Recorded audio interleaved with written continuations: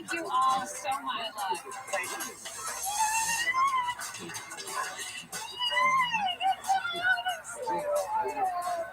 Really wanted Robert. We were so excited. We loved the design. It was fantastic to get Mr. Wonderful in there as well, helping us grow the business. Could not have asked for more. I think we just stick with this design. I think every kid should see this in the morning. They're gonna have nightmares every night about it.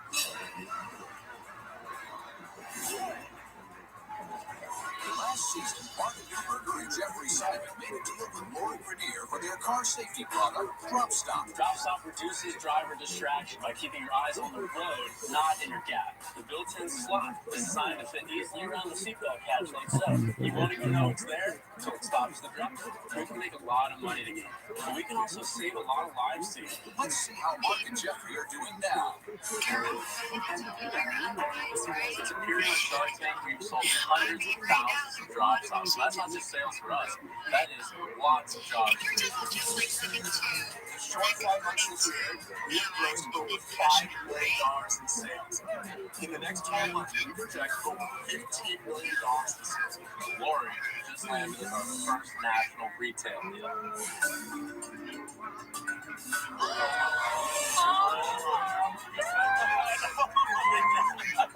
Not only did we get into Walmart, but we got into 3,500 Walmarts. That was an order valued at $2 million. We're going to take over the world, and we're not going to stop until every seat gap is filled. We are going to make a ton of money together, but we're also going to help save lives. She's the best part we can have. I'm not going to stop till every thigh gap. A few months ago, after appearing on Shark Tank, we were honored to get an email from an officer named ViralRabbi. He said Drop Stops would really help to reduce driver distraction for officers. So that's why we came out here. We wanted to donate a set of Drop Stops to all 425 officers of this police department. Literally, to be able to give something back to the people who every single day risk their lives for us, it's just truly a dream come true.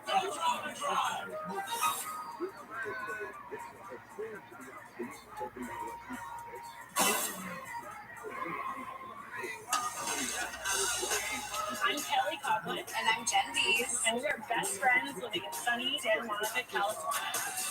We're typical LA girls. We love going out and can't live without our phones. Melrose PR, this is Jen. We launched our own company, Melrose PR. We represent clients in travel, hospitality, entertainment. Working in PR in LA, we're at the forefront of the industry. There's lights, there's cameras, there's red carpet, and it's always showing. Our product keeps all your essentials at your fingertips. So gone are the days of digging through your oversized handbag. We help lighten your load and keep you styling all at the same time. We know we can get exposure with our PR background, but we need help with sales. We don't know how to get into big box retailers. We want every woman to be able to have our products, but we need help with the sharks to make that happen.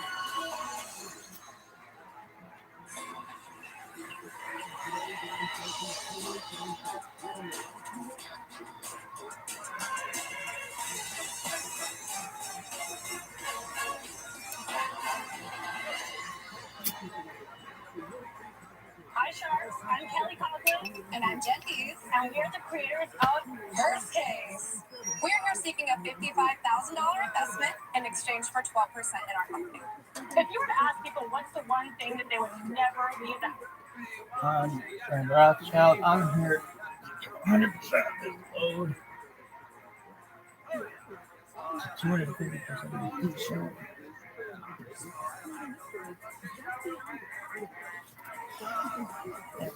In perpetuity.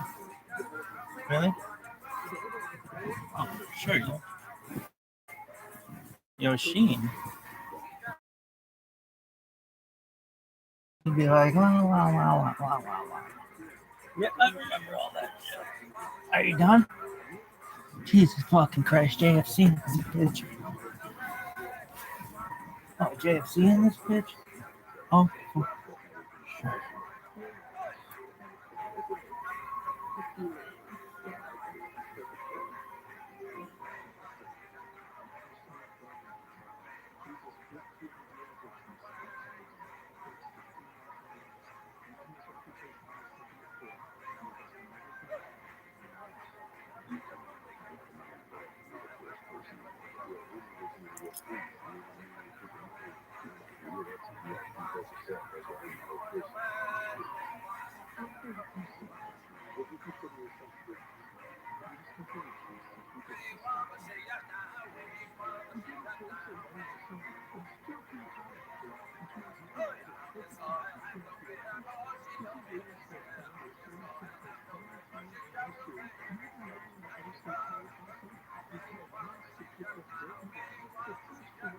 What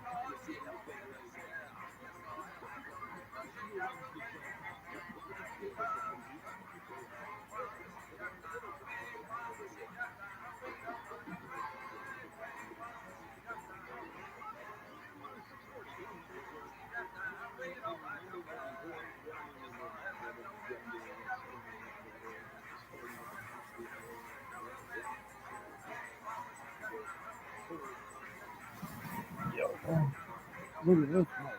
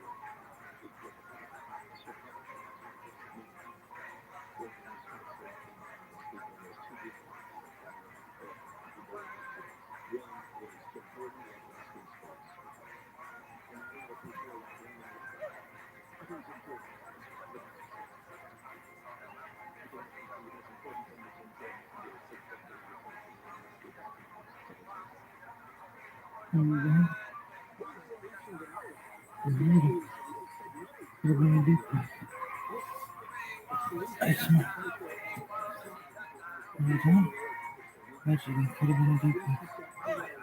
That's my wish. Somebody died of diarrhea and comes with answers. There was a fucking out shopping on food truck or bring out to discuss. I can hear him out there in the anymore. That fucking murder sounded like getting worse. And now it's fucking Rothschild with some shit. Sending the health of this place, right? Sending the guy can live in the shit.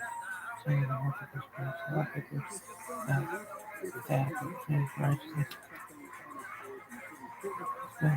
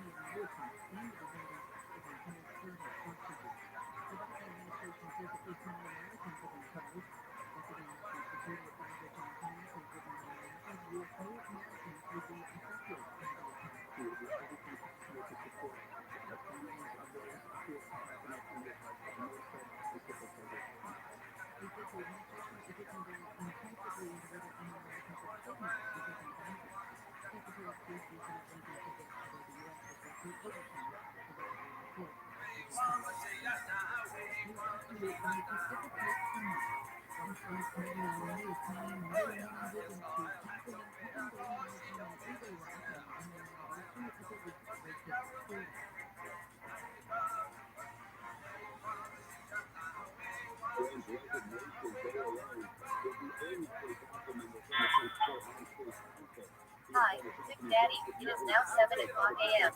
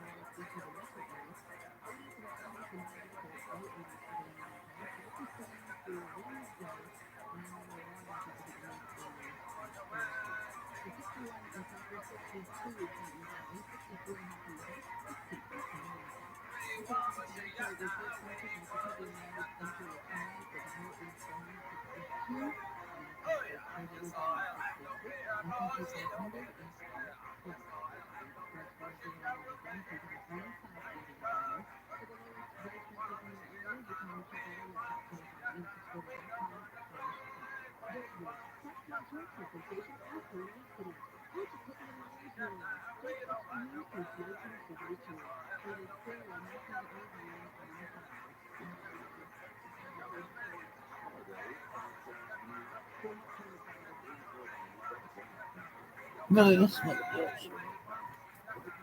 House without, we are confident that a smartphone would top the list.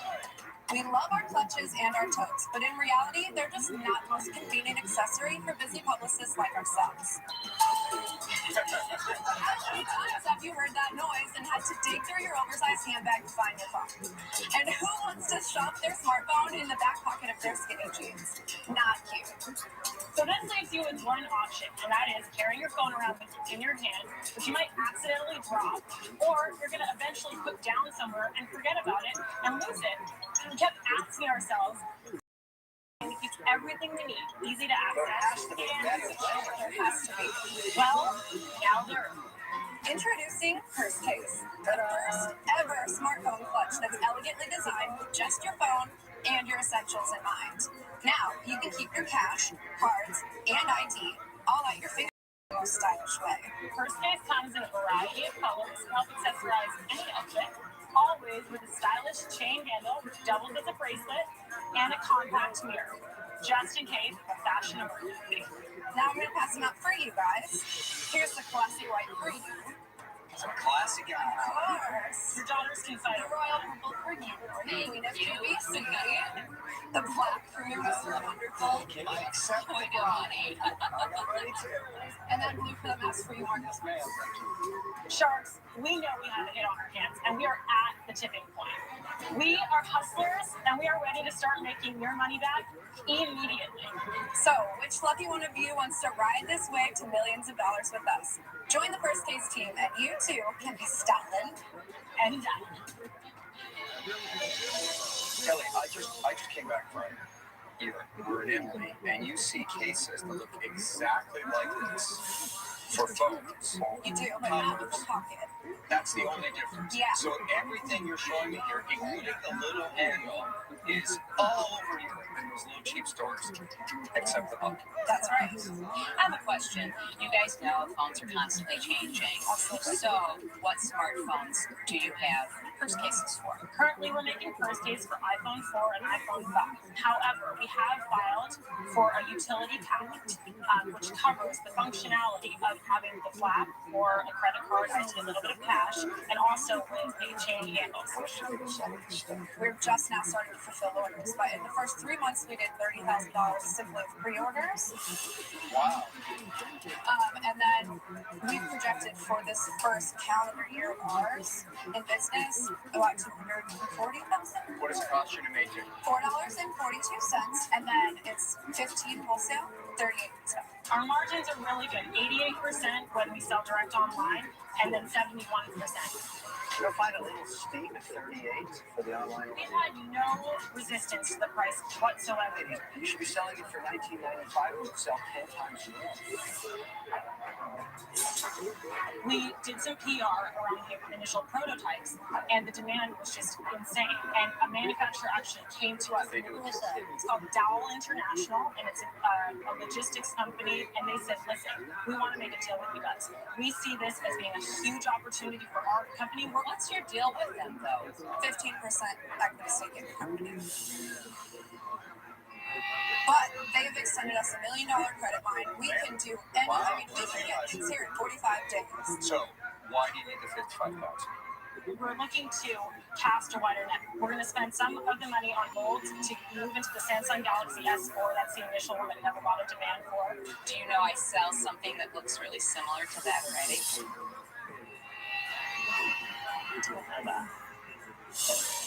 On QVC.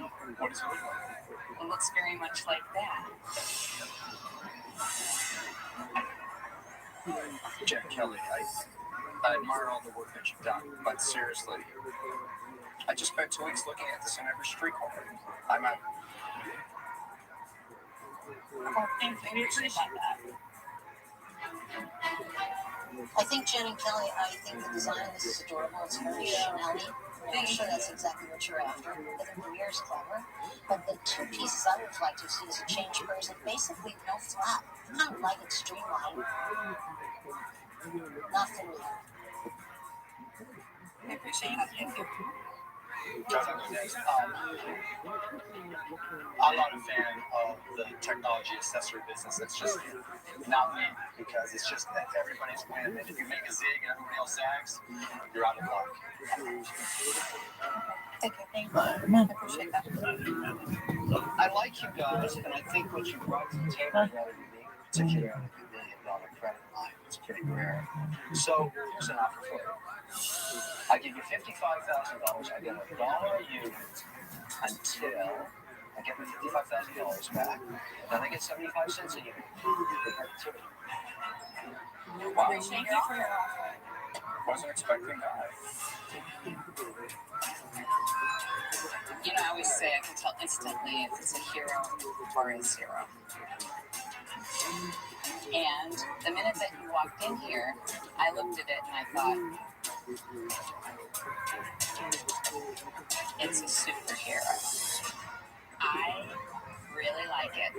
Now, it is very much like something that I already sell. But because I've sold hundreds of thousands of my own, I think that I can sell hundreds of thousands of these too. So I'm going to make you an offer. And my offer is $55,000, 15%. That's it. Let's do it. No questions asked. You basically gave us exactly what we wanted. But Kelly, And Jen, thank what you. about Kevin's office? So really do appreciate that. I came in here for Lori. You know I did. And I think it's awesome.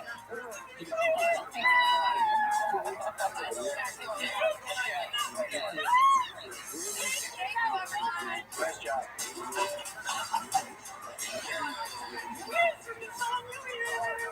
Doesn't that weird that there's so many things like it out there? No, because I have the perfect medium. I can show it to BC. Just a line extension. Customers will love this, and I want to bring it to them at a great price. Good job, Lauren. I'll be ready for you.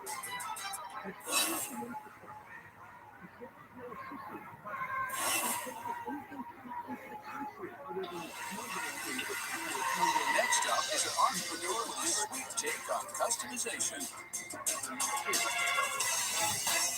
Look at this one, Joe. Sheen dog. Sometimes I call him Sheen dog. Why? Why not? Hello, Shocks. My name is Joe Dow, Shock? and my company is Chocolate. I'm seeking $500,000 in exchange for 20% equity interest in my company. Stuff. Current chocolate bar market hasn't seen much innovation in its products in a very long time. Quite frankly, most chocolate bars are just plain boring.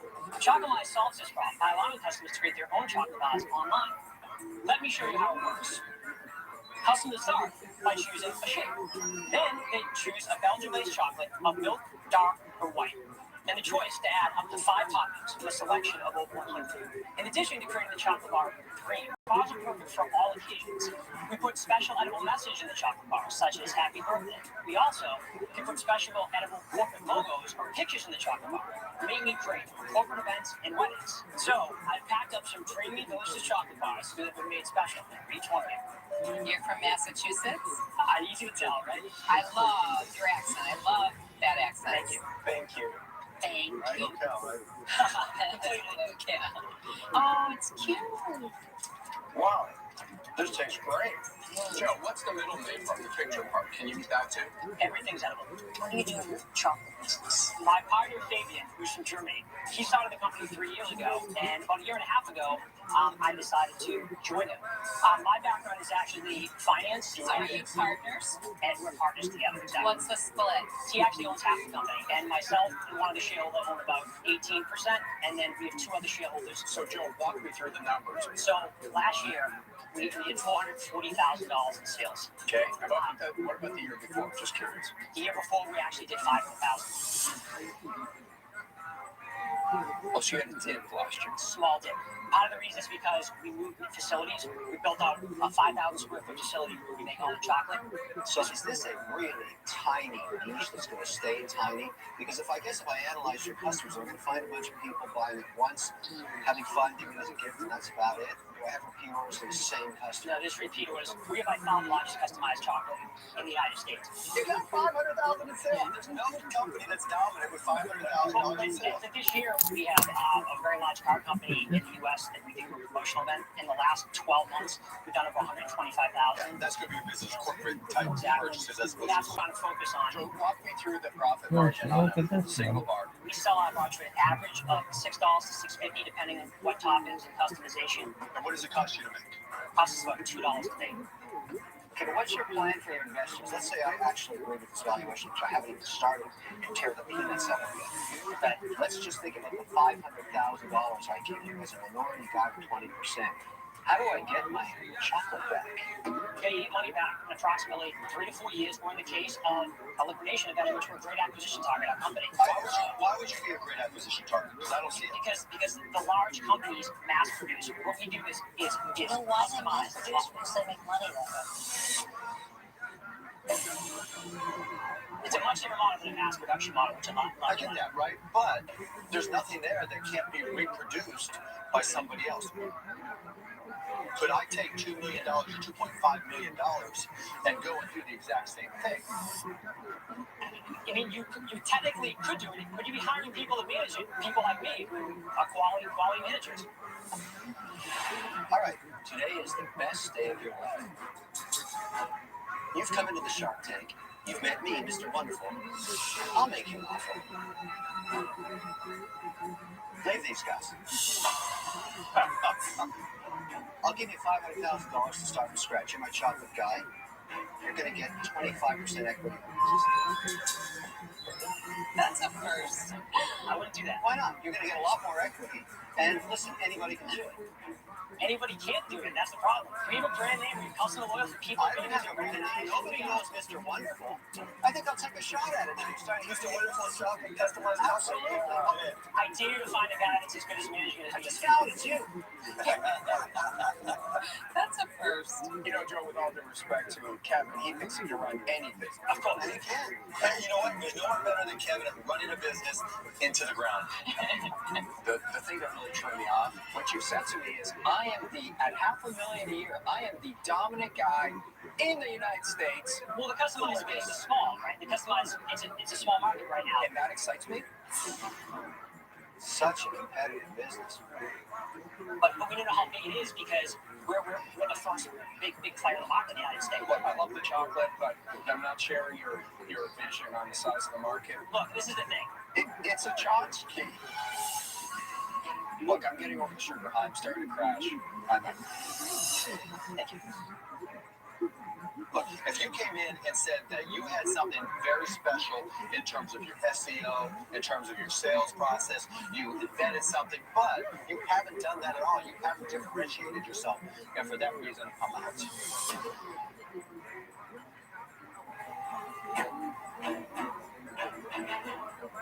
You said through your own admission that customization is expensive. And from my way of thinking, that's what's wrong with this business.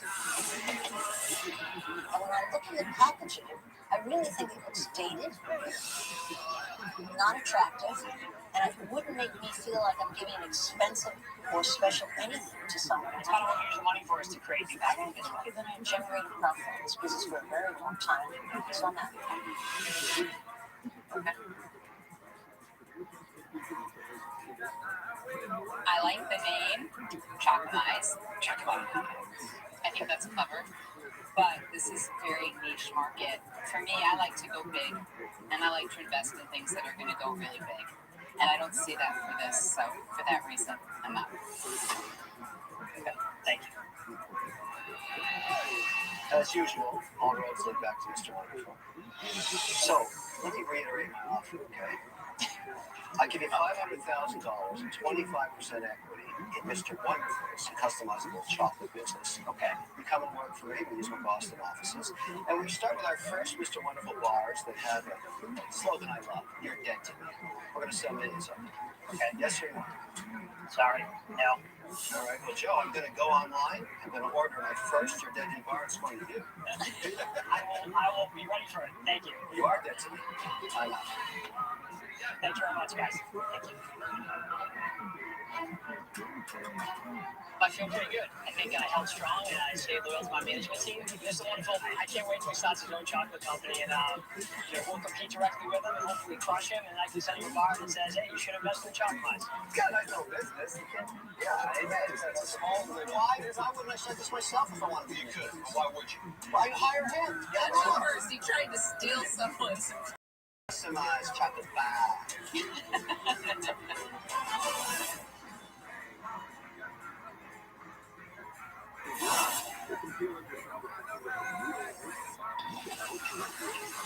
Next into the day is a husband and wife team with a twist to a common accessory.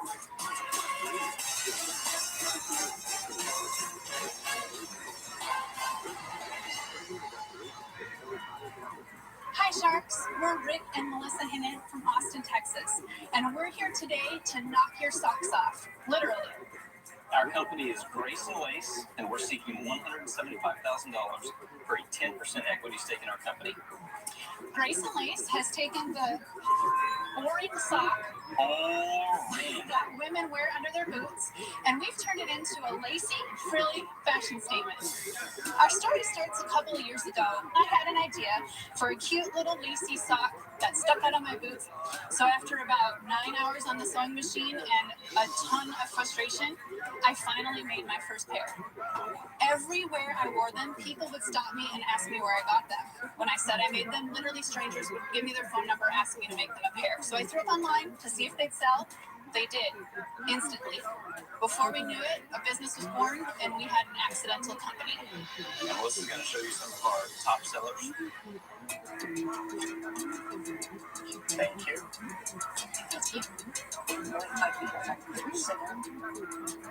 Thank you. What are your sales? Our first calendar year, 2012, we did over 800,000 in sales. Our last 12 months to date, we did 1.125 million in sales. Wow, that's very good. I was going to ignore you completely. Now,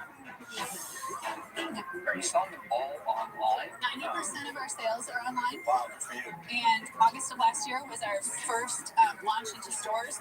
So we're now in over 230 stores. Plus, you've sold $1 million. Unbelievable. How do people even know you're out there? Social networking.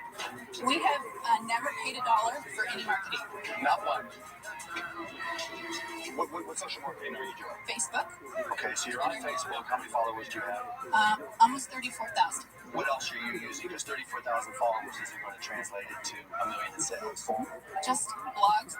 This picture right here of my legs was actually Pinterest 2012. It was one of their #1 pinned items. Top page. There you go. Wow. What is that made out of? It's cotton.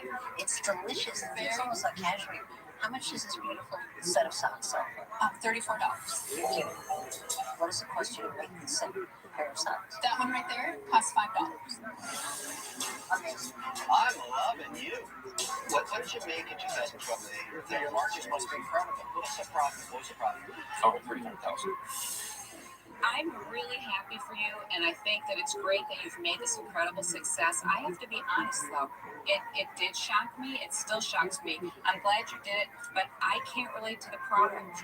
So for that reason, I'm out. Look, the proof is in the money. Convince me why you need $175,000 today. We need a strategic partner. 2 weeks into my business, after I sold my first pair, we got an email from Nordstrom's asking if I had the ability to make 30,000 to 50,000 pairs. At that time, I didn't even know that I could make 20. You obviously don't need the money. What do you need? Like I said, I think that we can grow this company to 5 to 10 million. I think that we have the capability to do that. But we're looking at you guys to take us to 100 million plus. That could be much bigger than that. And that's what we're looking for, is the strategic partner more than anything. I'd like to put an offer on the table, get it going, because I think we have a lot of interest here. I think your valuation is good. I don't think you're greedy based on what your sales are. So I'm willing to give you $87.5 for 5% of your business if you get another show.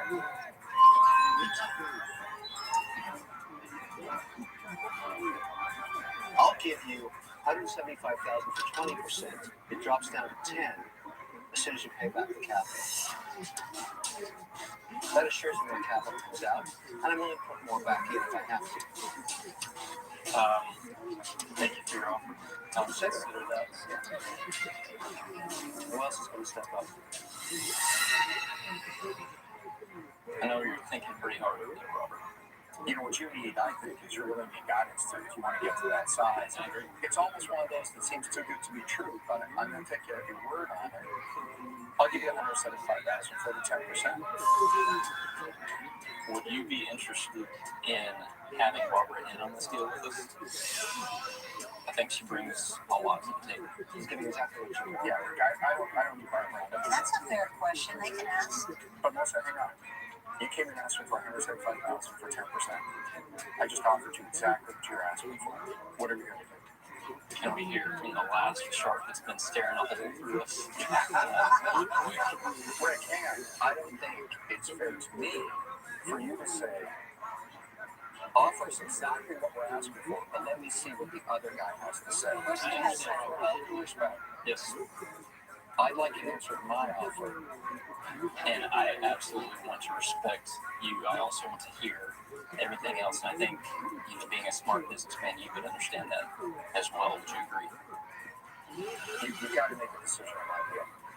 I mean, I'm happy to pull out and let you deal with the other guys, or I'm happy to get my deal. I'm just interested in hearing what is out there so I can make the best educated decision for You you. pay me exactly what you're asking for. What is there left to decide? In the Shark Tank, we call this bone and mouth disease. It's a dog looking into a pond with bone and mouth. I don't need you to, but I'm just telling you right now, it is bone and mouth disease right here. For the 10% dilemma. Kevin, quiet. I'm loving the drama. I'm loving it. It's $175,000 for 10%. It's what you asked for. I asked you 3 more questions. Yes or no?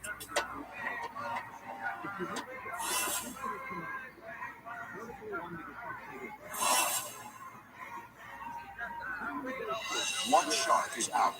Barbara and Kevin have offers on the table, but Robert has offered Rick and Melissa exactly what they asked for: $175,000 for 10%. Yes or no? Can I ask you a few more questions?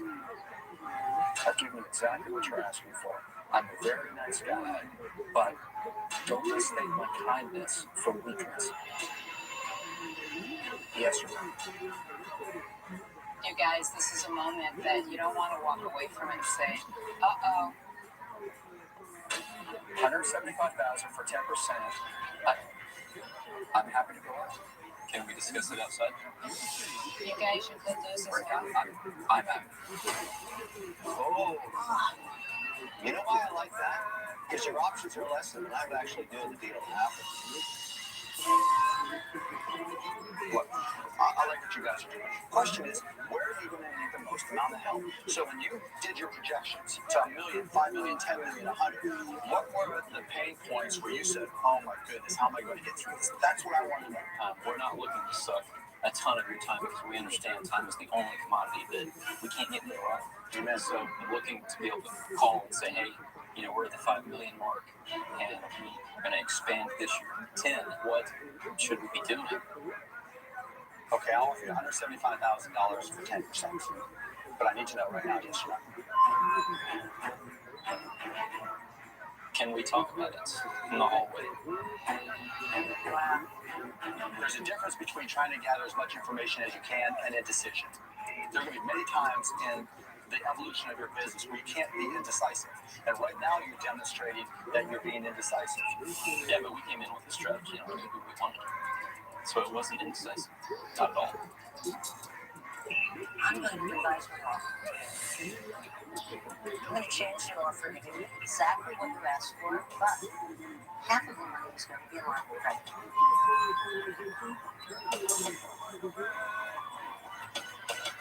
Okay, so what's the answer?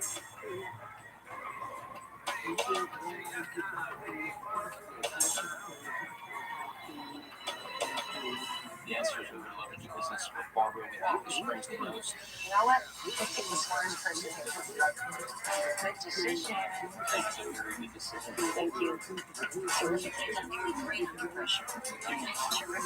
We came in with a plan and sometimes it works out right. Congratulations. Good luck. Thank you, guys. Thank you, guys. Best of luck. Good luck in retail. We went with our gut and it worked out with the exact partner that we wanted. Absolutely incredible. Couldn't have gone better. You did it. I think Barbara just has the same kind of type of thinking that we do, and she just has that go-get-em attitude, and I think that will just pair really well with her. They were very negotiators. So they just do what they wanted. They should have just asked for Barbara. They should have done. That's all right. You know what? They were sharks wearing socks. Next time on Shark Tank. Do you see adults wearing this? Absolutely. To date, we have $9.3 million. They don't look so stupid now. Oh, wow. Kevin knows to play. This green savage, his deal is hot. He's never done a deal like this. Excuse me. I'm the man. Well, you and I to debone this pig together. And then what would you see for the brand itself? Money. There's sharks out there playing you for your money. And all new 2020 starts now. This is the Shark Tank, where hopeful entrepreneurs get a once-in-a-lifetime chance to Yoshi. the sharks in hopes of getting Really, the that's best way luck, to dude. start, grow, or save their businesses. Do you see adults wearing this? Absolutely. To date, we have $9.3 million. Oh, they don't look so stupid now. The entrepreneurs must convince a shark to invest the full amount they're asking for, or they'll walk away with nothing. I hate this product. Oh my gosh, people are calling me all the time. Can you say They don't want it. They're not buying they it. are buying it? You got to wake up and smell the mango suit, okay? If the sharks hear a great idea, they're ready to invest using their own money. Almost 50%. And they're willing to fight each other for a piece of the action. This is savage. This deal is hot. He's never done a deal like this. Excuse me. I'm the man. Well, you know how to debone this pig together. And then what would you see from the brand itself? Money. Who are the sharks? They're self-made millionaire and billionaire investors who are entrepreneurs themselves. Kevin O'Leary is a venture capitalist who turned a $10,000 loan into a software business worth $4.2 billion. Barbara Corcoran went from waiting tables in Manhattan to building the city's preeminent real estate empire. David John is a fashion and branding expert who grew his homemade clothing line into the globally recognized fashion brand FUBU, with over $6 billion in retail sales to date. Robert Hirschman, the son of an immigrant factory worker, is now a technology mogul who sold his first internet companies for over $350 million. And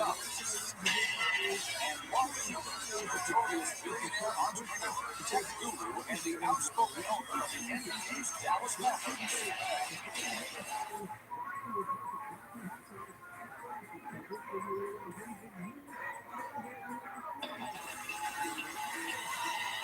First into the tank is a fashionable way to bring out your inner animal.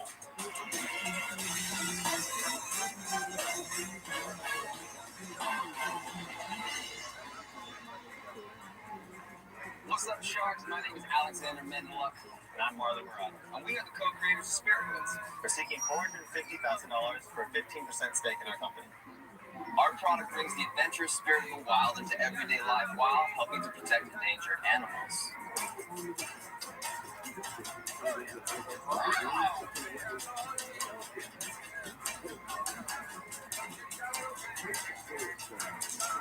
That happens every time you wear Spirit. We see that demo again. But we're more than a hat company. We're a lifestyle brand. And as a brand, we're about community, self-expression, and just all around having a good time. We have products for adults, kids, and sports markets. This is a traditional Spirit hood. It has paws for your hands, sleeves that can be turned into a scarf. It can be worn up, it can be worn down. There's also a button here to secure it to your head. And then on the inside, there's a hidden secret zipper pocket. That hood actually has built-in machine washable speakers. So all you have to do is pull your phone out. You just pull the cord out right here, press play, and you got music in your ear. Wait, I'm chopped liver. Introducing, ladies and gentlemen, the era of the new Fanimal. Picture in the stands, 30,000 fans all rocking their Team Spirit hoods. So the Team Spirit hoods line is our latest addition to the company. Do you see adults wearing this? Absolutely, absolutely. The bulk of our sales are to adults. Okay, but what are the sales? To date, we have $9.3 million in sales.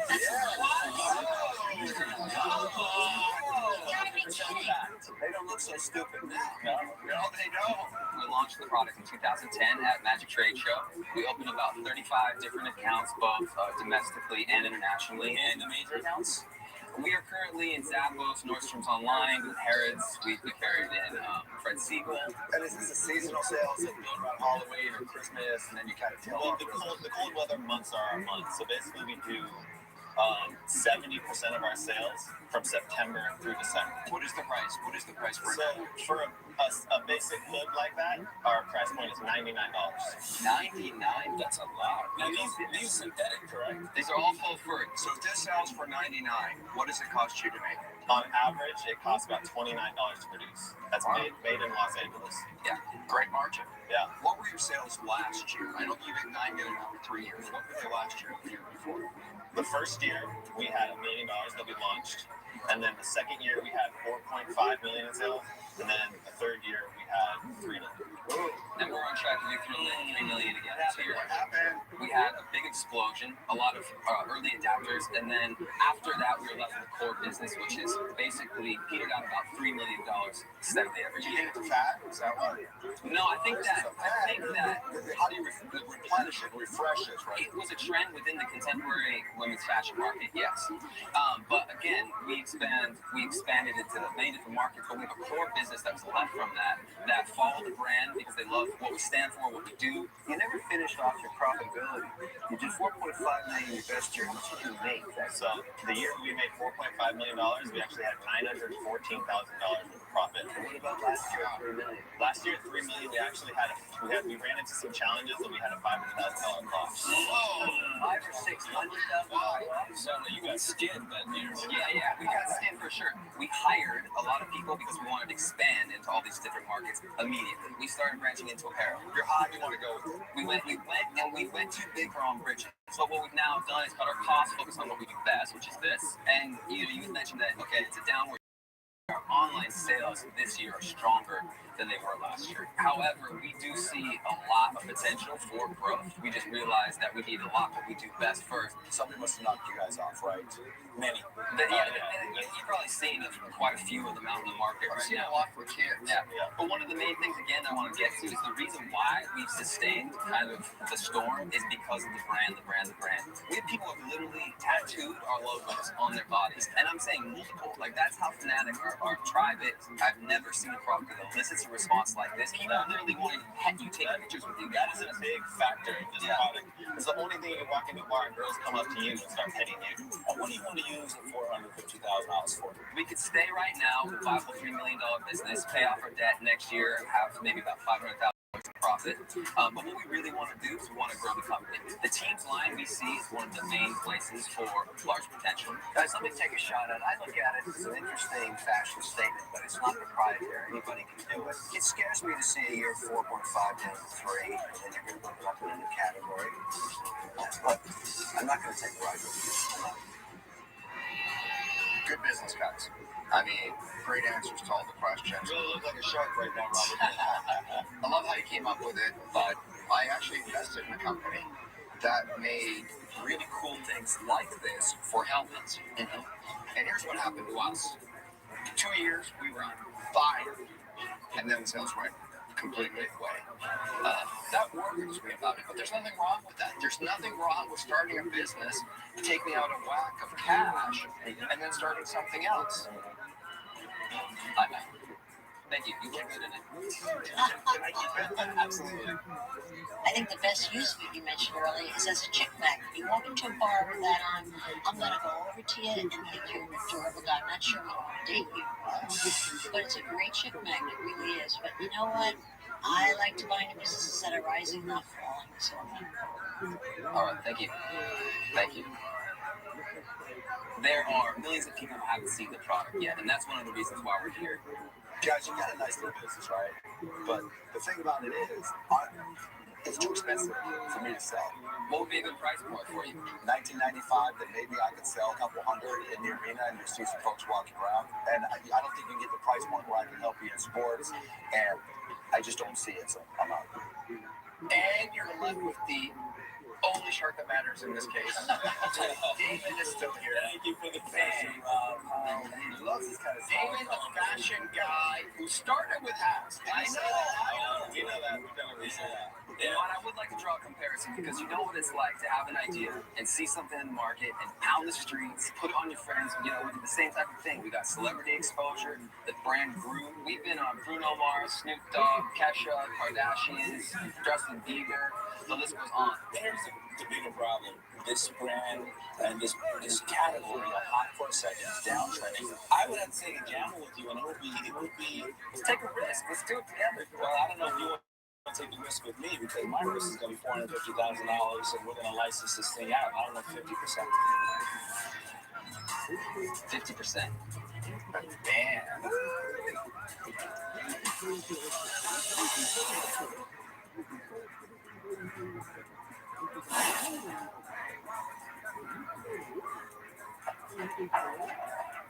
Four sharks are out. Marley and Alexander have an offer from Damon, but it's an aggressive one. I would have to take a gamble with you, and it would be. Look at this video. The graphic is just unboxing. This is a Sports Center top 10. 50%. Man. want to license out all categories, and the pricing will have to come down. I want outerwear, backpacks, and we want to try to find licenses for that and get that out there to support the brand. You see, when I first started making hats, the hats only lasted literally a year. Other than that, I had to move into outerwear and t-shirts and denim and everything else because the hats were in and out of the wash. And then what would you see for the brand itself? Money. Guys, you've got a really nice warm and fuzzy off. That's not a warm. Yes, it is. You know what's missing? Barbara's such a firework. You know what Barbara's not in this. You know what it's missing? It's missing any promise, any conciseness of how much he expects to make for you. He hasn't given you a single number. If he's so good at what he's doing, he should be able to give you an estimate. That's why I'm speaking honestly. Can we have a moment to go back and talk for a minute? You know what happens when you go back and talk, right? What happens? You get eaten alive. What happens? You watch the show, people have left that. Don't worry about it. Leave the ladies here and go ahead. I'll take it. Appreciate it.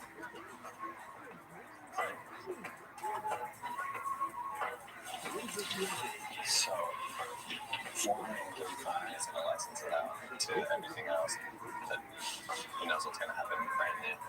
Do we want him to just take our brand and license it out to all these different people? It's a very reasonable. I think it's a gamble. Yeah. It's a gamble for them, not for you.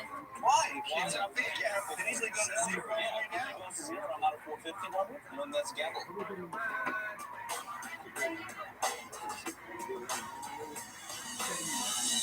So Marley knows her sales went down.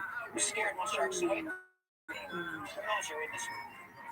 Except he wants for $450,000, 50% of your business.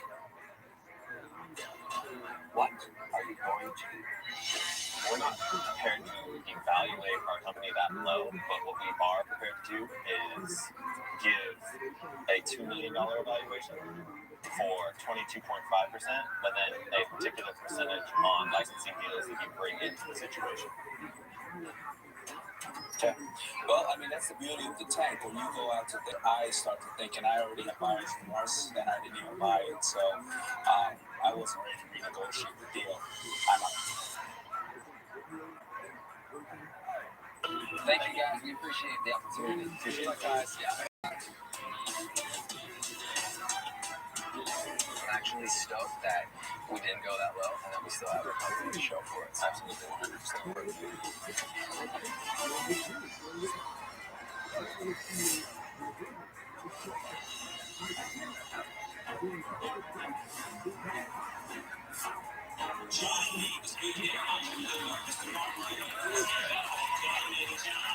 We're at Kingonomics Conference in celebration of entrepreneurship at the 50th anniversary of the Martin Luther King March on DC. And it's a unique opportunity for Damon and I to help minority entrepreneurs understand the American dream and get fired up about starting companies, running companies, and hopefully making some money. Information is the most valuable commodity. The Kingonomics Conference aims to give entrepreneurs, primarily minority entrepreneurs, access to capital and information on how to build a successful business. I'm somebody who benefited off of supporting minority entrepreneurship, and now I can help others. Thank you. Welcome to Shark Tank Casting. Thanks for having us here. Maybe not everybody knows. The sharks have nothing to do with who comes on the show. All we really know is their first name when they walk into the Shark Tank. So tell me real quick, what's the name of your company and how much you're looking for? We are here at the Kingonomics Conference. We're looking for great businesses, great products, great ideas for Shark Tank. You have the restroom kit.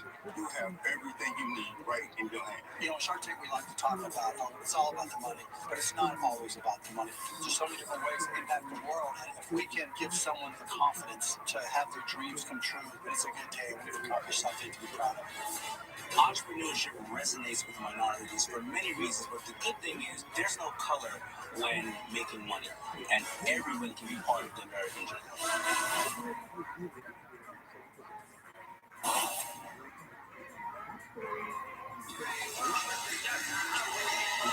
Next into the tank is a high-tech way to transport you to an alternate reality.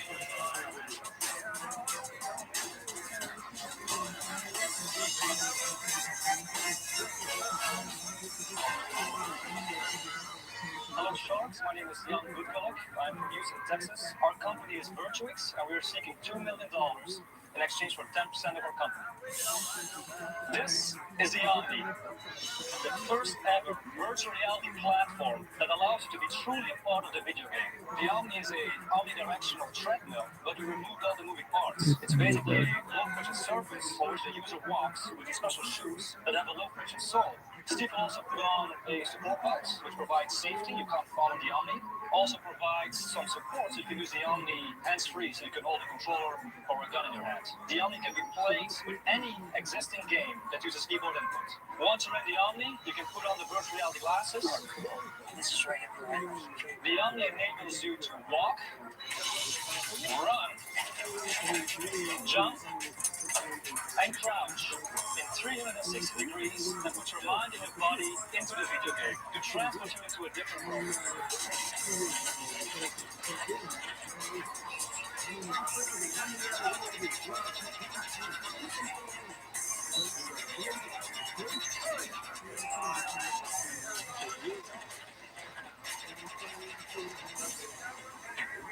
Cool. Wow.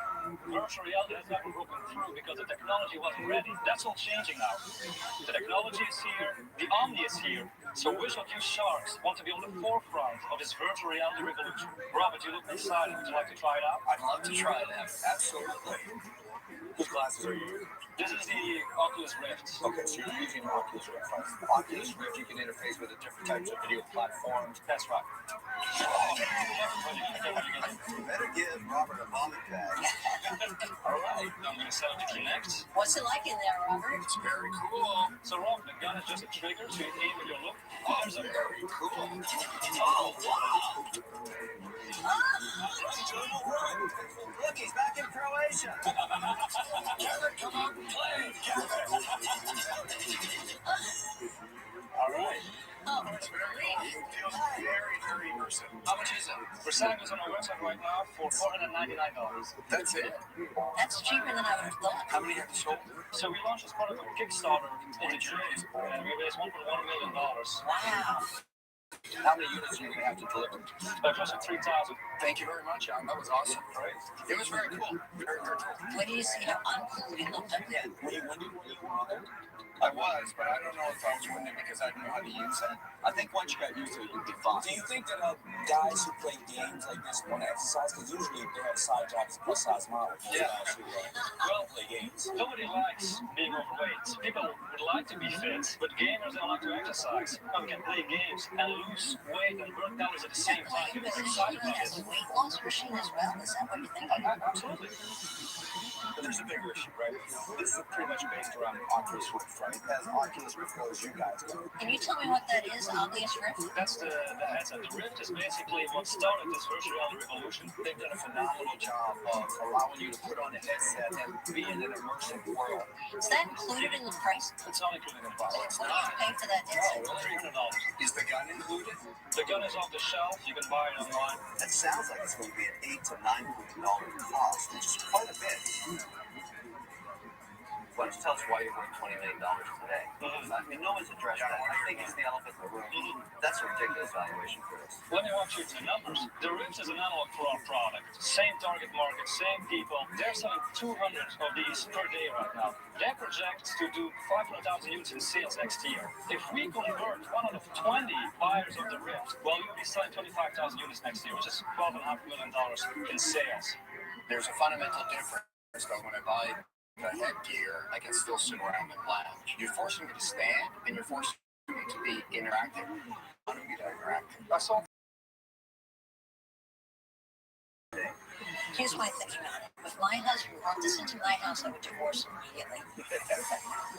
I think it's a problem because of the size of the home. I also think it's a tremendous problem to sell this in retail. I sell a lot of product now through retail. I couldn't get anybody to give the floor space to this. You pay so much just to demonstrate it. But I think that's a concern. You have to realize that 50% of the population is married and they're going to have to deal with their wife on this one.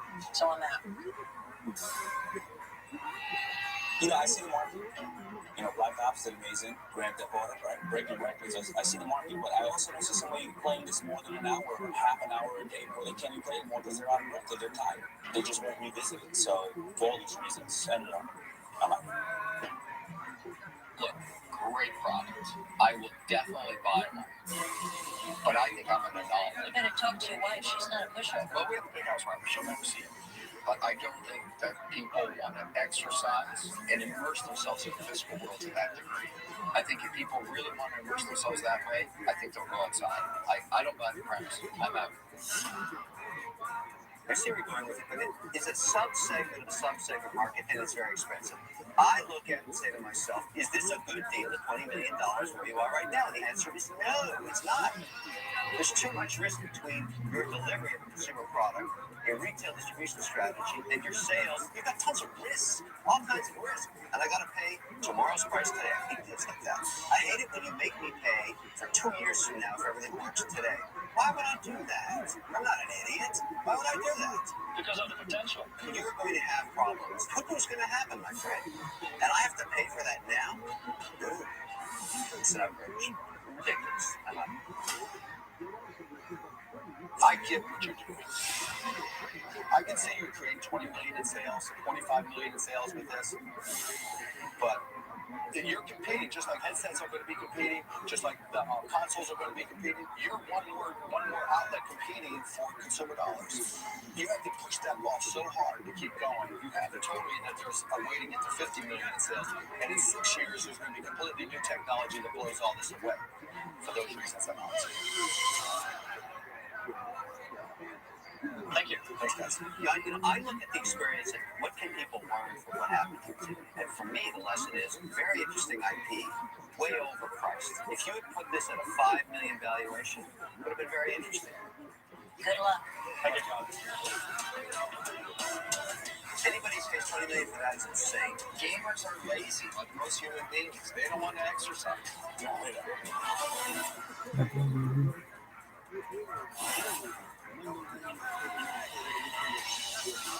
Next into the tank are two moms from Bayonne, New Jersey, with a cool way to keep kids safe.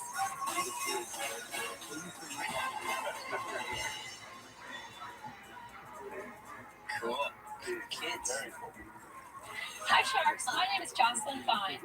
And I'm Kelly Deneen. We're from New Jersey, and we are the founders and moms behind Fohawks. We're here today seeking $150,000 in exchange for 30% of our business. Sharks, just about every parent can relate to the struggle that you face when you try to get your child to wear their safety helmet. It's a fight. Why? Well, safety helmets are not perceived as being cool. They're clunky, plain, boring. So, we took something ordinary and we've made it extraordinary. Originally inspired by my daughter Maya, Fohawks are decorative, funky foam helmet accessories that come in a variety of outrageous colors and styles. Each and every Fohawks comes with its own self-adhesive Velcro strip, so it can easily be removed and reattached. So you can remove it and reattach it to any safety helmet, so kids can collect them all, or they can swap with their friends. The Fohawks brand will continue to design and develop products that get kids excited about safety gear. Because with Fohawks, safety has never looked so cool. Very cool. Bye, guys. Say bye. Justin, can we see one? Absolutely. So what is the age group that you're targeting here? We are targeting children between the ages of 4 and 5. This whole concept, like I said before, was inspired by my daughter. We were doing a family bike ride, and my son, who was 7 at the time, refused to wear his bike helmet. And my daughter, she ran to the garage, got some glue gun and some purple tissue paper, and created a mohawk right down the center of his helmet, and his whole attitude changed. Loved it. He thought it looked so cool. And I loved it because he was wearing his helmet. No complaining. There's a lot of products like this out there. What's different? Okay, what really differentiates us is the versatility of this project. In what sense? The fact is that it can attach to any helmet. This is something that kids really excite kids because there's sort of limitless styles that we can come up with. What do you make it for? What do you sell it for? We make it for $5. That's packaged and landed. Yes, and our MSRP is $19.99. How many have you sold? Where have you sold them? Since we started selling, which is just over a year ago, we've sold about 5,000 units and generate $50,000 in sales. How? We are in over 80 specialty retail toy stores across the United States. We are also in test mode with two of the biggest mass market retailers in the world, Toys R Us and Walmart. Not in retail. Not in retail, but as some of you probably know, the mass market retailers like to test your products a little bit beforehand. It's like a $9.99, aren't they? Well, we have had no pushback from any of the buyers. They have not pushed back on the price. Walmart has not pushed back on the price. So they're okay with the $20 retail price. I don't think so. Yes, right. But I want, Is there competition for it? there's no, we want to be sold. There's tons of competition. I disagree. If you go into any mass market retailer and walk down the helmet aisle, there's no helmet If accessory. I walk into a ski shop on a ski hill, there's an entire rack of stuff like this. Okay. Also a bike shop. But we want to be in every mass market retailer. We're talking about Toys R Us, Why Walmart, are your sales so low? $50,000 and you've got how many stores? in low. I don't agree. In 1 year, we're in over 80 specialty retailer stores, and we Feisty. Truman's from New Jersey. I get it. The numbers don't lie. You're selling hundreds of dollars of them in each store. We just started selling over a year ago. I know, but in a year with 80 stores, you've done $625 per store in a year. They're all going to get delisted. There's no way on earth a retailer's going to keep that in such small velocity. That's tiny. We envision expanding this assortment to include But you the don't have to hottest expand. kids license, You got Fox this morning. animation No, colors. you're not going to expand. They're not going to take more product. It's not working. It's just not working. It's only been a year. It's a year. Another thing we really need to talk about is licensing. We think that. Don't even go there. So $50,000 about licensing. Why? Because we really see that this is what kids want. They asked They us don't for want this it. They're not product. buying it. Maybe people don't want to buy them. Well, we just have that experience. You're on fire. You're burning. You have to figure out what's wrong and fix it right away before you go to zero. Do you think that if this was price point at $9.99, we would be selling more? I think so. Try We anything. do. Okay, Try so anything. let's make that happen. I have to get to China. Ellen, I need your Can contacts. I get a word here? Excuse me. Let's say Excuse the me. number. I can't get a word here. No, I'm not in charge. I'm getting a word. Can I finish my statement? You got a minute. Have you set it up at $9.99 then flash sales to see how people respond at $9.99? We did do a few partnerships with some of the hot flash sale websites, and they did sell out and come back and answer this. Can I speak along? Yes, that's good. Consider the possibility that you're blinded by your sheer love of making this thing go, which is a wonderful trait, but not when it negates fact that's all around you. You've got to face the reality that all the signs are saying it's a problem, it's a problem, it's a problem, but you're too blind to see it. So So what are you gonna do, Mark? I'm out for sure. we are absolutely committed to making this. That's not enough. That's not enough. Yeah, but there's. Everybody who walks into the Shark Tank is fully committed. That's why they're here. It takes more than that to be successful. We are two moms trying to create this company. We need somebody who can talk to China. We want expertise in global expansion, licensing. Why? We haven't even conquered New Jersey. What are you worried about the globe for? The market wants this now. It's too You shouldn't say, oh my gosh, people are calling me all the time. Can you say, Why don't they buy it? they are buying it? Why does it show up in the numbers? What would have made you happy if we came in here and we said we sold 75,000, 100,000? What are you looking for? Here's what made it happen. $1 million? If you would have said we had one store and they sold $50,000 worth, and you would have said we just need more money so we can go to a second store and a third store, then we could project numbers. You're selling us on the dream and not discussing the green. I'm out. Kelly, look, you're very scattered. There's a lot of products like it. You don't want to acknowledge that, but there are, and you're not getting enough customers. We really feel like this is the beginning for us. I appreciate what you're saying, but for us, we really are just, our momentum is just really starting now. I hope so. All right.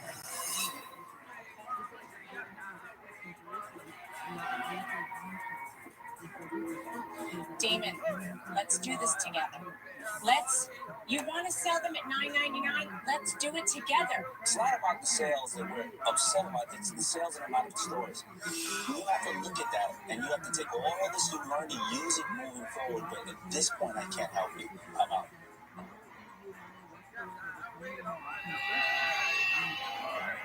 Thank you.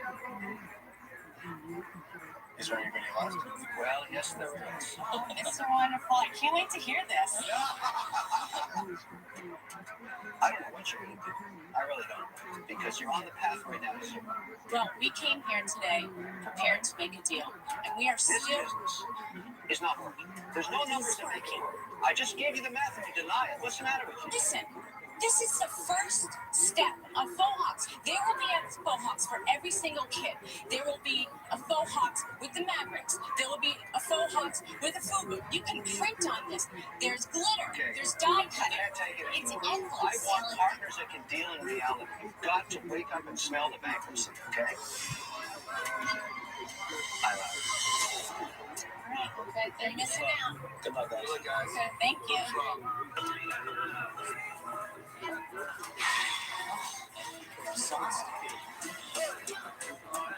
I truly feel like faux hawks is my fourth child. I have sacrificed so much to get here, and I'm just really disappointed that it didn't come across as being as successful as it feels to us. They were determined. Ferocious, I would say. Minded. The question was, were they determined to make money? Were they determined To be right.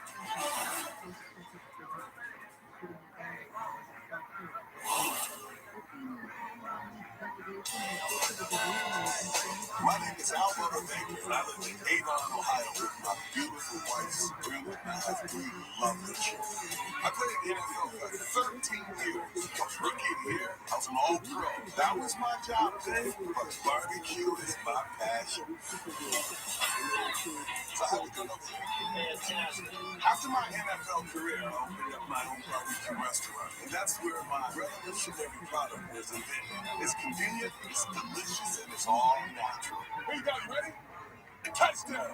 It's important for us to get this investment today because we spent every penny on this dream, and we've almost wiped out the profits from our restaurant. My family's now out of savings, particularly my wife, Sabrina, and I want to be able to show her that at the end of the day, it's going to pay off. Being in the NFL for 13 years, things don't always go according to your game plan, and it's the end result winning the match.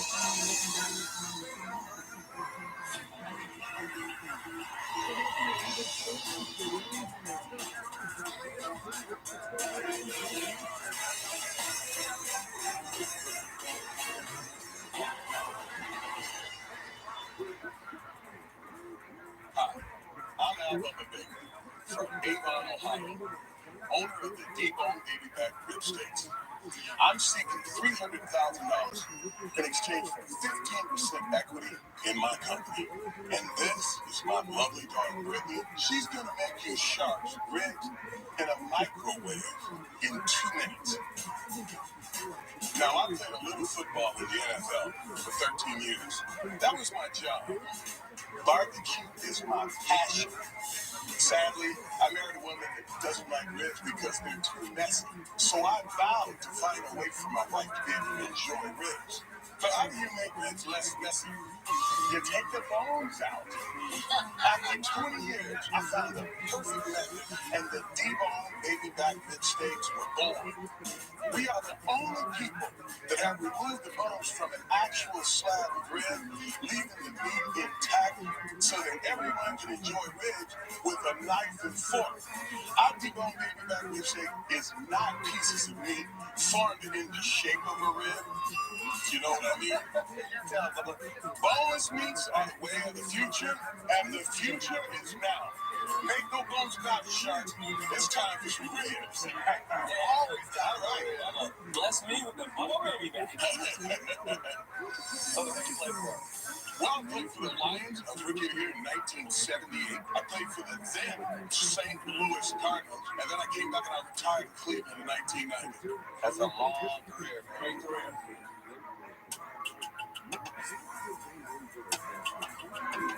This is absolutely delicious. That's very This is really, really good. Thank you. Thank you. So basically, just want to be really, really clear. I buy this, I throw it in the microwave for 2 minutes. And it tastes like this? You got it.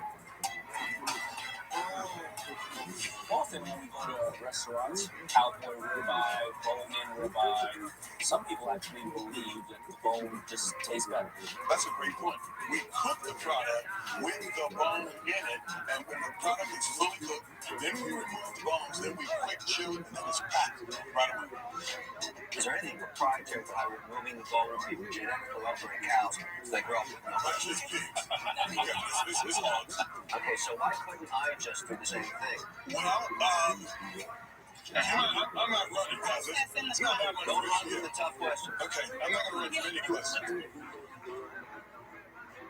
Right here, Kevin, is the patent for the product. Right here, the patent for the process. Wow.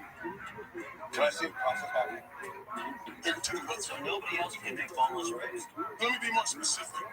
No one else can make a fully cooked rib with either one or more bones removed from it. Wow. Hey, how do you get the bones out? If I tell you that, I'm going to kill you. Kill them? No, you don't. You got a patent. You got a patent for it, Bubba. You can tell. Yeah, tell me. Robert, honestly, there's the patent, then there's the know-how. And what I say to people who are going to go try and reverse engineer and figure out how to do it, I say, good luck to you, because it took me 20 years to do it. I gotta tell you something. In the entirety of Shark Tank, I've never seen a patent on a food product ever before. Thank you, because we worked it. Now, what are your sales and how many locations are you in? Okay, our sales are $154,000 Over what period? over a year's period. We're selling in about 48 stores. You said it took you 20 years to develop this, and you've only been in business 1 year. What happened to those other 19 years? Well, at one point, I'll be honest with you, I hate to use this word, I quit. And the reason that this young lady and I are partners is we had an incident. She was in track, and like most dads, I was pushing her. She said, hey, I don't want to run track. I said, you cannot quit. She said, well, you quit on the boneless ribs. Whoa. Yeah. If it wasn't for her, I wouldn't still be doing what I'm doing. Okay, guys, I actually am an investor in a restaurant chain with 450 locations that sells a ton of protein. This is their second largest selling item, ribs. Here's a big problem with your deal right now. $1 million valuation on this thing. You're not making any money. The only value here is in the patent. This reminds me of a story that's so relevant to you. I love The first season of Shark Tank, a guy stood right where you are in a folding neck guitar. He wanted to build out a guitar company. The only thing of value was a patent on the folding neck technology. You know where we are today? They are licensing that technology on fender bender guitars. He's going to be rich. Listen to what I'm saying to you. A patent on a food product? That's interesting. And the only value in the patent is to license it to one of the suppliers of protein. I want to take you to one guy that supplies a... You know what? Pigs hate this guy. All around the world, pigs are walking around saying, stop the senseless slaughter because of this one guy. So my offer is very simple. I'll give you the $300,000. It's contingent on getting one of the large meat processors in America to license the patent. But I want 49%. That's the deal.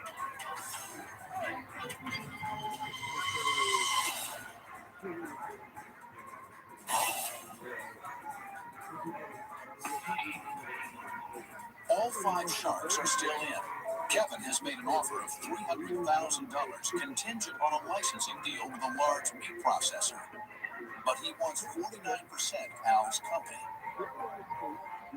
That's the first time Kevin actually has a decent idea when it comes to something like It's this. the first time we've heard his stupid idea making any sense. That idea is so brilliant, I'll do the exact same deal, but I'll only take 30%. Man, Kevin. This greedy savage, his deal is hard. He's never done a deal like this. If you talk to the guy that owns plenty. Al, let me clear it up for you. Yeah, okay. I think you're paying a very expensive price for somebody to make a phone call for you that you could do on your own. I'm out.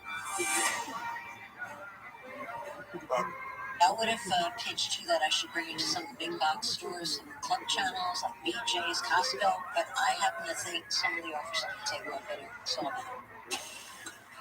I'm kind of saying, I think you need to fatten up the hog some before it's ready to go. For me, the business would have to be a little bit bigger. That's why you're looking kind of to the licensing play.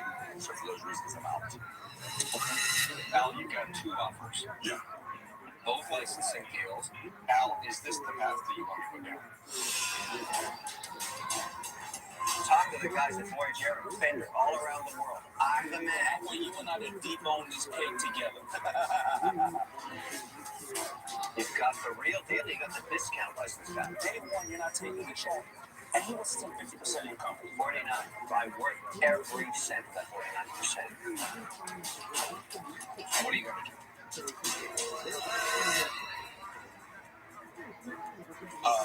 Kevin, I love the fact that you've made us an offer.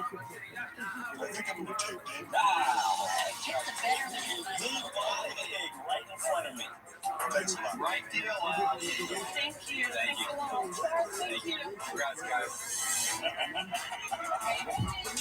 He was a great salesperson. He was a great pitcher. Yes. He sold a lot of pitching. And he showed us how to put it in. Studying David's background, I think he's a guy that enjoys making change.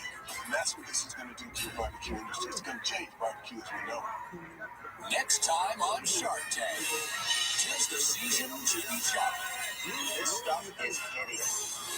I hate this idea. I can't believe I actually agree with Kevin. And now I'm going to take it all off for you. You're dead to me. Damn it. You're dead to me, too. If you describe hell on earth, that would be it. Don't ever listen to Kevin on that stuff. He's the worst. He will never get share in this market. Ever, ever, ever, ever. I always feel bad about it. Not really. It's a special holiday edition of Shark Tank. And even with the Grinch in the tank, it's jollier than ever. This stuff is hideous. I hate this idea. I can't believe I actually agree with Kevin. You're dead to me. Damn it. You're dead to me, too. If you describe hell on earth, that would be it. In the tank, hopeful entrepreneurs get a once-in-a-lifetime chance to pitch the sharks in hopes of getting an investment to start, grow, or save their businesses. Our sales were $862,000. Whoa! The entrepreneurs must convince a shark to invest the full amount they're asking for, or they'll walk away with nothing. He will never get share in this market. Ever, ever, ever, ever. If the sharks hear a great idea, they're ready to invest using their own money. And now I'm going to take it all off for you. And they're willing to fight each other for a piece of the action. Don't ever listen to Kevin on that stuff. He's the worst. So how much your shops made you guys an offer? I always feel bad about it. Not really. Who are the sharks? They're self-made millionaire and billionaire investors who are entrepreneurs themselves. Kevin O'Leary is a venture capitalist who turned a $10,000 loan into a software business worth $4.2 billion. Damon John is a fashion and branding expert who grew his homemade clothing line into the globally recognized fashion brand Fubu, with over $6 billion in retail sales today.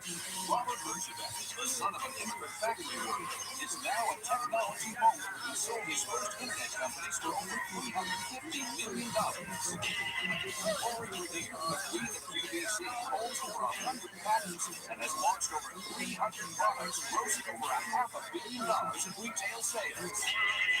And Mark Cuban, notorious billionaire entrepreneur, tech guru, and the outspoken owner of the NBA's Dallas Mavericks.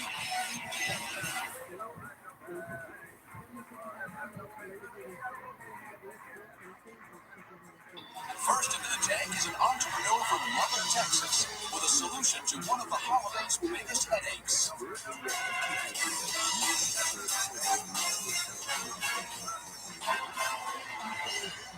Hi, my name is Sean Gilmore, and my company is Like This. I'm seeking $125,000 in exchange for 20% of my business. Now, everyone loves the festive atmosphere of the holidays. All the food, all the family. Okay, maybe not all the family, but the decorations, and of course, my favorite, the lighting. Now, there is just one problem. Nothing can ruin the holiday spirit quicker than Of holiday light strands. The clips, the tabs, the glues, the screws, all the tools needed to keep these attached. Well, you know, it doesn't have to be so complicated anymore. Introducing Lightnetics. Magnetic light strands. These are the first and only light strands featuring a magnet embedded at the base of each and every socket. This allows for the quickest and easiest attachment of any strands in the band. So a decorating job that once took hours to complete can now be done in just minutes. Let me show you.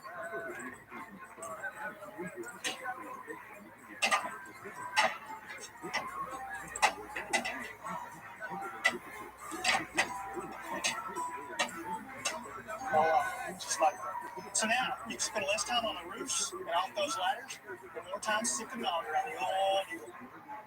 So, how many of you sharks are going to team up with me so we can light up this week? Does it work on aluminum? It does not work on aluminum. How many homes have a metal that this would stick to? A lot of them do. Actually, it just depends on the portion of where you're at. How many people know if they have metal in the eaves or not? I think you can see really, it's real simple. Well, metal or aluminum, I mean... You know, commercial side, this is not just for residential. Commercial side, a lot of these are metal. And the residential side, you're seeing a lot of metal also, just depending on your gutter. But let's put that aside for a second. Tell me about the ones you sold. How have you sold those? Well, I've focused the last couple of years on targeting the professional installers. They're out there working with your commercial builders, commercial installers that do this on the side during that holiday season. For residential? For both. Oh, interesting. Which retailers have picked you up? I'm working currently with some buyers for Home Depot. Okay. They like the product. They take this product now. They're taking it to their factories so they can get some pricing and cost for the retail market. That's the market that I'm trying to jump into. What are the total sales? Total sales, yes, in the last year. Last year we did 118,000 in sales. We netted 38,000. How long have you been in business? We've been in this last 4 years. So what were your years prior to that? A little over 400,000 for the last 4 years. So you're on a business size. That's about the same. You're not scaling. So what I'm having problems with is the factory. I'm trying to get my costs down a little bit. When I first started this product and got this patent, I pursued it. It's clear? The patent's clear? Yes. You know, the biggest problem is, I think, that magnets are actually expensive. Yes. I've tried myself because I've made products with magnets. And the problem is you just can't get the price down after a certain point. Because it is what it is. I want a 50-foot strand of traditional lights is how much at Home Depot? Maybe $20, $25. And how much would yours be? Probably $70. That's what it is currently. So we can work and get that. Yeah, but Chuck, there's two problems. You were talking about a 20% difference. If you were 25 and they're 20, you could get that price down. But are we even in the business of equaling their price? It's not impossible for us to go down. What you're forgetting is if you're down on some of the structures, you got to buy the additional accessories, the clips and the tabs, and it's just more. But they're plastic, so they're very cheap. What is wrong with approaching major players and saying, I own this patent, and I have a cost disadvantage of my small scale? I would like to show you this solution because it's patented. You're not going to risk it.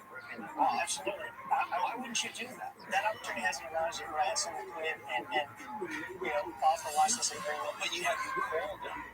No, I have not. Oh, this is one of these deals where I almost feel bad about it, but not really. I mean, you want an offer, here's what it is. I know how to involve the two players globally on this market, okay? I'll negotiate the deal with them. You have the right to override me if you don't like the terms, but I won't pay you the $125,000 to sign it because I'm going to get a massive advance on it. But we're 50-50 partners. And offers? Let me put it there, Shire. I think you have a massive problem. At a $50 price difference, I don't know if there is a residential market for this. So I'm not sure that's the right path. And I got to tell you, after 4 years, you might be learning the same thing. I don't know.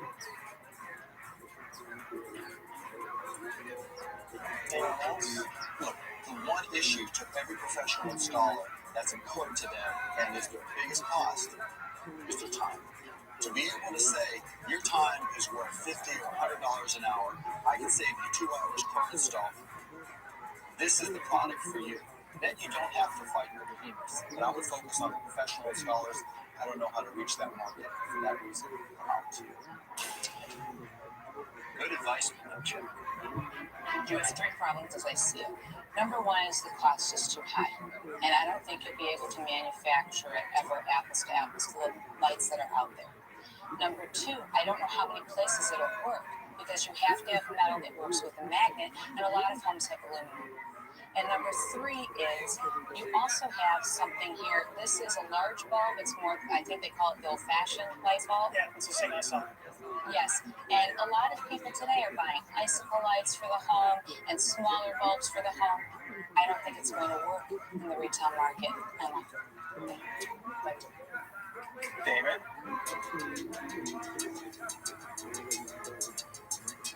I believe that the only opportunity is licenses. I'll go head to head with them, and I'll offer you the exact same deal. I'm going to send it 50% out, only take 40%. Interesting. Why do I have to run on the creativity? Doesn't anybody have the ability to think on their own here? This is ridiculous. You should flatter. I do this for a living. I'll give you an example. This Voyager guitar guy who didn't pick up the phone and call Fender or Gibson. He had a fantastic technology. I picked up the phone. Now he's at Fender Guitar. And so I'm worth the extra 10%. He has one of those examples I have before. I do.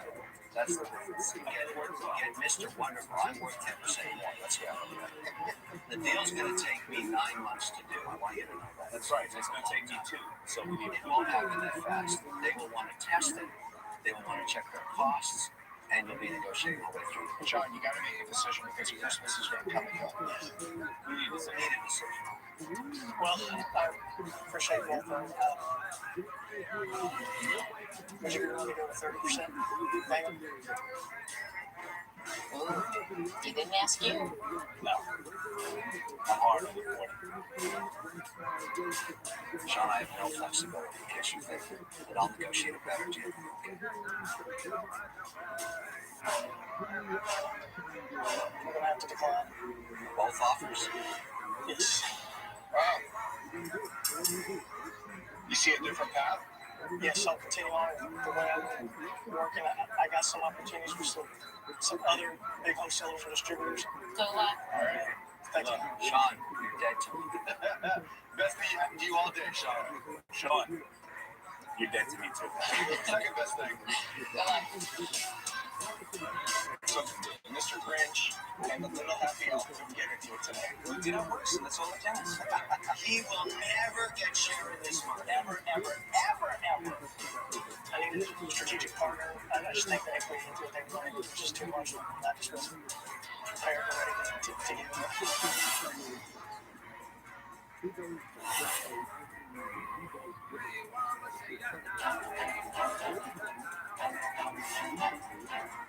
My name is Maury Shawaki. I live in San Diego, California.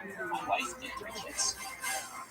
The holiday season in our house is fantastic. It's full of love, presents, tons of good food, and laughter. Looks great, but maybe a little... No.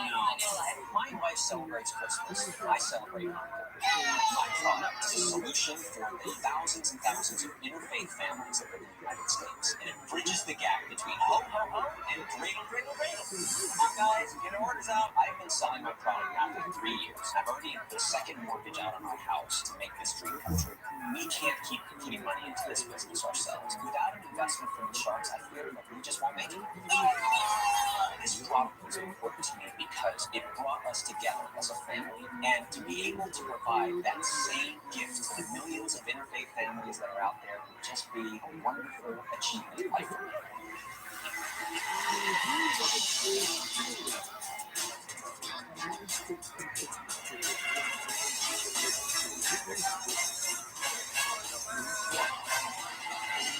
Hello, Filter Sharks. And how are you? My name is Maury Shoaib, and I'm from San Diego, California. My company is One Life Products, and I'm here seeking $50,000 in exchange for 15% of my company, Sharks Christmas. It's the most wonderful time of the year. A time when interfaith families can play spin the dreidel while kissing under the mistletoe. Wouldn't it be wonderful if interfaith families could find a way to truly capture the spirit of Christmas? Well, mazel tov, because now they can with the Hanukkah tree topper. It's the perfect pairing between all these holiday traditions, and hey, doesn't it look great on top of a Christmas tree? No more debates between candy canes or chocolate gelt, or Santa versus Hanukkah Harry. You get the best of both worlds with the Hanukkah tree topper. Together, I know we can take the Hanukkah tree topper to the next level and make lots of shekels doing it. So what do you say? This holiday, let's reach for the star and sell like machines. So I want to make sure we understand this right. Is the product simply the star to put on top of the tree? Yes, it is. Can we see them? Absolutely. Who would like to see them? Here. We all like to see them.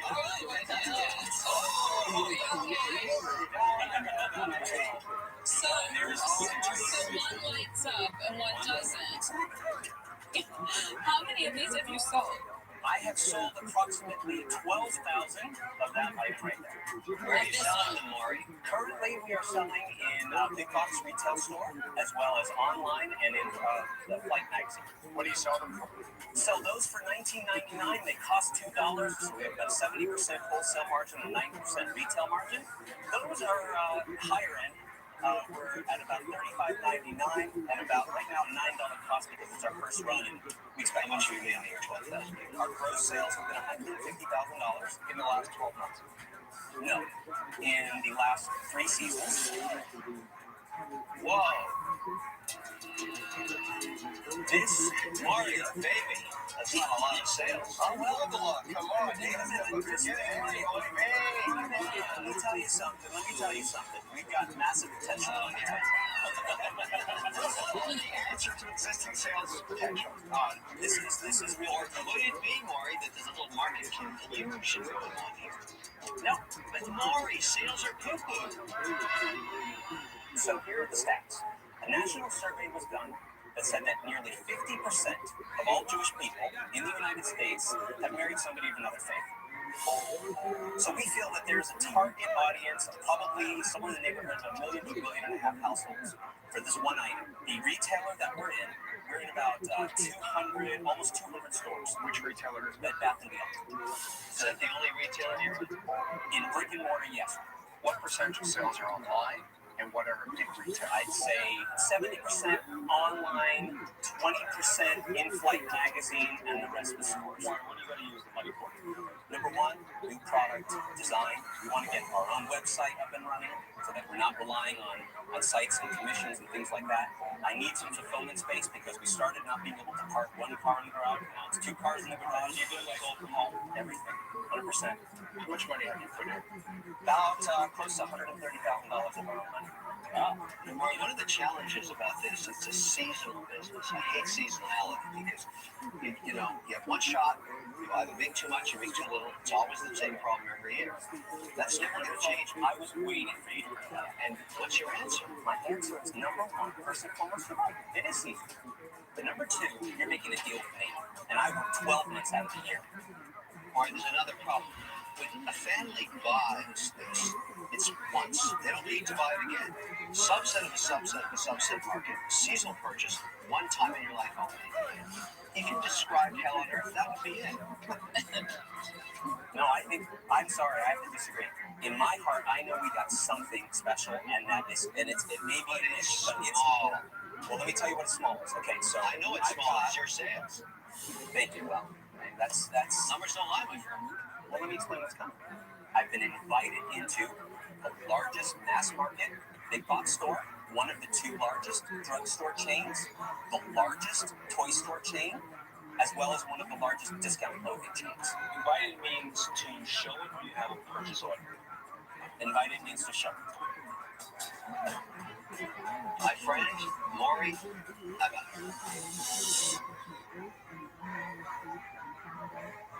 Understand? You know, I can't believe I'm going to say this, but I actually agree with Kevin.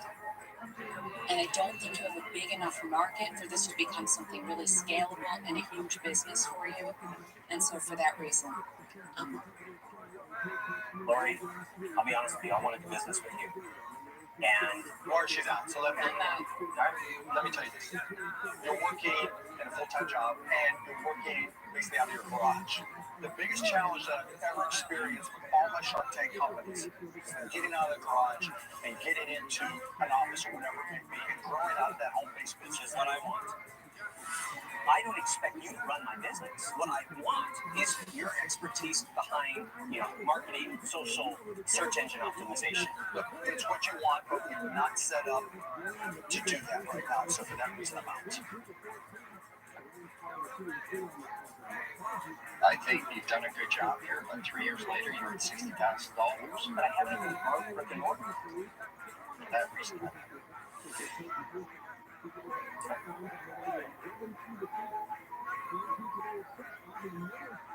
Damn it. I did a deal with Rabbi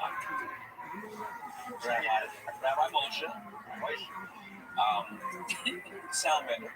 Yep. Are you going to make an offer on this? There's no way this is going to be a multi-million-dollar business, ever. no.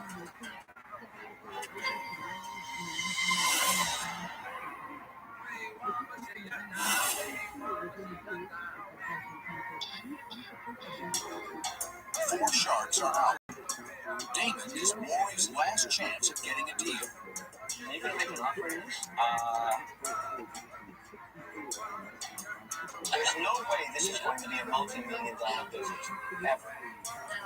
I don't want to huge danger of my thought process there. Yeah, Christmas odds are about faith. You're supposed to be judged with that. So I like it. There's product extension. If he has that, he may have some other stuff. You know what? I think I want to take a gamble on you. $50,000 for 35%.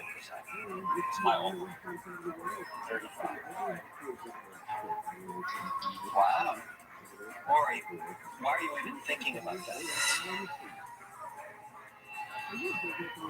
I'm not looking for control. I'm looking for a happy Christmas.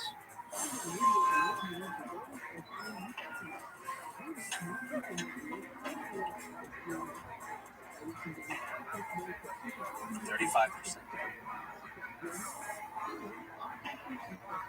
Can I ask, is it e-commerce that you can bring? Is it retail? What?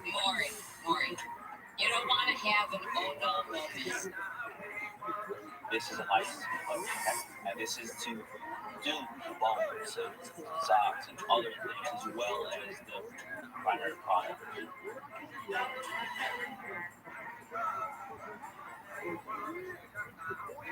Now, Mark, let me hear you. Just hopefully you'll make the right decision and not counter and do something crazy because I really want to do the deal.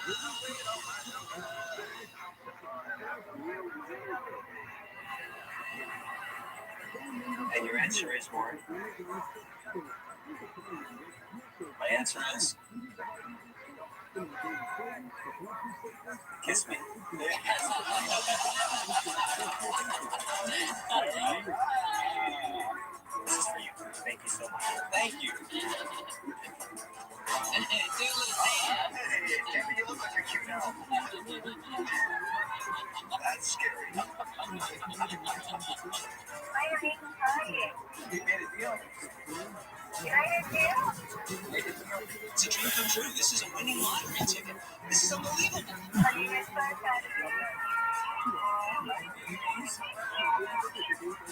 To me, this is showing my kids how important it is not to give up.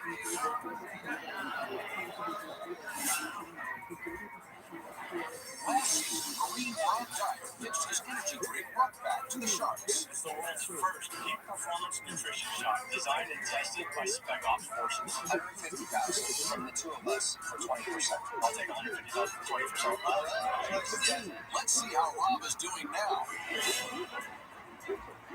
Business has really taken off since making a deal with Kevin and Robert. Before we came on the show, we had done $35,000 revenue the entire year. 10 months later, we're coming up on $500,000 in revenue. We're even sponsoring our very own rug pack jet. What do you think? Unbelievable. You're kidding. It's the real thing. Rug pack jet's going to be seen by millions of people. It's the #1 piece of every hair show across America. So what's happening in Baltimore? We're going to roll right into the entire chain, so all 9,000 stores. That's a big deal. We just signed a deal with Walgreens, and they're going to be putting us in over 8,600 stores nationally. This means a $4 million deal for Rug Pack, and we're only going to continue to grow from there. Well, let's fire this thing up.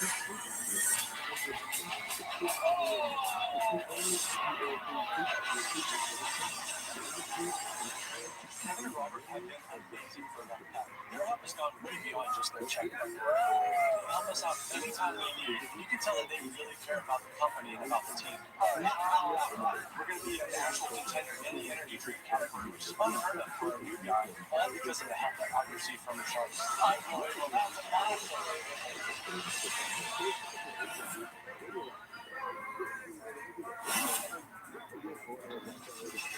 Next into the tank are a long-line hairstylist from Beverly Hills with a way to enhance a woman's beauty.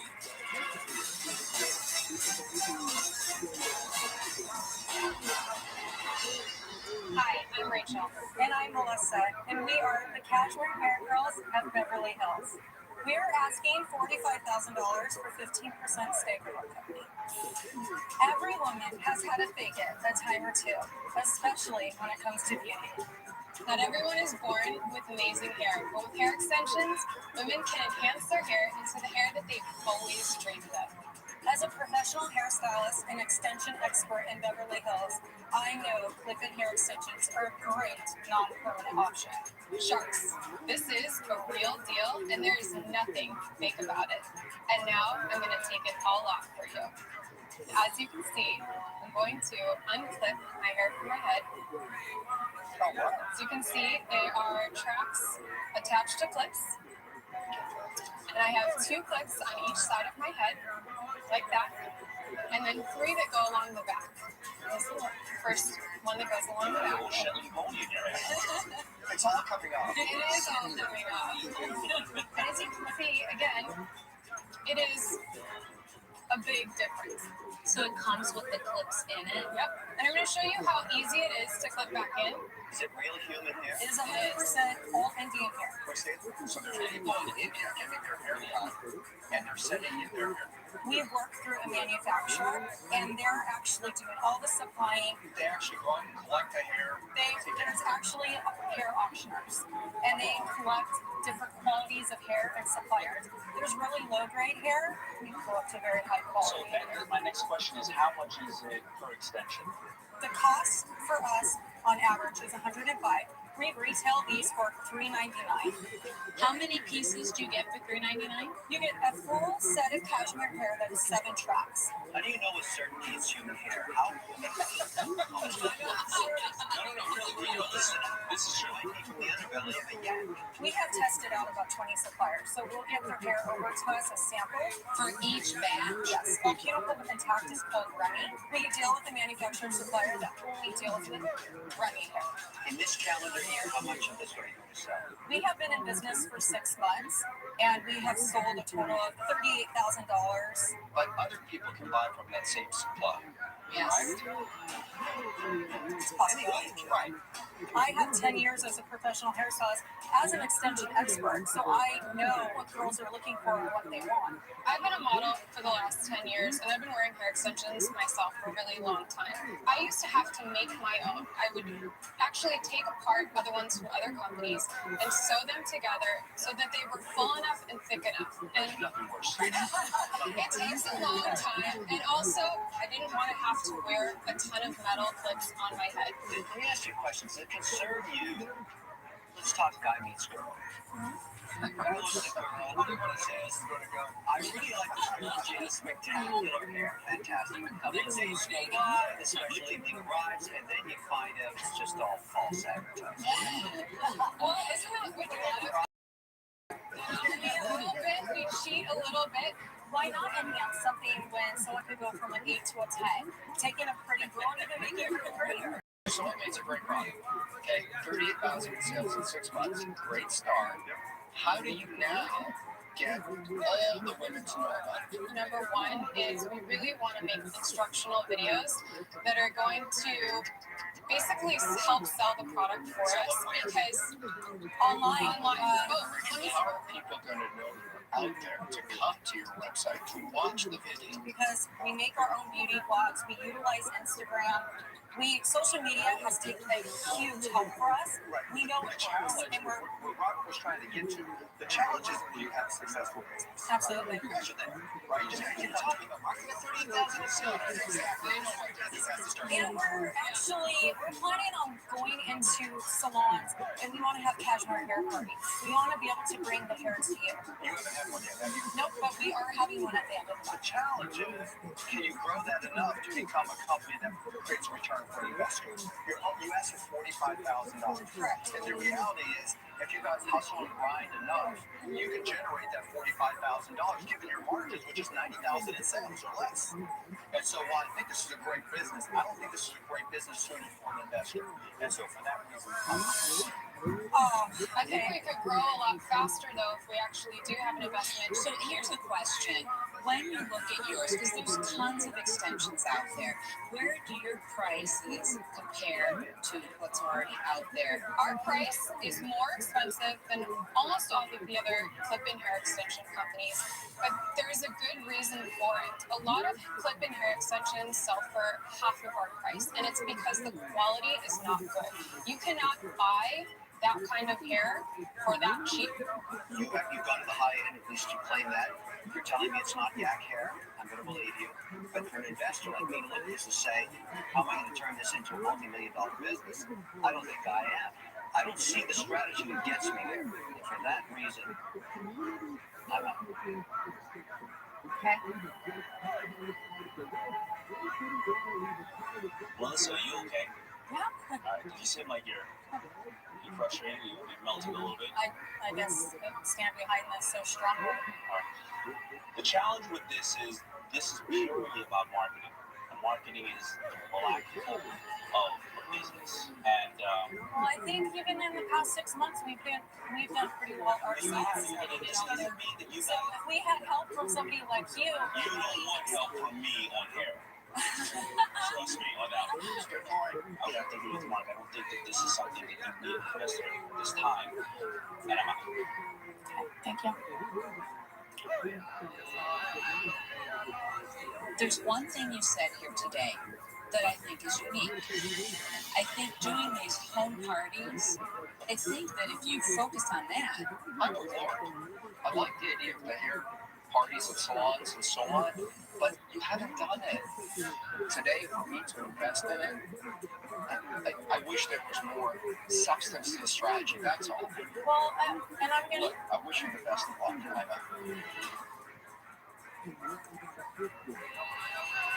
Larry, I know that you can help us a lot. I think that there are two products, right? Those that are revolutionary and those that are like other things out there. And when it's like other things already out there, you have to really try much harder to get yourself known and to beat the competition. I think it's going to be really hard for you to get ahead of that competition. So, good luck, you guys. It's a very nice product. Good luck. Thank you. Great hair, great product. Thank you, guys. Good luck. Well, she certainly believes in it. Passionate, very passionate. Very passionate. They have nothing. I'll tell you what else. Where can I find a woman with real hair? Okay, it's fine. I think we came here wanting a deal and wanting everything that went along with it. Take a deep breath. It is crushing and disappointment. Life goes on.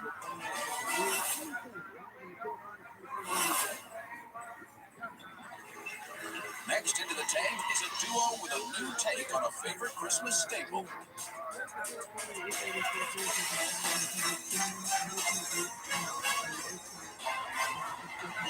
Hi, Sharks. I'm Evan Mendelson. And I'm Nick Moore. Our company is Tipsy Elves, and our slogan is Not Your Mama's Christmas Sweater. We're seeking a $100,000 investment for 5% of our company. Before Tipsy Elves, Christmas sweaters were old, they smelled terrible, and you could only find them at your local thrift store. Tipsy Elves recreates those Christmas sweaters of the past with fun, witty, high-quality Christmas sweaters that the whole family can enjoy. And they fit great, too. But don't take it from us, Sharks. See for yourselves. Welcome to the Tipsy Elves Fashion Show. First we have Greg. Greg is wearing our runaway sleigh sweater, where Santa's sleigh gets the best of him. He's also wearing our popular Christmas bomber hat. Next up, we have Adrian. She's wearing our elf sweater. She's also wearing our Believe fanny pack. Next we have Brad. Brad is wearing our popular Hanukkah sweater. Next up, we have Nikki. Nikki's wearing our buck-toothed Rudolph sweater dress. She's also wearing our reindeer animal hat. Last but certainly not least, we have Andrew. Andrew's wearing our reindeer matchmaker jumpsuit, which is brand new this season. Zip it up and watch them kiss.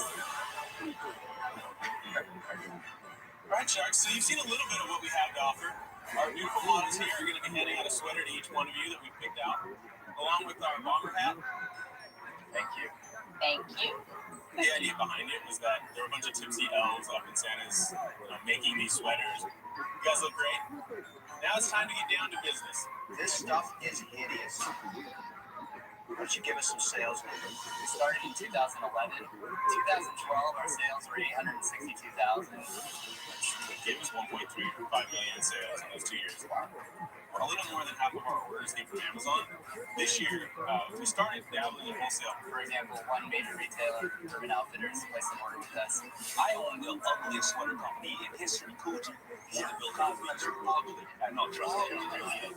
And the challenge we have is the returns. So how much does each one cost to make? $12, $11.40. And what do you sell them for? Sell them for $65.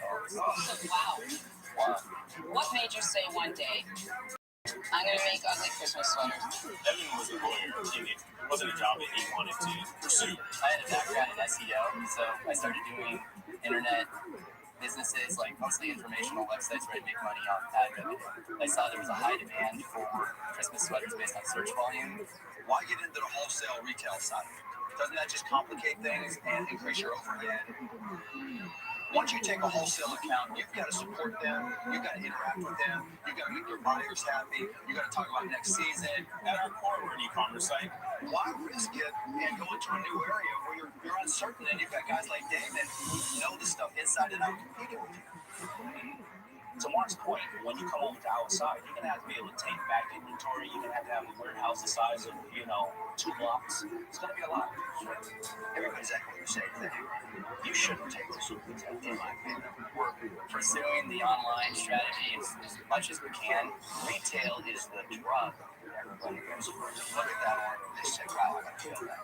We have retailers coming to us, and it's just hard for us to turn it around. It sounds like what you guys are good at is SEO and selling online. But I'm getting the sense that you think that there's a ceiling there. Yeah, we're pretty maxed out on SEO. 2011, we were #1 on ugly Christmas sweaters. So you guys do this full time. I quit last year to focus on this full time. And I was getting paid about $170,000 a year plus bonus. So it was a So you wake up one night, he's got a $170,000 job. You say, ugly Christmas sweaters. I mean, I'm a risk-averse guy. It's a testament to me believing in this. Like, I really wouldn't walk away from a $170,000 job on a win. We know the sweaters are ugly, but also the valuation is ugly. Why don't you try and defend why this is worth $2 million? The reason our evaluation is at that point is last year we had $862,000 in sales. If we would have not run out, we would have had a little over $1 million.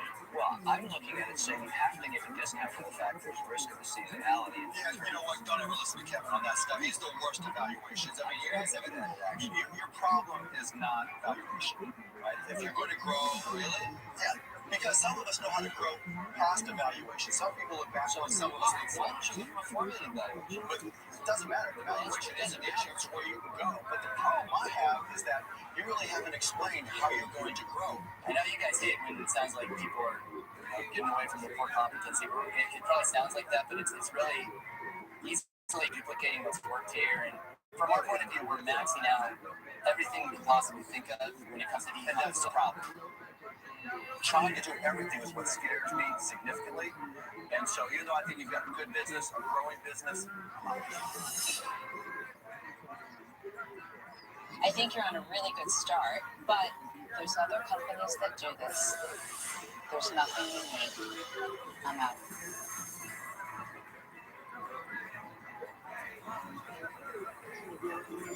I'm going to make you an offer. Here's how it works. I'm going to give you the $100,000. I want $2 a sweater until I recapture my $100K. Then it drops to $1 a sweater in perpetuity. What equity?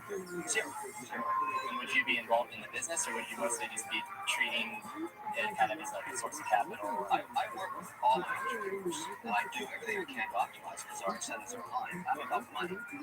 So I'm actually shocked that Scrooge made you guys an offer. Would you like his offer? I'd love to hear if there's any other offers on the table, but we're definitely interested.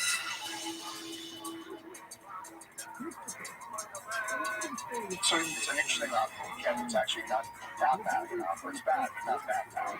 I love the fact that you left a $175,000 job to do this, because that tells me you were all in my life. And I love that level of commitment. There's no going back for you. I don't have a problem with retail. You know, I think when you start out, you try everything. So here's my offer to you. $100,000 for 10%. They need to be very honest with us. Yes, he is. What are you doing?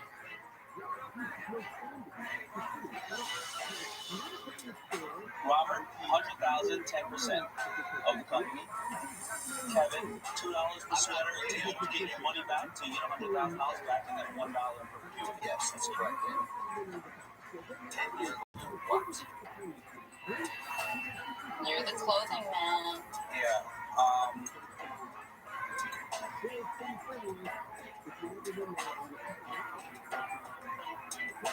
I'm sorry.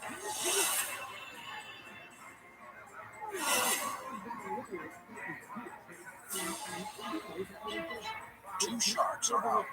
Nick and Evan have two offers on the table from Robert and Kevin, but the clothing expert, David, is on the fence.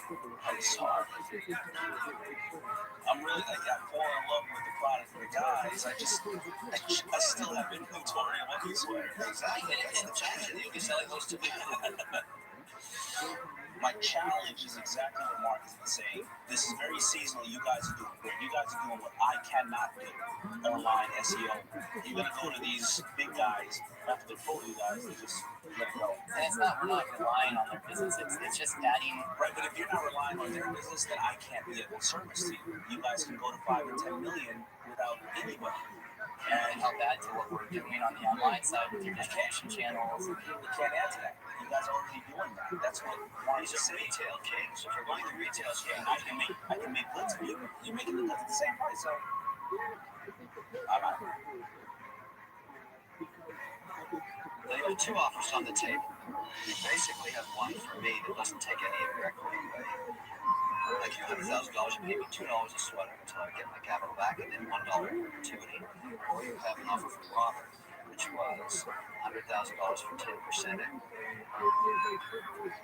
Evan, I'm just really investing in you guys. I think that you can build this up. I think the college market is going to go huge for you guys. I want to participate in the company. Kevin just wants to suck money right off the top. You know, in the spirit of Christmas, I'm not stealing your equity like Robert is. There's a lot more call there.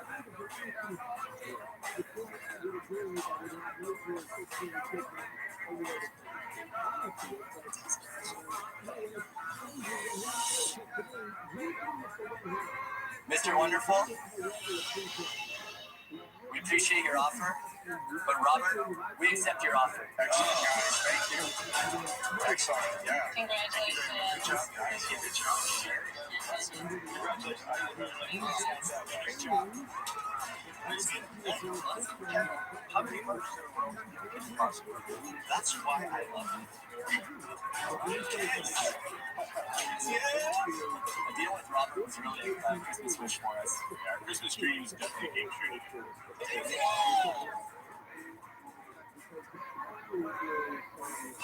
This is the Shark Tank, where hopeful entrepreneurs get a once-in-a-lifetime chance to pitch the sharks in hopes of getting an investment to start, grow, or save their businesses.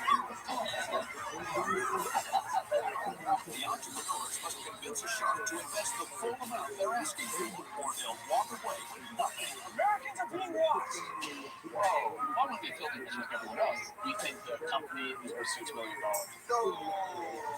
If the sharks hear a great idea, You can use it as home plate in your cockroach baseball league. they're ready to invest using their own money, and they're willing to fight each other for a piece of the action. I like your interesting offer. Robert's offer is effectively radioactive waste. Oh, man. So are you saying no? Hell no. Are you kidding me? You're smarter than that. Robert, I want you and Lori to work together. Damn I right can't do like it. It would that. be a stupid move for me. No, you guys got to work it out.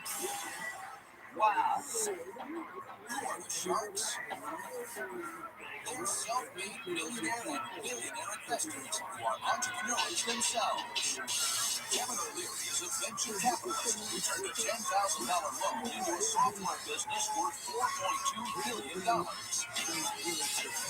Dave John is a fashion and branding expert who grew his homemade clothing line into the globally recognized fashion brand TRUMAN. With over $6 billion in retail sales to date, Robert Roosevelt, the son of an immigrant factory worker, is now a technology mogul who sold his first internet companies for over $350 million. Lori Greer, the queen of UBC, holds over 100 patents and has launched over 300 products, grossing over $500 million in retail sales. And Mark Cuban, notorious billionaire entrepreneur, tech guru, and the outspoken owner of the NBA's Dallas Mavericks.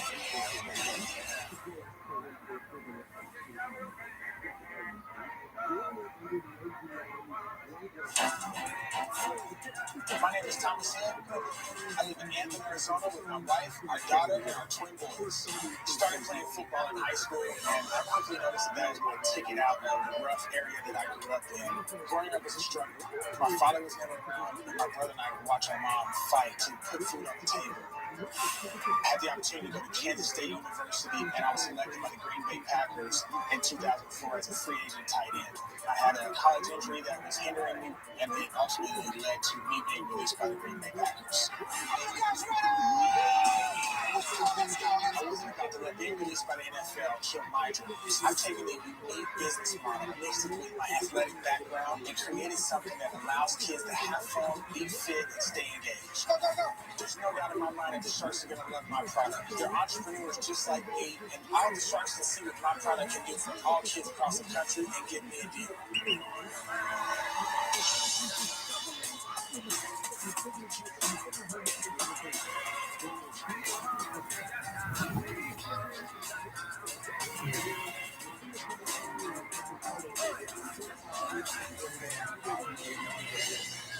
Hello, Sharks.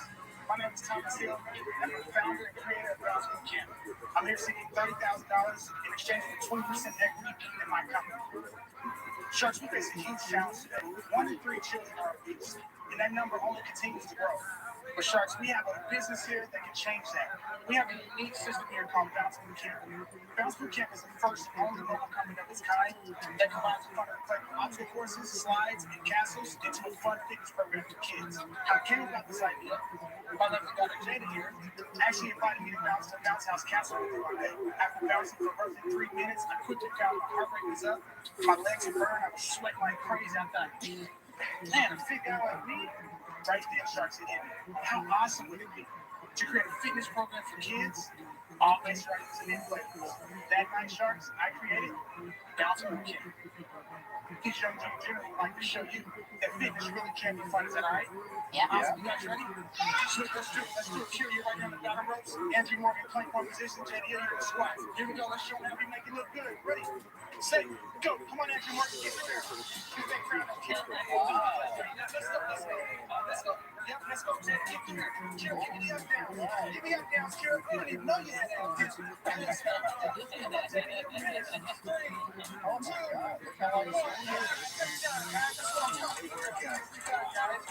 We can put a basketball camp in every single city across the country. Which one of you are ready to help me bounce out of these? In fact, which one of you or company would like to come down and have a little bit of fun with fitness?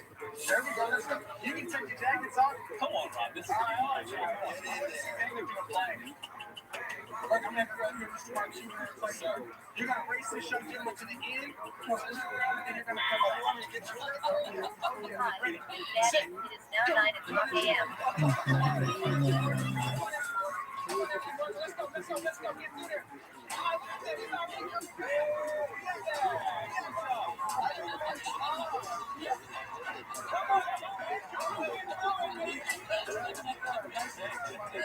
David, I'll take you. You guys gonna be in a tight one position also tonight. Come on now. Oh shit, there we go. Ready, set, go. Come on, let's go.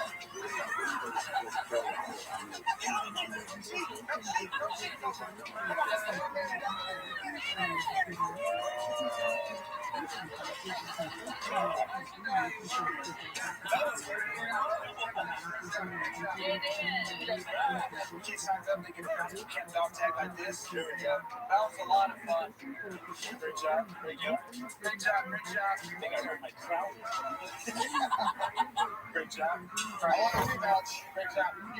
Tom, tell us about the business. How do you make money with an inflatable? So our company is a global company. We have a 6x12 trailer. It's a business in the box. So you show up with the trailer, you blow it up. We blow it up. Each camp has a different configuration of inflatables. So one day they show up, there's 3.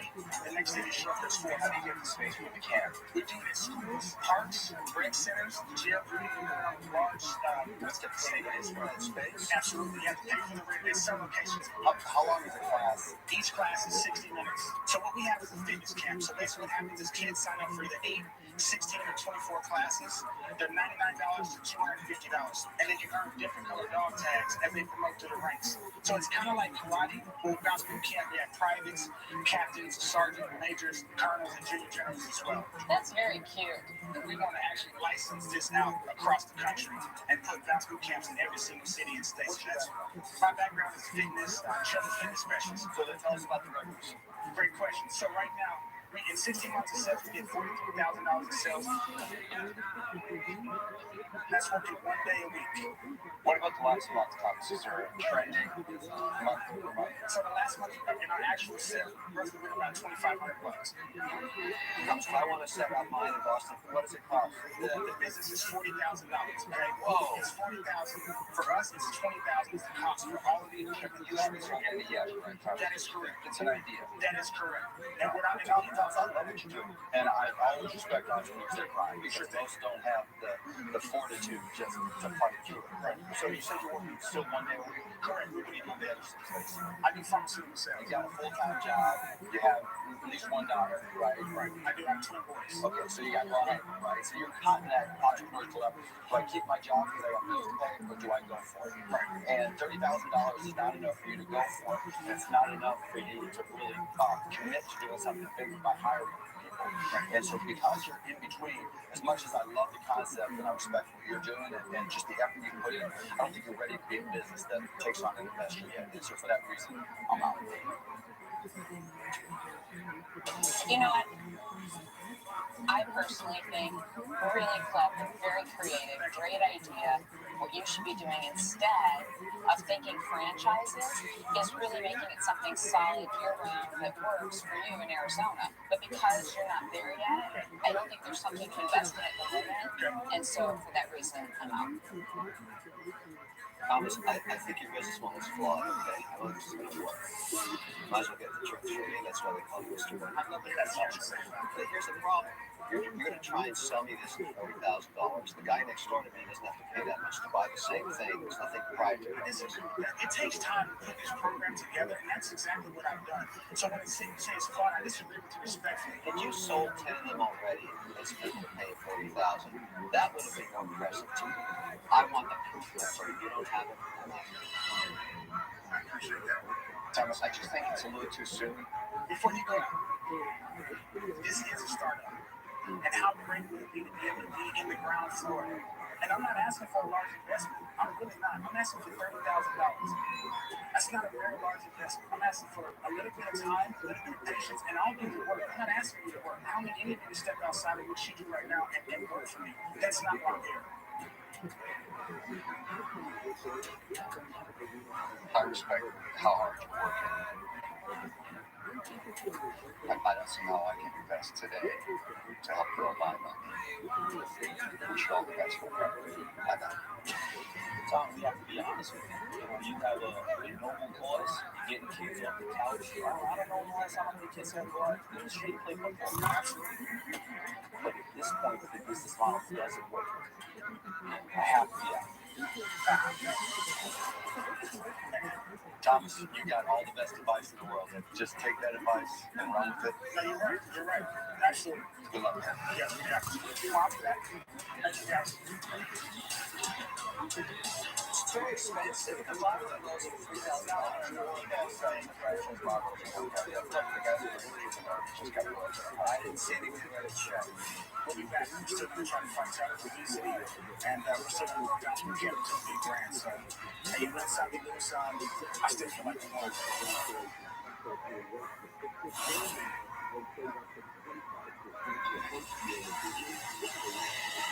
Next up is a forensic pathologist with a prescription for a common household malady.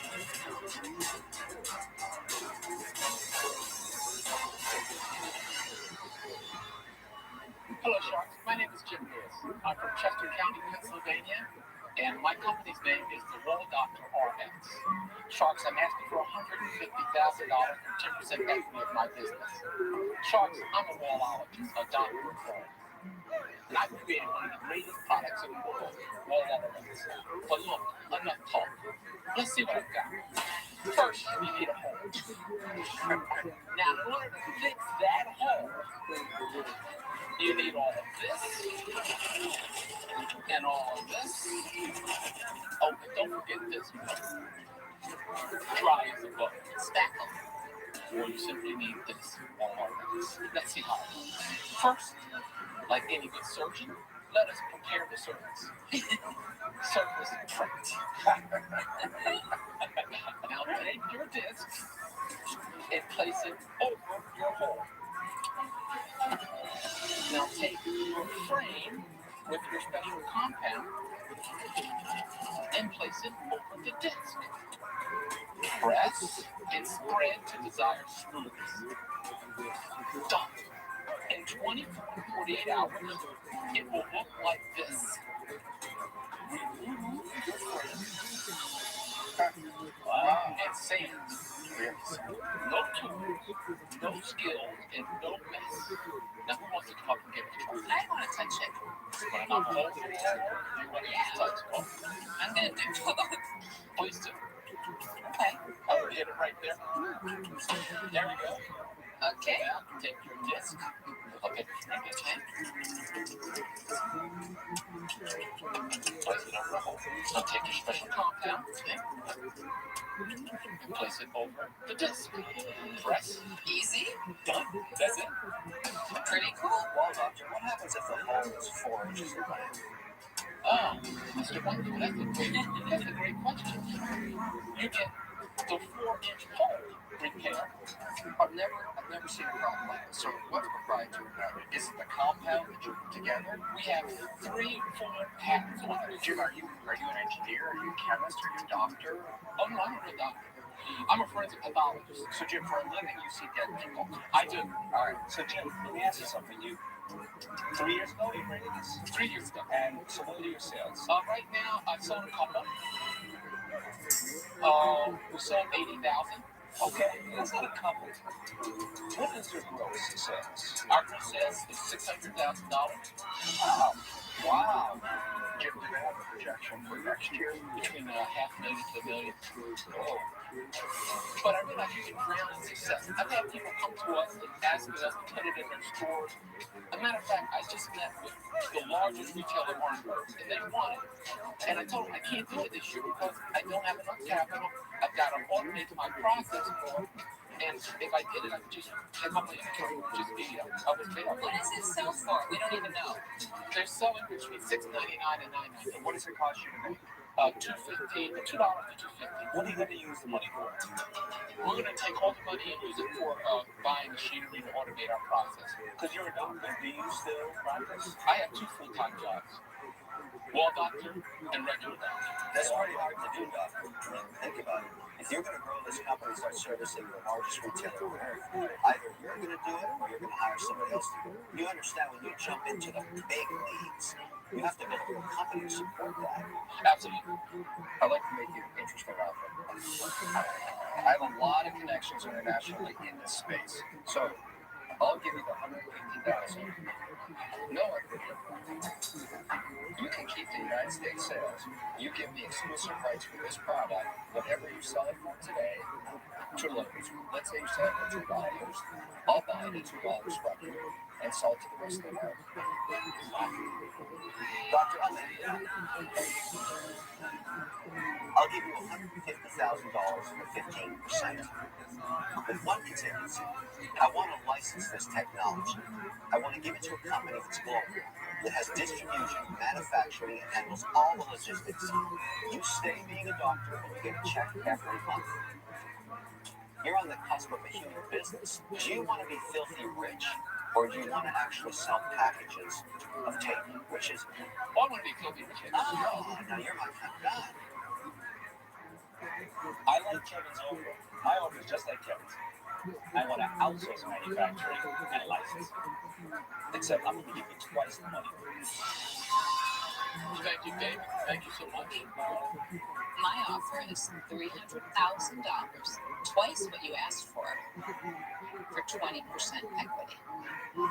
We will take it right to QVC and right to an infomercial spot, because that's where I think you will make this brand and this product known globally with lightning speed. Whoa, this is, wow. Those are your options. What is your decision?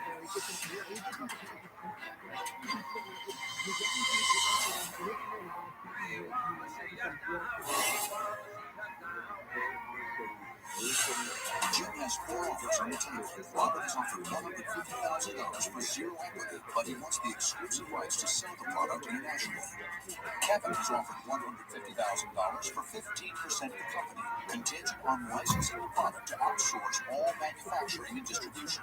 Damon has the same contingency as Kevin, but has offered $300,000 for 15%. And Lori has offered $300,000, but for 20% of the company. Those are your options. What is your decision? Then I know why they call them sharks and not guppies. Well, I'm thinking, I like your deal, Robert, because the rest of the world will be taken care of, and I don't have a problem with that.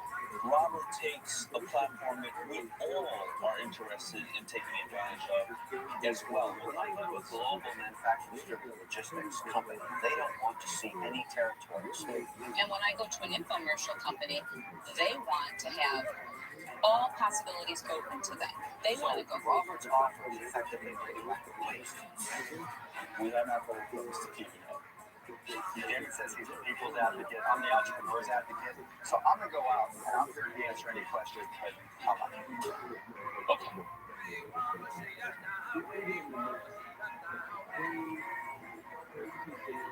Robert, I want you and Lori to work together.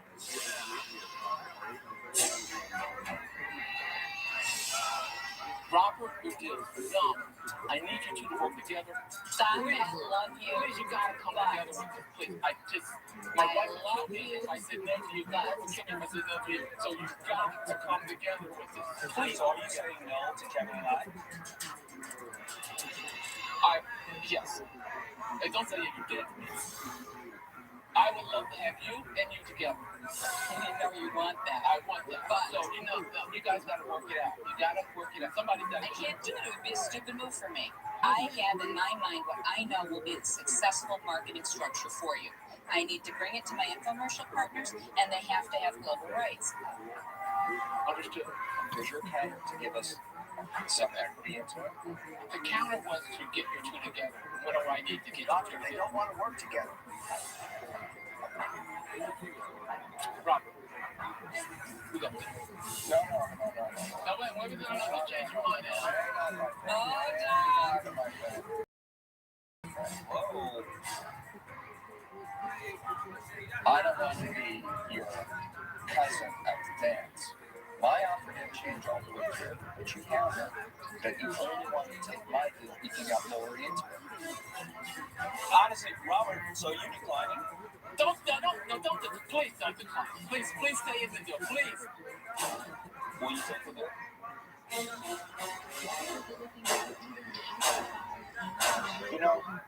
Let's do it. I'm there. Let's do it. I'm there, man. Well, you are yes. Yes.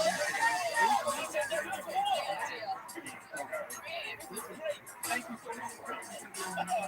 much. One other thing. Thank you so much. Look, I think he's very clever. A lot of entrepreneurs don't realize there's other markets around the world. Just let's focus on the I don't think that was clever. I was trying to do something to get her in on the deal. Whatever it took for those two to work together. That would have been like Batman and Robin. We could have had the United States covered and the rest of the world. I'm heartbroken. But my heart was mended when Robert said, yes, we had a deal. Last season, 3 friends from Rhode Island made a deal with Robert and Mark for their high-protein nut butters. Let's see how they're doing now. Well, Leah, since Shark Tank's business has been nuts and more. Prior to Shark Tank, we had $100,000 in sales if you buy it.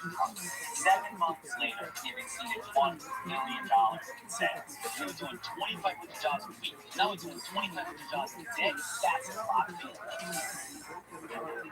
As Rhode Islanders, we have a great opportunity to create local jobs. Manufacturing has been gone for a long time in the state, but we're bringing it back. We've grown to over 12 employees, expanded to a 10,000 square foot state-of-the-art manufacturing facility, and have been picked up by 2 of the nation's top supplement distributors. Mark and Robert have been fantastic. They've been great mentors to help us build our business. Robert recently visited us at the largest fitness trade show in the country. Having him there and showing his support was such an unbelievable feeling for us. Come on, guys, we got 200 videos to get done by the end of the day. Let's go. Before Shark Tank, we were only in 32 stores. Now we're in over 600 stores and we just locked in home. We're looking at being in 32,000 stores. We're projecting $5 to $6 million in the next year. Having the opportunity to be your own boss and run your own company is everything we ever wanted. Shark Tank has really made our dreams come true.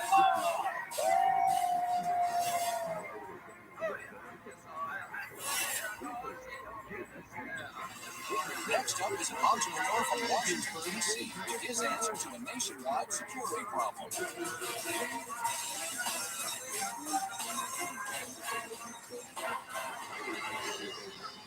Hello, Sharks. My name is CJ Issacar from our nation's capital, Washington, D.C. My company's iGlock, and I'm seeking $50,000 for 10% of my company. Because Sharks, America really wins. They're watching you. The cameras are already in your home, in your office, in your school, even in your bedroom. They're watching you through your computer. That's right. People can remotely access your computer and watch it through this camera. Don't believe me? Robert, you're in IT security. You can vouch for this. Absolutely true. Absolutely true. The most modest attackers can take over your laptop and control the camera. For proof, just turn on EV News. Because beauty queens being blackmailed, some creep was taking pictures of her in her bedroom in her most private moments and was blackmailed. Even our own government is overstepping their bounds. Sharks, I love my country. I love our freedom. And this violates America's very core. But don't worry, there's a solution, Sharks. I love it. The webcam privacy shield. Designed to fit any device and cover the camera, ensuring no one can spy on it. Let me show you how it works. Let's say some hacker's gone into your computer and he's watching you. It's really sick. But guess what? He's watching you, taking a little too much interest in your home, and then boom! Amazing! Honestly, did you catch it? Did we catch it? Whoa! Unlocked. So, which one of you sharks is ready to step up, protect America, actually protect the world, and take a bite out of cybercrime? Robert, how big a problem is this? Yeah, is that true? Absolutely happens all the time. It's very difficult to turn it off for the average consumer. CJ, you want me to give you $50,000 for that little piece of crap? Yeah. Let me ask you a question. How many of you guys have ever been naked in front of your computer? Wait a minute. So tell us about the business, CJ. We're a new business. We're very, rapid growth. 2 months ago, this thing didn't exist. And now I'm getting orders from people in the military. So how much have you told me orders have been? 45. Wait, 45 units? 45 units for a small. No, come on. You said that for a company. So far, I'm averaging about 1 a day. Wow, you could double it 2 a day. Come on. Yeah, How much are you selling your course, CJ? Great question. $9.99. $9.99. Plus $4 shipping. I'm making $10. I've sold over $600 on Amazon. Wow. CJ, you know why it's only been 45 units? Because I can take a piece of gum, I can take a post-it note, I can take anything and pop it on Mark. This is my competition, right here. Right here. Do you want this? You want this all over your laptop? Put it on your laptop and forget about it. You know what? I'm not going to those post-it notes. They're always going to be more that thing. Let me show it to you, Mark. Let me show you. It's really high quality. Yeah, hand them out, CJ, please. Red, white, and blue. I'll go blue. Don't lose those. I've already sold those on Amazon. I like this guy. Here's the thing. I invested $5,000 in an aluminum mold so I can get them priced down to $1.25. A steel mold, and that's part of what I want the investment for, will get the price down to under 25 cents. So if you see in the back is a logo, it'll be more prominent than the mold. You can use it as home plate in your cockroach baseball league. I have a huge problem with one thing. The price. You said you were selling this for $9.99? Yeah. Honestly, this to me, a buck. I'm sorry to crush your dreams, but I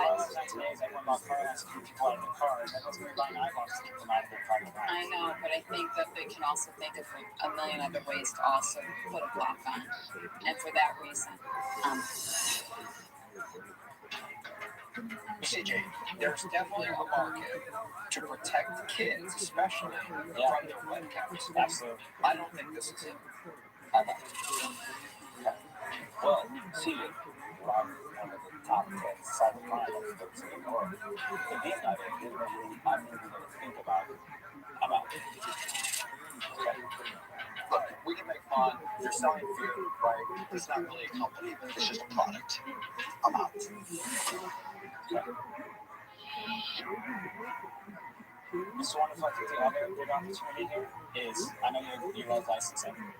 Yeah, so you could license CJ, I'm also in the store to give it a store which you can enjoy and you can learn from. In the days where there wasn't any internet and we just had cities and forts and castles, the universal sign of distress was an upside down flag. When bad things were happening, they turned their flag upside down and pushed it up. Everybody around them knew, oh, this is bad news. Something's really bad. Okay? I think it's time for you to turn the flag upside down. I'm out. All right, let's prove you wrong. She's 3 kids. Thank you. It's an interesting idea, but you are being watched all the time. It's pretty sick that we're being watched all the time. That is absolute crap and stick. The sharks in this little bubble. I can't believe they don't understand this is a real price of shipping real people. I mean, what's going through their heart?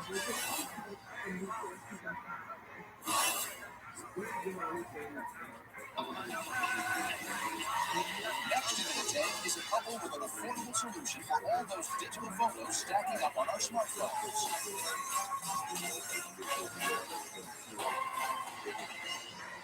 Hi, Sharks. My name is Brian Whiteman, and this is my baby mama, Julie. We're from Chatsworth, California, and today we're seeking $150,000 for 20% of our company, Groovebook. Billions of photos are taken every day from smartphones. Who doesn't have a phone with hundreds, if not thousands of photos? What do people do with all the photos they've taken? Absolutely nothing. For just $2.99 a month, including shipping and handling, the Groovebook app allows you to choose up to 100 photos every month from your smartphone and create a beautiful bound photo book in just minutes. Each month, your Groovebook gets delivered to you with an exciting new cover. Your photos are automatically stamped with the date and location, so you will never forget. They're perforated for easy removal, and 4x6, which is the perfect size for framing and sharing. Who is that? Is that you? You have hair? I've never seen you with hair. Groovebook will save you time and money from printing out your photos at the store and on ink cartridges at home. Forget those expensive photo books. They'll take you hours online and then charge you an arm and a leg for printing and shipping. Groovebook is the answer. So which one of you sharks is ready to get your groove on? With Groovebook! Now my beautiful wife of 15 years is going to give each one of you your own custom Groovebook. Oh, wow. Thank you. Thank you very much. Thank you. Okay, so, Brian, Yes, you charge me for the book. We get that entire book for $2.99 a month, including shipping and handling. That's a really great price. How are you doing it for that low of a price? And what does it cost you to make the book? It cost me $2.30 to make the book. So you have a very small We have profit. 70 cents profit margin per book. do you have any sales? Yes, we do. Okay. We have 18,000 paid subscribers in the last 8 months. Good for you. 18,000 paid subscribers. So what are you making per month? Do the math for me. Well, right now we're not making any money. We need to get to 30,000 customers to break even. After we get to 30,000 customers, we make 70 cents every book. Why aren't you making money now? Because our overhead's $21,000 a month. Who's making these though? We manufacture books internally ourselves in our print shop. Now, why haven't you tried that price? Because we want everybody in America to be able to afford this book, and we want everyone. Guys, I mean, look, Nobody in America can get it because of business. Right. yeah, everybody in America, I mean, when I hear that, it's just like, be real. How much have you guys invested in this company? I've invested $400,000. Oh, wow. Wow. If you didn't own a printing business, if I took this book and took it to another commercial printer, would my cost be what you're charging today? Because I would build proprietary software and specialized Would it be higher? It would be higher. So Do you understand the problem Yes. with that? I need your other business to stay in business with this business. You know, I don't think you ever explained why we have the groove in the side of the book. One night in Brian's frustration, he was working on this for months, trying to figure out how to get this book flexible so that we can mail it bulk through the U.S. Postal Service. He was beating with a pen at the spine of the book, being so mad and frustrated that he came to me after. He's like, Julie, wake up.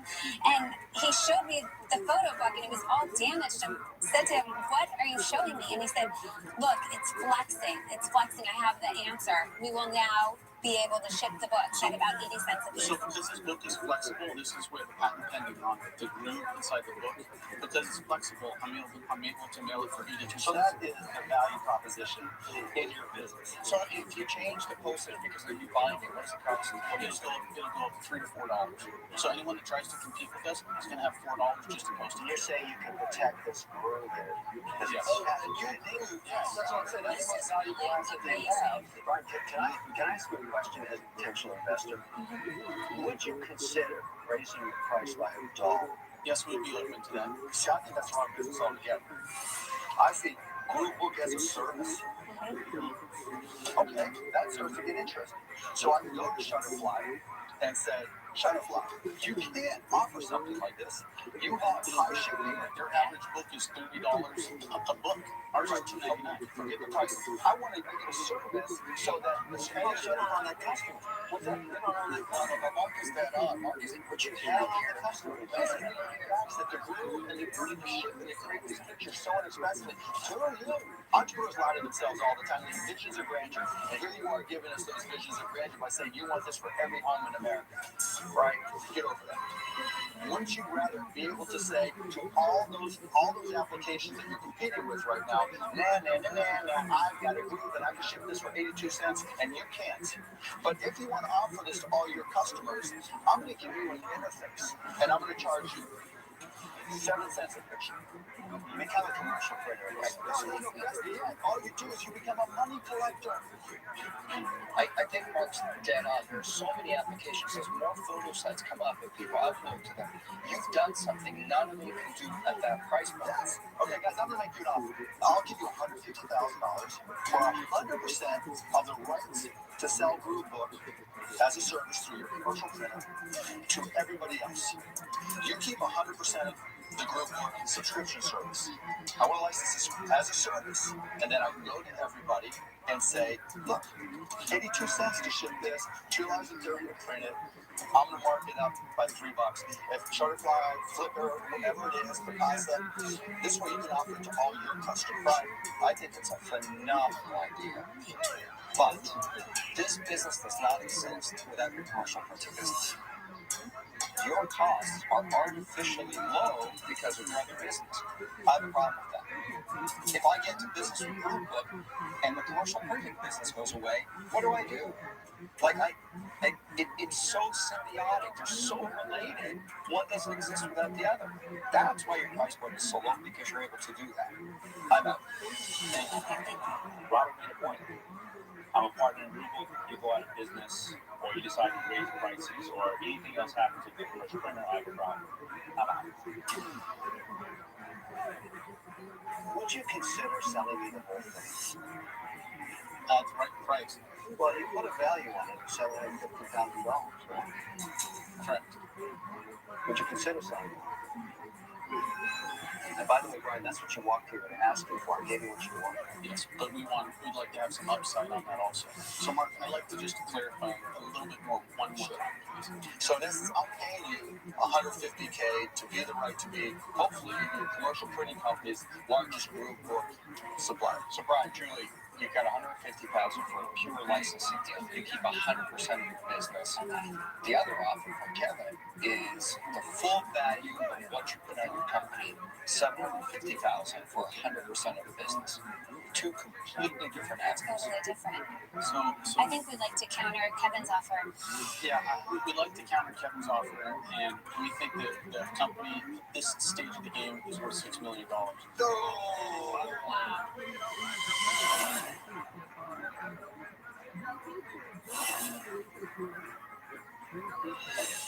Two sharks are out. Brian and Julie have two offers on the table.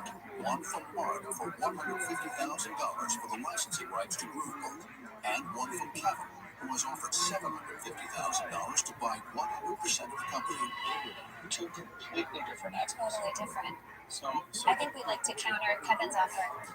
Yeah, we'd like to counter Kevin's offer, and we think that the company, this stage of the game, is worth $6 million. Why'd you value it at $750,000? Because we want to be a part of the upside. If you don't want to sell 100% of things, I understand. But you can't take the price and multiply it by 6 to self-control. Nobody would do that. Sure they can. They can do whatever they want. No, it won't happen. The transaction will return. Are you saying yes or no to the $6 million? No, I won't pay $6 million for it, and you knew I wouldn't. There's some middle ground. And you don't want us to have any skin in the game? I mean, I do. I asked you simply to understand you as an entrepreneur, where your head's at. Do you want to sell out? Is there a price that makes sense? The answer is no. I get it. We want to have more skin in the game. How much skin in the game do you want? I'd like to have at least 50%. You want me to grow the business. Well, your idea was perfect for you. Your deal is it makes a lot of sense. But with yours, I'd like to have a little bit of skin in the game rather than 100% royalty. Because I'm manufacturing for What do you think 50% of Group Book is worth today? It's worth $375,000. And it's a no-brainer. All we want to do is we want to So you would sell 50% of Group Book for $375,000. Listen, we're gonna If you'll do that, what do you? If you'll do that, then I will give you a deal. 75,000 for 50%. But I don't want to be competing with Mark. Yeah, I'll jump in. I don't want to compete with Mark because I don't want there to be all these other people out there using the same technology. If you get the patent, I would be willing to give you the 375,000, and if Robert wants to go in on it, happy to go in. great, at 50%, 25. Like a whole business, no licensing to somebody else. You got to control the whole thing. Not doing what Mark is saying. So and Brian, if you do it right, you said you'd sell 50% for 375,000. Will you do the deal? Hell no! Are you kidding me? This is smart guys. No. Hang on. I'd like to hear it off. Okay, let me say what we decided. $150,000 for a license to the name and the software, and the ability to offer it as a service. 80% for Kevin and I, 20% for you, so you share in the upside. What we're going to be is the one-off guys. So when someone says, I have 375 pictures on my camera, I don't want a subscription. I want a place where I can go and buy. You'll be the owner of Group Book and the Group Book subscription service. We'll be Group Book for all one-off applications or purchases. A person just he's giving an alternative to all your customers that you're trying to build a business to. They don't have to be subscribers. He's building a competitive one-off business. It's kind of like the movie There Will Be Blood. You know, the guy had the oil, and, you know, he didn't want to give up the oil to Daniel Day-Lewis to do it. So Daniel Day-Lewis bought the house next door. He dug underneath and he sucked his oil well dry. Exactly. You realize I'm a subscriber. I'm about to sign up for Group Book. I look on Flickr and I say, oh, I don't need to subscribe. I can do it one time. So now you have two sharks, Kevin and Mark, who want to give you $150,000 for 80% of the non-subscription business. And then you have another offer with two sharks who want to give you $375,000 for 50% of your business. They help grow everything. What are you going to do? Well, I think we've done an excellent job growing it ourselves to 18,000 subscribers in a short period of time. I think the better deal would be to go with Mark and Mr. Wonderful, because 100% of growing it ourselves plus an additional 20% of revenue that you guys will work at, I think is a win-win situation. And I'm all about making a win-win situation. Yes, they're open. Yes, Yes, we let's can. go.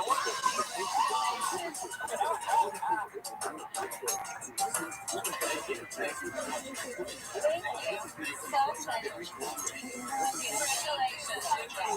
So much.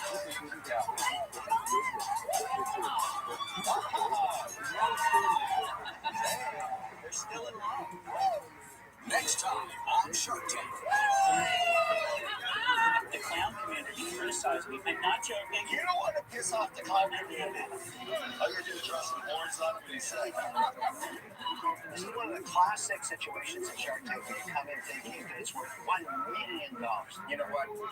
I'll give it $125,000. No royalty if you do the deal right now. Boom goes the dynamite. 3, 2, 1. What, you guys are nuts? Kids and drinking, underage, and under the influence. A stunning all-new 2020 starts now. This is the Shark Tank, where all entrepreneurs get once in a lifetime chance to reach the sharks in hopes of getting possible to start a safe business accident. The entrepreneurs must convince a shark to invest the full amount they're asking for, or they'll walk away with nothing. The clown community criticized me. I'm not joking. You don't want to piss off the clown community. They're going to squash me like a bug. It's one of the classic situations in Shark Tank where you come in thinking that it's worth $1 million. No asking anyone to do something that's made any money.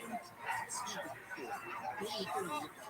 If the sharks are afraid, you can just warns on this. Two folks are using their own money. If they use it, that's an action.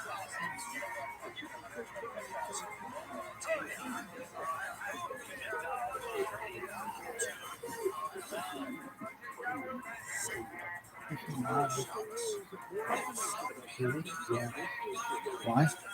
entrepreneurs themselves. My name is Lynn. I live in Cordova, Alaska, and I'm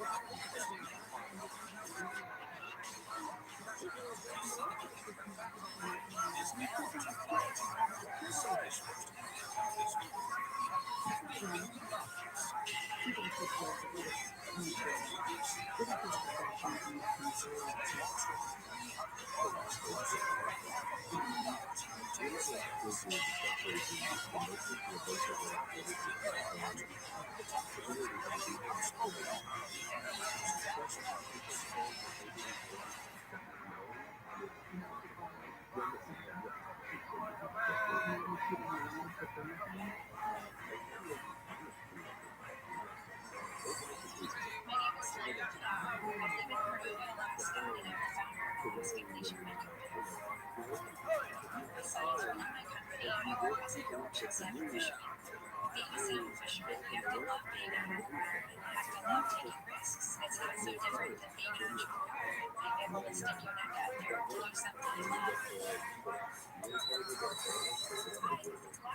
Starting a business in Alaska is challenging because we're so far from everyone else. Getting to meetings or just paying for plane tickets poses some real challenges. Alaska Glacier Mud Company is treading water. I need investment from the sharks to take my company to the next level. I want everyone everywhere to experience a little bit of the purity and beauty of Alaska.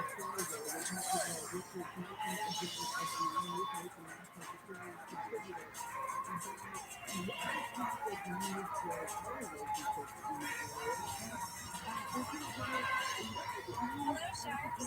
My name is Lauren Power. I live in Cordova, Alaska. I'm both the founder and owner of Alaska Glacier Mud Company. I'm here today seeking $100,000 in exchange for 20% of Alaska Glacier Mud Company. As a commercial fisherman, I know Alaska is already famous for wild salmon.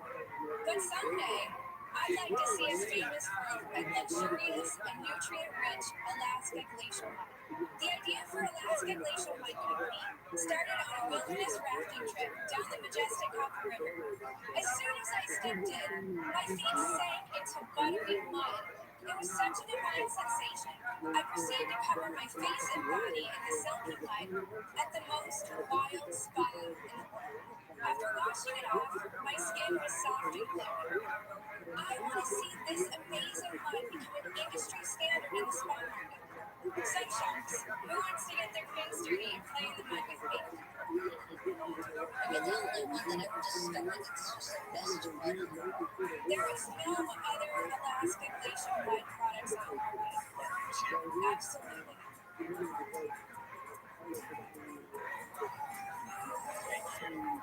There's a mixture here of some of the different products we carry.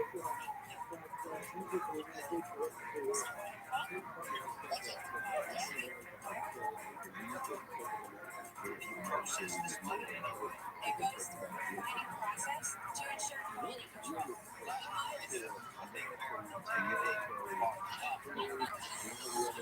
It's the cleanest mud in the world. It comes from one of the most pristine wildflowers in the world. I would actually really like to have this wonderful come here and give you a glacial facial. I just hope I'm not being covered in air. This is very pure. How long would you need to leave it? In order to dry, it would take about 10 to 15 minutes. Does it draw the impurities up out of your skin? Absolutely. It contains microfine clay particles that absorb toxins and exfoliate dead skin. Some of this looks like the truth.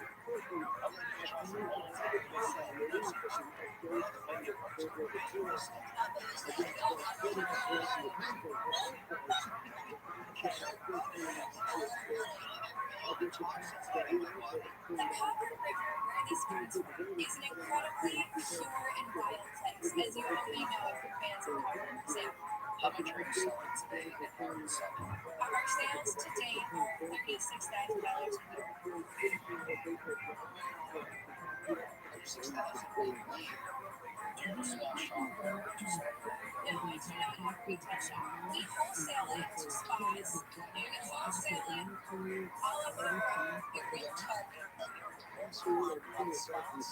Yes, I'm interested in the spas, but there's a higher cost market that people buy for themselves at home. I mean, especially in more depressed economies, people who can't afford to go to a spa. does that charge self to? It sells for $24. And what's the cost of manufacture?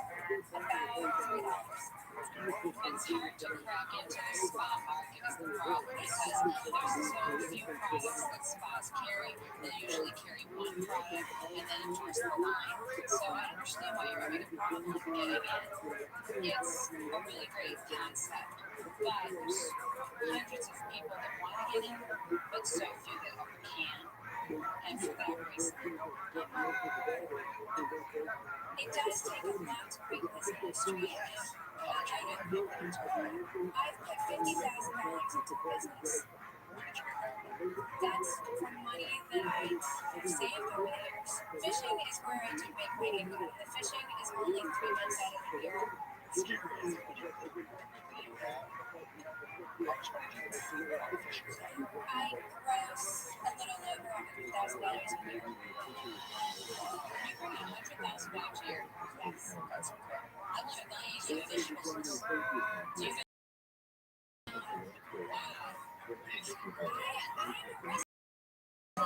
There's 7 women who professionally commercial fish in the town that I'm in, but this is something that I really felt I could do, and it was naive to think that I could go into this and build the business slowly and organically. I honestly What's challenging is making a decision to grow something organically, just grind it out, or to spend a lot of money doing it, and then build it from the ground. You've got to have something that's already in place so people can continue. You might want to change it to pop a promotional fund or something to leverage it. I think it's a good idea. But you're constantly from where you are to an angel investor. For those reasons, I have to say that. Alaska's hot right now. Alaska tourists spend over $300 million a year in products just in our price range. But they actually need that. But that's going to get to the small. That's my whole thing. I need to come. I have been working really hard to make this happen. I need to come. It's to educate. You can't come up with $36,000 a year. I know. You've got a lot of good things going for you. Thank you, Barbara. And you have a great story. I can see hanging out with the bears, on the sleds with the dogs, and biking. I want to make this happen. I invested in a company called igers. Selfie seems to be sort of better your path, but I've learned a lot of things about the cosmetic industry. Here's the thing. It's very hard to be retail and spa. You have to figure out what your market is. You're young, you're slow. I wish you the best of luck, but I'm not.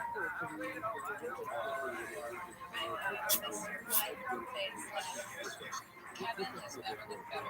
My problem is none of the shows are better than anybody.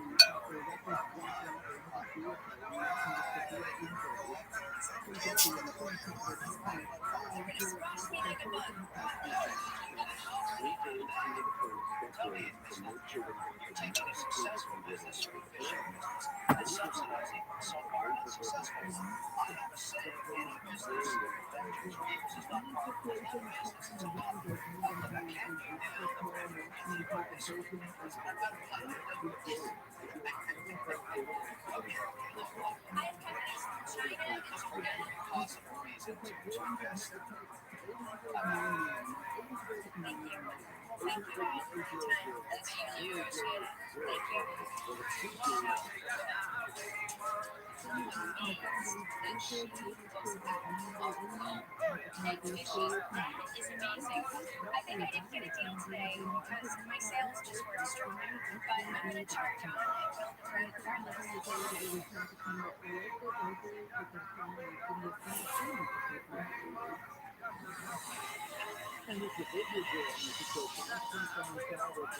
into the tank are entrepreneurs with a top priority, unsettling everyday necessity.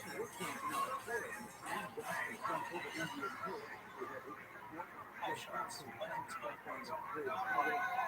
Co-founder and CEO of ViralRabbi. We're looking for $125,000 for 10% right now. So, how many of you guys own vids? Just one of the basic power strips as a complete option, right? We've done something a little different. Introducing Invisible. Invisible is the first line of surge protectors designed to seamlessly blend in to hardware protectors. Now it's available in 3 colors, light natural, medium cherry, and dark gold. So it comes with a wide variety of hardware foam. We just launched a product in response to the market. So let me ask you guys a question. Who wants to make to the power business?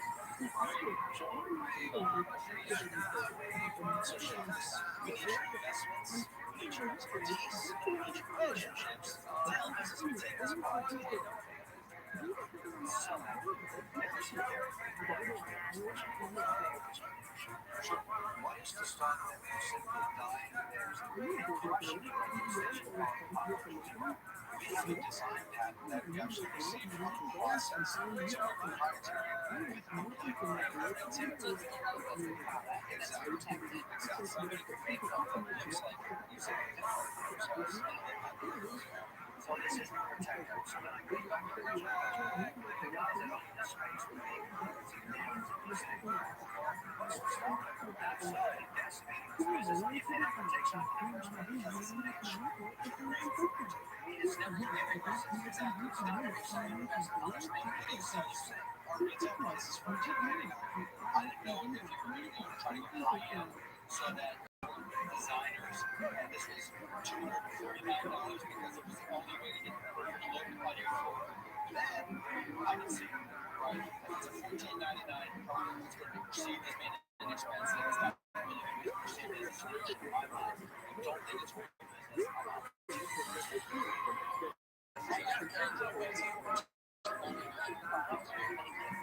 I ask you, what do you pay for a stick? $6 to 20.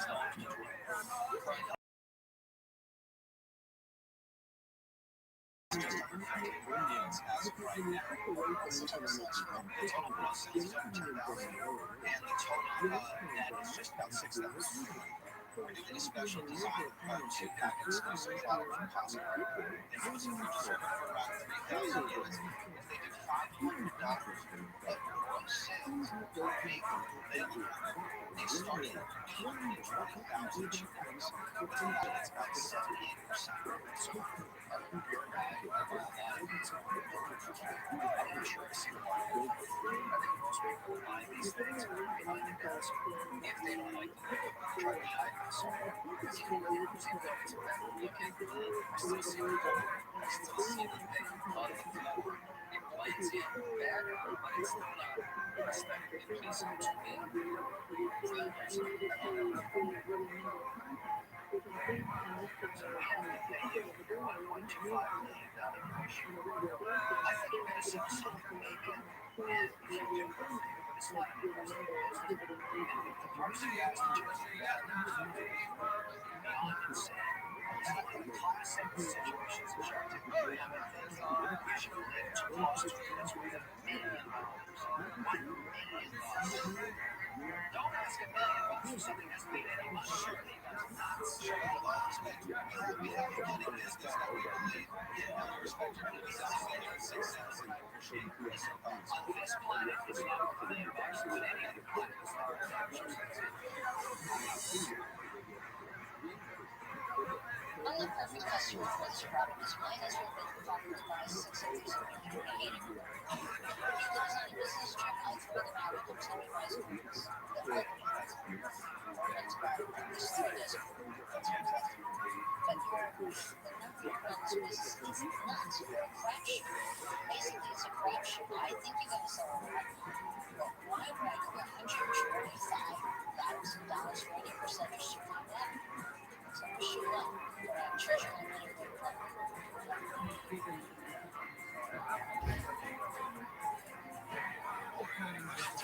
How much money have you put into this? We have around $70,000 into the company to date. The the reason why it is because of the quality that's coming out. Yes, correct. This feature is in the product section. Yeah. You will sell out. And that's what we are kind of basing a lot of our belief on, with our product and responses and nothing but positive from all these big box people, Thank you so much. I'm going to make you an offer. I'll give you $125,000 for 10%. But I want $1 per unit sold until I make back my $125,000, and then I want 50 cents forever thereafter. Now, did you say it over the I want protection. That's right, there's a Well, if it's insulting, it's different.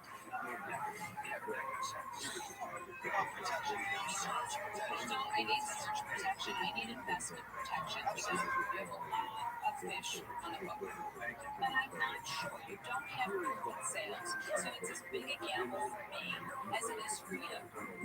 So that's why I'm structuring the deal this way. Well, absolutely. And you can understand that for a company in our infancy, it's so hard to put a real valuation on our company. If we pull the trigger on that customer, that's over $1 million in net profit. And that's just for you tell me this is cheap. Punch the counter along the lines of 25 cents. Really, until you recoup your investment. And then a possible 5 or 10 cent, possibly a capital program.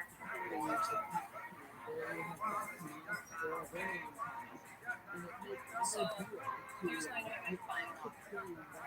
$125,000. I do want the dollar per unit until I make that right. But then I'll go to 25 cents in perpetuity off of each unit sold. 10% profit. I understand it's a steep deal, but it's what it will take to get me in. You are all willing to negotiate. I'm not. You're nice guys, but it's what I feel I need to make the deal. Okay, guys, you got it.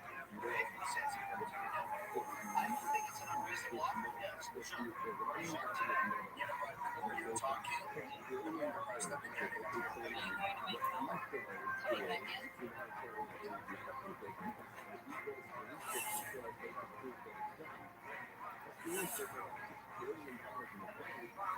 Sharks are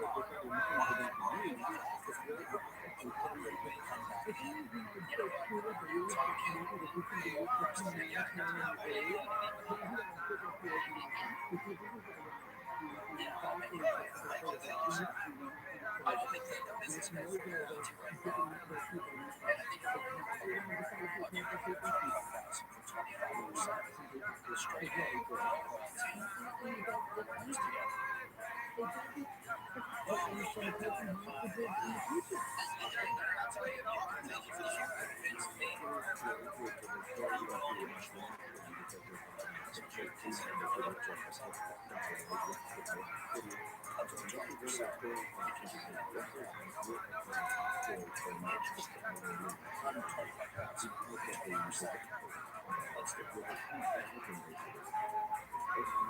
We still got this.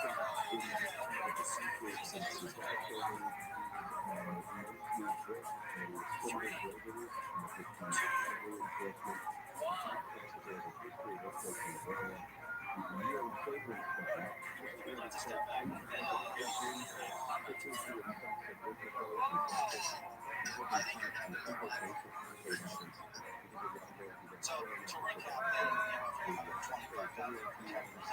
$1 per unit until I recover 25 cents per unit perpetuity. Is there any even say 5 cents just to show you really believe in what we're doing? You walk away with the 20 cents, get the dollar back, you have your equity, and because of who you are and the partnerships we've placed, you guys, I appreciate, I respect it, but I did say that that was my final offer.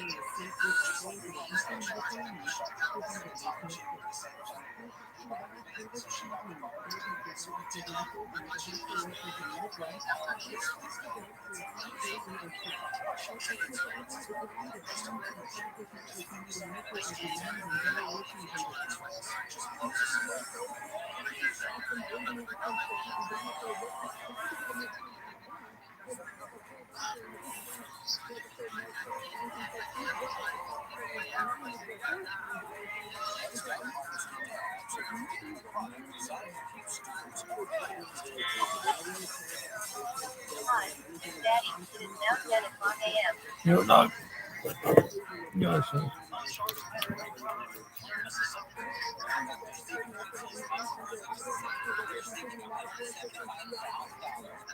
Some half normal guy.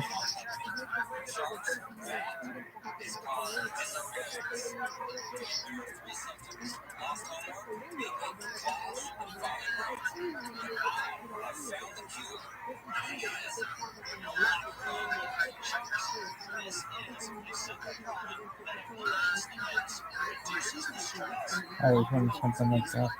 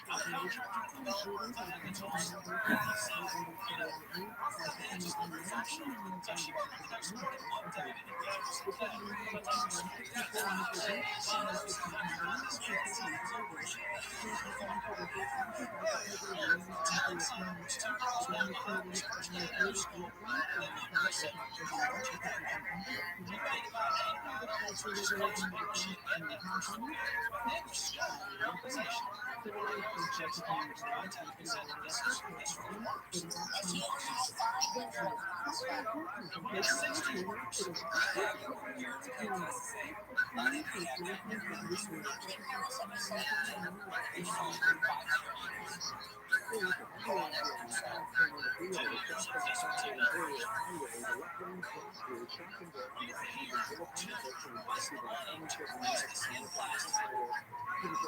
What's your time going to cost to do this in plastic? Approximately $28,000 to $2 million.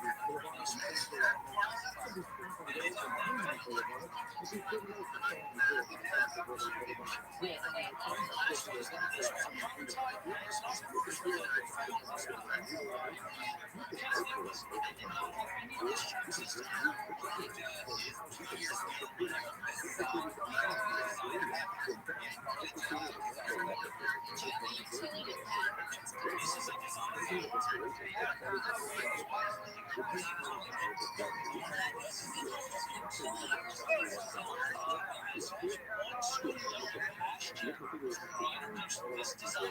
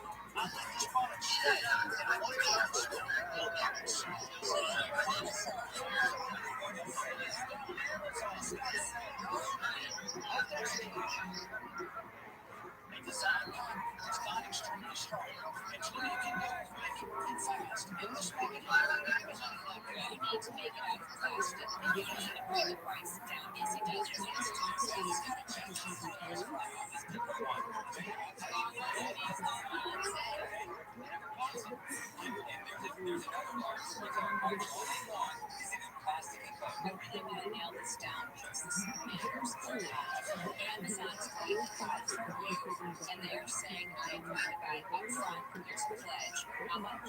10,000 up to 1 million units. We ship to them. They sell it. They have terms like this. Like, this is not a PO from a traditional retailer.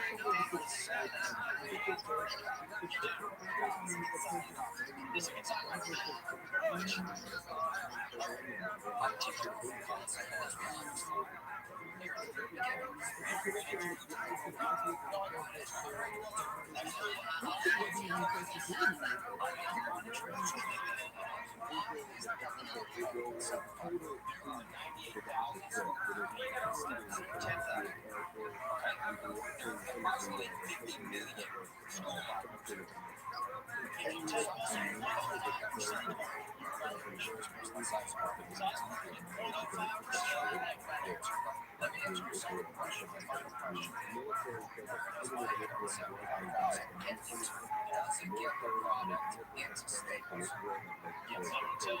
this is how.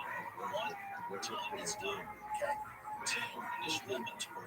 So we use the money for To fill purchase orders, or just to build inventory. You're going to execute them. We have on the table with the confidence we can fulfill it. So it's It's got me the kid playing, but no discussion whatsoever of selling it in the same drop in 10,000 stores. All you have to do is go to the next store down the street and fill your orders. Inside of your cars, I'll be able to take all your inventory and all the same back with them. So, respectfully, response to him, finding their own is I don't think we're on track. Following the dream, not the dream. For that reason, so I agree with him about his separation. Texas, California. That's where this is. What you want to do is sell 10% of the average of those four states. And you'll be filthy rich. I ain't talking distribution strategy, just getting to the source. I'm out. I think what you're here is nuts. And they're going to get every kid in every school to be peddling for you. And they're easy for you. Because they're not looking for a lot. You're missing the best opportunity. I'm out.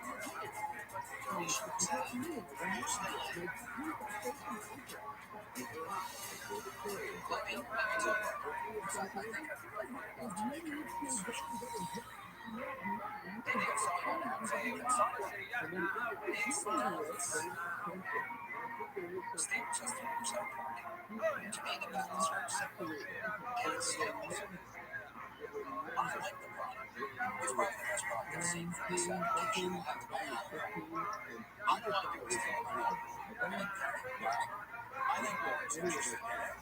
I'll give you $87,500.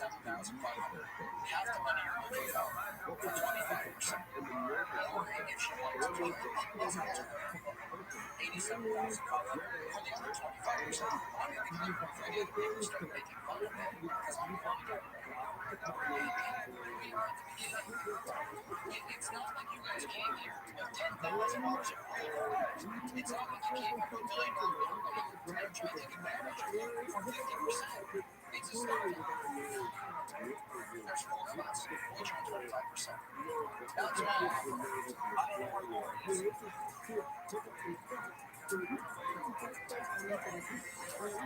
I like it. If one of the Americans, that's right. What do you say? So, what are your thoughts on it? I think that we can work two shots together. We can help you contacts. So you're not making money. So I don't think we're going to I think they eventually all get together. What are they going to do? You have something to do.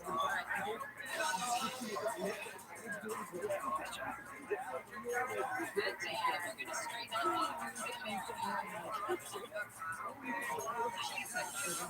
That's a great solution.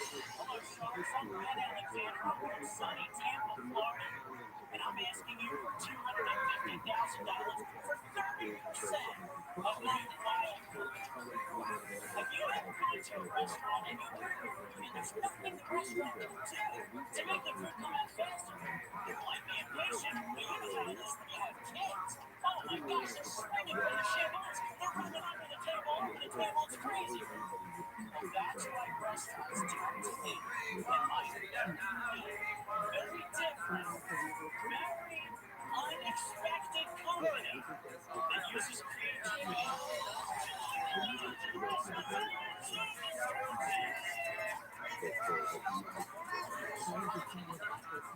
The nation's premier talent agency for balloon artists that we send into national brand restaurants. We're the first to ever take this look and put this all over the United States. We need something special for each of you. Mr. President, I know you love your motorcycles, right? So, AJ,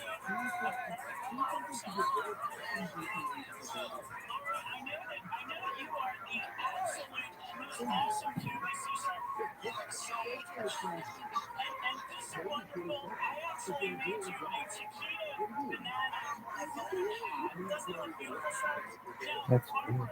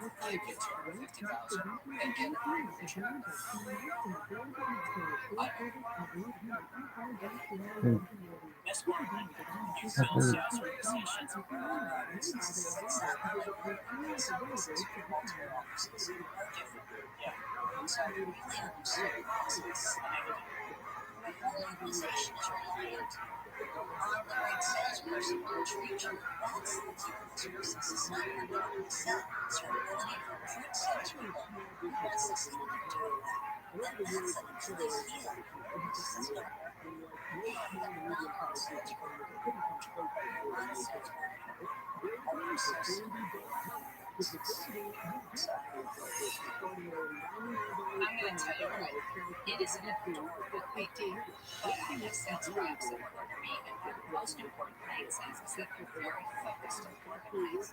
And here I have so much trouble understanding the business plan that I think it would be very difficult for me to advance and give you my mind. So that would be something. Mr. Cuban. That's the bad news. The good news is, if you got it together and you got your sales up over $1 million, this is easily sellable business. Yeah, So I'm talking about opposite ways. it is awesome. If we can get this to Shut up!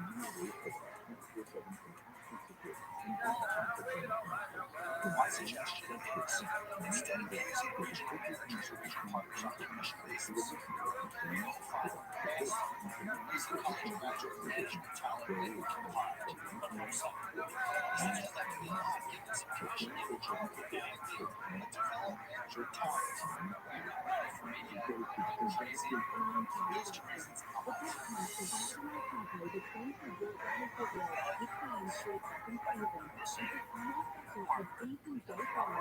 and they make their same side that goes like clown but it was probably not. I like it. It's so unique. I know how to sell this business. Richie's are in the nature sharks, but you know what? We only have it. We only have it. But the point is, we can't get 50,000 brand not the first structure of that. Instead of maybe, hey, Mark, you should say, I'm going to take that advice and run it. But today, Thank you very much, Sharks.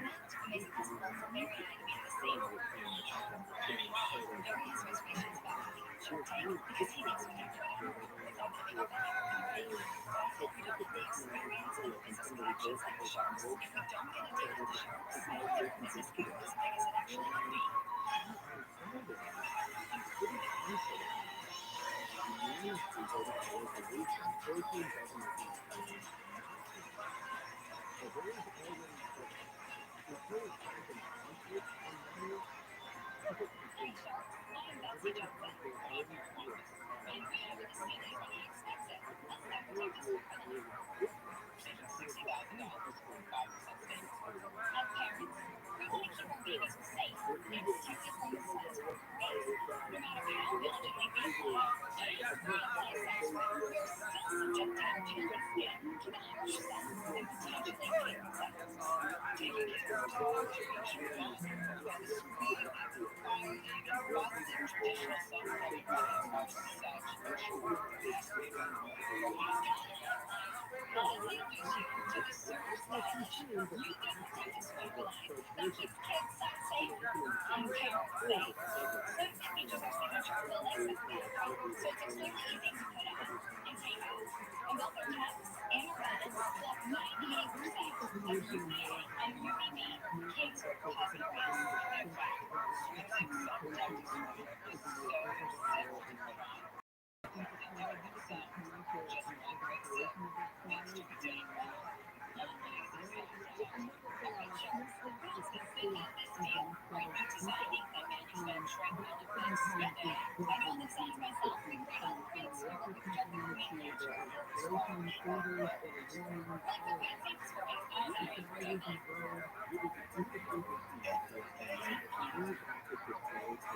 Is this a full size? No, it's actually the kid size. So it's actually come in steps. So you get both a top and a bottom when you purchase our product.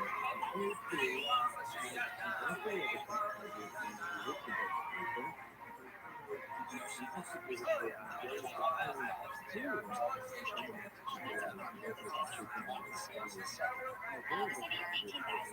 We've grown 11%. How are you selling? We sell on Amazon, we sell on our website, we also sell on the Target website. We also sell in high-end hotels. Yeah, it is really small right now. We currently don't take salary. No, it's mostly material.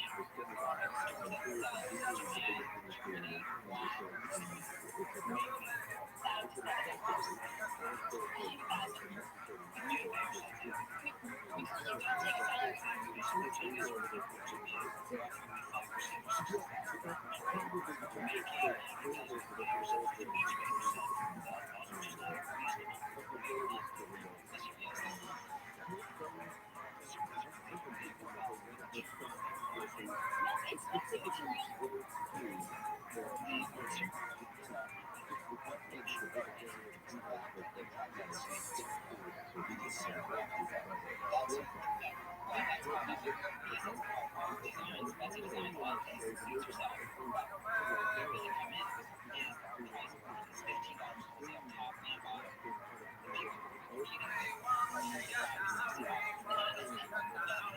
This business is really I think because you establish so much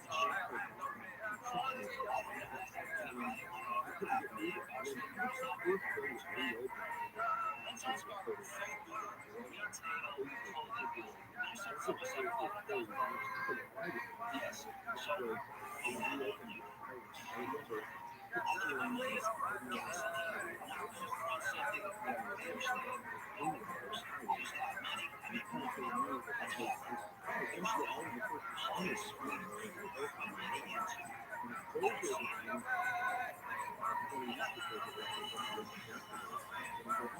are on Target website. We actually have an exclusive on the time when you went to the stores. We're trying right now to do a test in the southern stores.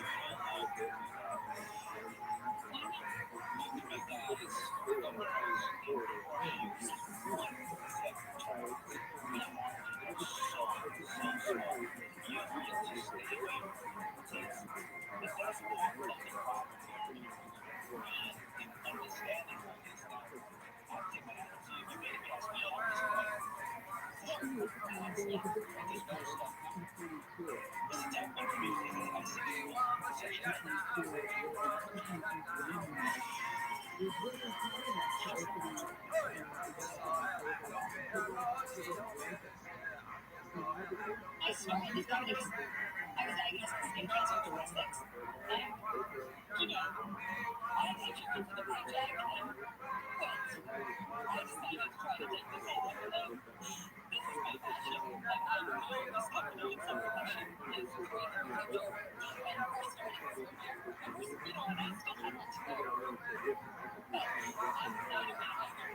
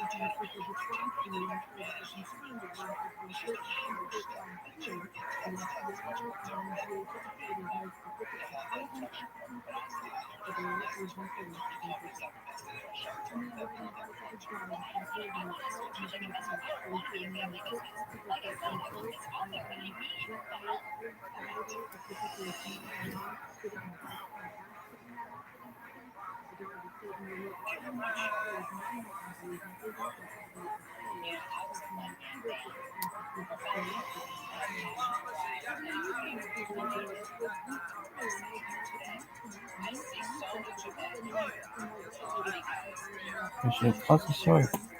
Some Americans would be like, yeah, it was super hot. Yesterday when you told us about getting in a campground, that was amazing, and I'm still vibing with that. Do you have any other similar stories?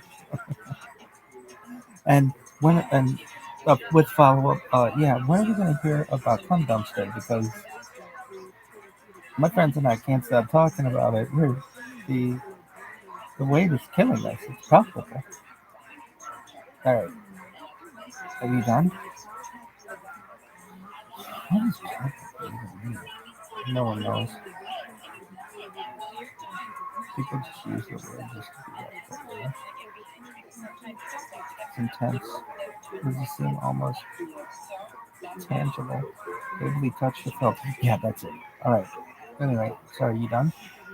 What do you want to know? So why were you telling that story? Oh, shit that I sold. So have you sold anything else? No. So what were the things you sold? Entertainment books, Burger King books,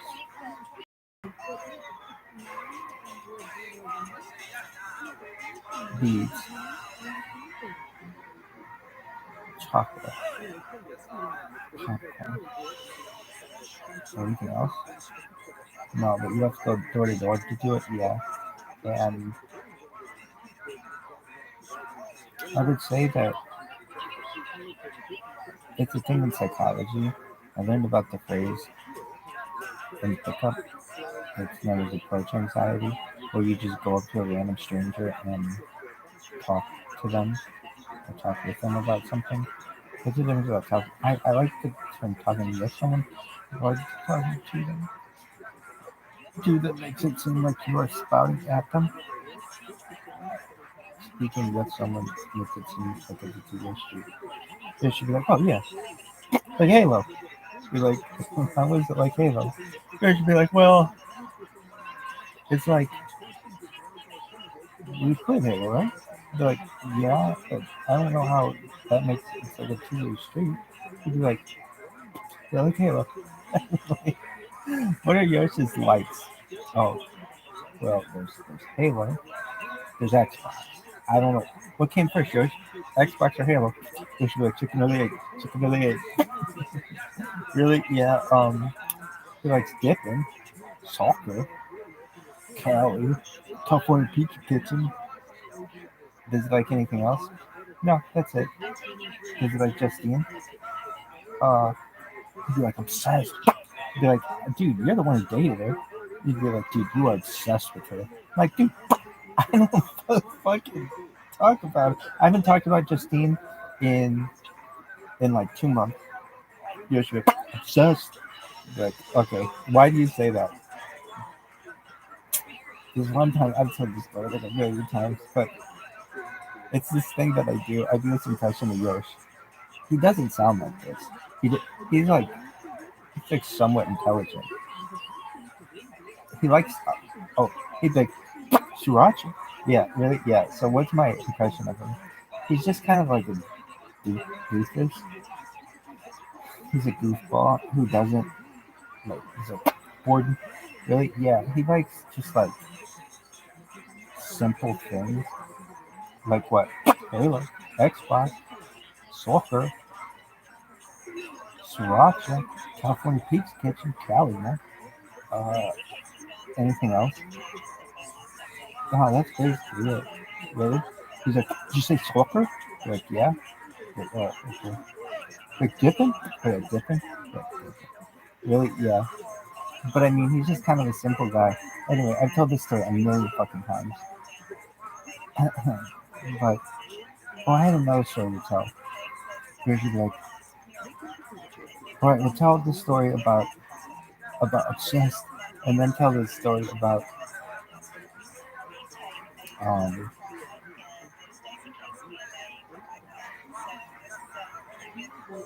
the story I forgot. Okay. GGW. Really, yeah. So what's the story about being obsessed? I gotta talk about Yosh and stuff. What would it be? I would have to tell like how I met Yosh and stuff. Not really, but like I gotta take a shit. And we don't have water. I turned the water on and nothing came up. And I don't know why. And at this point I'm too afraid to ask. So I'm just gonna let it go. But I might just take a shit in an empty toilet and just be like, well, you don't have water. I don't know what you want me to do. Anyway, he's like, alright, let's talk about what's obsessed. Well, I have to talk about people know who this is. Okay. You mean no, dude, I can't tell that story. I would have to give the whole background on everything. You have to know about Century Clubs and Players Clubs and all kinds of things. Anyway, so what? Okay, you should tell the other story. The one that you forgot. I told this story about too. I only have so many stories. That would be what my mom would say. She'd be like, she would say something like, I don't know, to like friends and close family and friends. She'd be like, I only have so many stories. Like, you know all my stories. Now you gotta go. Really, she wouldn't say that. People would stay for a long period of time. For Rizzy, yeah. But it would be like, you only have so many stories that are. I mean, I don't have that many, but I have this one. So Phoebe, how about I'm working at community and I'm working in financial institution as an intern. I'm trying to take a shit. Anyway, no, I'm not. I do not. Anyway, so it was like the first summer that I worked there, and people at a bank or financial institution have access to your transaction history, and sometimes, perhaps, people I know mine because I was super cool and stuff. People would like watch and see what I would spend my money, and like they keep tabs on me. Really, yeah. I didn't really care about that, but about what I did care was I didn't give a shit about that. But we get these guys. There's always men. Never once was a woman who would come up to the window and be like,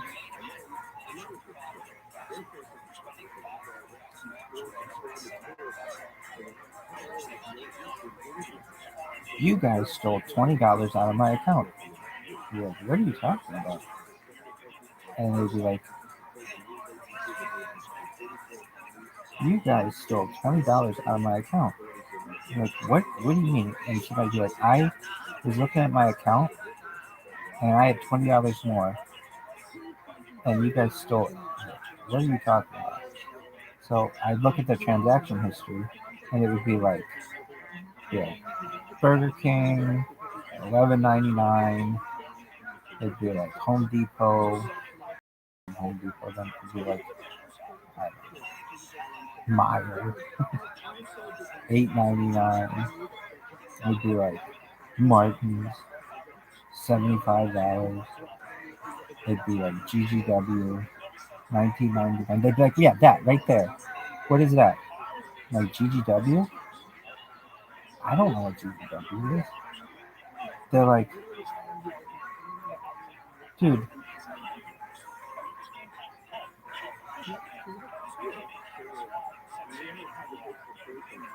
what are you talking about? They'd be like, GGW. What is that? I'm like, I don't know. You're like, $19.99. Now, a guy would be there with his family. He'd be at the window with his family, and his wife is like, what is this charge? The guy's like, I don't know. His kids are there, and they'd be like, I'd be like, well, I don't know. I'll ask my supervisor. So I go to my supervisor, and I'd be like, hey, this person's at my window, and they want to know what GGW is. I'm like, really? Yeah. And so if you don't know what GGW is, this is what GGW is. I love the steel drums that play. What's up, y'all? This your main man Hits, hanging down here in Honolulu, Hawaii. Reminding you to log on to www.bt.com every day for the best music news and reviews. Things like Harry President. Well, you know better than that, man. Nothing's gonna be like that, man. Wait, what is this? ootd.com. This. Join us as we make the rounds with sorority girls, college cuties, and the girl next door in the all-new Girls Gone Wild College Girls Exposed. It's hotter, sexier, and wilder than ever in this totally uncensored video packed with hundreds of beautiful real college girls, unbuttoned and out of control. It's not sold in stores and can't be shown on TV, but you can call now and get the all-new Girls Gone Wild College Girls Exposed on video or DVD for the unbelievable low price of only $9.99. Oh, $9.99. They will also send you the all-new Girls Gone Wild sexy sorority sweethearts absolutely free. Even we couldn't believe what these crazy young co-eds did when we handed them the cameras. And you'll see it all, raw, real, and uncut. Then preview other all-new Girls Gone Wild titles. Satisfaction guaranteed. Cancel anytime. You're waiting. Call 1-800-624-1771. So there's some fine writing down there. Use your credit card and you'll get sexy sorority sweethearts free. It's 1-800-624-1771. We see more action at girlsgonewild.com. All right, so that's what GGW was.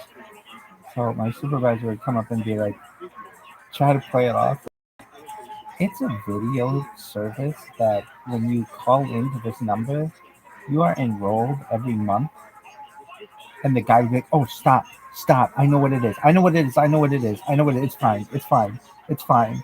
His wife would be like, what is GGW? It's fine. And all the tellers would be just laughing because he's like, oh, we got another one for GGW. So basically what they don't tell you in that is you're not buying just one video. It is like a subscription to a video service. It's very deceiving. Basically, you don't know that you're and back then it was $19.99. You don't, I mean, I gotta find one that says $19.99. Really? Dude, speaking, show another one, bro. Oh, you have to sign in to come from your that's bullshit. Fuck it. Fuck that shit. Fuck that shit. You gotta do that. It's not like any kid isn't like, oh, dude, I'm just gonna. late night commercials, Internet Archive. That's what it would be. Anyway, that's what they were. They were just girls going like this. And like, guys with, and they were only aired like really late at night on like random channels. Anyway, so this happened to me at least like 4 or 5 times, where a guy would come up to my window and be like, "What is GGW?" And be like, "I don't know." And after like 2 or 3 times, I started to remember, "Oh yeah, this is Girls Gone Live." And so sometimes people would be like, "Wait, there." I think there was one guy who was like, "Yeah, I ordered that tape, but it keeps charging me." And it's like, "Yeah, this is like a subscription. It's not just like a one-off. Like, you didn't buy this thing for $9.99. It would charge your card every month for $9.99, and they'd send you, I think, other videos every month or something." And they don't say that in the. It was very. I'm surprised the Federal Trade Commission. I mean, I didn't go after that guy. Douche. Anyway, why? Because it was very scammy. It's like if it says like buy it for $9.99, you're thinking you're getting 2 videos for $9.99 and that's it. Not that they're going to continue to charge your card every month, but it was something like you were enrolling in some kind of monthly sorority girl tape subscription. Anyway, I can remember some people would put like stop pays on that. Yeah, let's just stop there. Basically, like you've authorized your credit card to be used for certain service, but you can't contact the service for one reason or another, and you want those charges reversed. So you could like pay. I think it was like where I worked. It was some amount of money to stop pay on it. Anyway, that was GGW, and that was it's pretty common for like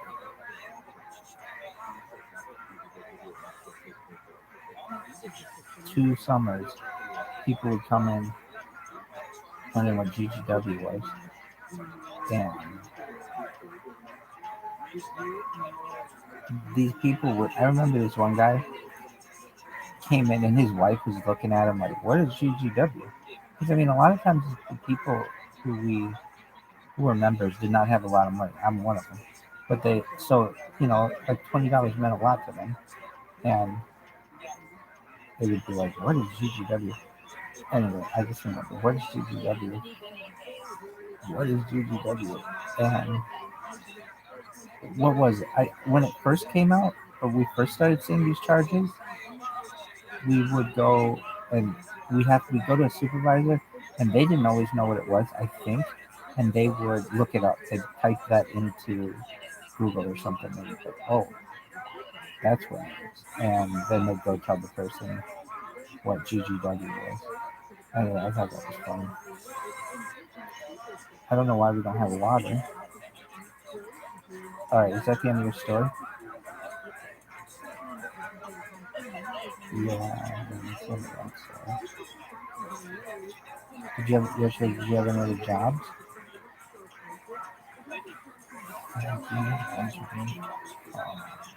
Really? No, I had delivering phone books, delivering paper phone books. Anything else? Yeah, I was a teacher. What should I do? I'm a teacher. Like, for how long were you a teacher? Talk about being a teacher. Alright, so I was a teacher in the Mishawaka public school system. My aunt was a teacher at Mishawaka High School, and I wasn't doing anything with my life. And she said, it's not that hard. You have a degree. It's not that hard for you to substitute. All you have to do is go to one class. You have to pass like a background check, and you then are able to be a teacher. And she's like, it's not that hard. All you have to do is basically babysit them for whatever amount of time. And she's like, you don't get paid that well, but at least it's something. So I was somewhat hesitant to do it. But she she was somewhat persistent to be like, look, you need a job and we need teachers. So why don't you? I was very hesitant because my face was very scarred, and I wondered if I'm gonna. I was just for anyone. I didn't want to be. I didn't want to be in public. I did not want to show my face. And but it was like it was a professional job, and I figured, okay, maybe I can do it. And so I go to the class that they want me to go to, and they don't really. It's not like I forget the lady's name who kind of was like the administrative assistant there, but I thought she was good at her job. And um, the the the class where we had to go was where um, the school corporation was located. Now this is not Pawnee School Corporation. Pawnee School Corporation is rougher than Mishawaka. Mishawaka was a really good school district, I thought. And I was really surprised. I thought it would be. Um, I'd always heard public schools rough. I'd never been in a public. I don't know if I've ever been in a public. I had played basketball practice, but I didn't spend really. I'd never gone to public school as grade school, junior high, or high school, so I didn't really know what it would be like.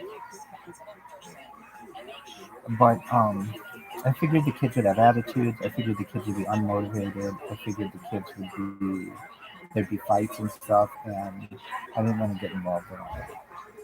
So, but it was not like that at all. So I went to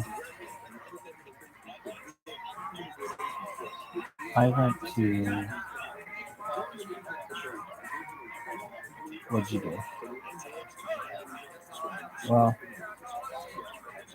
I went to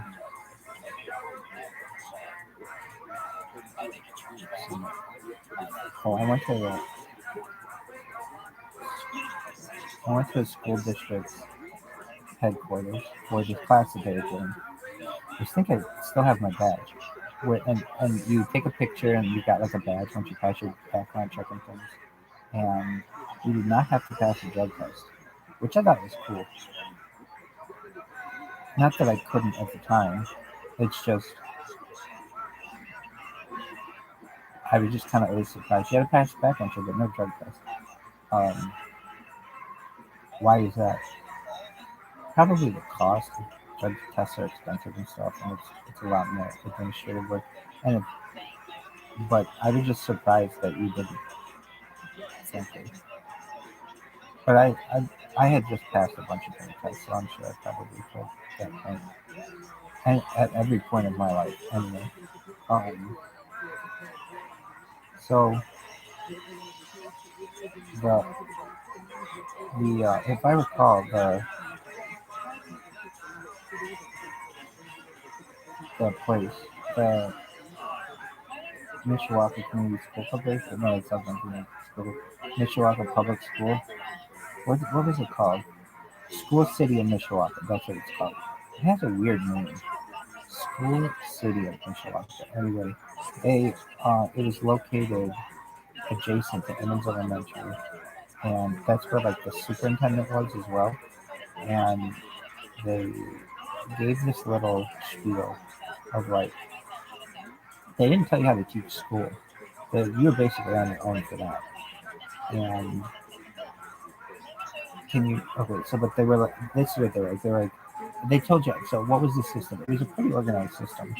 You would log into a compute. Like, let's say you wanted to work, you could log into a computer system, and they would have openings. And I think you could also get text messages or something if they had an opening or email or something, if an opening came up. And so people would race to try to take these positions on a daily basis. So you'd wake up at like, or maybe the night before, like there'd be a teacher who'd be sick or didn't want to come to work or whatever. And so they would call out and they put themselves in this database. And you could see that, I don't know, Mrs. Jones's third grade class needs a teacher for like half a day or a full day. I think it paid $70 a day, which was somewhat low paying, but it was like whatever. Anyway, it was experience. So what'd you do? I like I got approved to be a teacher, but I didn't start doing it right away. I would, and this is the truth. I would log into the website and I would be like, there aren't any positions available. My aunt would be like, well, get on the email list or get on the text message list. And I don't think I have a cell phone right now. But she'd be like, I mean, I know. She's like, just stay on the website in the morning, and chances are someone in the entire school corporation is going to be calling off that day. I mean, it's a big school corporation. It's not huge, but it's pretty big. So you just be on the lookout and then take one of those positions. So I was just hesitant and reluctant to want to do it. But, because again, I just didn't want to face people. Anyway, I remember the first position I saw was, that I ever took, was as a special needs assistant at Emmons Elementary. And I remember being very intimidated to go there. Even though I wasn't teaching school, I felt like, you know what, I'm going to start off easily, see what it's like. And I think I could probably be a special needs assistant, whatever that is, for like and so it was really surprising to me. When I was in school, well, kindergarten was different. Kindergarten, we had Mrs. Something. I always forget her name. Mrs.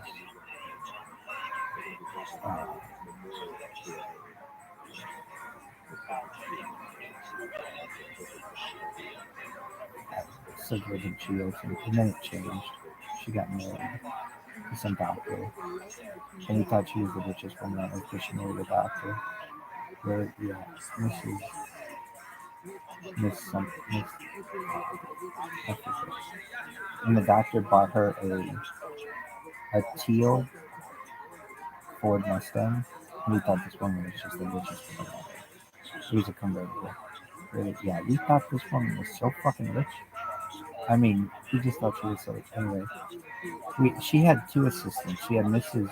Ostriker and Mrs. O'Connor. Anyway, and they would help with the kindergarten. But in first grade, second grade, third grade, fourth grade, fifth grade, sixth grade, all the way, the rest of the school, there would be one teacher for like 30 students. And at least as students, we were all really well behaved, I would say, in school. I'll say this, and if I'm wrong, call me out here. There were no kids who had autism in the entire school. None. There might have been kids who had like ADHD or were like hyperactive, but no kids had autism. Now it was a private school, so it wasn't like just a random collection of kids. So I didn't really know what the fuck that was. I still don't really know what the fuck it is. But it has become incredibly more common. And it keeps growing. Anyway, so as a special needs kid, or a special needs teacher, I figured I'd be working with somebody like that. And we went into, so I remember, I'm like really scarred, and on my face, and it's causing like, truthfully, like social anxiety, where it's difficult for me to look people in the face, especially just like kids and stuff, of course. But I ended up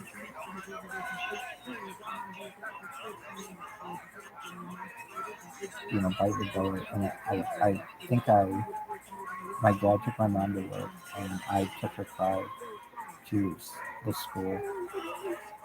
And what did you do? So it was at Emmons Elementary. I remember someone going in and going to the office. That was the thing they told you in that little meeting, the first meeting that you have. You go to the office and you check in, and they'll tell you where the classroom is. So I go in the office and I'm like, yeah, I'm here to be the special needs assistant. They're like, oh, the classroom's like down the hall to the other left. It's the first grade class. So I go in and there's a teacher there, really cute teacher. She's married, I remember that, but I don't remember her name too much. But I see her a lot. Anyway, I explained to her who I was. I was there to be the special needs assistant. And she said, okay, you're going to be working with this boy. Like, she knew who I was, with whom I was working. And she said something like, basically, I remember saying that this was my first time doing this. And I said, I was here to help, basically. Anyway, she was like, okay, well, I'll teach. We're learning, I don't know, shapes or whatever the fuck. Yo, something's gonna happen on the other. Anyway, and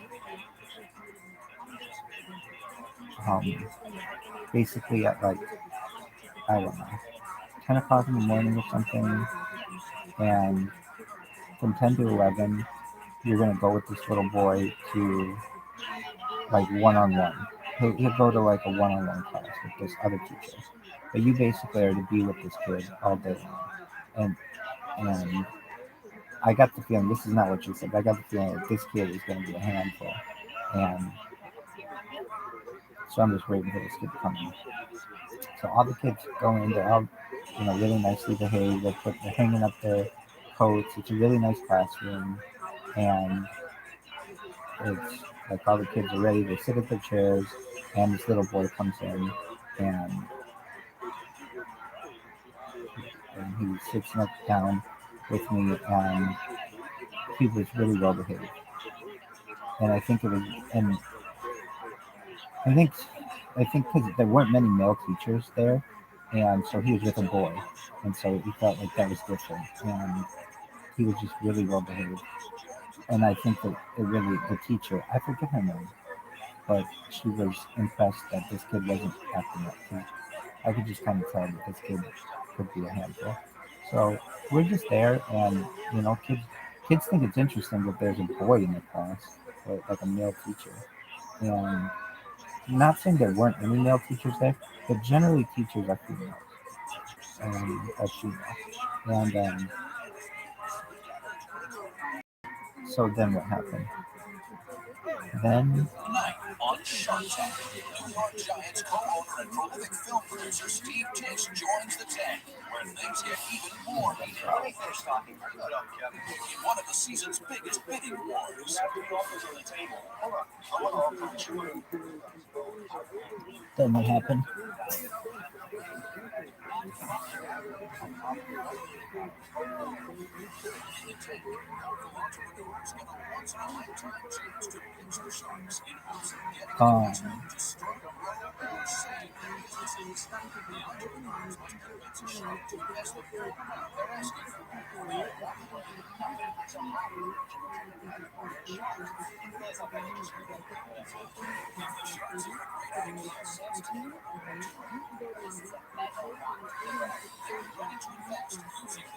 What am I going to go?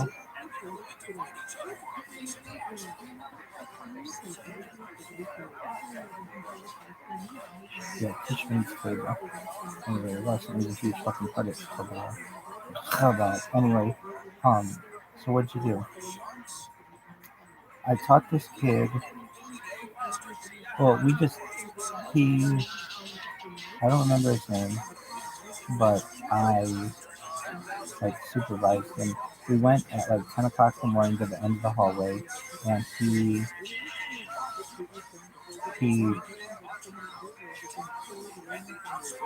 I don't know, played with shapes or did speech or something like that. And then we went back to this classroom and with the other kids, and then it was time for them to have like lunch. And you didn't sit with them at lunch, if I recall. You just got them to the lunchroom, and then the lunchroom helpers would help, and then you could eat your own lunch. And I don't think I brought anything, but they had like an honor bar or something like that. Maybe not. They had like an honor bar for coffee or something. What's an honor bar? Basically, like if you put $1 into a cup or something, and then you can take a candy bar or a cup of coffee or something like that. It was something like that. And I remember the teacher's lounge was small, and so I went in there when the teachers were there, and I remember I'm not going to tell a story now, but there's one teacher there, and I told her this story about me that probably blew her mind. Like, what the fuck is this guy doing here? But anyway, I remember they had a single stall bathroom for teachers, and then it was like the kids were done with recess, and then they came inside, and I just spent the rest of the time with the kid, and he might have gone like upstairs or something like that, but I just go with him wherever we went. And at the end of the day, I remember the teacher was like, "Oh my God, he was so good today." Like, and I'm like, "Well, I was really fortunate that he was good." So it was a pretty easy first day. I remember getting off at 3. It's like, this is a short day. I mean, you're here at 8, but you're done at 3. It's like a 7-hour day. It's not that. And, usually I was used to working till 5:30 or something like that. And she's like, all right, well,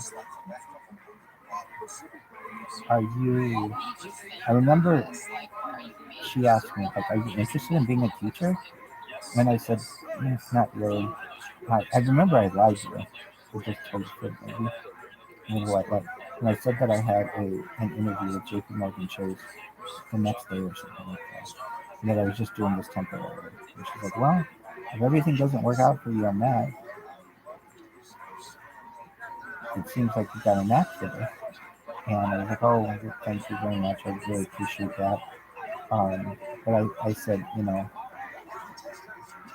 I don't really know what my schedule is going to be, so perhaps I may do it longer than I know. But education is really not my background. But she's like, well, I mean, at least she had a good first day. And so she was really nice. And she's a cute lady. And so then I left the classroom, and then I went to the front desk to sign out. Or I think you had to sign in and sign out. Anyway, so that was my first day. I don't remember like every single day that I taught. I didn't teach that much though. Meaning I didn't teach like every day. I would kind of pick and choose when I would teach. Sometimes I did. But there were at what schools did you teach? I taught at Emmons. I taught at Liberty. So Emmons is in Mishawaka from like First Street or something like that. There's Emmons. I taught at Liberty. That's on it's like where there's like veterans. I think my cousin lives close to them now, but it's like these veterans. 2 cousins live there or something. It's like this veterans park. It is off of McKinley. I taught at LaSalle, which is off of I forget the street, but it's also in Mishawaka.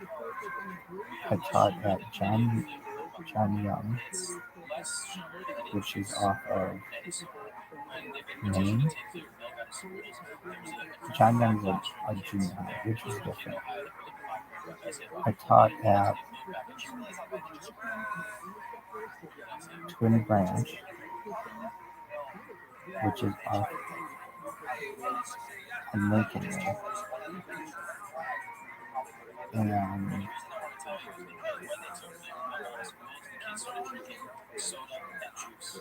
where else?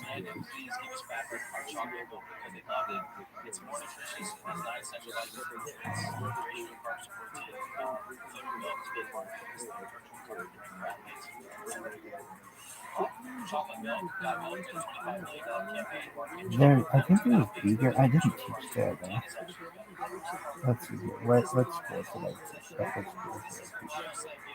The administration centers on Main Street, elementary schools. So doors open at 8:15, classes start at 8:30, dismissals at 3. Battelle. So I did not teach at Battelle. Why? That was some kind of different kind of school. I think. Maybe not. But I didn't teach there. I didn't teach at Bethel College kindergarten medicine. I did not teach at Beaver. No. Secondary school. What? Elementary school. Preschools offered at Beaver and LaSalle and okay. Now I know what Beaver is, I think. But I didn't teach there. So I didn't teach at all school. John Young Middle School, Mishawaka High School. Wow, they don't have all their schools on here, unless they closed a bunch of them. But I don't think so. They would have had to close like a bunch of them. Maybe their website's wrong.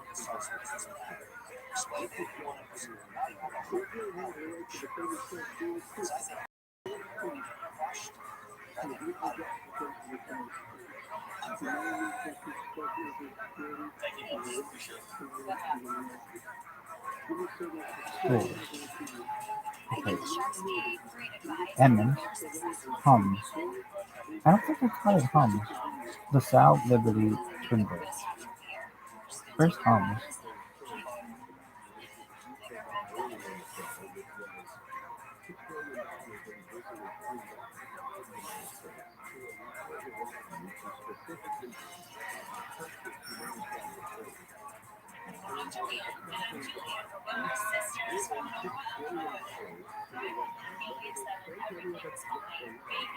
Where is it?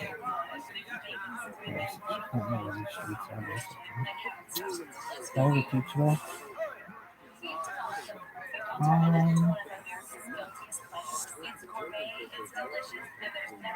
I don't think so. So I didn't teach at all the schools, but I taught it. Twin Branch, Liberty, LaSalle, Emmons, John Young, Mishawaka. And so I remember I would kind of rotate where I would go. Where else did you teach? Well, I'll just talk about each one where like the experiences I had there. So at Emmons, I remember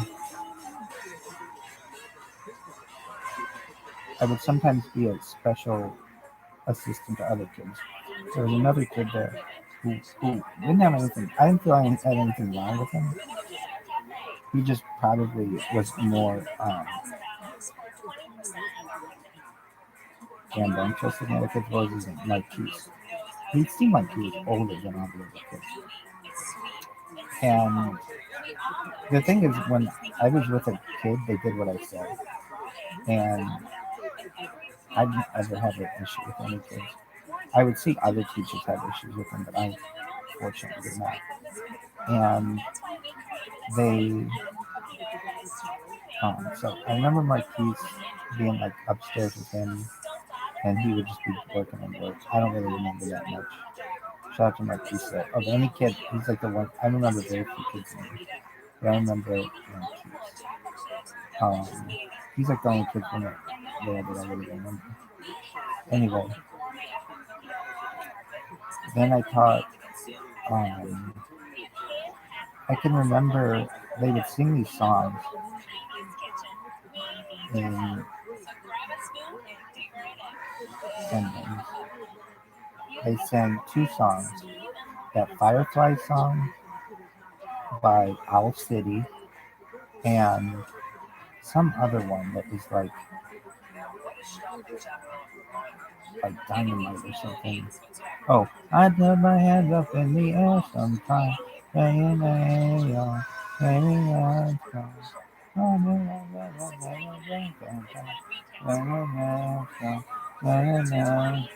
But they used the kid bop version. We're gonna go fun like it's dynamite. I remember that song, and these kids would sing and do all these hand things, and it was cute.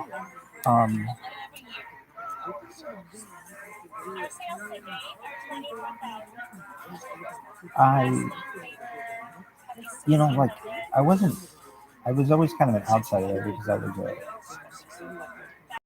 substitute. But I remember a couple of the teachers talked to the principal and asked him to recruit me to work there. He was a nice guy, and I just explained to him that I didn't want to be a teacher the rest of my life, basically. That this was just a temporary thing. And he said, that's fine, but if you are interested, we would love to have you here at school. And I thought that was a really nice compliment. You remember what the school was like? Yeah. They had, what did they have? I remember one of the times we went into gym, and so I got to learn a lot of gym games, and what you do to keep kids active and stuff. That's cool. And when I was teaching there, it was kind of during the winter, I think, like early in the spring or something. I forget. But then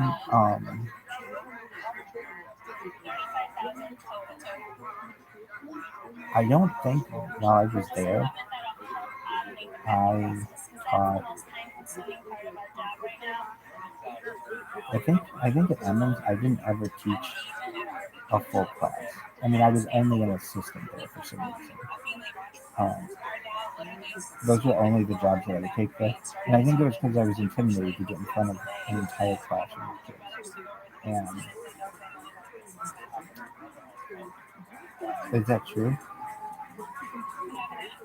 I think so. I mean, I taught like first and second grade there, and maybe like third and fourth. I taught within the school. Okay, so but it was a lot of special ed kids, and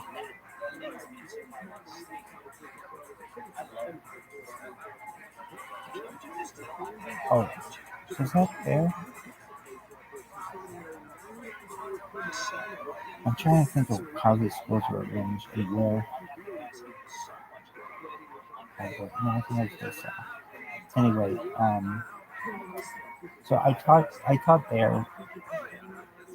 I don't know, for some of the year, and then there were some positions available at LaSalle. So I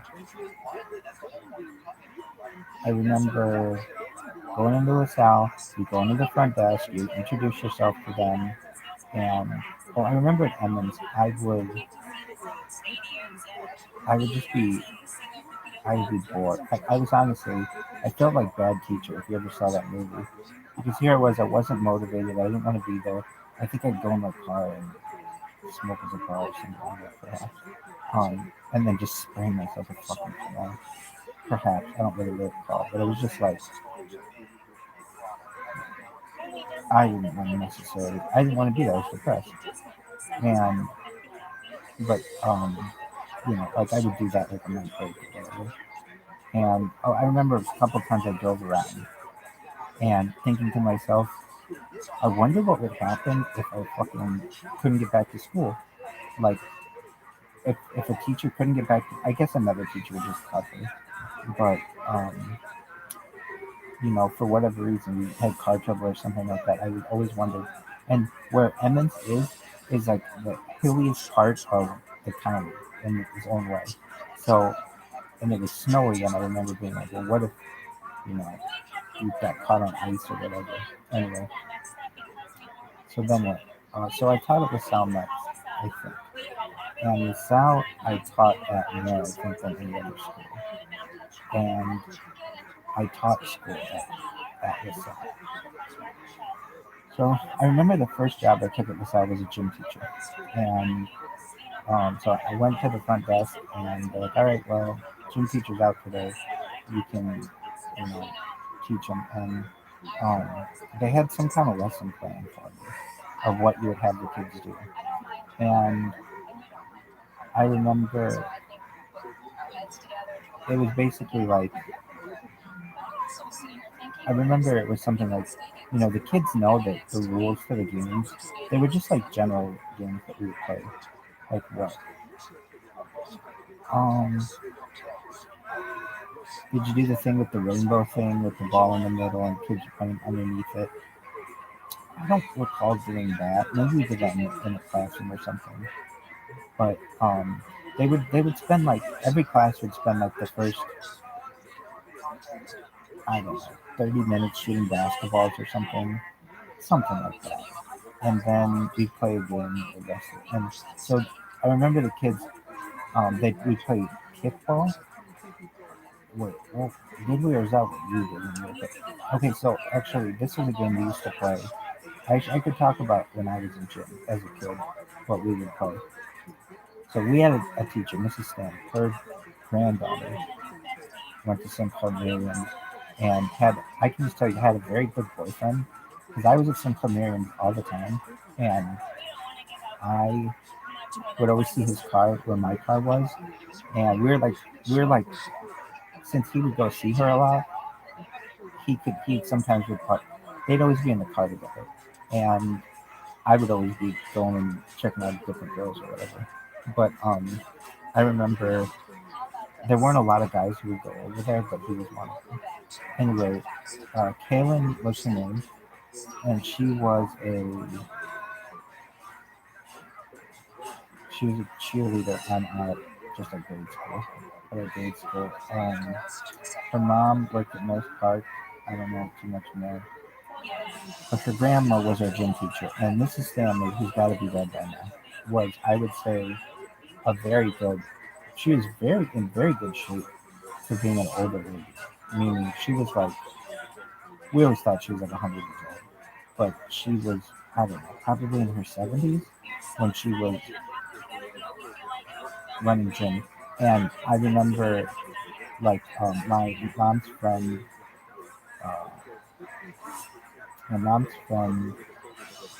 Nancy had two daughters who also went to my grade school, and they were like, I don't know, 20 years older than I was, maybe. And what are their names? Monica and something with an L. Monica and Linda, Laura, stuff like that. I forget. Lisa, Monica and Lisa. Anyway, and they would say that Mrs. Stanley was there when they were there, and then they knew people who were 20 years older than they were, and Mrs. Stanley was there. She'd been teaching that for like 50 years. I think she did teach that for like 50 years. Anyway, my aunt taught at Mishawaka for 40 years. It was a long time to teach it. So Mrs. Stanley, she taught for like 50 years. And what games would we play? There were a bunch of them. And I think she was good at her job. We loved gym. Every kid loved gym. Well, I shouldn't say that. Every kid loved gym until I think girls started doing it periods. And then girls would always want to play. But before then, we loved gym. It was such a fucking high. I think we'd have gym twice a week. And what would you do in gym? Well, what was it called? There was a thing that we did in kindergarten that was, it was called like, it wasn't gym, it was motor skills or something. It was kindergarten and first grade. It was called motor skills or something, where there were different stations, and the parents were asked to come in if they could and run a station. And so my my mom would run a station, and all the moms would run like a station at some point if they could. And the moms who didn't work could be there more. I remember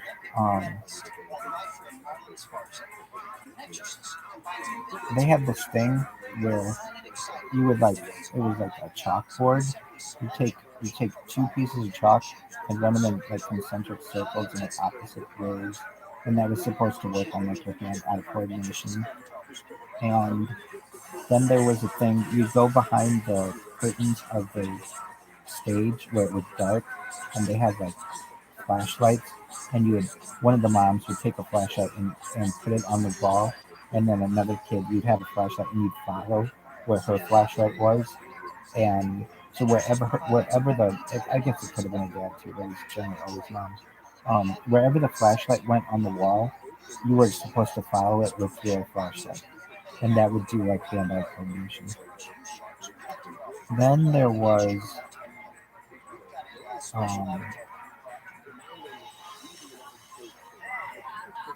they had monkey bars. Now monkey bars and I had an interesting relationship.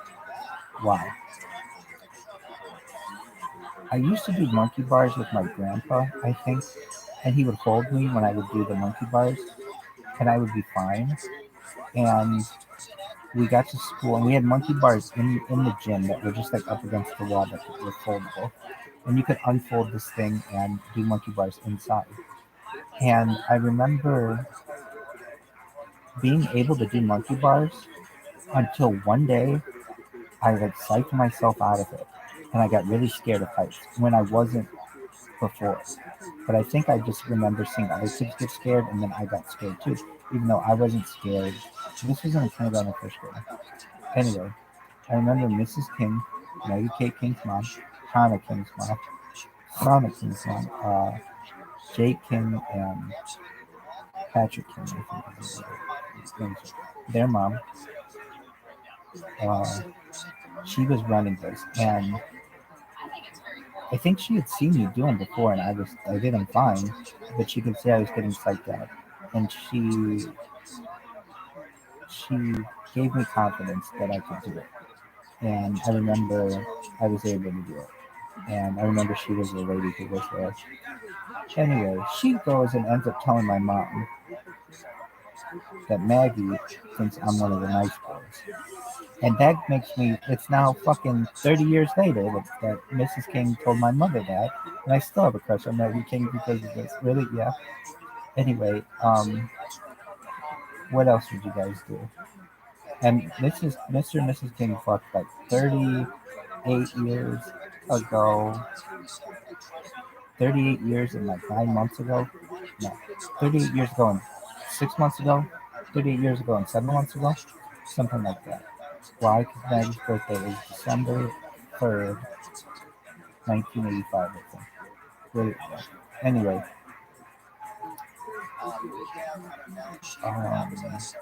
what else did we do? I forget the name of this class. It wasn't normal gym. It was called centrifugal motion or something. That's not the name of it. That's a type of physics. But it was called perpetual motion. No, that's a machine that doesn't stop. It was called some kind of motion class. But the parents were asked if you could. Now there were some, not a lot. There were some single parents in our school, and so they usually couldn't do it. But most of us came from two-parent homes, so I mean, like both my parents worked, but my mom could or my dad could kind of choose their schedule to some extent, and so they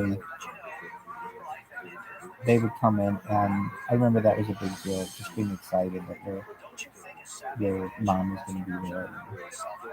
I don't know. What else would you guys do?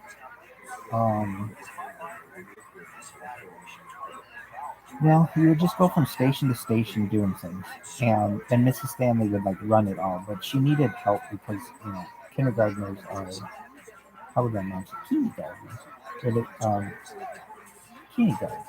That's how people would say it. They would, and my mom knows it's kindergarten, but she would just kind of say it in a funny way, kindergarten. Anyway, they would know that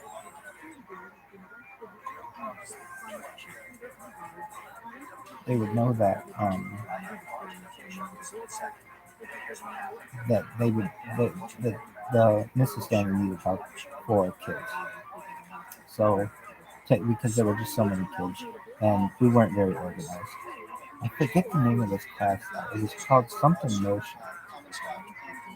Anyway, and then you got to meet the parents of like your friends and things, and whatever. Anyway, then in like first grade, in second grade, third grade, you could wear your uniform. We all wore uniforms. So you wore your uniform in like first, second, third grade. What were your uniforms? White shirt, blue pants. Eventually, you were allowed to wear khakis as we got older. And then eventually you got to wear corduroys, which became super cool. Even though they were like from the 70s, it was like just to wear something different. So it was always a white or blue shirt. You could wear a blue shirt too. Did you have any blue shirts? No. I just had white shirts. White shirts and blue. But like basically at one time in our school, every kid basically wore white shirt and blue pants. Some wore blue shirts, and everybody had navy pants. So I knew all I did was wear navy pants for like a long time. Long time. When we could wear khaki pants, I would, but then I wore navy pants every day of school. From kindergarten, you could wear whatever you wanted. First grade was navy blue pants. Second grade was navy blue pants. Third grade was navy blue pants. Fourth grade was navy blue pants. I think fifth grade you might have been able to wear khakis. Sixth grade you could wear khakis. Then I went to another school where I had to wear a uniform, and you not only had to wear navy blue pants, but you had to wear this company called Dennis. You had to wear those pants, and that was sixth or seventh grade through high school. So I wore navy blue pants like every year but two, every single day. And my mom always made sure my clothes were clean every night before. And I always thought all the kids were like that, but no, some of the kids, if your clothes aren't, so it was an expectation to me that I should wear. I mean, look at me now, it's fucking way different. But like if you have an event, or not event, every single day, like it was just strange to me that anybody would ever wear clothes twice in a row without washing them. Because I was just so used to my mom always make sure I had clean clothes. Anyway, with these pants, we didn't have I mean, we would grow. You go through a growth stage. So my mom would hem my pants. She'd be like, your pants are too long, so she'd hem my pants. That was always a big deal. She'd have to measure me and hem the bottoms of them. And then I would end up tearing out the hem, and she'd get mad at me for doing that. Anyway, here's what I ended up.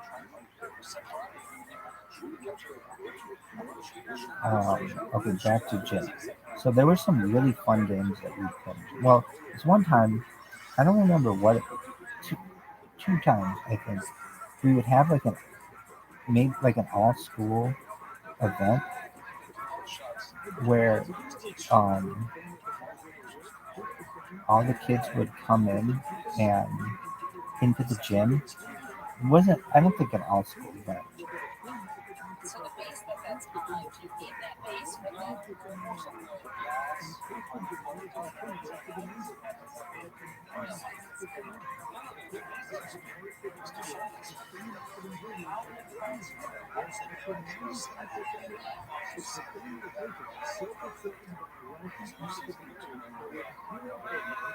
it doesn't fall over.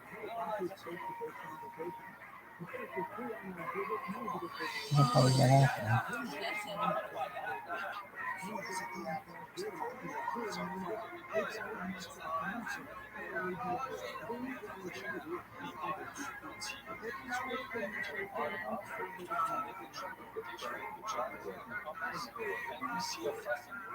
Oh, I've never seen that. That's cool. Fuck. Anyway.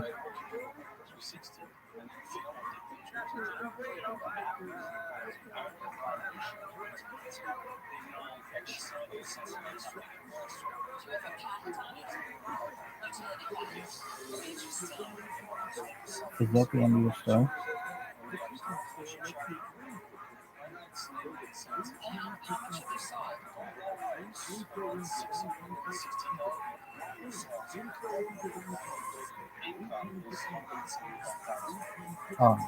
What? Okay, so then in first and second. Oh, so then in fourth and fifth grade, and sixth grade,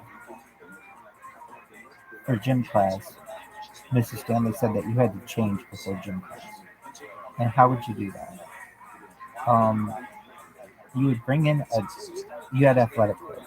And so I remember I wore the same, everybody would basically wear the same clothes, but kids were starting to go through puberty, and your sweat glands would cause you to get really sweaty. And I had, kids wouldn't change, kids would always wear the same like gym clothes basically, but you would change in this little bathroom they had at the gym, and you wouldn't change your underwear or anything, so you weren't completely naked, but you'd change from your pants to shorts. And I remember I had these Nike shorts that I thought were cool, black Nike shorts, and I always had this university shirt. It would be like the head was cut off, and it would say future quarterback, and it was a Notre Dame shirt, and so I wore that until I outgrew that, and then I had this shirt with Holtz on it with the team that was like kind of blurry, that I remember we got at the bookstore, and I wore that for a few years. Anyway, and I wear these black Nike shorts, and then I think eventually I got these blue Adidas ones that were really cool. Anyway, I can just remember this. I was in fifth grade or something, and oh my god, and we were supposed to. I think we had gone on winter break or something. So you'd sweat in these clothes, and normally you wouldn't wash them. You would just put them in a bag, put them in your locker, and then when you had to, you go change back into your clothes for school, whatever. And this was just the thing. But I remember, I don't know what the fuck it was, but I put my clothes in the bag, let's say in December, and when I got them out in January, they smelled so horribly. It smelled like spilled milk or something. Like, it wasn't even like BO. It was disgusting. It was absolutely disgusting. And I remember being like, well, I gotta wear these things. And I put them on, I just smelled so bad. I remember taking the clothes home. My mom was like, what the hell happened to those clothes? And I left them over break, and I think I had sealed the bag. So like this just terrible smell built up in the bag. Anyway, we had gym up until sixth grade. My junior high and high school did not have gym, but we had recess. That was different. Okay, I can talk about recess forever. Okay, so gym. What would you do in gym? Because this is all going back to me teaching gym. We had this game called. We had some different. We had this all school. I don't know if it was all school, but like maybe the younger generation, where we would, I think it was our class and the class above ours, something like that. Yeah, that's what it was. That would come in and they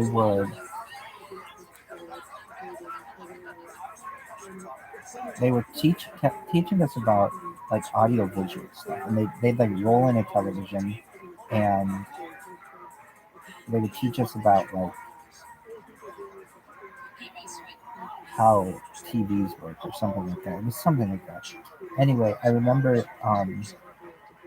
they asked for volunteers for a special project or something, and everybody's raising their hands, and they chose my friend's brother Kevin as the volunteer.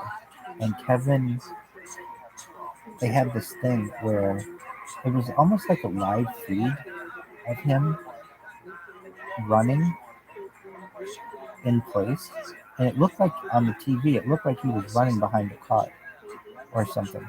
And he came out, and when he was done, and we were like, "Whoa, how did you do that? It looked like you were outside, like running."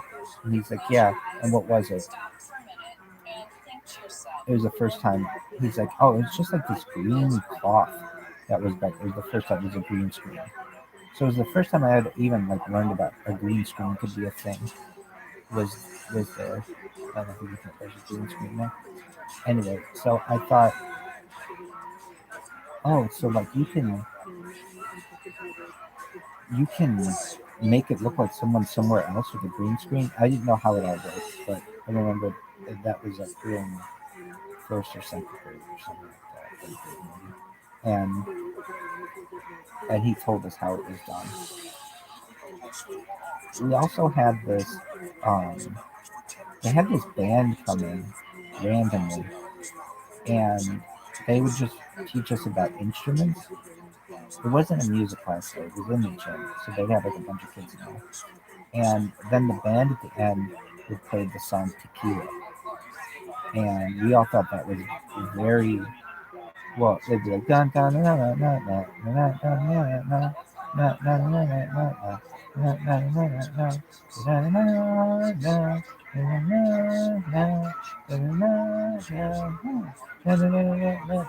Tequila. All the kids laughed like crazy. And I didn't know what tequila was. And a lot of kids didn't.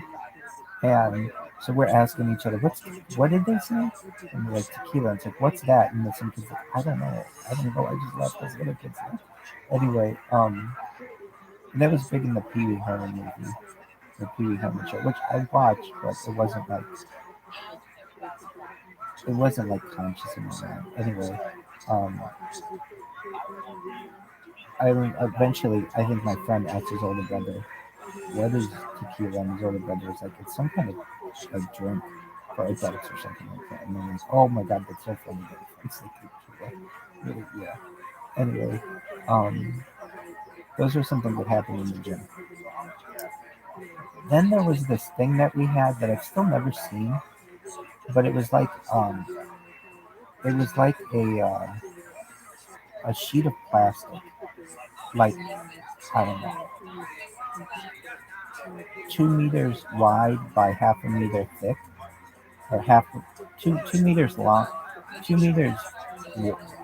You go side to side, so it was like 1 meter, 2 meters wide and half a meter tall, or something like that. Not tall, I guess long, whatever. It went on the floor. It was just a piece of plastic, and it was this exercise thing, and you could put on these special booties and slide almost like a frictionless surface on this thing, like ice almost, because of how these plastic booties would interact with the floor. And so I think we all got to try it, but we'd watch the other kids. Now, why would, on very few occasions, but it was like, it still sticks out in my mind how cool this was. Very few occasions. Well, so we couldn't go outside in the winter, for the most part. No. So everything was indoor gym is what we called it. But on a few occasions, I want to say in maybe second grade, and we only maybe saw this in first grade or something. But there were two kids. I forget them. Danny and Raphael. What was their last name? Masterson, Raphael Masterson, or something like that. They lived very close to the school. Their mom sometimes would help Mrs. Stanley, and they would roll in a television into our school or into the classroom, and DDP baby. Anyway, they would have this Nintendo Olympics. It was the only time we ever got to play video games in school. But it was very. They had this pad. I can show you what this looks like. It was the biggest fucking deal.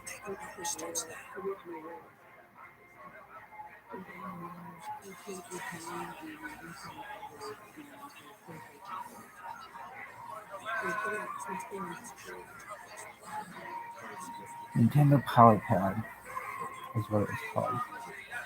And so it looked like this. And basically you would step on these little, like, number 1 and number 2 were a person, and number 5 and 6 were a person, 9 and 10, 3 and 4, 7 and 8. Okay, so there could be like 6 people on this thing. So I think we only ever allowed to stand 1 or 2 at the same time. But basically, you would take your feet and go back and forth as quickly as you could in these. I forget the name of the game.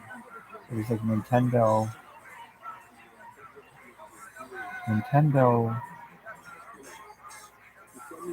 Olympus.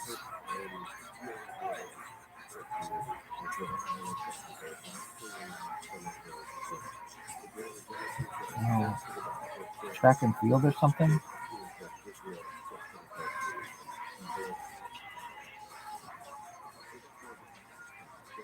It's called track and field. No, it wasn't using the search. It came out as an Olympics. Okay, so it was called track and field. They had a 100-meter dash, a long jump, javelin throw. So I remember the long jump, you like jump in the air or something and then land on this thing, and then your guy would go further and further. Javelin throw, 110-meter hurdles. That one you'd have to jump. Hammer throw, high jump, and it looked like this. But back then, those graphics were amazing. And this was the one I remember, 100-meter dash. So you'd have 2 people competing against each other, going like boom, boom, boom, boom, boom, boom, boom, boom, boom, boom. And the gameplay could accommodate up to 4 players who compete in pairs around the world. Anyway, it was like as close to augmented reality or virtual reality as you could get back then.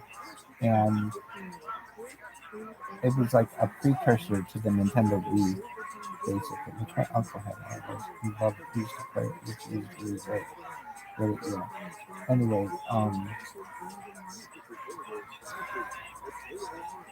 so that was not sometimes, it only happened like 2 or 3 times that we got to play video games like that, maximum.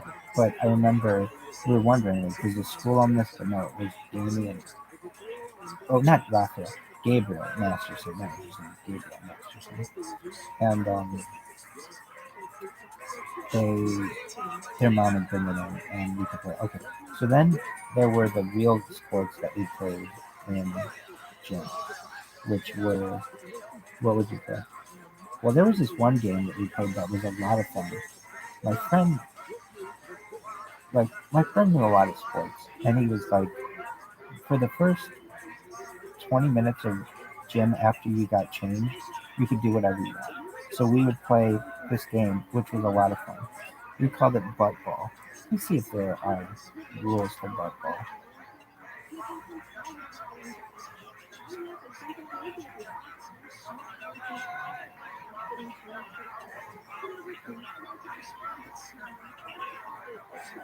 Because your credit payment won't go away. Played for many years and kind of doing the kind of thing. What are the rules of butt ball? Where do you come from? In my grade school, we played a game called butt ball. The rules are simple. A group of kids would throw a ball, either a tennis ball or a racquetball, at a wall. No, we played with a volleyball. Then everyone would try to catch the ball with one hand only. If the ball hits you or you drop it while trying to catch it, the other players can grab the ball and try to hit you with it before you make it to the wall. If you are struck, you have an out. Once you have 3 outs, you have to bend over against the wall, and everyone gets to throw the ball at your butt, hence the name butt ball. These were the general rules in Pittsburgh in the 1980s. We also call it wall ball too. Um, some of the rules were kind of weird, but basically, how we played is you threw the ball against the wall and try to catch it using one or two hands. We could use 2 hands. Whenever you caught the ball, you had to throw it from. If you didn't hit the wall where wall when you threw it, someone caught the ball. What the hell is this? Okay.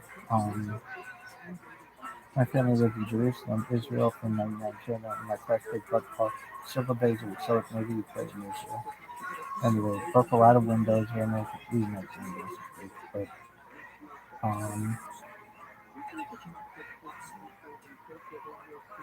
wall ball. You had to spread equal facing the wall, or you could cut the balls and face players. Okay, so the way that we played it, you'd have like one person. Okay, so like say you were looking at this at the side, you'd have one person up against the wall. Oh wait, is that how it works? Shit. Let me read that. I just remember. Okay, but what does it say? Okay, you try to catch the ball with one hand. The ball hits you, you drop it while trying to catch it. Other players can grab the ball and try to hit you with it before you make it to the wall. Okay. If you are struck, you have an out. Once you have 3 outs, you have to bend over against the wall and everyone gets to throw the ball at your hence the number. Okay, what was this? Whenever you caught the ball, you had to throw it from. Okay, you had to throw. That's a complete sentence. Okay, if you didn't hit the wall when you threw it, someone caught the ball, then you sprint to the wall and touch it. During this time, people either throw the ball against you or at the wall. If the ball hit you, that's it. Part of the challenge was that when someone started running, someone would mess up and get out because you had to be quick. Once the principal went in the booth and threw down the tennis ball, lost. We didn't play small balls like that.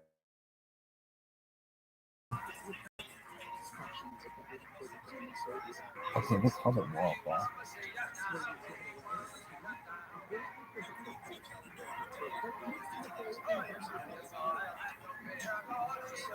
Okay, so here it is. The game begins with one player serves the ball by hitting the ball towards the wall. The ball must bounce one time on the ground before it reaches the wall. The receiving player must let the ball hit the wall and bounce once before returning it.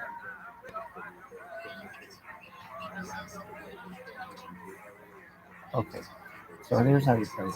Okay. Throw the ball against the wall. Find a large flat wall with a hard floor and no windows, potentially, and decide who will start the game.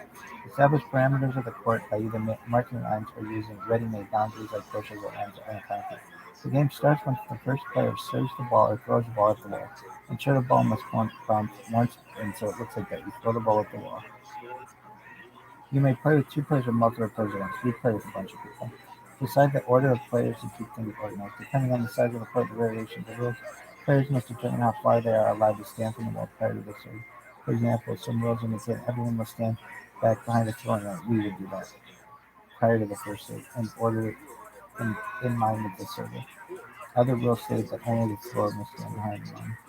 Okay, that's what we do. Do not choose a wall that may damage your close right damage like the windows or cars. It is not a wall where the ground is slightly declined towards the players. No, it's not that. But anyway. So it's kind of like this. So we didn't play in the corner. that's kind of what it looks like. Allow the next player to receive the ball. As a receiving player, allow the ball to bounce once after it has hit the wall and then return it. Return the ball by hitting it with your hand and letting it reach the wall directly without bouncing the ground. Follow the order. If you're first, that means you're the server. Serve the ball. If your turn is second, third, or fourth, you may play the ball out of order. If you play the ball out of order, you are out. Play until the ball is out.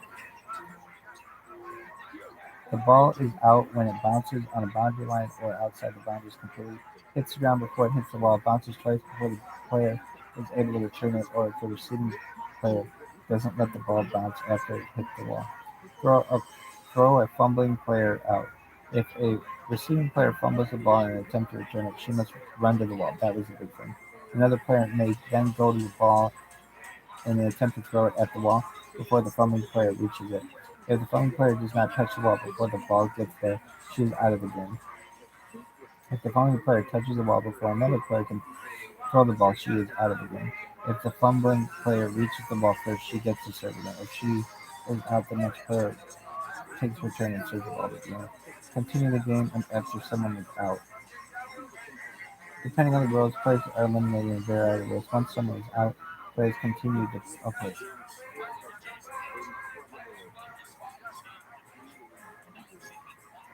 If the thrower is out because another player touches the ball, okay, so do you remember how you played? It was something like, okay, you'd have, I don't know, one person would throw the ball at the wall and it would bounce once, another person would catch it. And then another person, that person would throw the ball, it would bounce once, and you'd all be in a line doing this basically. And you'd go in order. And if you would try to like throw the ball within the area, I mean, I guess it depends how you're playing in the area, but basically the way we would play is it was basically like if you're the wall, you'd be seeing the ball bounce like this basically. It would bounce once and you'd catch it. If you fumbled the ball, you had to, maybe it was on the third time or something, you had to go up to the wall and then all the kids would got a chance to throw the ball at you and hit you on the butt. And it was called butt ball. Anyway, I don't remember the rules all that well. I'm sure at a later time you can be more specific, but I remember our friend taught us that game. And so we would play that sometimes, and we were all really excited to play it because it was fun. Then Mrs. Stanley came and saw what it was, and she thought that it was a pretty organized game and it had rules and things, but she did not like the fact that one of the kids had to turn around and the ball had to be thrown at their butt. I think she thought that maybe one of the parents wouldn't like it if, a kid came home and was like, yeah, I got bullied or whatever, getting the ball thrown at my butt. So she told us we couldn't play that game. Anyway, but that was just during the beginning. So then what would you guys do? We played basketball and we had hoops they had hoops. But then we had hoops that were smaller for kids and we'd play on those hoops. Now there were some games that we played that I recall. Then so you got to do like okay, that was indoor gym. There was indoor gym and outdoor gym. So if we had outdoor gym, there were two games that I think we played. An outdoor, what else? Well, we had a jungle gym. That's what we called it. But it was a playground. It was made of wood. It was on the corner of Ironwood and Jefferson. And this thing was a splinter nightmare. It had all kinds of splinters all over it.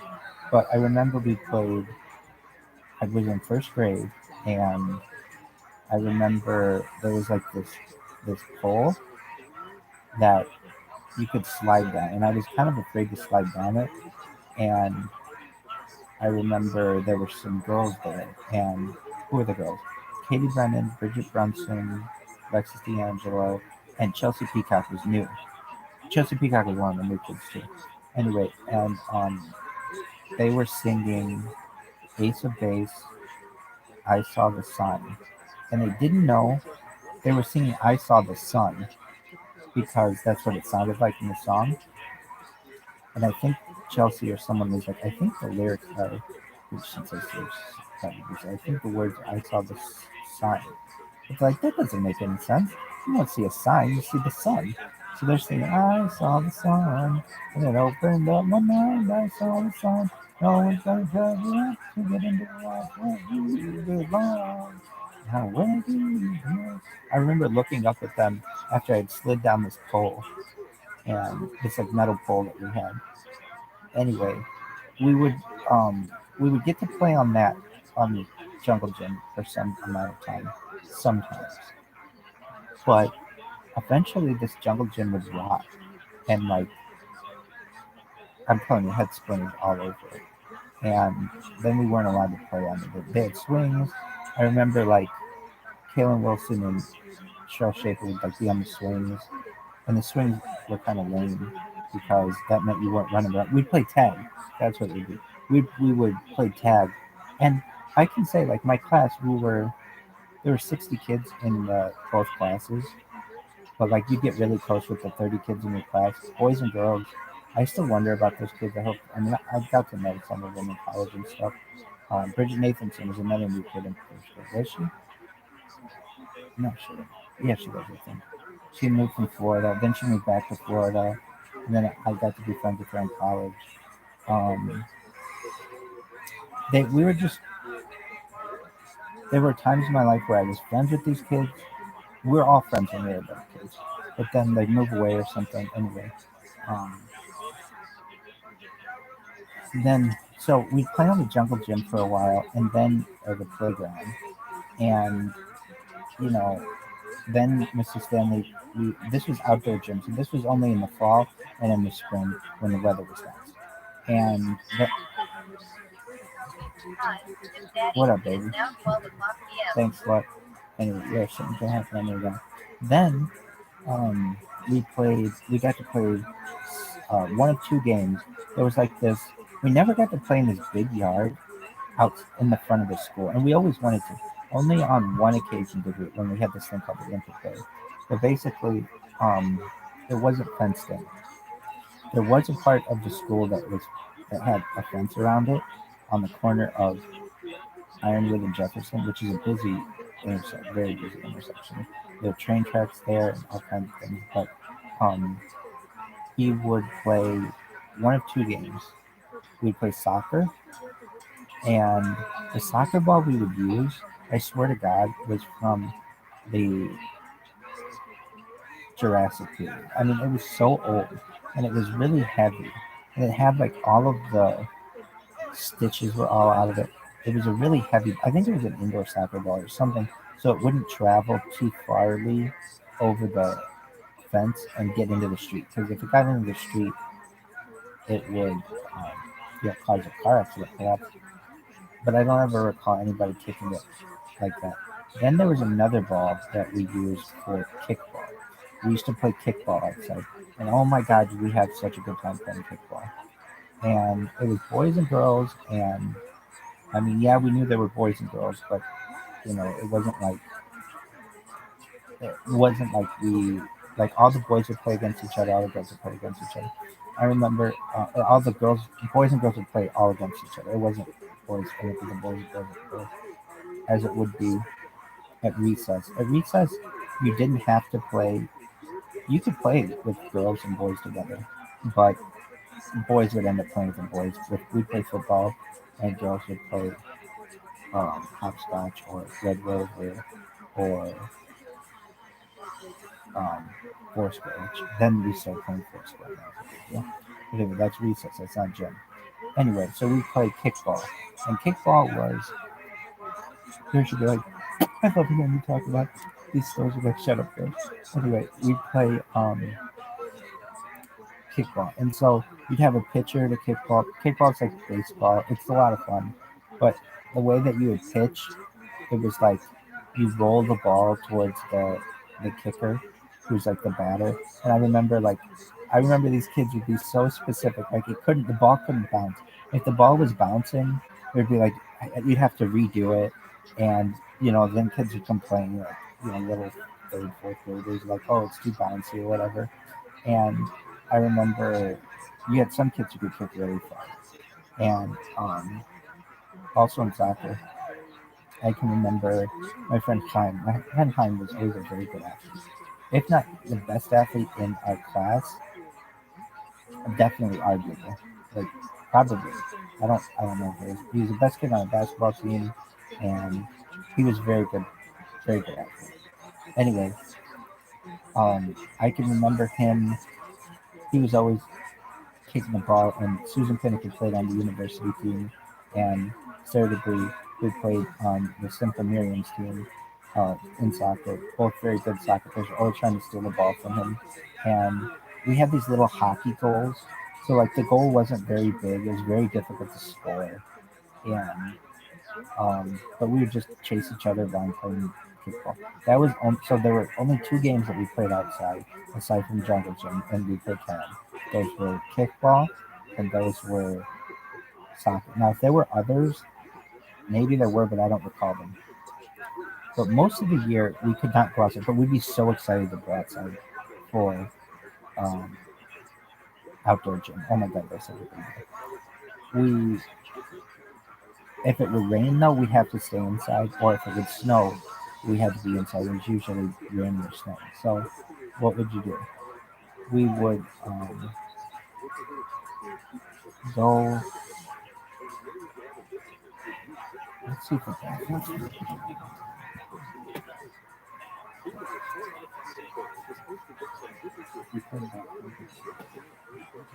Two games.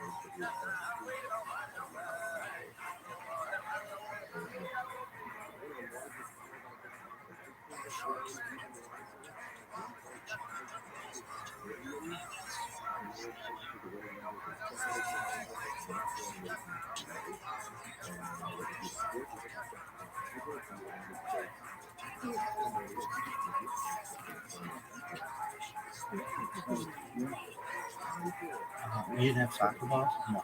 Only used to stand up. She had the one that we used for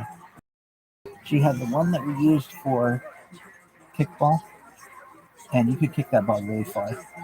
Really far. And there was the one oh no, there were other balls that we could have.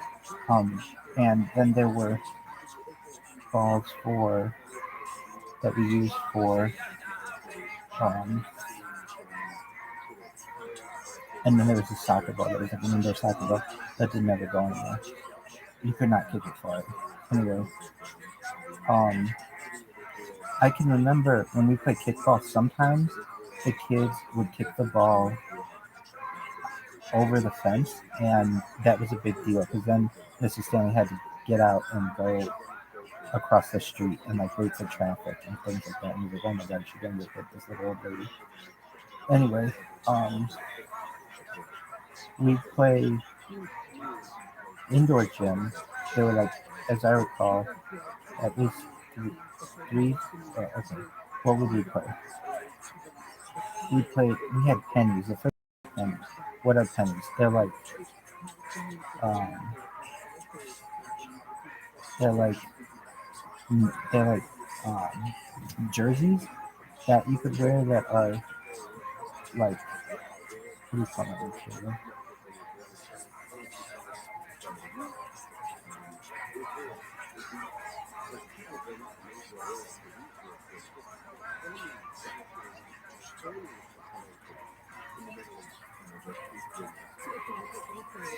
Penny jersey.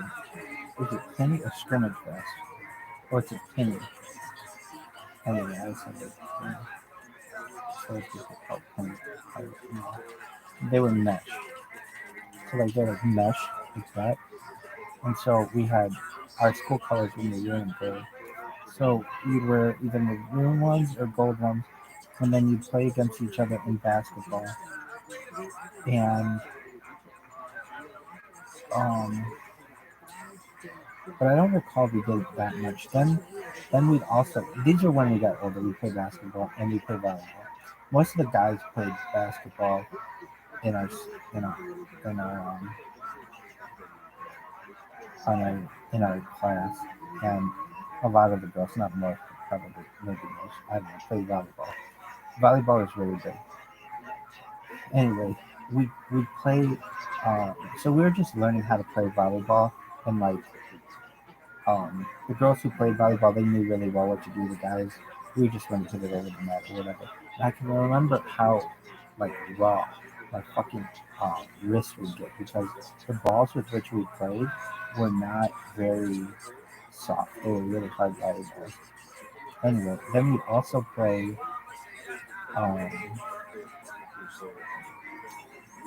We also played dodgeball with, and that was a lot of fun. We loved playing dodgeball. And of any game that we played, that might have been our favorite game that we played. And so they would split up the two teams. I forget how, but the teach Mrs. Stanley do it. You over there, you over there, just to split them up evenly. And then we would throw balls at each other, basically, dodgeball style. Anyway, I don't think kids are allowed to play dodgeball anymore. But in Israel, we call it like Israel ball or something. We'd make it something that like if they took dodgeball away from us, we'd be like, fuck you, that's anti-Semitic. That's in our goddamn blood to play dodgeball because dodgeball's fun as fuck. Is it? Oh my god, it's so much fun. So don't ever let them take dodgeball away from you kids. Anyway, but there's some kind of okay. So then we play that. Then there was this game that we played we called it Chinese. We called it Chinese kickball. The fuck is Chinese kickball? We called it Chinese kickball, though. I want to see if it's a thing. It's played on a basketball court.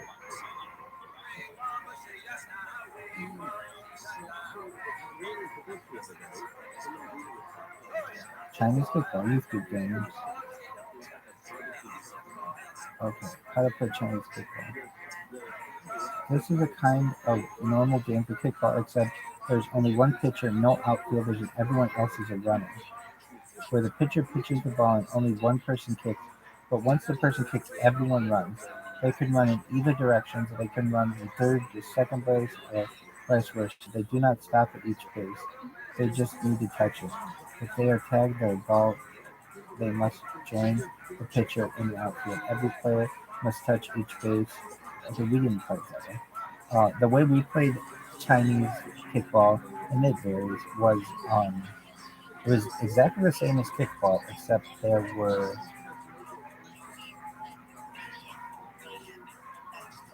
there were still 4 bases, but each corner of the basketball, instead of it being a diamond, it was in the shape of a basketball court. And since it was inside, you could kick the ball and it would bounce off the wall. And if it bounced off the wall, you could catch it and the person would be out. So you'd have like all the kids lined up. You have 2 teams of like, I don't know, 15 kids each, I guess, because we'd have 30 kids in a class or something. And all the, like 15 kids would be lined up and they'd have 1 kicker. So 14 kids lined up and 1 kicker. And they'd all be lined up. And they're not allowed to do anything.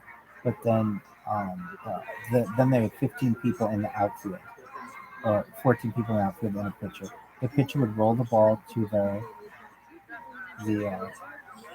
kicker. The kicker would kick the ball, and you play till you have 3 outs and you keep switching. Anyway, we played that was a lot of fun. Then there was a game that we played that was we had this thing that we would play. I don't know what was it. It was like a big rainbow parachute thing, and Mrs. Stanley would put a ball in the middle, and you'd all try to like lift it and make it so that the ball wouldn't fall through the hole in the middle or something, or maybe you did try to make it fall through the hole in the middle. And then they had a thing where it was just a huge parachute thing, but it was rainbow colored, and like kids would run from one end of the one end to the other underneath the the rainbow colored parachute.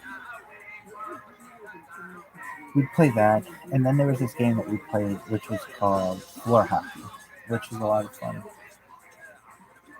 And so, what's floor hockey? So you had 2 small hockey nets that I think we used the same for. Oh no, it's called scooter hockey.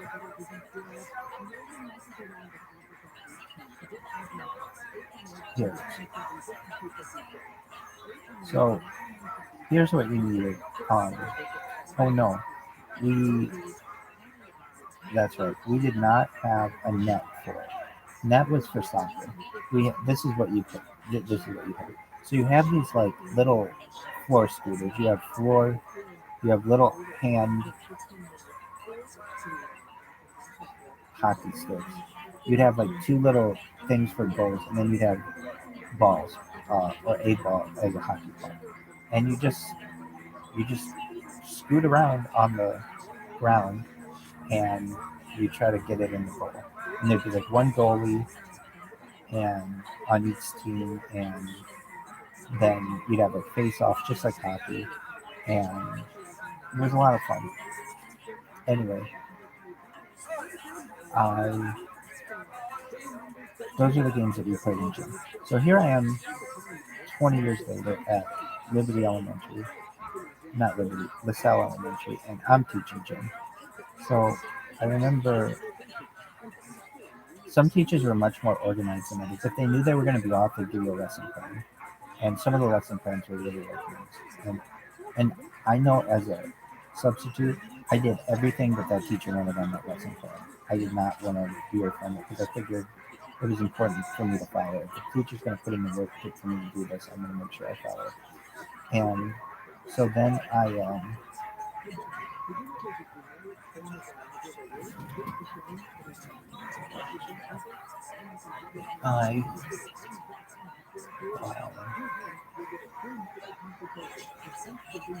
what would you do? I would do something.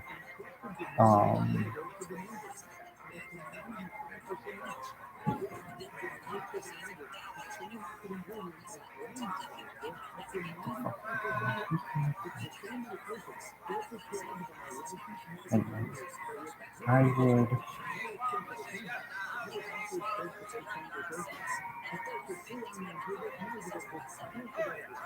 really like playing.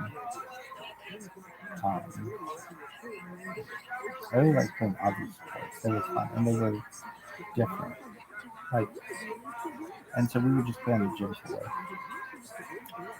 Did you play any other games?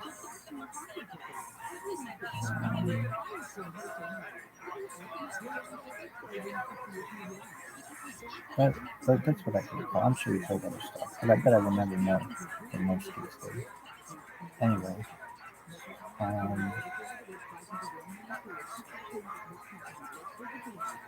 what was your favorite game to play? Probably dodgeball, but I really liked playing bug ball as well. That was fun. We never played football. We never played. We did play basketball, I think, but we never played. We played volleyball. We never played golf. We never played soccer. We never played baseball. Played kickball. Did you play anything else? No. There was this time where I think during the free time you could play tag and things like that. So some kids played tag.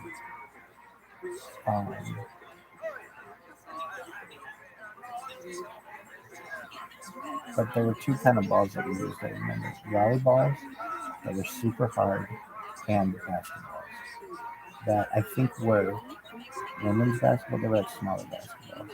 They weren't mini basketballs, but they were.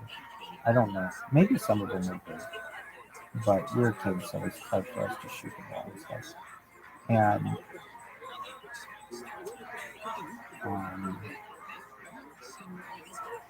I mean, that's what we would do. We'd do that twice a week, and those were like the highlights of our weekend help Jimmy. And Mrs. Stanley would. You didn't get grade. You got a grade in gym. It was either satisfactory or unsatisfactory. And all the kids played until I would say the girls started getting up to it. And then sometimes they'd be like sitting off in the corner and be like, why the fuck aren't you playing? And not having any clue why this would be. And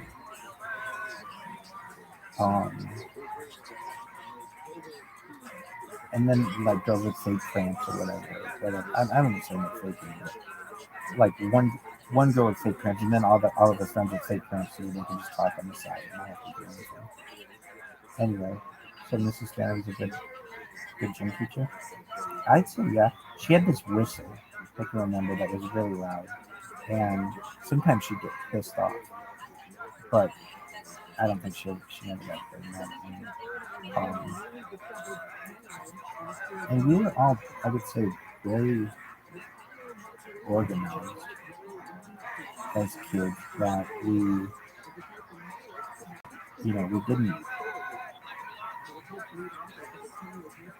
did our best not to get in trouble or anything. And man, did gym go by quickly. Anyway, so I was a gym teacher at this and it was only for one day, but I remember being like, you know what, this would be a cool job where kids get you're a cool kids like your class. They're excited to come there, super excited to come there. What did you play when you taught? I remember found a lesson plan, and we played. I think. Well, I'll tell you this: the kids knew the rules that because they play them every week or whatever. So they would. I remember they played. They kind of dictated what the rules were. I mean, I was like the referee at best. But what did you play? We did not play dodgeball, to my knowledge. Because I would have loved doing that. We played. I want to say we played this game. I could be wrong. That had like hula hoops. Though it could be that I've just seen this game played since then, and I thought we played it. I could be confusing it. But I really don't remember too well what we played. I remember. Well, I think the thing was like, okay, a class is 30 minutes of an hour long, and for the first 50 minutes long or something like that. And for the first 30 minutes, the kids got to play basketball, and they would just throw the ball they would just take. I think it was something like that. They would throw the ball as far, like from really far away, and try to make 3-pointers and things like that. I think it was something like that. They got to play basketball. And then we play an organized game. like what is this game?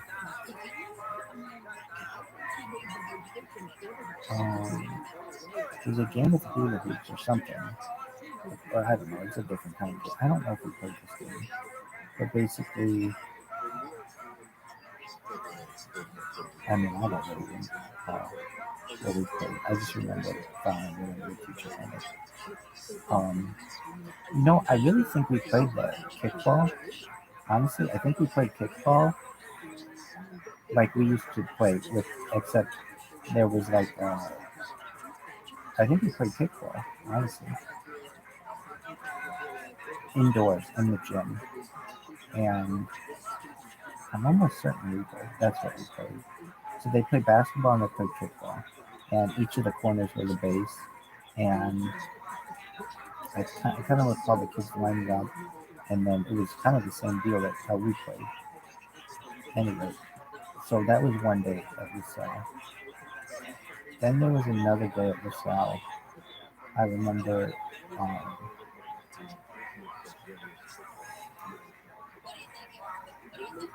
what did you do?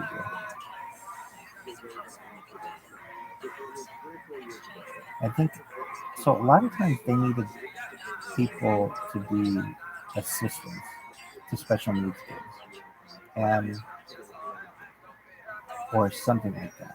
I don't know if that's what it is, but I think I took that job a lot of times because I thought it was easy, even though probably a lot of people wouldn't.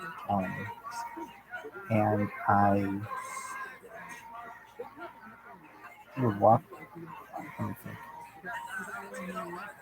I can remember this one time I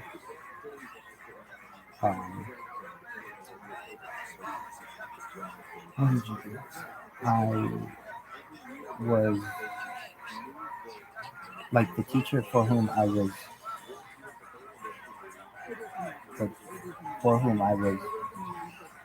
substituting. They were out, and it was their job to do. They had recess duty, and so I remember just being outside watching the kids, making sure everybody was okay, and um, kids just being kids on the playground. And then I remember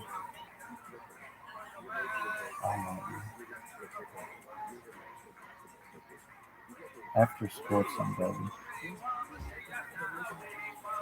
that day or something, we had to make sure all the kids got to their parents. So Mishawaka did not have busing, so all the kids walked, and or they got picked up by their parents. And I remember this one day after school, this mom, I fucked the shit out of me, and I was like, Jesus, lady. Anyway, okay, so then the best experience that I ever had was in teaching ever. It was the best experience any teacher could have. There was one teacher, it was like a Sunday night, and I saw that uh, uh, that there was I could fill in for a teacher at LaSalle Elementary, and it was like a special class. I forget what it was. It wasn't like a normal class. It was, I don't know if this was like a special needs class or um, a, it was like a reading class or something, but I went to fill in for her, and I remember in her, she had left a she had left a lesson plan, and I read through the lesson plan, and I know this woman's father was sick, and I think her father, R.I.P., he died later that day or something like that. So she wasn't just going to be out on a Monday; she was going to be out Tuesday, Wednesday, Thursday, Friday, and they asked me in the office if I would be okay subbing the whole week. It was the only time I ever had a class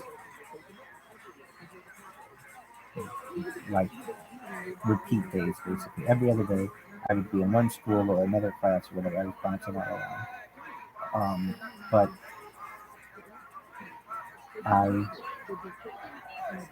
I I I thought this was a really cool class because all we were doing was reading, and it was very it was like 1-on-5 or something like that. Like, these kids, I think, just needed help with reading, and so what they would do is they would be in their normal class, and then I think in the lesson plan it said to go get them at like 9 o'clock in the morning. So they'd have to be at school at 8:30. Go get them at 9 o'clock and read these science books with them or something. And I remember as we did this lesson plan, I was done with the lesson plan. She only had like one day of it because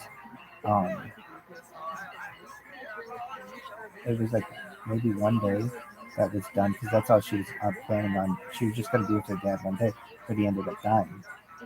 So I remember we did everything in the lesson plan, and I wrote her very thorough, I mean like overtly thorough notes on how each kid did.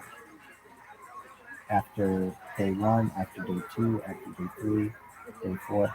I mean, like incredibly detailed notes about each kid and how they were doing, what they progressed, and what they did well, and everything.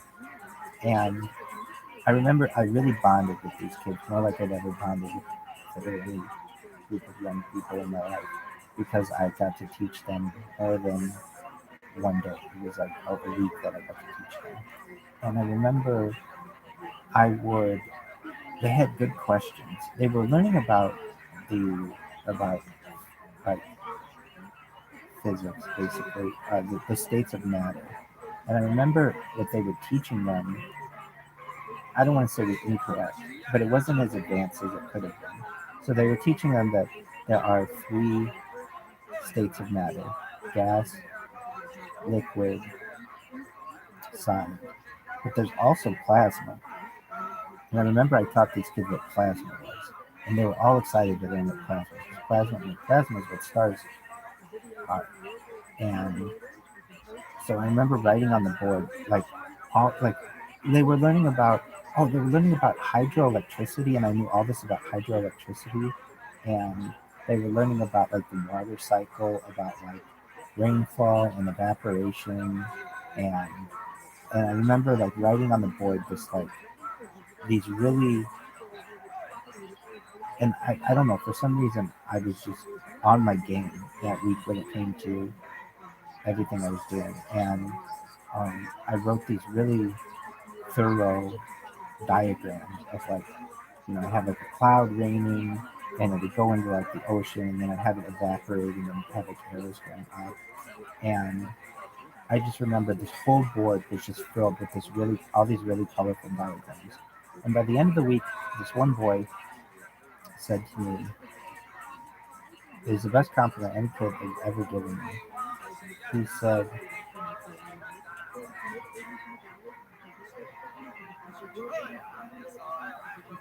said, something like, I'm like, I said to the kids, well, your teacher's going to be back on Monday, and but I've written very detailed notes to her about what we accomplished this week, and so she shouldn't have any questions, but if anything, just everything's in the notes. And this kid said to me,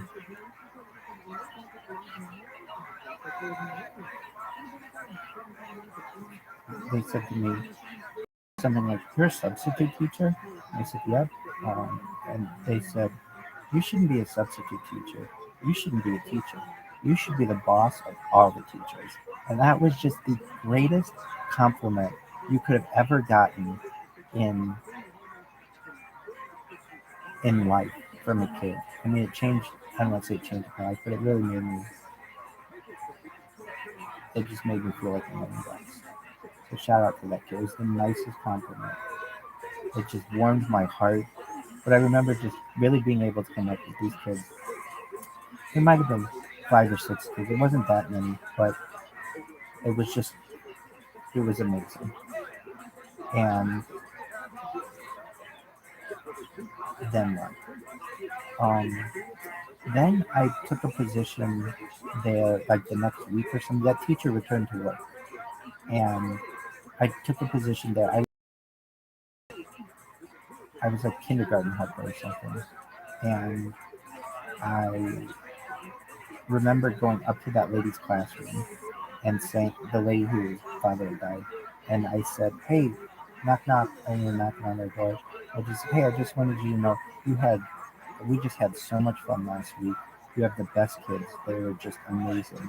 And she was like, "Oh my God, I have never seen anyone write me such detailed, loving notes about my about our school, about the kids and their progression." She's just like, "You must be the best uh, substitute teacher that we've ever had." She was just like in shock. And I know that her dad had just died and everything, so she was like, "Oh my God, thank you so much. It was last week was really hard, but I'm like, are you doing okay?" She's like, "Yeah." Um, she's just like, "Oh my God, I can't believe what an amazing job you did. Such a kid these kids." So anyway, then I took a position. It was a kindergarten helper and something like that. And I remember the class for this kindergarten day. What did we learn? We did not learn sitting Indian style, though I'm Indian, I can say that. You sit crisscross applesauce. That's what you would call it. And I remember this teacher would say, "All right, friends." She called everybody friends. And like, "All right, friends." And I remember when I started leading a team, I would call my team that. And I changed that very quickly because like some of these people aren't friends, so we called each other teammates and things like that. But I remember just thinking that was so sweet. "Oh, all right, friends, crisscross applesauce," and everybody would sit like with their legs crossed, like this, like you know. Anyway, sitting on their bottoms on the floor. So this teacher, this kindergarten teacher, had an older daughter who was sick or something at home, and the plan was for the kids to go on a field trip to it was called not 4-H days, it was called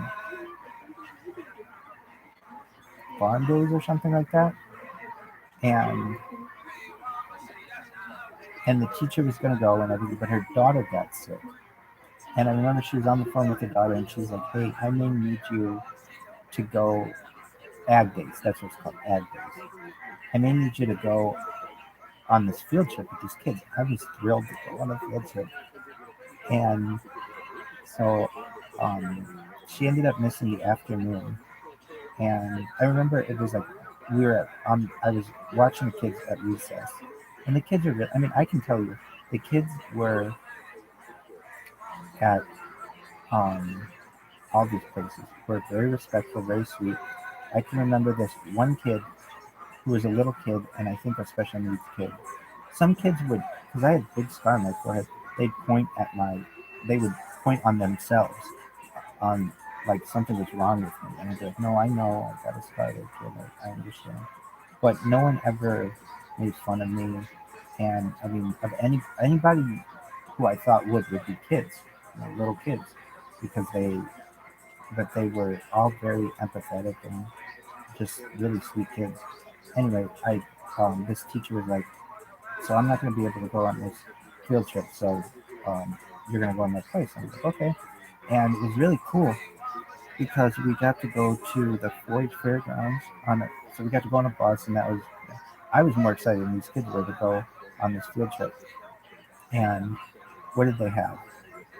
They had animals, like it was like a 4-H fair basically. And what animals did you see? They had, I think, like they might have had, I don't know if they had cows, but they might have like goats or sheep or something. I remember the first place I saw these giant fucking bunnies. They had Flemish hares, these big ass fucking bunnies that just looked so cuddleable, if that's what it is. These things, it's the largest breed of domestic rabbit. These things are huge. Anyway, and they had chickens and roosters and stuff, and it was just like for kids to learn what farm animals were, and these were all like for the 4-H fair, and so you just go around with like I don't know, I would say like, well, it was a kindergarten, so the kids were young, and you go around with the kids, and they would just go from like area to area. So maybe someone had quilts, maybe someone had roosters or chickens, maybe someone had bunnies, maybe someone had like sheep or something. Anyway, and then you just go around and it was clean. It was nice. I mean, I can remember this one time my dad, we went to the Elkhart County 4-H fair with my cousins, and I could not. It smelled so badly in the where the animals were. I couldn't make it. I remember my cousins made it all the way through, and I could not. And I either threw up or was gonna throw up. It smelled so bad. I just could not take the smell anymore. It smelled so bad. But this one was not like that at all. It was much nicer. And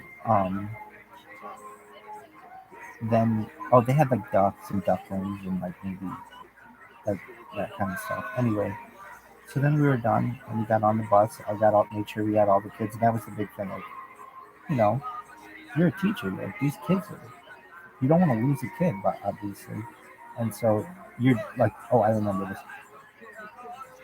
especially when they're on a field trip. All you're doing is counting. You're just counting little heads, like making sure that all the kids are there, and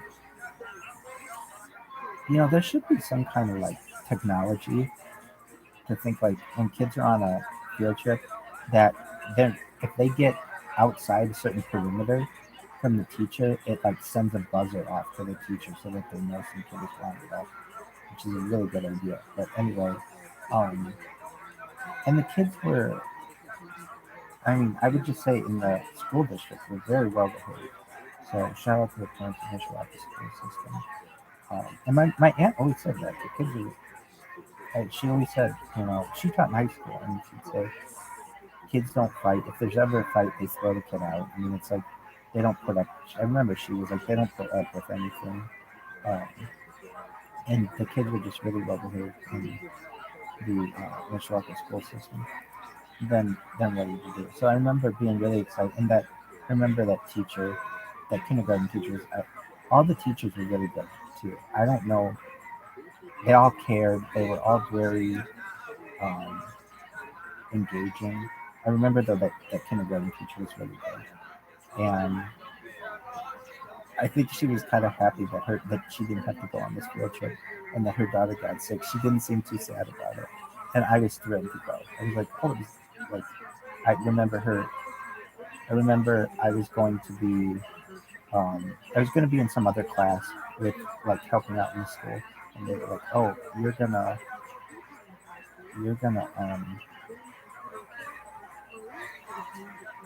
oh, I remember that teacher's name, I think, but maybe not. I think the first teacher at Emmons Elementary with whom I was a teacher, I think her name was Mrs. Chambers or something like that. I could be wrong on that. Maybe it wasn't that, but it was something like that. Anyway, so I got to go on a field trip with the kids, and then I remember another day there was an opening in the preschool, and it wasn't like even it was nursery. It was like they had some kind of program for working parents where you could drop your kid off if they were as young as like 2 or 3. They were very young, and from like ages like 2 to 5 or something like that before they started kindergarten. And so I taught preschool, but again, I was just like a helper there. People are gonna say, well, it doesn't sound like you taught that much school. No, I did. I mean, I taught classes, but I learned that it was different than how we were. No, I definitely taught school. I just haven't gotten to this, but I wanted to get more experience as like how the school was, how the kids were, again, I had like major social anxiety disorder. I would say I just couldn't look people in the face. It was really difficult for me. Um, I'd wear a hat. Like I was just very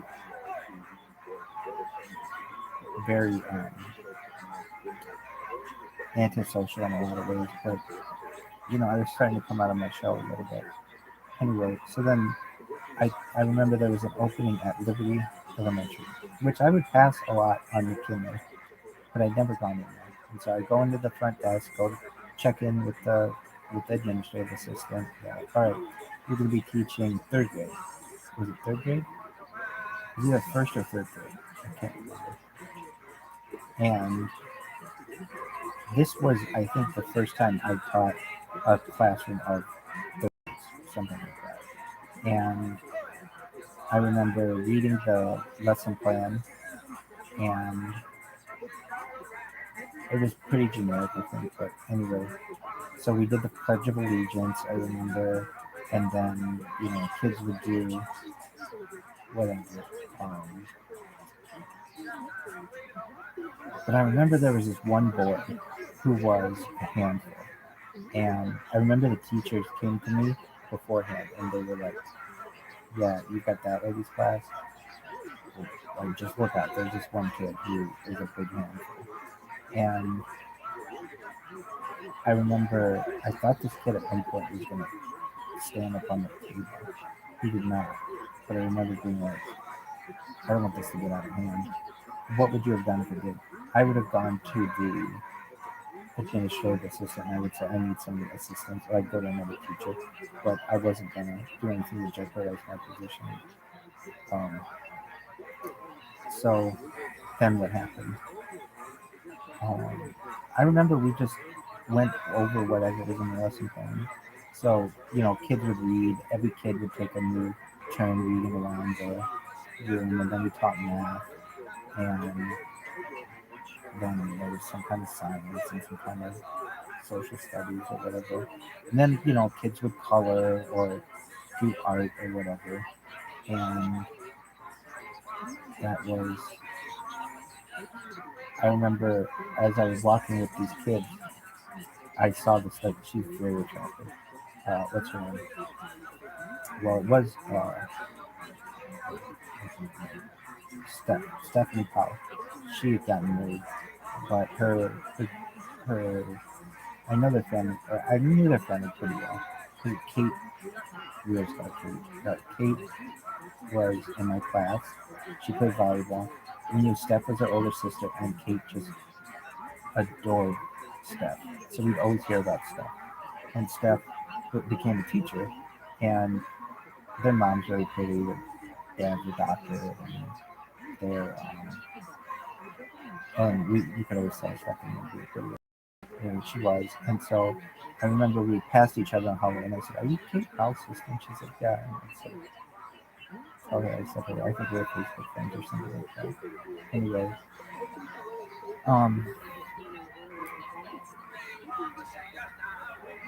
but I did teach. I taught like a full class of kids there for 8 hours, and or whatever, 7 hours. And I remember that kid settled down, but he knew he was going to have a boy teacher, and that was a different thing for a lot of these kids. They didn't normally have boy teachers. So I would say to men in particular, I mean, teaching is a very rewarding career. Why wouldn't you want to do it full time? It's a lot of responsibility. Not that is a big deal, but it's like it's so easy. I remember just thinking like I always had to be very careful about things. Like even though they didn't say you had to be anything like this, but like you what happens if two kids get in a fight and you see these fights that we watch on fight porn, and it's like a teacher gets in the middle, teachers in the middle of a fight. It wasn't a school like it wasn't a place like that, but still, it's like I remember reading about like teachers who would be there for 30 years, who would get in the middle of a fight, trying to break it up, and that teacher would get fight, and it was like, oh, that just seems so unfair. Just because a parent was really mad, that the teacher tried to break up the fight and perhaps like put their hands on the student because they're trying to break up the fight. They don't want them to hurt each other. Anyway, I can recall, I think it was at Emmons. I was assisting at another time, and we taught music, or I was in the classroom. No, there was a music teacher, and we just everybody took a different instrument, and we all played music together, and it was an interesting classroom. It didn't have chairs or anything. It was just like big steps. I remember. I think that was a family. Then I taught. Then there was a position at John Young, which was a middle school, and I remember kind of being intimidated to go into the middle and high school because I didn't know if there'd be fights. I always thought high school was like it was on. I would see on like the news and stuff where like you'd have fights and things like that and shootings and things like that. It's not like that at all. Anyway, so I taught. I was at John Young, and which is a middle school, and I remember I was teaching this class, and here's the thing: I remember, you kind of have to trust the kids. If they say their teacher does it a certain way, you kind of have to trust them on that because you have no other evidence on which to go. So I don't think there was a lesson plan for this one day, and so I would just if there's no lesson, what do you do? And you don't know what they're learning, like there's nothing on which to go. You don't just go to a random page in a book and say, okay, I'm going to start teaching you here. No. You just make it a study hall. So you just say, work on your homework, and if you have any questions with it, you can come up and ask me, and I'll do my best to answer them.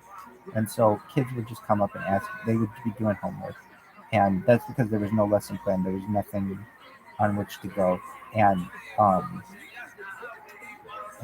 I didn't want to advance the class because you don't know if the teacher doesn't want you to do that, or maybe one kid says that you're on page 89, the other kid says you're on page 92, and now it's like, well, I'm not going to just, and then another kid says that you're not even learning that, and so you just, okay, so we're going to do a study hall.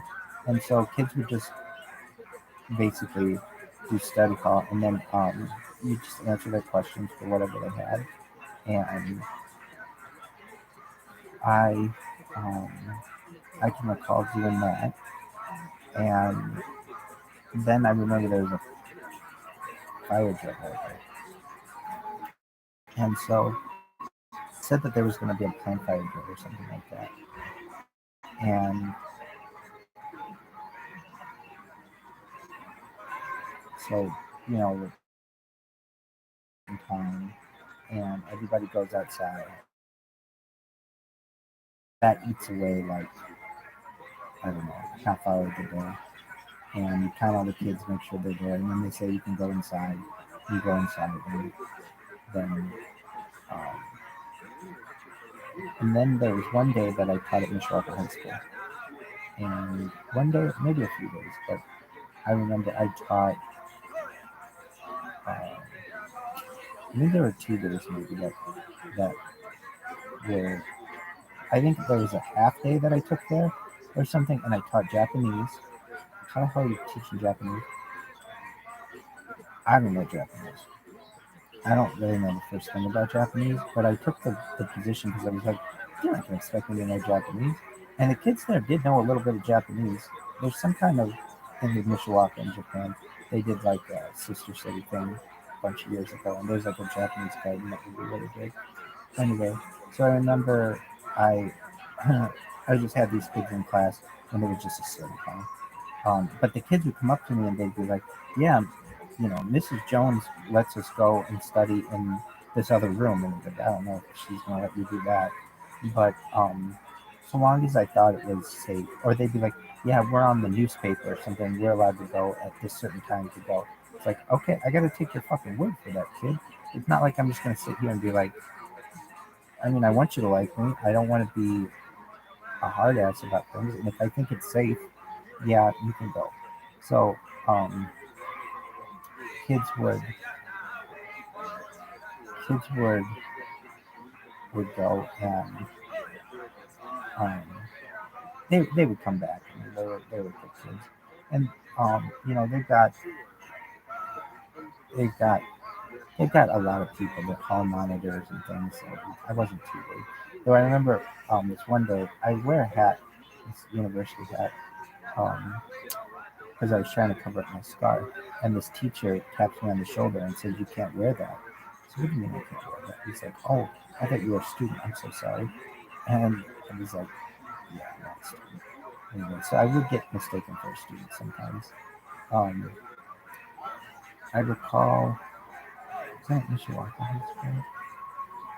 I think it was at Mishawaka High School.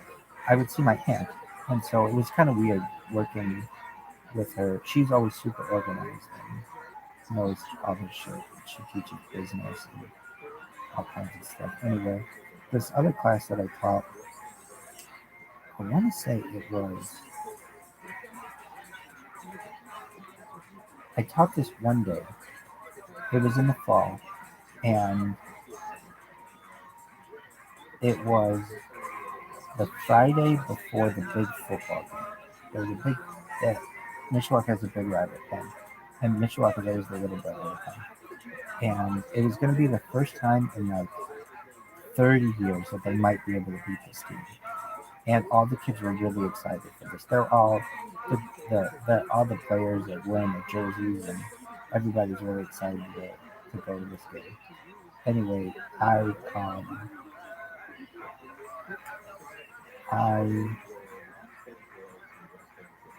ended up teaching this class. What was it? Oh, I remember I taught some classes there. I taught there a few times actually, where I would, they had to take some tests. And so I remember proctoring a test for these kids, some math test or something.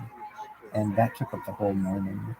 And then in the afternoon, I remember this one kid, I forget his name. He went to Buckler, I think. He was the quarterback. He was in my class. And he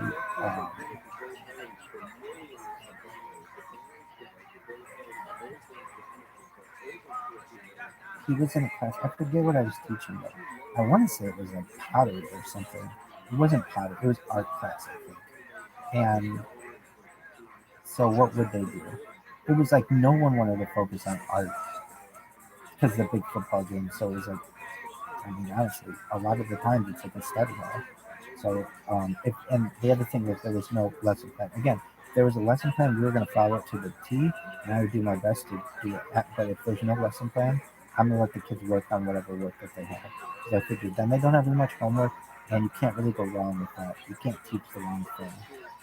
And so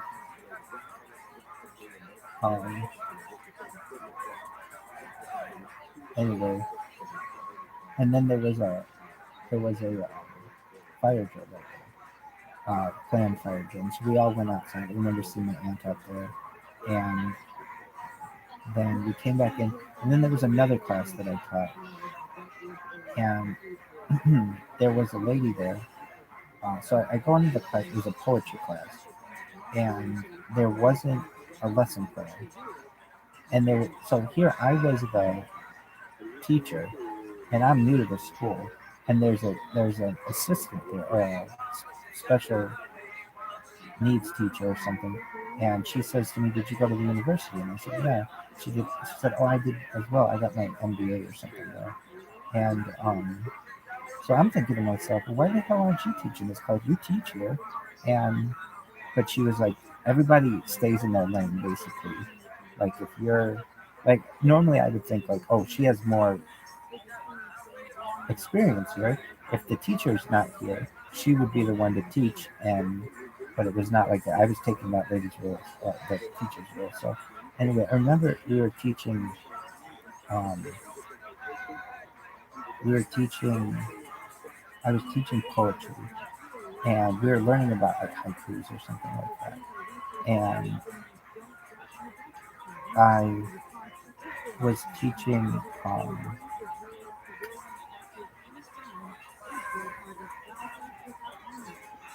I was teaching these kids haikus, something like that, and they got to work on their own.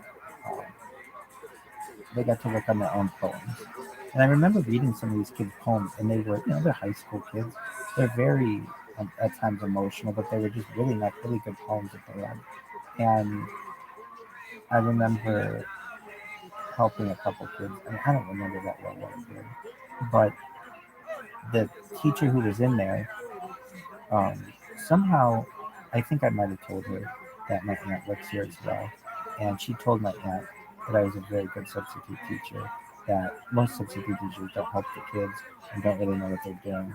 But I actually taught the class and also I helped the kids, which normally isn't done. So I remember that was a nice compliment child for that lady. Anyway, is that the end of your story? Well, yeah, then what happened? Um, I did that job until I got a position at the university, and I was working at the university, I think, alongside working as a substitute teacher, and then once I became a substitute, once I got a position at the university as a substitute, but I kept my substitute accreditation, and I kept it for like 2 years until they had to take me out of the system because I always thought maybe someday I might want to go back and do that. I mean, I enjoyed it, but I remember they said something like, "What up, girl? Thanks, baby." Anyway, I just remember thinking the lady called me one day and she's like, it's been like a year and a half since you've taught here. Is it like I'm just making you aware we're gonna take you out of the system because um, if you want to come back, you absolutely can, but we like to ensure that the people who have, who are in our system have at least taught there within the last year or something like that. Like, no, that's fine. But I still have my ID. I remember that. And is that the end of your story? Did you do anything else? What was your favorite day? That week that I taught those kids, and we learned all kinds of things about water and math and matter and stuff. And do you remember anything else? Overall, the kids there were very well behaved. I never saw any fist fights. I never saw, I mean, you could tell in the high school, kids were just like high school kids. I mean, but but I imagine it's worse in other high schools, perhaps in the area. But that one was really good. Um, I remember I remember being pretty nervous going into Michigan High School for the first time, and I think I could be wrong, but the administrative assistant was very attractive there. Anyway, she's like, "All right, how can I help you?" And like, I'm here with substitute. She's like, "All right, go over there." And they're like, "You're gonna be in Mrs. Jones's, class here," and then, basically she was just very, she knew what was going on. Anyway, is that the end of your story? One thing that I thought was cool is, oh yeah, um, the foot, at least there, I don't know, I think a lot of schools, high schools, if you want to coach a sport, you have to teach at the school as well. So they had the football coach there. He was cool. He was a good coach, and people really liked him. I forget his name, but so he would be around there. And then um, I remember that one night that they were playing him, that uh, I went to the game, and it was to this. I've been to maybe 2 or 3 high school football games in my entire life. They're like under the lights and everything, and it's different in a university, of course. But I remember seeing the kids who were playing. He was like, "Hey," they would look at me like, "Hey, you have a substitute in that game." Really, yeah. And I don't think they won that year, but it was like it gave them hope because it was like we're gonna beat this team one of these years, and they ended up winning. I think the next year or something like that. And they hadn't beat this team in like 30 years or something. They were always just beat up all the time, but they eventually beat them. And anything else? No. Were you ever attracted to any of the kids in high school? No. That's the thing. I could see how that temptation is there, but you got a job to do. But I can see how the temptation's there. But again, it's like, you got a job to do. Did you think any of the kids were assholes? None of them. At least to me, they were all really nice and respectful and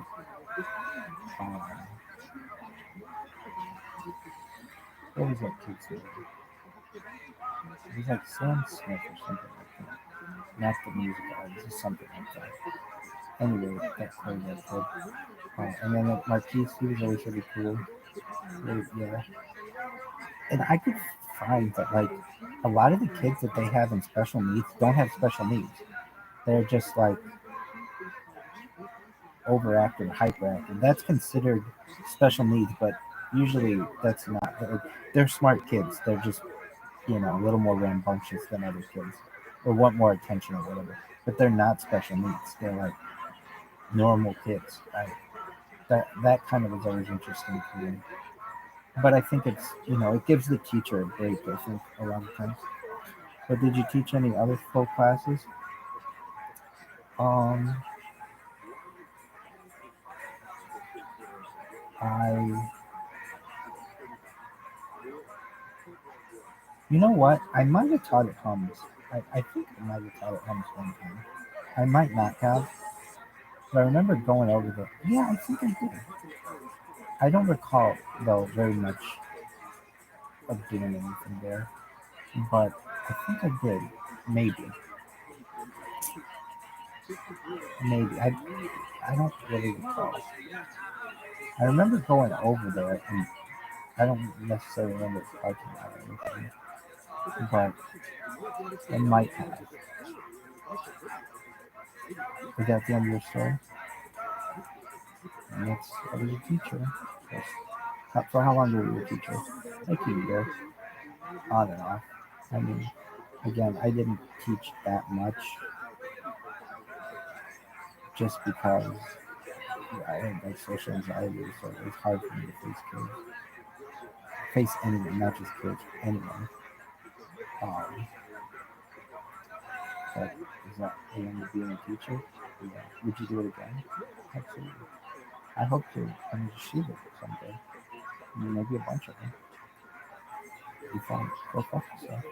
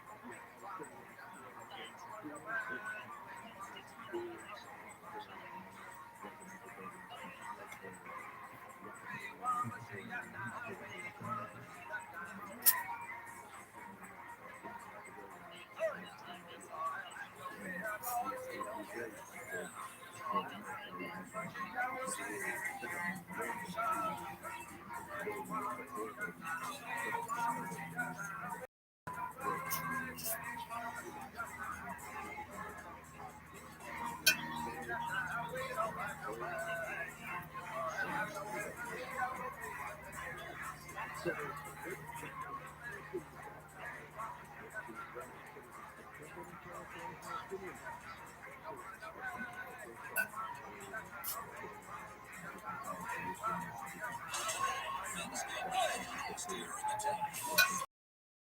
no chance on God's green earth that this field could ever possibly grow. Just human fully exposure in the tank. Entrepreneurs get a once-in-a-lifetime chance to reach the sharks and also getting an investment to start, grow, or save their businesses. The entrepreneurs must convince a shark to invest the full amount they're asking for, or they'll walk away with nothing. Possibilities out there. If the sharks are right, they're ready to invest using their own money. When they're ready to find each other for a piece of the action.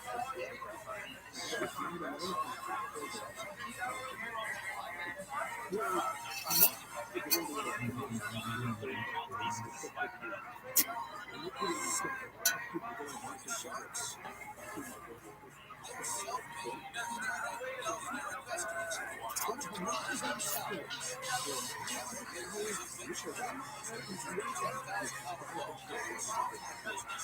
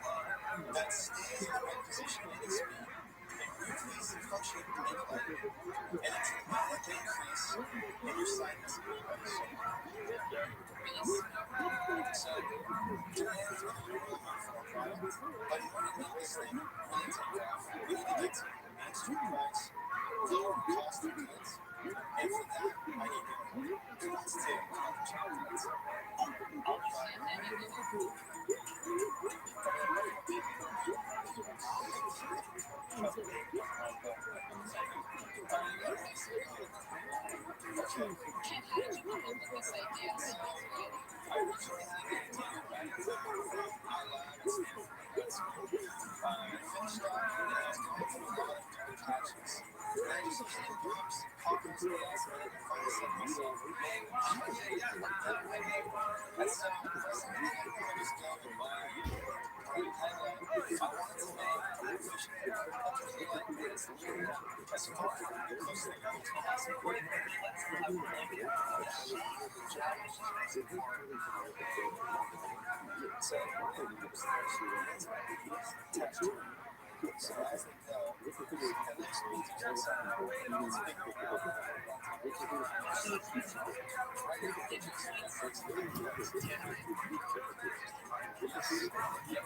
you pass that out around to us?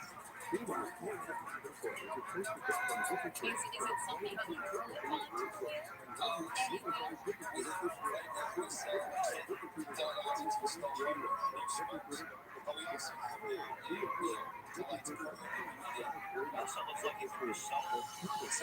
Stolen is actually a big problem because that is one of people's main concerns with bike-based training. We manufacture the most solid rings on the block of the rings, especially like lights. Shipping out of that. We have 2 grand and 2 pounds. You said this is one of the 2 giant bike manufacturers. It's one we grew in the market, and we started building the wheels and using that as a makes sense. So we have been selling from only 12 months. In those 12 months, we sold $600,000 worth of our product. All in all, almost exclusively. So currently, we're selling each individual set from the first set is $11 to $20 million. You mean $600,000? So that's about 10 ounces of option that. So we have not and so I'll show you the next one.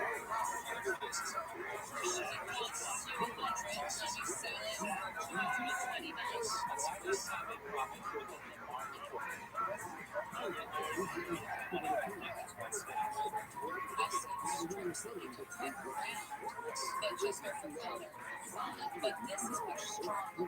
So, do you, oh yeah, I mean those cost like $20. But do you have any competition in this space for doing something that's very bright light, that's screaming about us right here in Socha?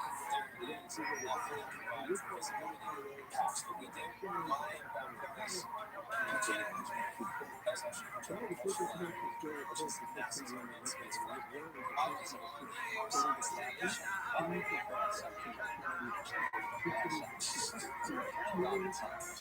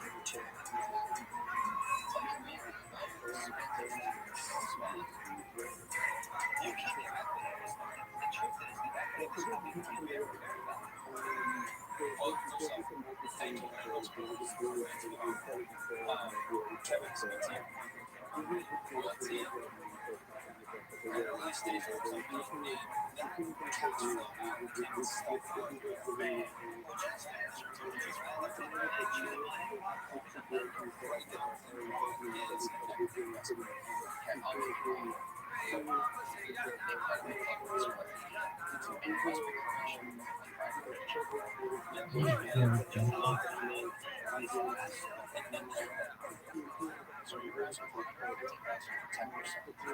give you 300,000 for 10%.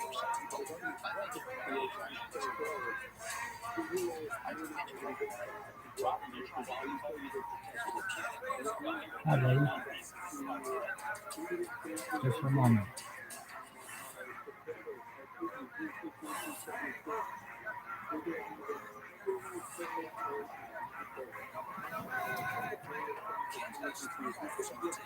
Are you done? Hi.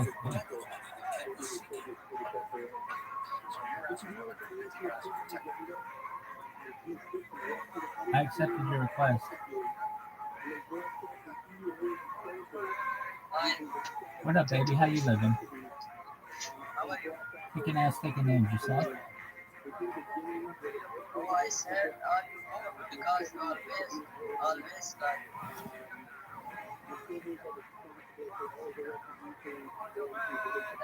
Hello, I'm always like what? Yeah. I'm just living my life. No, I'm not bored. No, I said, are you home? Because you always like in Instagram. I know. I know. What are you doing? I stream my life 24 hours a day.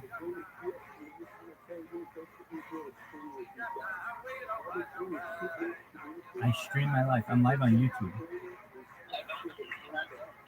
I'm live on YouTube.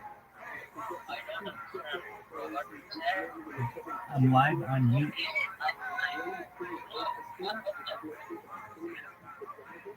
What? I said one question. Go ahead.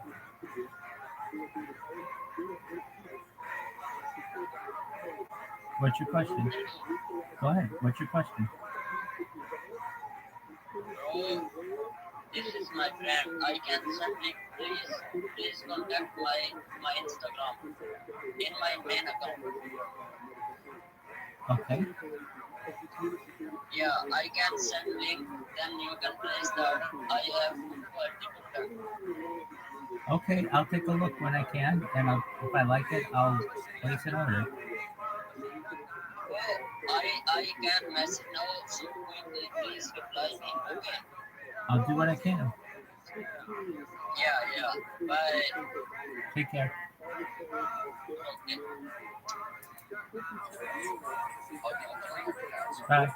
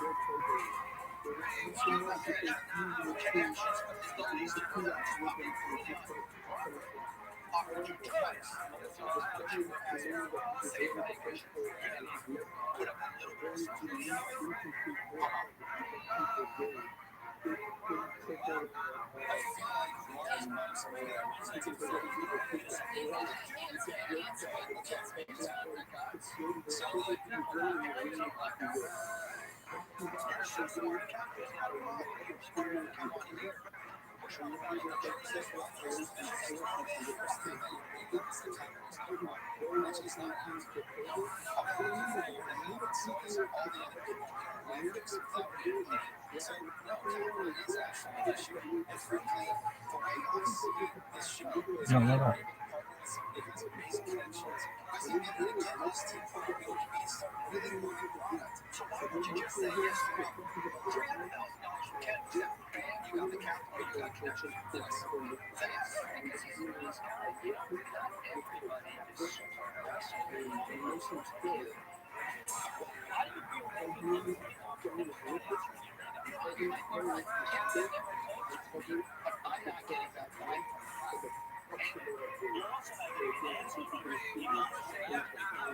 All right, well, I got things to do, baby. I'm not saying I can answer it right now.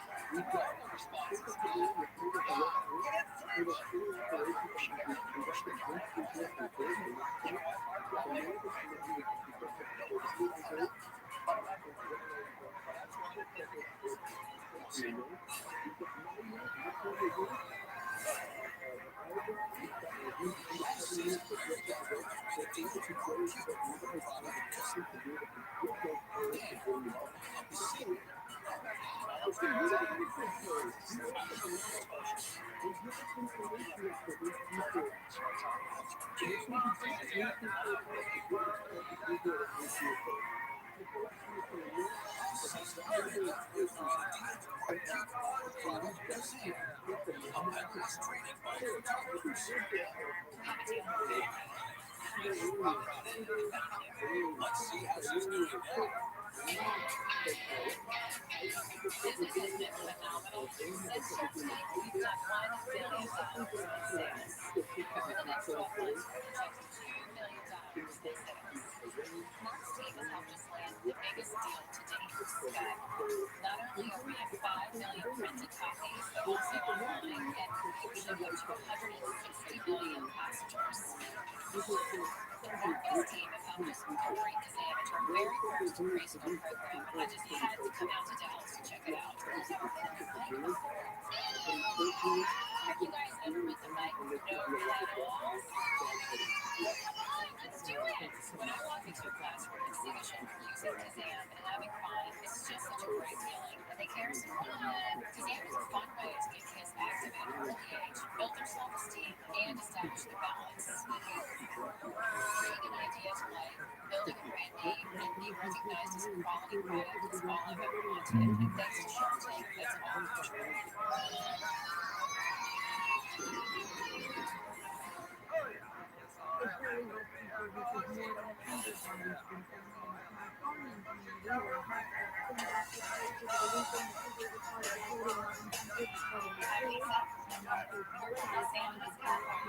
We have 2 children. Our son Elijah is 5, and our daughter is 6.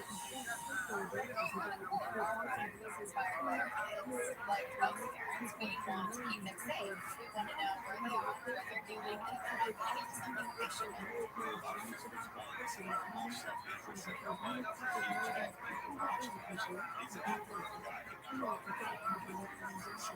My mom suggested that I design something that gave him a little extra protection, but also helped him figure out where he was and what he was doing. I made lunches and I started having breakfast. I now work on the business full time while staying at home to take care of our kids. Let's go. Being a stay-at-home mom and running and starting a business is not easy. Okay, let's go. It's a lot of hard work, but I wouldn't want to be doing anything else.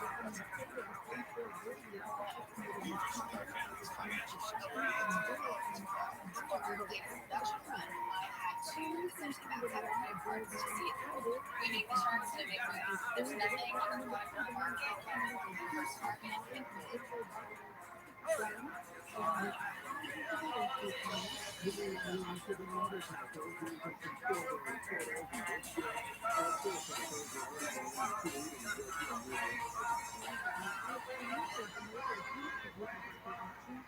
Hi, I'm Lisa, and we created Sweet Kitties.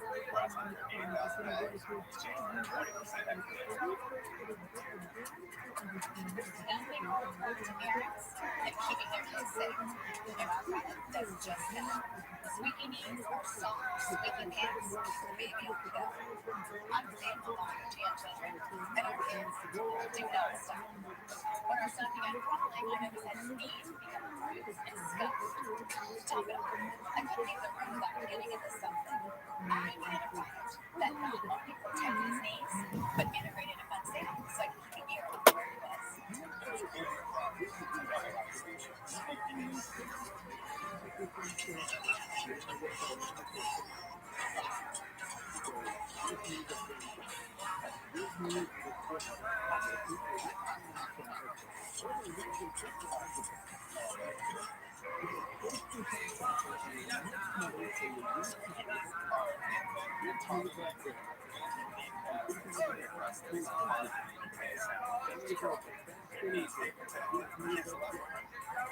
So sharks wants to make some noise in the baby industry with us.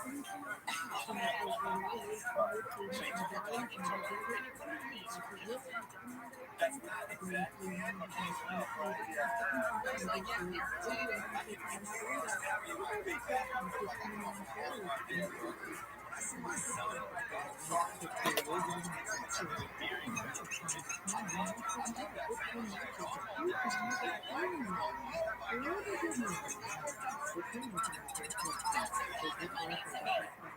Well, how much money have you made? How many have you sold? We've sold over 500 units. And how long have you been in business? We've been in business for 3 years. But the first year was dedicated to intellectual property, wanting to patent this. So now, tell me where you're at and why is it so small? Why do you think it's going to scary? I'm a stay-at-home mom, run long income only. You know, I do my best. If we don't have the funds to do a production run, then I'm on social media. I'm on Facebook. I'm putting them on my daughter at the pasta. And how many are you selling off your daughter?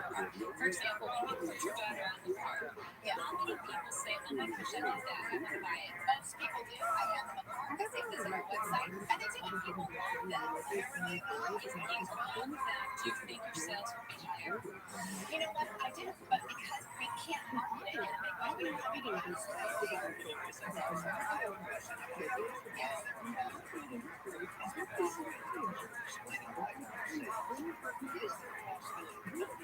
any money. We know I'm really for a lot of things, but I wish I really believe. I think the idea is so interesting. So that's what we're going to say. Okay, so also go ahead. Anything is possible. I'm sure I want to give you a shot. Apply a big shot to Mr. Consumer, one of the biggest target flash site that's at my product. It's still there with the flash site that's selling 50% of our product. How much was it though? That makes like 50 pieces high. So you guys, normally if something's really great, people are lining up to buy it. They don't just say, oh, yeah, put it in your car. Maybe this isn't the right idea. Thank you.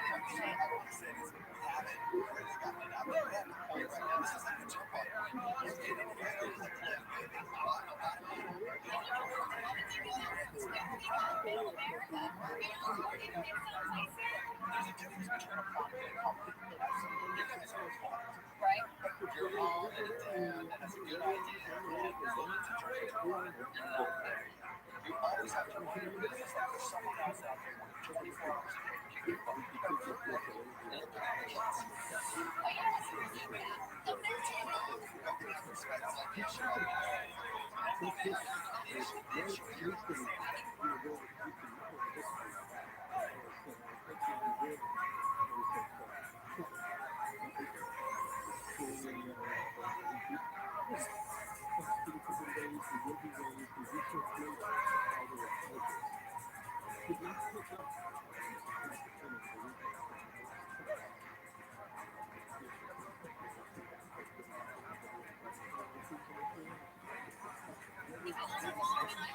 My kids that I can't also run a business. What I said was that don't have the same limitations. That's not to be a mother.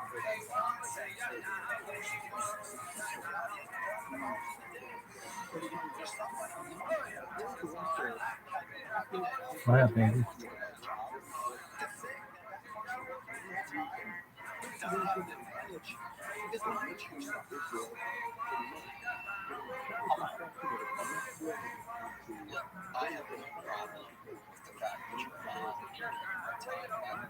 Yo, Dad, I have shit to do. I'm watching something right now. I'm not going to go to your message right now. I'll take a look at it when I have time. I just think it's a little too soon. The market is small, and it's basically telling you who you are. If you keep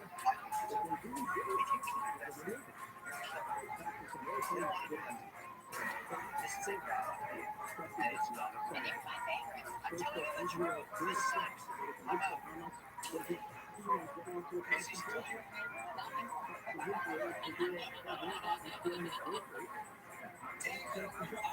Yo, dog, I have no money. Zero. If you buy something, you're going to have to wait on that. $17 for shipping is ridiculously expensive.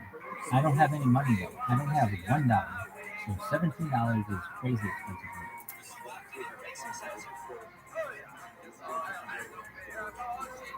So I was trying to set up, why it's a great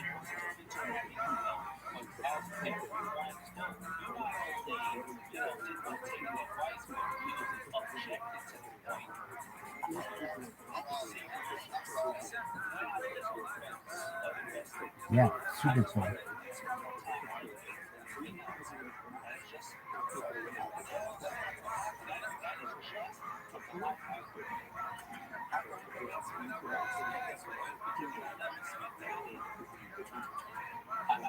I know I'm poor. You're poor too.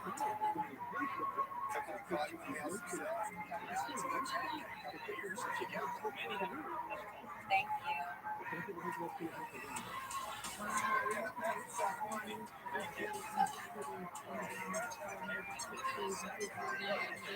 Imagine this is what makes me crazy. We tried. Honestly, I'm trying to start a company. I feel like I can do this, and if a couple of men who have a ton of money don't see it, then they don't have the vision. So I'm not gonna let them see me.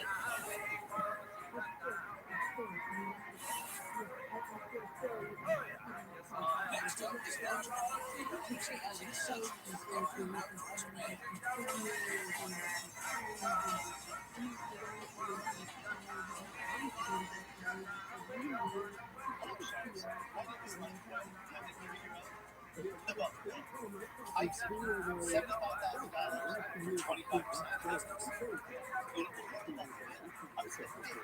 I stream my life 24/7.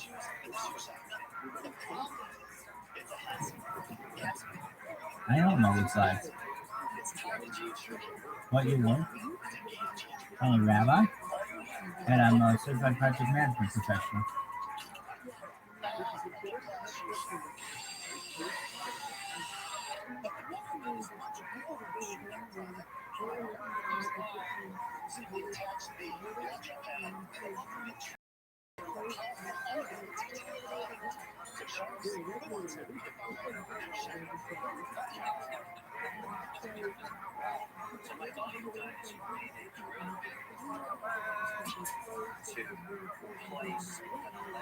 polish. Yes, I agree with you.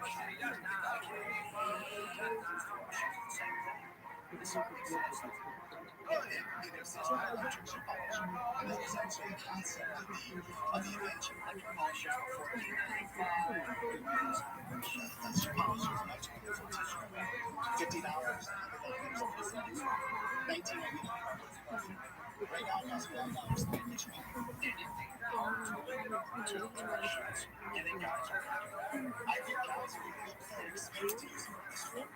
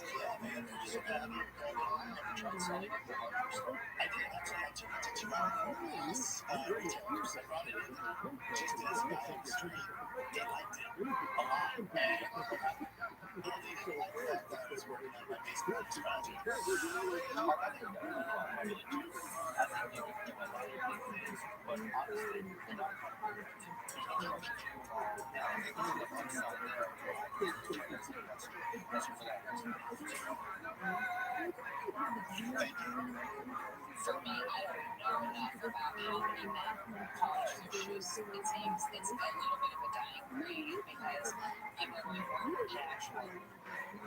So,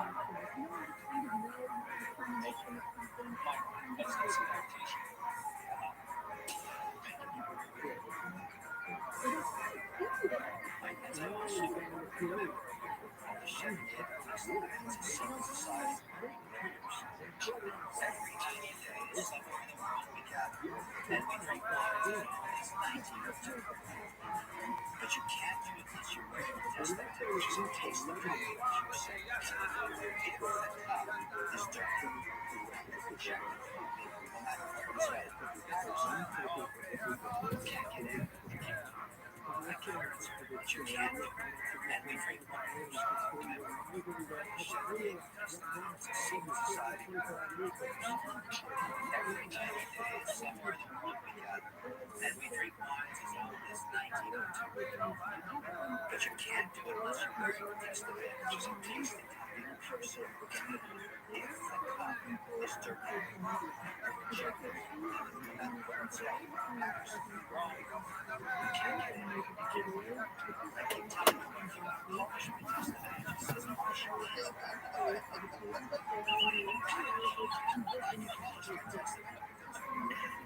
But having said all that, I will not about the rest of secret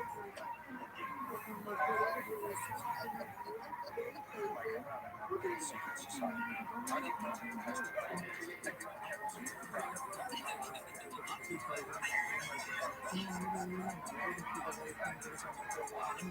you know, I think the more successful you get, the more showing up on time, having a great relationship to be successful. They got to be successful.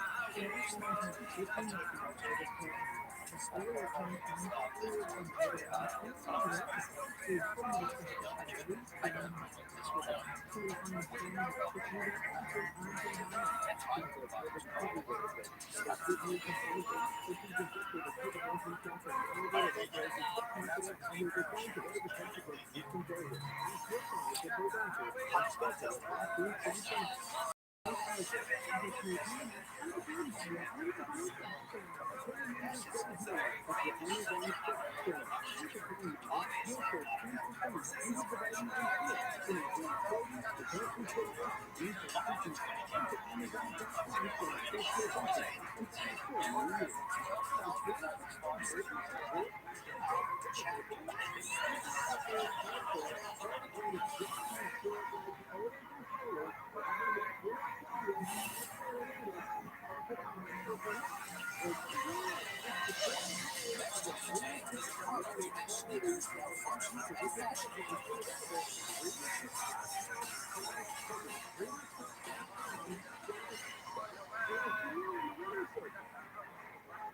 Sharks. My name is Tim Town. I'm from Rochester, New York. My company is seeking $200,000 in return for 25% of my company.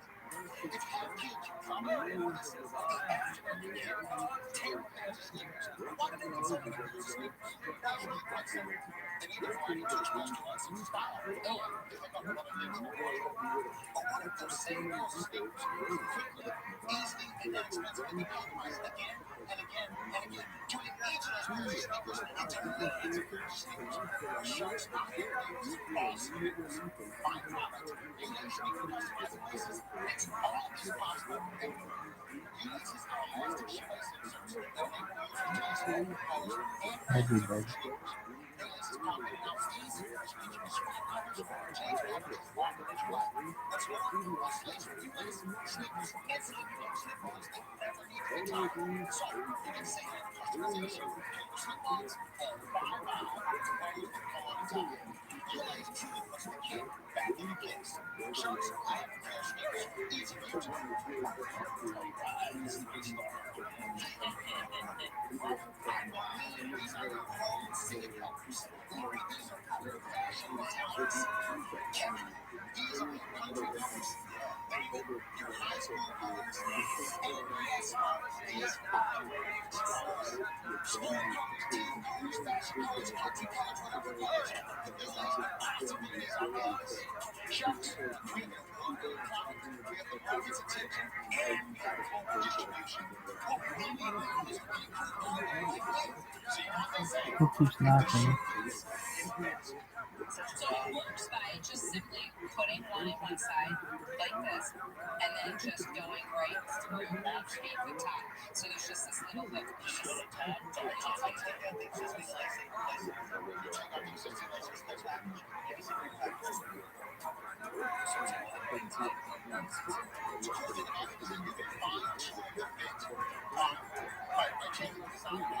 So there are design patterns that are very loose. We have skateboard kids that like to have a very loose fit. I'll say construction costs $2 million. You get to choose any two item colors on the shoe.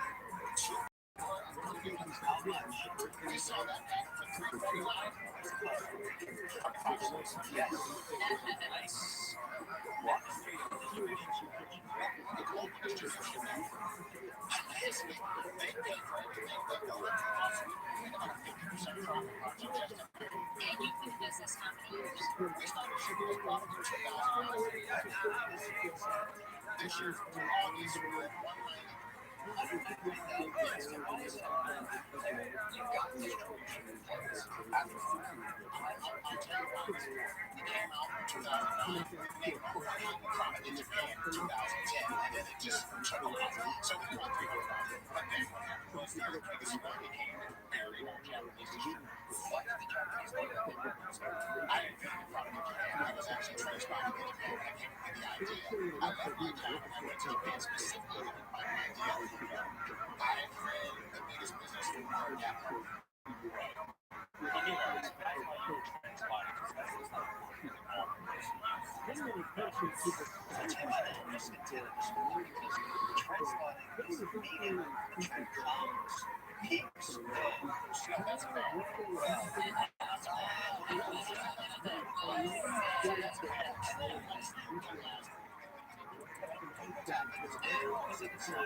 It hasn't taken off stateside yet. The price pricing wasn't necessarily going to impact it. They're putting more product in a package than they don't tell you product. Like there's a 16-17 package. So you're fine. $7.99. It used to definitely too high. Absolutely. So maybe people didn't want that many online. That's right. So what we saw as soon as we put everything in this product was we saw our sales going up to about 6 to 8 times. Are you not selling it again? Not selling online, but almost big online speaker license. I thought we were getting enough for product information, and I really wanted to fine tune and test this. I thought we got one chance here. Sneaker business is a $60 billion business. Honestly, it's a big business. Every large retailer sneaker company There's a couple other products out that are made out of like silicone. Is nobody doing this where you have that little piece on the end? Absolutely, because we have a brand market. It's just not that easy to do. It's actually a tremendous question. It used to be. I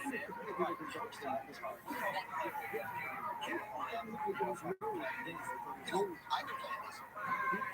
I rarely do this, but as they yes, you should be.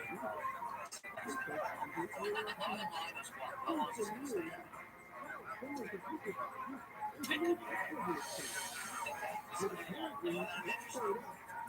No, I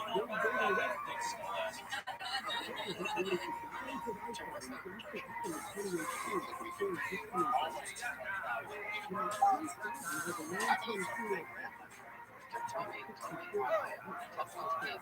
It doesn't all go back to those guys and to the big retailers that are very interested and making an attention, trying to take on the big fight as they want us to take on. The key to the strategy is getting a couple of large retailers that see value in Absolutely. I'm going to make this easy because, I like you. I think you're a hero. I think the idea is not a zero. That's a hero. All the problems I have with this, I don't find it very comfortable because I'm feeling these little pieces underneath hitting the top of my foot. It is a fashion I just feel that this is not totally right.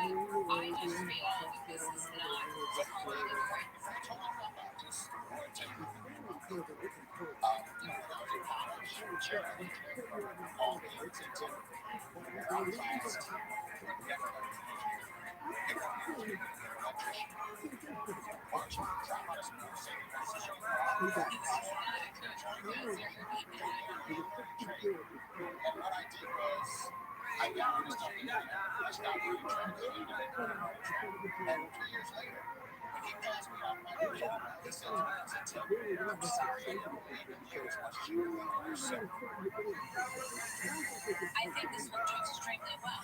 I just don't think for me, this is the right product. Look, Tim, I love that story. I think there's so many other people just looking at that. Get rid of the stuff that doesn't make life focus on the stuff that does. Laser look focus on that, but not partners. I love that. That's a cool house. Was trying to drop that Porsche. I mean, I was pretty well compensated. I got my car. I got paid because I believe in this and I know what it can be. I just need the right partner. So, yeah, you did this entire time simply because of you. What I think you need is you need something with experience to come in. Like, there are sharks here that have had experience in this sort of I don't think those two things. David, fashion. Yeah, David, it's right up your alley. Maybe he's being like this. I like it. He's being like this. I'm just thinking,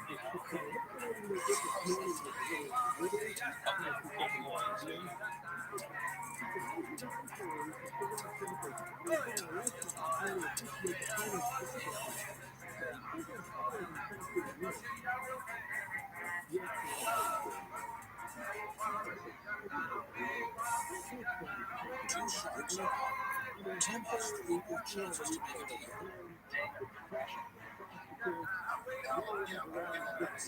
Yeah, David, it's right up your alley. Okay, I'm going to. The real challenge I have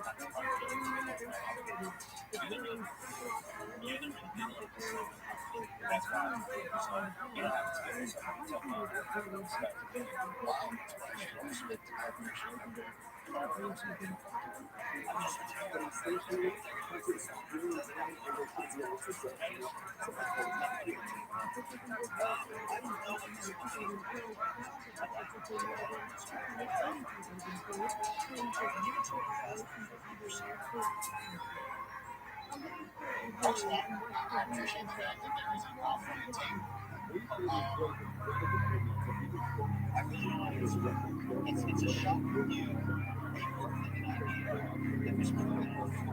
That's the way I look at it. 200,000, 50%, and you got market.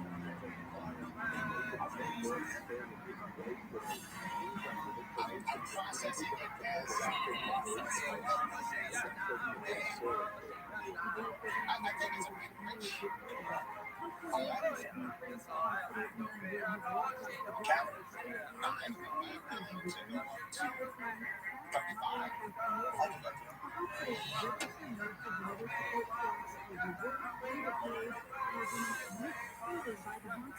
Let's do it.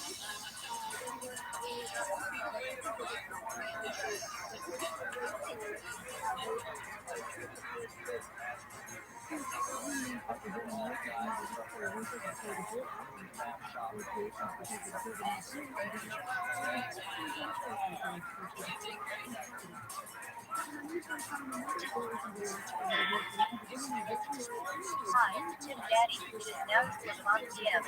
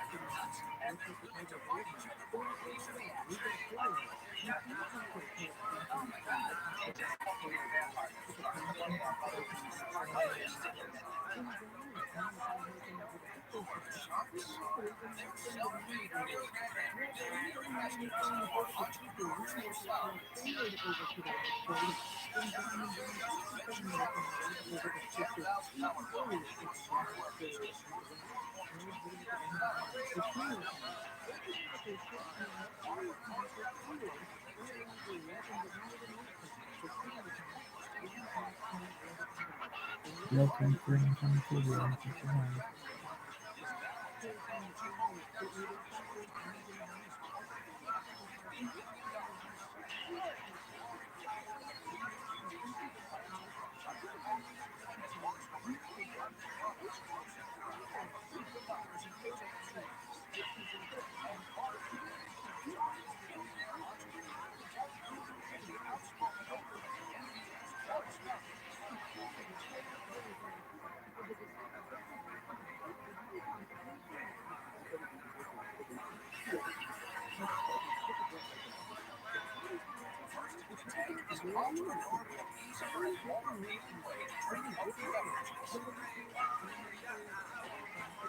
They forgot to load their guns and serve the Baal and the Ashram.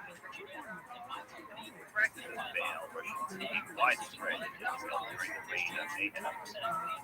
First Kings, chapter 16, verses 31 through 33, NLT. And as though it were not enough to follow the sinful example of Jeroboam, he married Jezebel, the daughter of the king of Baal, of the Sidonians, and he began to bow down to the worship of Baal. First, Ahab built a temple and an altar to Baal in Samaria. Then he set up an Ashram. He did more to provoke the anger of the Lord, the God of Israel, than any of the other kings of Israel before him. And the practice of Baal worship also affected Judah. 2 Chronicles chapter 28, verses 1 through 4. NIV.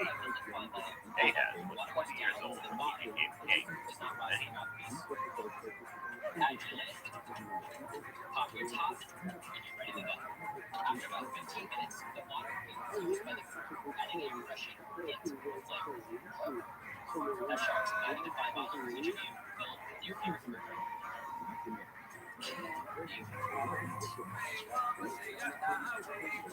Kevin, you got mango. That's your favorite.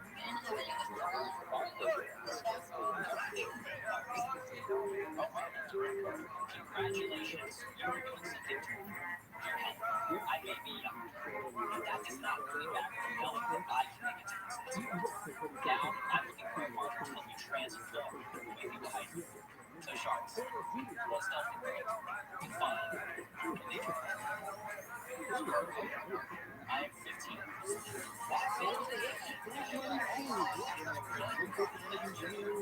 Did you create this yourself? Yeah, I created it when I was 13 years old. The story is, my mom got really into the movies water sleep, but whenever my mom left the house, she was proud of her soda and juice. So I'm like, wow, enjoy those fresh fruit freeze water recipes. She left the house. So I did some sketches, little legal pad, and I reached out to my parents. What are your sales? We have done $65,000 in sales since May 15th. That's 4 months, $65,000. Yes. And was that at wholesale or at retail? 50% of our sales have been online, 50% of it. We still run our website, and we have retail accounts. Whole Foods, David's Teas, Canada. I cold called companies, so I walked in Whole Foods at the store. Walked in, said, hey, can I speak to the product manager? Shake his hand, looked in the eye, and said, sir, this product is going to be excellent. Love the hustle. Thank you. We got invited to the Whole Foods Farmers Market. We did $1,000 for calls in 3 hours. Sorry about the difference, too. Was that on phone? Yes, we did a 65 models, and they all sold out. They loved it. We don't have a review yet. It's too filthy. Why? back for a second. What do you sell it for at retail? What's it cost you? The retail price for that bottle is $30. It costs you $10, but currently talking to a manufacturer over in China, and they've guaranteed us we can get the prices brought down to $5. What about online? Where's your traffic coming from online? Yeah, absolutely. Well, early on, I created food water recipes websites. My goal is to promote the Define bottle on those sites. What kind of traffic are you getting? What kind of conversion are you getting? What do you know about your customers? Okay, well, we currently get 2,000 hits a day on those sites, and our conversion rate, I think it's 0.5. Why do you think your conversion rate is so low? I have a question that might answer some of this. Yes, competition out there. Yes. Our biggest competitor, they're currently selling it's big, it's bulky, stainless steel. You can't see the fruit like in the Define bottle you can. It has little razor blades on the bottom that require to mash up and grind up your fruit. The problem is, while it's very nice and it works well, there's a ton of competition out in space right now with this exact same kind of thing. And they're a lot less expensive, but I think they also work well for that reason. Thank you. Much of this been developed $300,000. Yeah. My parents helped take that each dog house. This is a big bet you guys are making. I think your product sold $300,000 for new patents. Blows my mind. Clutter, you spent way too much money developing this. I'd never get my money back. I'm out. Well, thank you. There's a tremendous amount of competition. In my view, it's not a restaurant for that reason.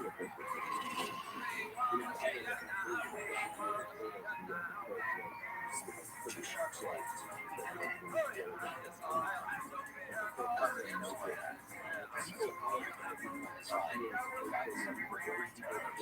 That's all. Here's the bad news. Your retail thinking you don't know why. But I like your product. Thank you. We need to serve this product.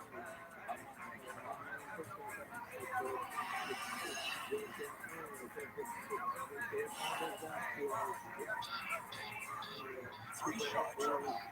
Nobody's gonna take a chance.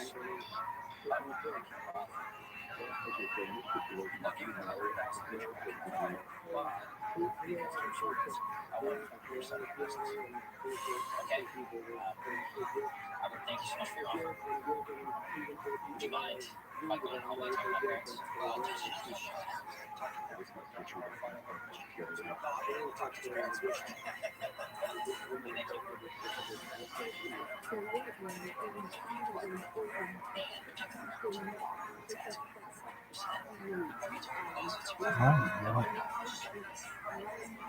That's right.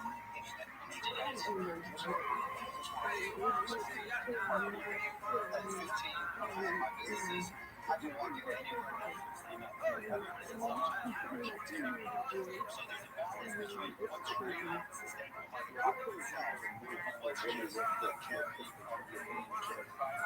But that's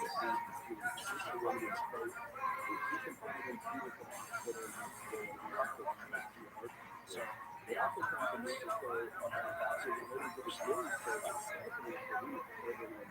My parents and I discussed it out there, and we think that our company is worth way more than that. We have assets. We have $85,000 accumulating, $150,000 in inventory. We have sales of $65,000 to make the team. Projected sales of $200,000 this year, $400,000 in sales next year. What do you? $500,000. So you are not going to take his offer of $100,000 for 40%. That's what I think. Well, Robert, here's what I'd like to do.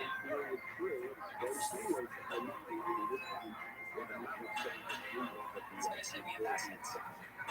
Part of the assets are your stuff. You have to be successful. So I'm like, you stop that. You can sell the assets for somebody else. I appreciate where you're coming from, but I'm going to take your company out because I think there's a tremendous amount of risk involved in the sharks of product. I can't get to the question you have in case they might say, I'm out. Thank you. I'm trying to find reasons to say yes to other people. If I put a marriage together, I'm marriage to the support this. That just puts so much stress on the whole thing. But you did give me enough depth on your competition to give me type of confidence that the competition isn't just going to dominate this one. That's the reason I have to say I'm out.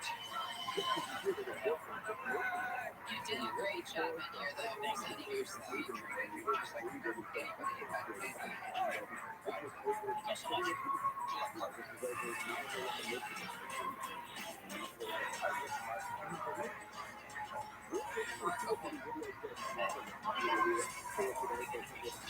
Yeah, the future is very bright. Our sales are going up and up, and even though some of those setbacks are going to move on and keep going.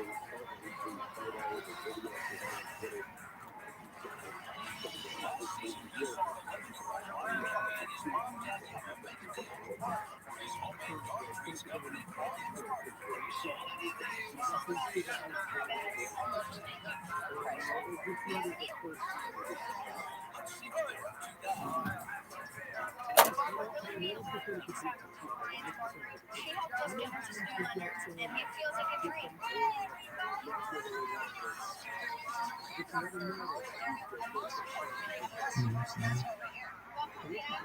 I feel super excited about my business. I have a new logo, a great new professional packaging, and it looks amazing. Before Shark Tank, I made about $900, and in 5 months, I made over $70,000. So first, you need a shirt, brand, use some strategy, go start selling. It's recruiting. Kids to tell stories. It's a little battalion life, and a little first.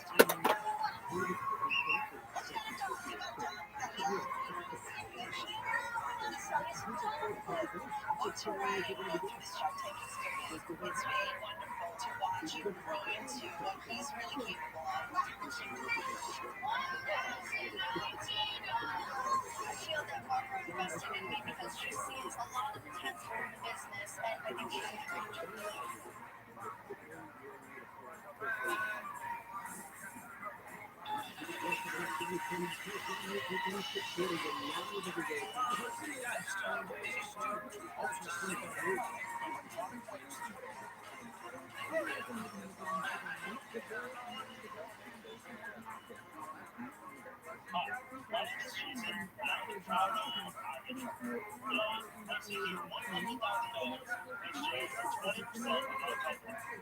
As a social enterprise, Omnitron, an online e-commerce business that buys most on electronics. Not only do we offer the highest price in the market, we are also the greatest place for you to keep it. Cell phones, calculators, MP3 players, and more. Now, Sharks, I know you guys always wanted to be the best, newest, smartest smartphones there is to offer. However, that never really is that case. In fact, me myself, I don't even want the newest one. And thus, Omnitron caters to that by providing older phones that still have years of life left in them, so people will can't get a full price for their phone. The best part is, it's as easy as one, go on our website and find us at instant quotes. 2, ship us your product. 3, return. Buy only 3, get 2, for less than $48. It's great for the road. You're very welcome. What do you say, Sharks? Time for you to reach. My son is a do you consider then to try to sell it to somebody else? Well, it's happening. For 20 hours, they essentially check your price tag. Do you have a guaranteed buyer on your end? Yes, and that's been proven because we've been running this for 2 years, and we have 0 inventory, meaning that you never get stuck. Right, selling is so much easier than actually getting the product, and that's what we need to work on. We need to market because I haven't spent any money yet on advertising. So what makes you different than other 90 guys in the smartphone field? Right. So yes, I am aware that we have a lot of competition, but the one thing that separates us is that we're associated with price. If you go to our website, we have something 5,000 different products. We have products that have literally no value because number one, they're environmentally friendly, and number two, it's a simple way of customer acquisition. So you're basically telling me you're making less money as an investor because you're buying stuff and nobody because we're paying higher prices for kills and margins. Everybody's telling me to breathe because that's what free is. But there's so much competition. In fact, if you Google this, there's so many pages you'll dive into that get lost. If you Google this right now, research and site on table, we're actually on the first page. Let's forget about capitalism. Let's hear what the market says. What are your sayings? So in the past 12 months, we made really nice progress. And I don't want you to get caught up in the numbers because Why not? listen, you have to look at the real numbers. $40,000. This industry is an absolute magic. Okay, $40,000 you made in profit. How much? $10,000. So about 25% of that profit. Jason, do you do this full time? No, I'm 60 years old.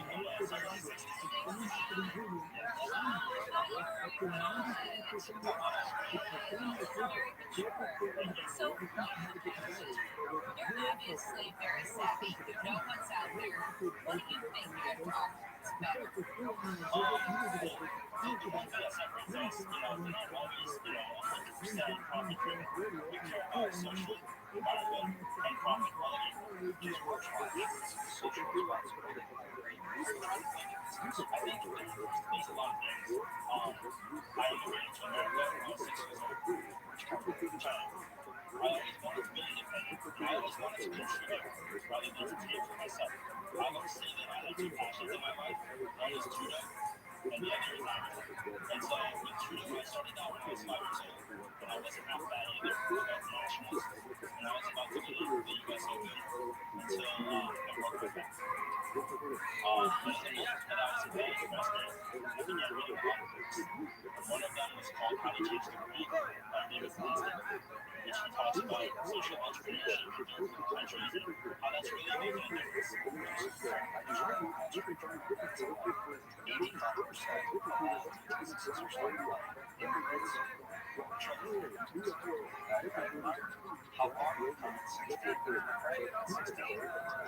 I wasn't anywhere near where you are right now. The business you're presenting today, I'm not saying you're 100,000. I just don't think I see how it's going to be a business like that. I wish you all the best. Okay, when I was 16, I wasn't doing electronics, but I was buying and selling stickers. I already knew what I could sell in store, so I'm flipping very quickly. This is exactly what this is.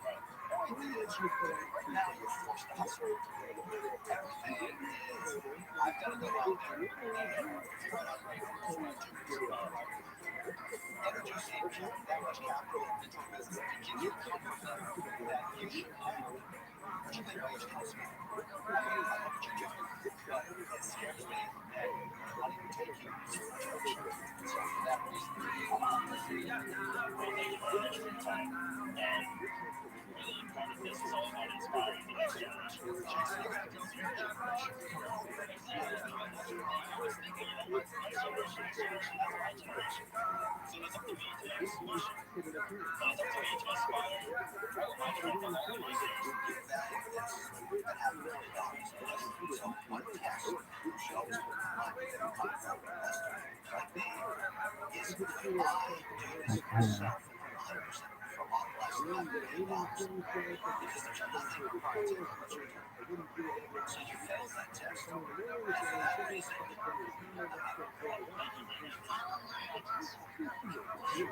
I'm not sure about this business. I moved to Nofilter to lose. So it's a big question mark right out the head. But what I'm going to do is I'm going to offer you $100,000 with 20% of the business for 1 year. I feel I don't know what earnings going to take, but I've got proposed a contingency. The contingency is twofold. You're going to get the money on an isolated basis. You're only 16. We talk about the equipment when you're only 16. Another contingency is I want to have 20% of any business you think can start over the next 5 years. That is the kind of brain that just disgusts me. It's like shaking a beer, which makes no sense. I can't help but to do it for Well, I think you're great. I love what you're doing because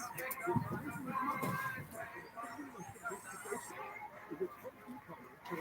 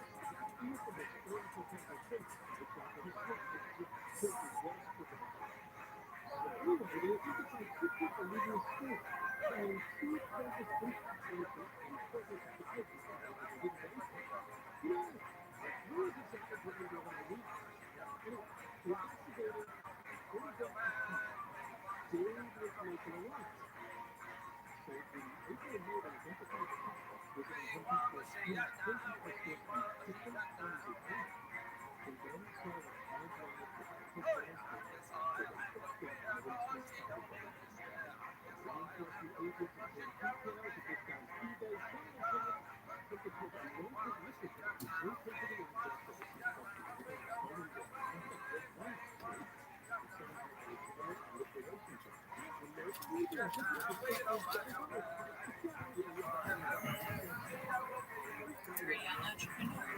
I think that Barbara has offered you a deal, and it's a lot better than what I could offer. So for that reason, I'll go out to So, well, I go from if I can address that. So, like, honestly, I'm not going to stop hustling. I've learned doing this in the past 2 years. Like, I'm reaching the level where I can't do anymore. And I'm like, man, like, I said, like, I'm good. I'm a little coach. Like, I really love to make food.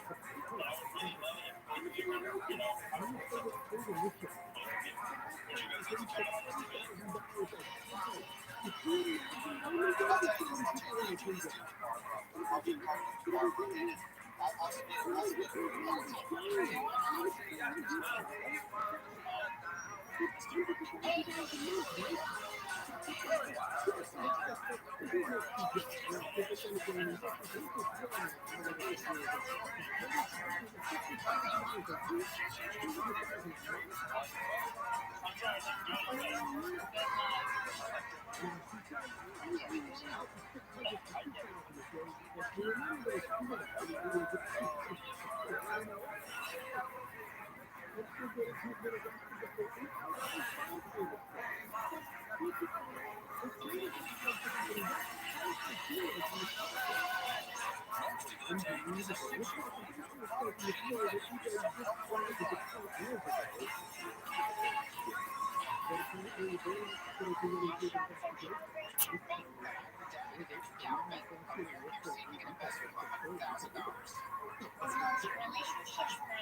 In exchange for 17.5% of our company, Google Brands.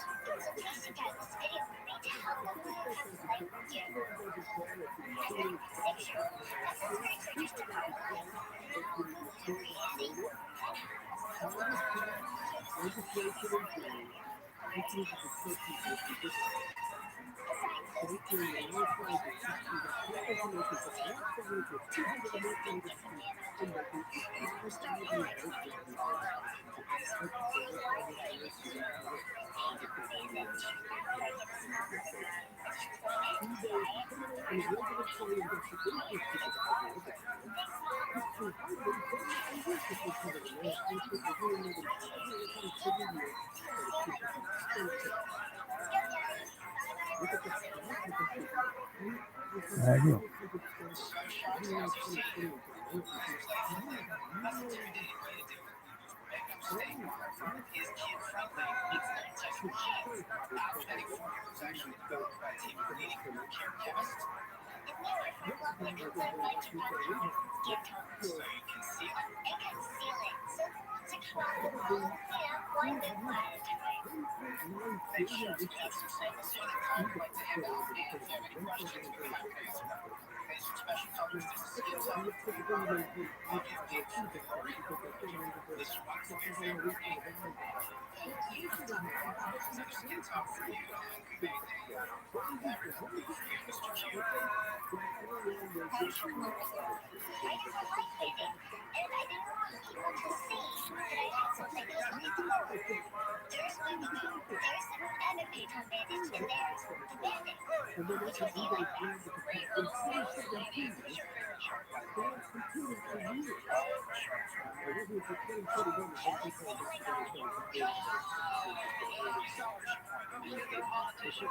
These are prototypes. Prototype box.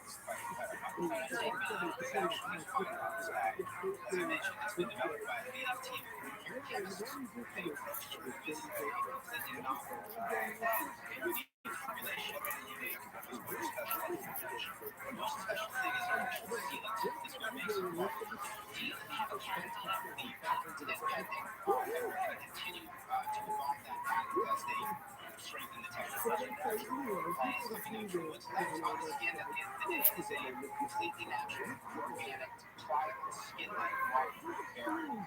You have serious competition. The major brands make a spray-on type of product that's very similar. It's a liquid bandage. Yours is color, but I don't think I'm grasping what is your major advantage or why you would be able to take over the market. We think it's very clear that a person would not want to scam what's been shown, which is all the liquid bandages service now. Also, all the liquid bandages formulations are actually found. They're found in the medical aisle, not in the Band-Aid aisle. So they've not crossed over any kind of mainstream market, and certainly haven't tapped into the 70% of bandage users, which is kids 3 to 15 years old. How are you converting identity in that market? With the right partners. We have interest already from QVC. Where is this product being sold? You know, I don't personally see this as a QVC product. I think the problem with your data shows a lot of products are in this case. You to do this, you should really go and take so is there an opportunity to take this and go to the page to say, I have a better mousetrap than liquid band-aids mix. Look at the colors. It's a better product, license it.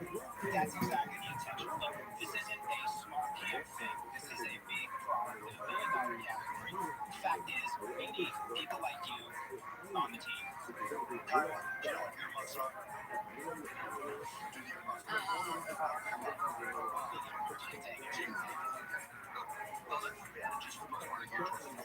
I've got 3 young kids.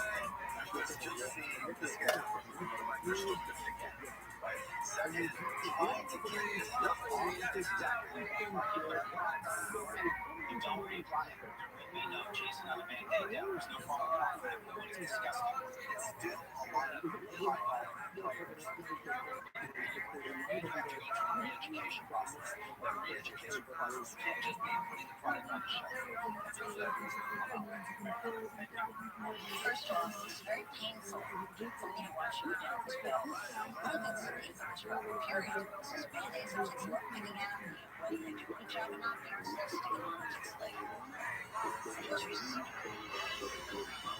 As you heard, the first contour bandages we use is interesting, but I think today what you have is a natural econ to the soil, and you have to bring it itself. Just to rely on that data. I like that you created add the color to it. It's inventive, but I think there's too much competition. I hope you do get your patent, and I wish you good luck. Without having it, I feel that you're going to really have a struggle. But your beautiful little daughter is an inventor, and that's fantastic. You're thinking of things. Keep thinking. You're so young right now that you can set the world on fire with more and more ideas. It only takes one to become successful. So I'm out. Oh, isn't this little girl gonna light the world on fire? stuck on the distribution strategy that we want.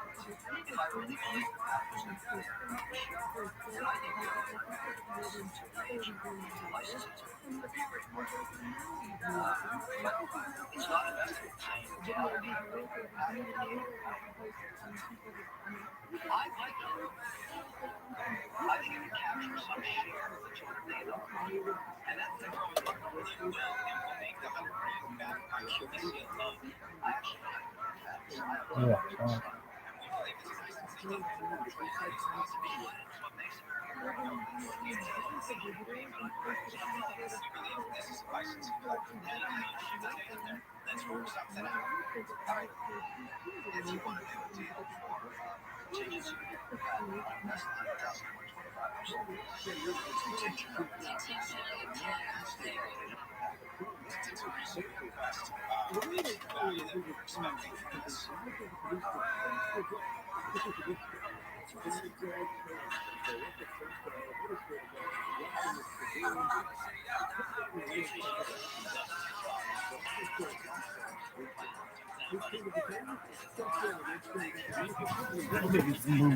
Still? No.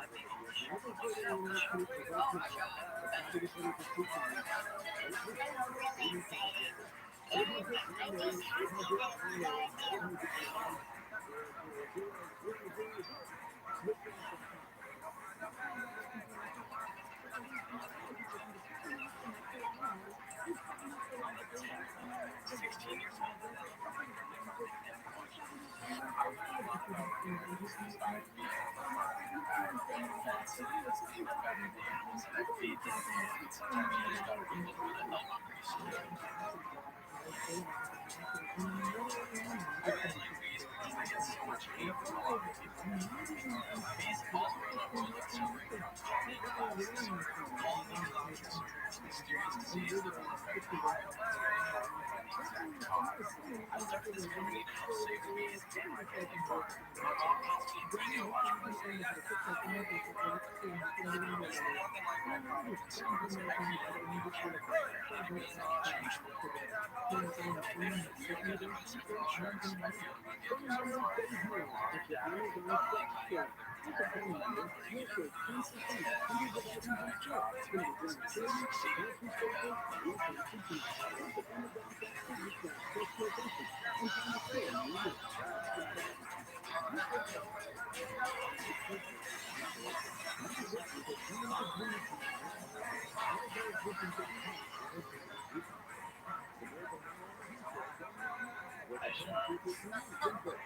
My name is Henry.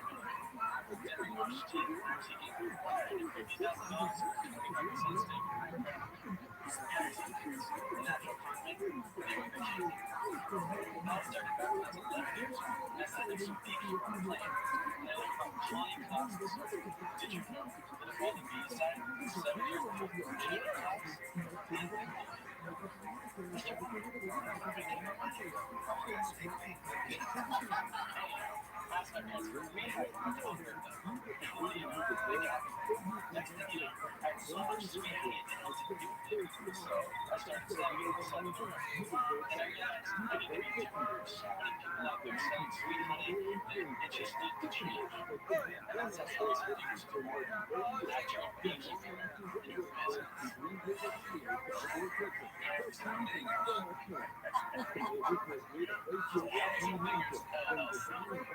I take this ancient thing I got in, and then flip it upside down by adding spices.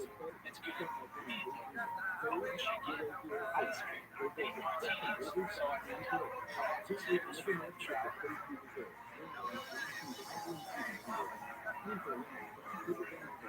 It's very good. All the names. Yep, I've heard that 4 flavors. It's brody, body hair, Vegas fireball, and Mary Piccola is fantastic. We don't need any of these. Are there other flavors? everyone is out there. There are other sweet flavor hoodies, but I want another spicy flavor hoodie. Where are you selling? What retailers are you in right now? Right now, I'm in 300 plus stores, and the 31st states, and I'm in registered usages notified East and West. What are your sales? My sales within the past 3 years have been $67,000. $67,000.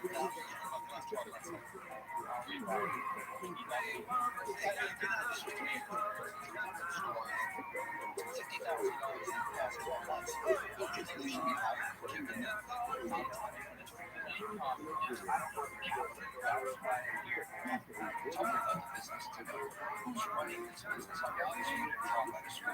Mom and dad are working at a school.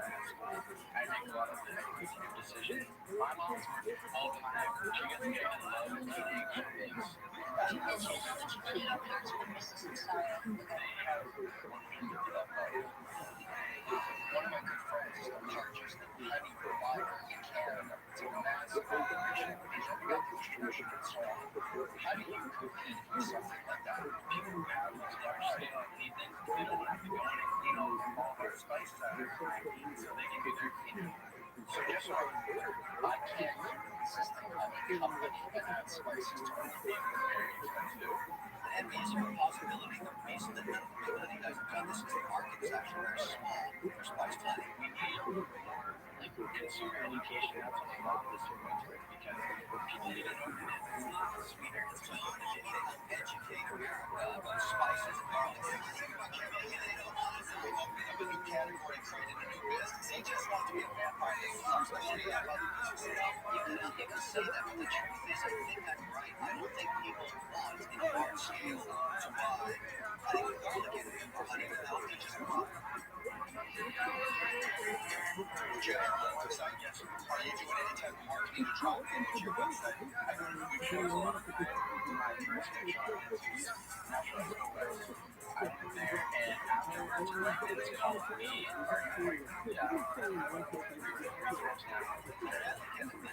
This is a very small market. So if this takes off, big honey guys will also add spices to honey. They already have the shelf space. They don't question you like the meat you are. Unfortunately for you, the only shark tells the truth all of the time. You're about to hear everybody give you lots of encouragement. I don't think they're your check over 50,000. I got that. Thank you. What's wrong with encouragement? If you're encouraging him to pursue something that will never make him money, actually, We all know for you. hey, I tell the truth. I am the angel of the show. I think it's great that you are enterprising, that you are caring about bees and ecology. But my personal opinion is it's very difficult to sell something spicy like this with honey when I think that most people probably do like just plain honey. So my opinion is this will be a hard trek. I'm not sure we would get back the $150,000. And so for that reason, I'm not. Thank you for listening. I find yourself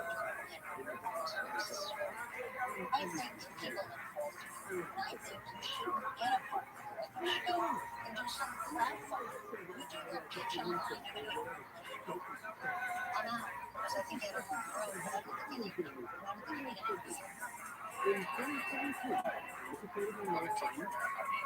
Gosh, there's business in all along that I wish my friend could sit there and it's fascinating.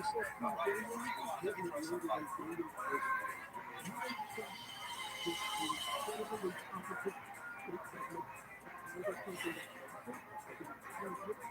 out. Three sharks are out, but Henry has two more chances to make a deal. Gosh, there's business in all along that I wish you and my friend could sit there. It's fascinating. Before we go on, let me throw something out. What if we up the amount to majority ownership? That took it over. That let them retain it. I think that's what we do. What if we for 60%. And I've never, ever, every deal I've ever done with Sharks, even offer, the technique is hard. To me, that's always a negative. This is different because you're creating a capital. And you can throw the Superman and come in like that. You take that 300K, then you take 150K, you got your parents. Where I managed to stick your head that deep and see as much as you can. That's the difference between us, Kevin. I see an idea, I see an opportunity, and I can see the end game.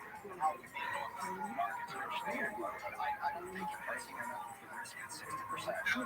Let's do 300,000 for 77%. Now here's the next player. Percentages technically subject. Even when you use that for an inversion of 75%.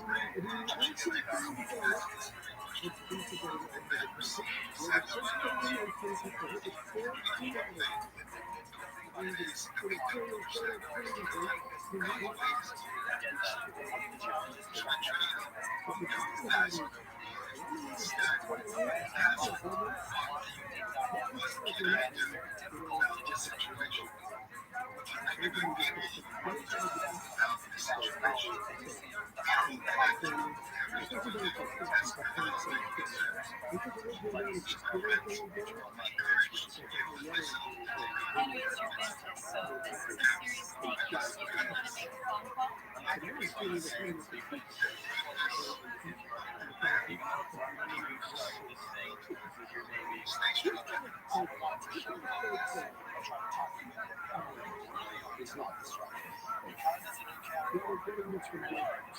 You really want to make a phone call? Absolutely. That's the dream, and that's the goal, and that's exactly what you should stick to. You should say no. That's right. I'm not here to talk you into it. I'm here to give you no turn. And there's 300,000. 75% of market eye.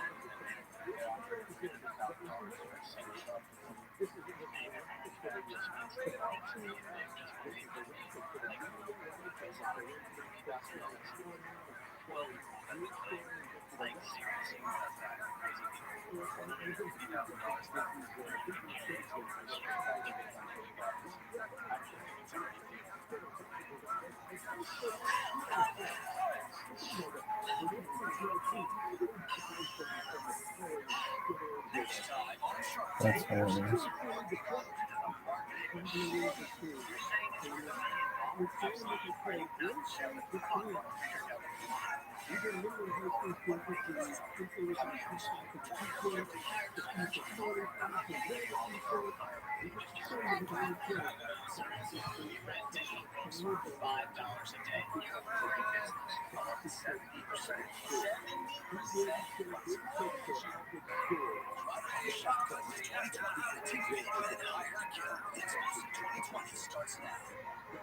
Yes, I could tell us about recess. I'm like, you want to know about recess?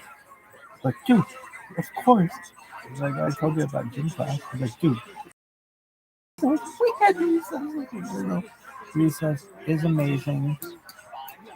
Ask any kid who's cool, and you ask them in school, what's your favorite subject? And all the cool kids say, recess. Really? Yeah, why? Because you have freedom. You don't have to do anything. So, do you remember recess? Mm-hmm. I remember in kindergarten, my first recess, we had, I do remember this. I remember my first day of kindergarten. Christ in yeah, there's Thomas. There's Thomas. Mrs. Darling.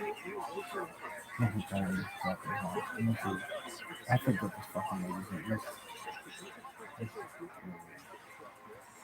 I've said it before. I forget. She's the only teacher who I forget her name. Mrs.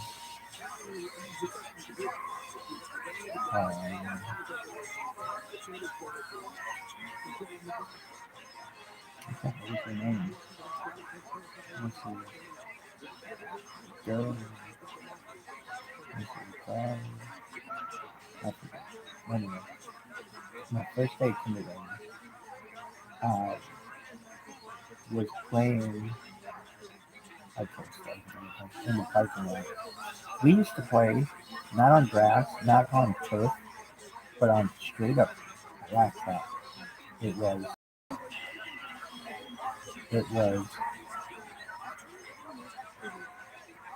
like it wasn't even cement. It was asphalt. Anyway, we would play. I remember when all the kids played, and but you can't remember your kindergarten teacher's name. Honestly, yeah. I've said it before. I forget. Anyway, yeah, I remember. I still have a scar on my knee from the first day of kindergarten. What happened? I was.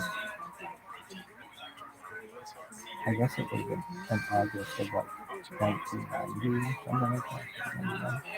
something like that. And 91, 92, something like that. And I was running, as I recall, we were with bigger kids, and I was running on the asphalt, and the the the parking lot was like at a slight angle, and there was this sewer at the very bottom of the angle, and like where water runoff would go, there would be like little bits of sand and rock. And I slipped on the sand and rock on the asphalt and fucking see if you can see it's a scar that goes like this. It's like a little scar that goes like this. And I probably should have gotten stitches. But I remember so my mom was like really worried, you know, it's my first day of kindergarten, and she was really worried that, you know, I'm her baby and everything. And my knee split open. And I think they called her. I could be wrong. I think they called her though and said, "Hey, you know, your son got hurt um, on the recess, at recess." Yeah, I remember. You know, I think it was kindergarten. I remember. Um, just bleeding pretty badly. And kids in kindergarten did not wear. We did not wear. We did not wear uniform. So I don't know. I think I only tried shorts. I was lucky, so that I was wearing shorts. And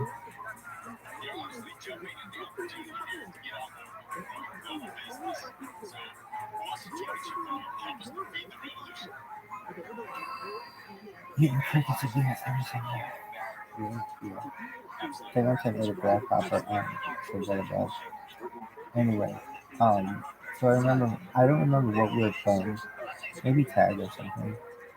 What's tag? You know what tag is. I don't know. What's tag? Yeah, that was tag.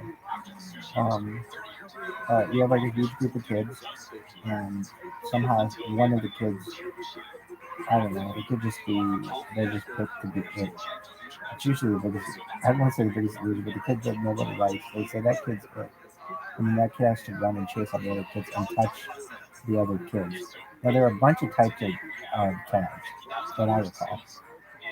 What were the different types of tags? So, as I said previously, we used to play tag on the jungle gym at school. That's what we called it. But I guess it's called a playground or something like that. And so what are the different kinds of tag? There's regular tag, where the person with regular tag just has to touch the other people. and then that person becomes it once they touch another person. Usually, a lot of times there's a home base, and if you're touching base or someone touching base, it depends on the rules, and you're safe. But then, like, little pussies will be fucking out hanging around base all the time. And what would be base? Base can be anything. You could say base is a wall. You could say base is a pole. You could say base is a car. But you usually don't want to be around cars. You could say base is a basketball hoop, whatever. You just have to have your hand on it, and then you're safe. And why do they even have base? I don't know. In case kids get tired, I guess. Okay, so then that's like standard tag. Then I remember there's TV tag. What's TV tag?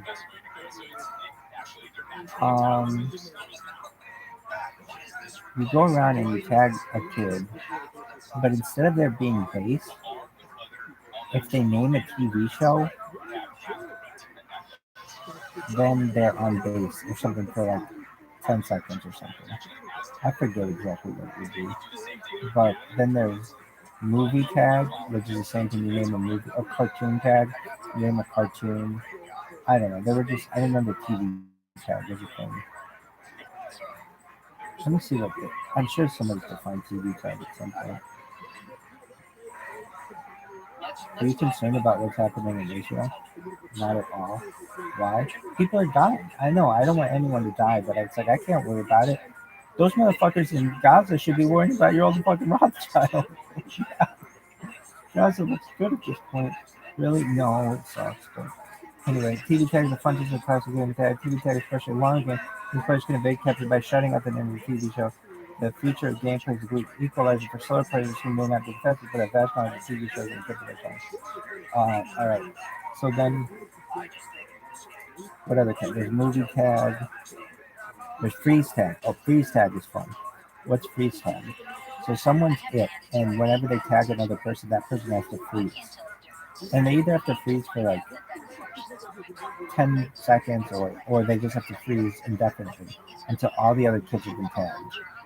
And then there's a thing, oh yeah, if somebody who is unfrozen goes and tags the person who is frozen, then they get thawed out and they can go back to playing. It's a fun game. Anyway, so we played this, and on my first day, I think we were playing tag or something. I split my knee open. Now, there were different sections of our school where people would play. The girls always stayed close to the school. The boys played in the big parking lot, most of them. The different games we could play, I've said this 1,000 times, but I had the best first grade teacher you could ever want. However, she wasn't as good as the other first grade teacher. She learned from the other first grade teacher. And the other first grade teacher had this, what do you call it? Like a container, like a rubber made container kind of deal, but it was circular. And it said "school is cool" on it. I always thought that was cool. I always thought she was cool because she had that. Anyway, and she had a bunch of balls that you could use and play with these balls. And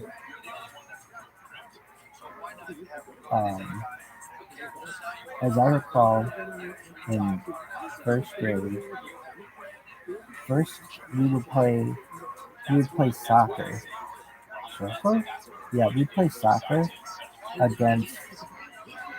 So the first graders would play the second graders. The third graders would play the fourth graders. The fifth graders would play the sixth graders, etc. As I recall.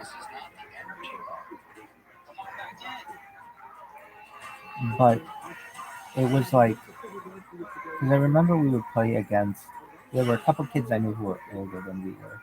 Ryan Keckley, Kevin Bradley, my neighbor Matt Vanderwally, Sean Denning, who's very fast, Tim Bonady, what are other kids you could name?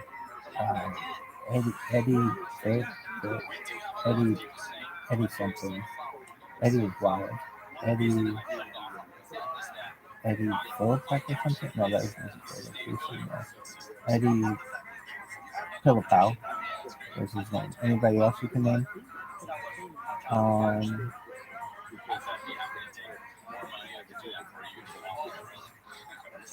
Yeah, I can name a bunch of people. I forget. So was something else.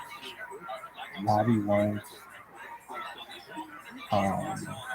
June Butcher. Anybody else?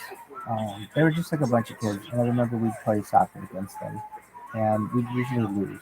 Now the soccer field was huge, meaning there wasn't like a goalie. It was like you just had to kick it past the line.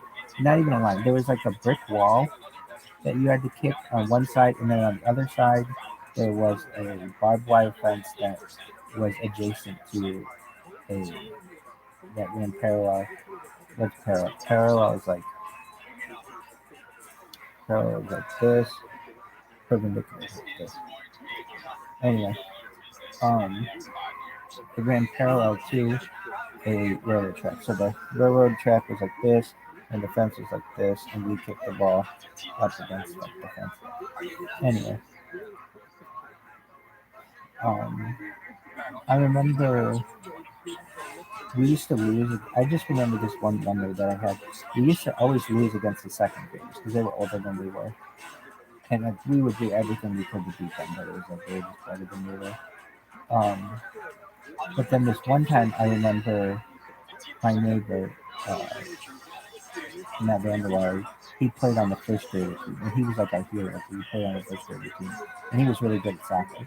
And we ended up, I don't know if we beat the second graders, but because we had a second grader on our team, we started whipping their asses. Anyway, then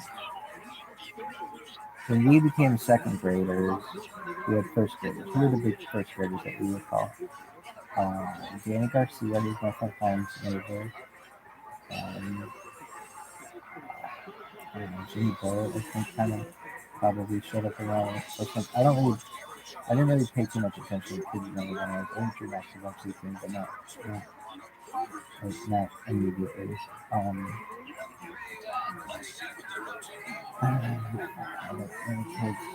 This kid Tofi something.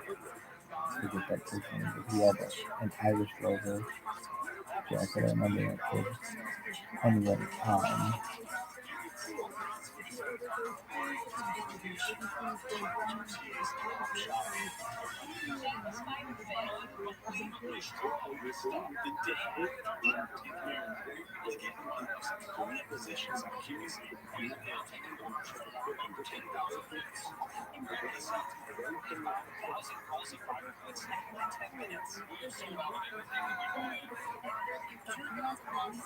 Anyway, I remember we would play against the first graders a little bit, but then I remember like then we got to third grade and fourth grade, and like at times it just depended on the mood of the class, but we would get into other games, and we'd play. If it were raining, we'd have indoor recess. Indoor recess could be its own video. If it were raining, it was something different. But if it were nice out, which barely ever was, sometimes we would play. Well, there were different sections. There was the big section of what up, baby? What up, there? Thanks, baby. Yo, something's gonna happen on that. There was the big asphalt area where we put. Oh, and the thing is, what sucked is if someone would park their car, they wouldn't know that that's where we would play. We would play soccer there or football, and they'd park their car there, and we'd have to run around the car. I remember this one time. It's one of the only times I think I've ever been stung by a yellow jacket. I remember we were playing football or something, and I felt something on my hand, and I looked down, and there's a yellow jacket, and it stung me, and it hurt like a motherfucker, and I had to go into the nurse who was just our friend's grandma, or William Beer's grandma, and she had this thing. Instead of giving kids ice, she would freeze. Um, she would freeze sponges, and then why sponges? I think the ice melts and it gets all water all over, but sponges absorb the water. So they were just frozen sponges, and you put it on there and let the strain go down.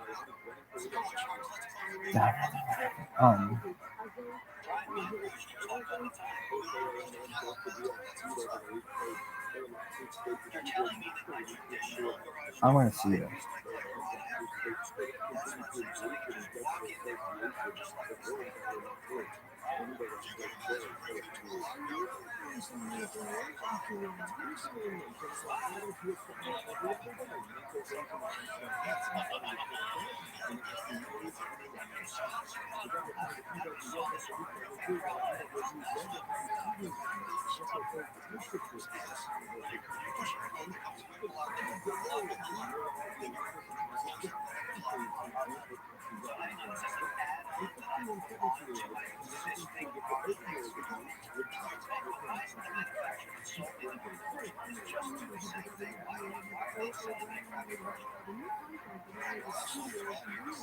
Do you install it yourself? How long does it take to install?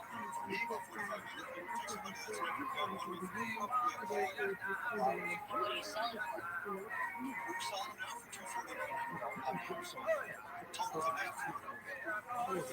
Anyway,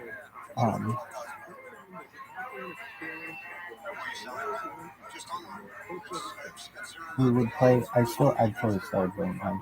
We would play football sometimes, and we wouldn't. Maybe like we would get. I don't know. Sometimes the teachers. Well, this was a thing. We would always get. If you were in a class, let's say there were two classes. Usually you had recess at the same time, but sometimes the teacher of the other class would let her kids go to have an extra recess. Oh my God, we'd be so jealous of kids who had an extra recess, or envious, I guess. We were so envious of kids who had extra recess. Recess was such a big deal. Ask any kid from my grade school. They know exactly what the fuck I'm talking about. All right, so the boys, there were like two football leagues, right? Yeah, which was interesting. There were two football leagues. We had we always considered like the NFL, which was where the best kids played. And then there was like what we always considered like the college football league. It wasn't. It was like a different group of kids that would play. So I still remember it was my friend David. My friend David was the one who he organized another football league. Why? Because I think he liked to be quarterback, and his friend liked to be quarterback. His friend Nick became quarterback of his high school football team. So Nick became, but he didn't play. That's the funny thing is Nick was a quarterback of his high school, and he wasn't the fifth best quarterback in our grade school. And I still to this day I think he's a pretty good quarterback, but he wasn't the best quarterback on his own fucking high school team. My friend Chaim was, but my friend Chaim kicked. Why did your friend kick and not play quarterback? My friend Chaim was very aggressive when it came to football and sports and stuff, and he'd get concussions and shit, and his parents didn't want to get him hurt that badly because he was a running quarterback and he would just get fucked up. So he ended up kicking, trying to get a scholarship. He did not get a scholarship everywhere, but he was a pretty decent kicker. Anyway, I can remember him. I think I saw one of his games once, and I remember them saying his name on the video, which is good. Anyway,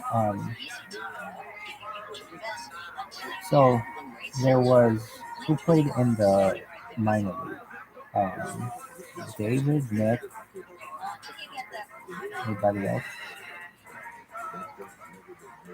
David, Nick, Reed, sometimes Declan, but sometimes Declan played in our league. There were two, David, two Nicks. David, Nick, I went to university with both Nicks. Nick, my friends in fucking grade school would be shocked to know that Nick Frazier and I lived 2 doors down from each other. We lived in the same dorm and didn't say 2 words to each other. And we were friends in grade school. And it was never anything negative. It's just he had a girlfriend and I partied, and so when we would throw parties, it would be like, I'd be like, Nick, I invited him to a lot of parties, but he had a girlfriend, so it was like, and he and his roommate were really close. But I think probably we were the 2 closest kids. I don't know if any of the girls lived together, went to the same school.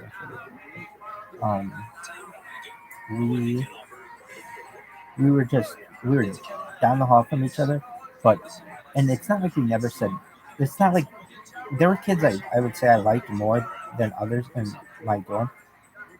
It wasn't anything negative against him. We just were different. Even though we were friends, like he had been to my house and I'd been to his house for birthdays and stuff.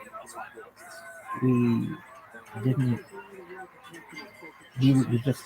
I mean, I was around athletes and partiers and stuff, and he was like in the engineering and stuff. So, and his girlfriend.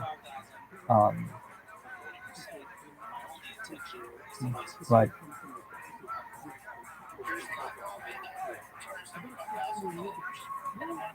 I mean, he was really close with like some other kids that we knew. Reed, who went to university, and they didn't live together. They weren't in the same dorm. I don't. Wait, who's not sick or something? Anyway, I forget. Anyway, but I think that would surprise people that they had 2 kids who went to school with each other for some period of time, and then didn't. It was honestly like Nick, I mean this. It was he would say the same thing. I know he would. It wasn't at all negative towards each other. It was completely neutral, meaning I would say hi to him, he'd say hi to me. But did I ever go in his room? Yeah, I think I would invite him to parties. That's all I remember. He'd be like, oh, man, I got a girlfriend. Like, when would we do? Like, I know, I would just be like fucked up and walking out of hall naked or something. But hey, we're having a party. It's gotta be there. Anyway, while all the other kids would go, I didn't say all of the kids, but a lot of other kids would. But he wouldn't. No. Why? He had a girlfriend, and he was an engineer, and he was studying and stuff. So I understand that he's probably super successful now, and good for him. You're not watching his video now, are you? Anyway, so, and he was really good at soccer. Soccer? Yeah, but I would just be like, for as good as he was at soccer, he wasn't even close to as good as my friends were at soccer.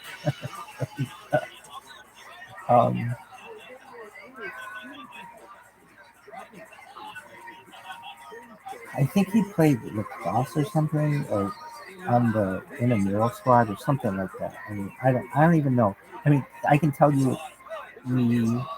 I guess I was kind. We both had just different friends, but it wasn't negative. It wasn't like like I used to go to school with that kid sucks. There were other kids like that I kind of was like, but never Nick. And my friend would be like, "You went to grade school with this kid, and he lives 2 doors down, and you guys aren't friends?" I'm like, "We used to be, but our interests changed. I don't know if Nick drank. I used to ask. I don't think he. I don't think he did. That would be the big thing. I'd be like, yeah, I don't know if he drinks. And he's like, oh, he sucks. Like, he doesn't suck. But like, he had a really nice girlfriend. I used to always say hi to her, and hope they're okay. Maybe they got married or something. But I just remember Nick. But Nick. So and then Nick Strom went to university, but he did not live on campus. So that he saved money, but by not living on campus, he missed out on so much. I don't know if he knows. I mean, he probably would regret it, not he'd probably, even if he couldn't afford it, to just even take out loans because you missed out on so much. Like, it was, I'm sure. Like, honestly, I would meet kids who, it was very rare for a kid not to live on campus. And it was like, are you even a student? Like, you're not going to the dining hall. You're not, it's just, it's not a commuter school at all. And yeah, Nick's an attorney now, and he graduated from the university, and I'm proud of him that he did. However, he missed out. He missed out on a lot. And you hear me talking about these stories and stuff. He missed out. My parents, one thing they always said is, you want you to go away for school, even if it's in a car, you want you to live on campus or whatever, so you get that college experience. Anyway, now they said they paid for it, and then they didn't. That's their fucking bad, but nevertheless. My friend David played. So my friend David would bring a football to school, and that's how he was able to organize his other league. And so why did they have? Oh, and I think my friend Michael played in that league. Michael was a bigger kid, and he loved to play center. He loved to play center and catcher, all the things that like chubby kids do. Anyway, he played in that league. Anybody else? Yeah, I think like Bob Stratner might have played in that league too. They get enough kids. Now, why were there two leagues? Why wouldn't you just combine them? We were playing. There were like 60 kids in the class, 30 boys. That meant there were like 15 boys on each team, and if we were playing the older kids, that kind of intimidated some of the kids in the minor league. And if we were playing if we were playing against older kids, it would be like 30 boys playing against 30 boys. And that's a lot of kids to play in a football game. Meaning you're probably over the course of like, I don't know, 20 minutes of recess or 25 minutes, you're not going to get thrown the ball. So David started his own league so that they would get the ball. And he liked to play quarterback, and he liked his friend to be able to play quarterback. When the other league, those kids were the league, it was rare to get the ball. So we had different. Okay, so who was the big league that you remember? And then there were some kids who played soccer, like this kid Jacob Strong. He came in first grade. He was a transfer kid. He played soccer. Soccer? Yeah, he liked to play soccer. And who else? Nick Fergie liked to play soccer. Some kids would want to play soccer too, but not really. We all played football, basically.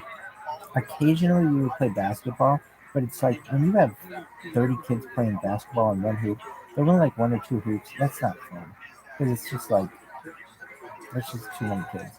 So we played football, and my friend Chaim was one of the quarterbacks. My friend Ryan was the other quarterback. And you were either Team Chaim or Team Ryan. And which were you? I was more Team Chaim because we were on the same basketball team. His dad was our coach, but I was Team Ryan a lot of times too. And so Team Chaim and Ryan's dad taught me coach of the basketball team. And I think Ryan played basketball in college. Chaim was the best athlete of any of the kids in our grade. He's better than Ryan. Did not play any college sports. But, and this is a lesson, said this before, it's a lesson to the vets to know, you gotta have your kids specialize in a sport. Chaim was good at football, he was good at soccer, he was good at track, he was good at baseball. He'd play a bunch of sports, but he never was really good at any. He was good at all of them, but he was never extra good at any of them. Like, I would have other friends who would play Division I sports, and at a certain point they they started to focus. Oh, my friend Chaim was a good swimmer, but they'd start to focus on a sport. And Chaim, I would say also, Chaim just wasn't that big. He wasn't, he was just in comparison to, but he was fast. Well, I would say this too. He was a really fast little kid. I think he started to slow down in high school. Even though he started to play football and he gained some weight playing football to get bigger, and he lost some of his speed. But he was that's getting, but he was the best athlete. So we were on, and he'd be the quarterback. And who were the teams? Well, it kind of worked out how our basketball teams went. Uh, my cousin actually, Dan. This is a weird story, but and this doesn't happen often, but usually you know who your friend is. Anyway, this one day we were in Chicago, within the city limits of the city of Chicago. I think we were at somebody's graduation or something, and our cousin Kathy says, "Hey, don't you go to X, Y, and Z school in Pawnee?" And my mom's like, "Yeah." She's like, "My cousin, Kate, her son goes to that school." And we're like, "What's Kate's name?" She's like, "It's Kate Sullivan." The kids' names are Brian. Their kids' names are Brian and Danny. My mom's like, "Well, we know Danny Sullivan." She's like, "Yeah, so that would make you guys like second cousins. It must be marriage or something like that, but that doesn't really necessarily matter. Just in how surprising this relationship was." So I go to school on Monday, and I'm like, "Dude, do you know Kathy Lyons?" He's like, "Yeah, how the fuck do you know her?" I'm like, "She's our cousin." And that meant we were cousins, right? Yeah, which was always downplayed. I mean, until we'd be playing football or something, and then we play football, and sometimes I don't think very often, but sometimes I'd play quarterback, and then Danny would go to me, throw to cuz. Yeah, I couldn't resist that. Anyway, so there was who else is, I don't know. It was basically broken up by our basketball team. So I remember, and like I know our basketball team was Chaim, Danny Sullivan, David, Khalil, Greg Yabutowski,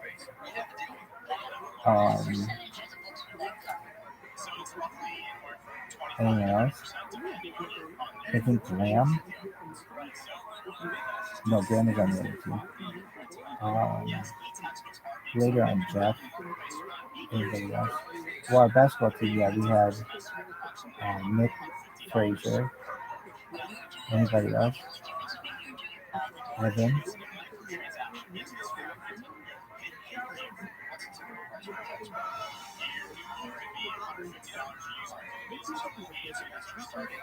Anybody else that you had on your team? I think we had 10 kids on our team. So I was one, Chaim, Danny Sullivan, Greg Yabutowski, Nick Frazier, Jeff, Evan, Phil Jackie, and Phil Jackie played in the minor league with Brandon Roder. Anybody else? I think there was one other kid. Who? I don't recall at this time.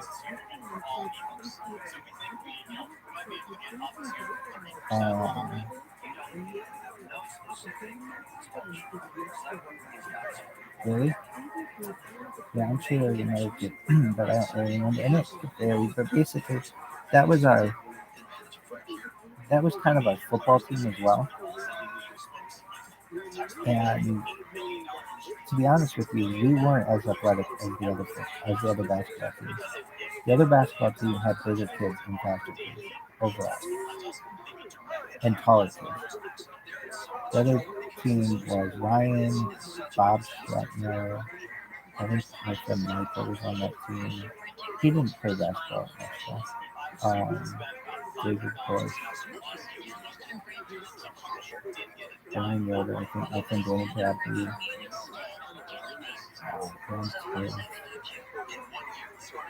anybody else? Yeah.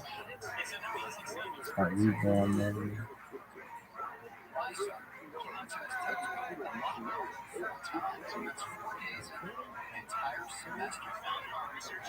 Danny Brandon maybe at some point, but he didn't play it much. Anybody else?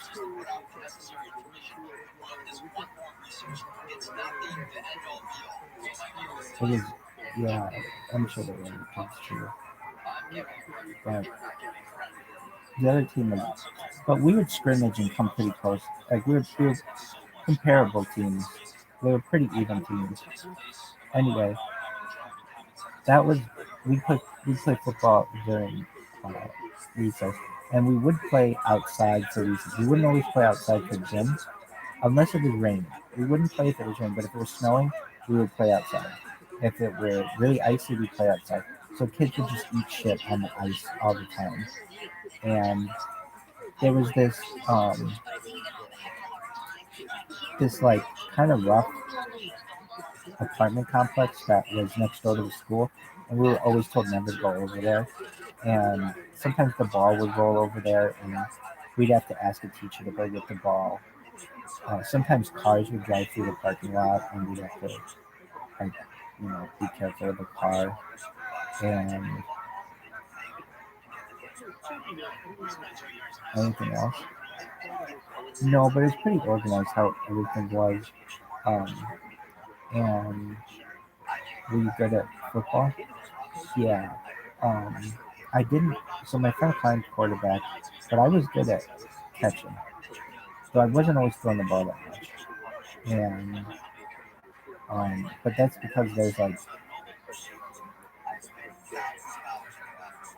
we would play the way that we would play. I don't know if I wasn't throwing the ball that much, but we would play. Mark Denisi was on our team as well. Was he? Yeah, he was terrible. Sorry, dog, but you suck at basketball. So that was our 10th guy. Anyway,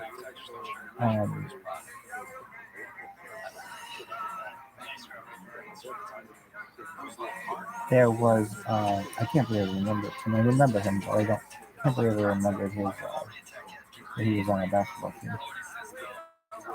Anyway, the way we played was there was a kickoff. Somebody kicked the ball off, and we kick it off like it would be like a punt. And you kick it off, and then someone would return. It was always two-hand touch, even though we always wanted to play tackle. We weren't allowed to. And then wherever the person was down, it was like I got him with one hand, and you had to. Then somebody else got him with one hand, and we counted that as a down. You didn't have to get him with both your own hands. Anyway, I remember the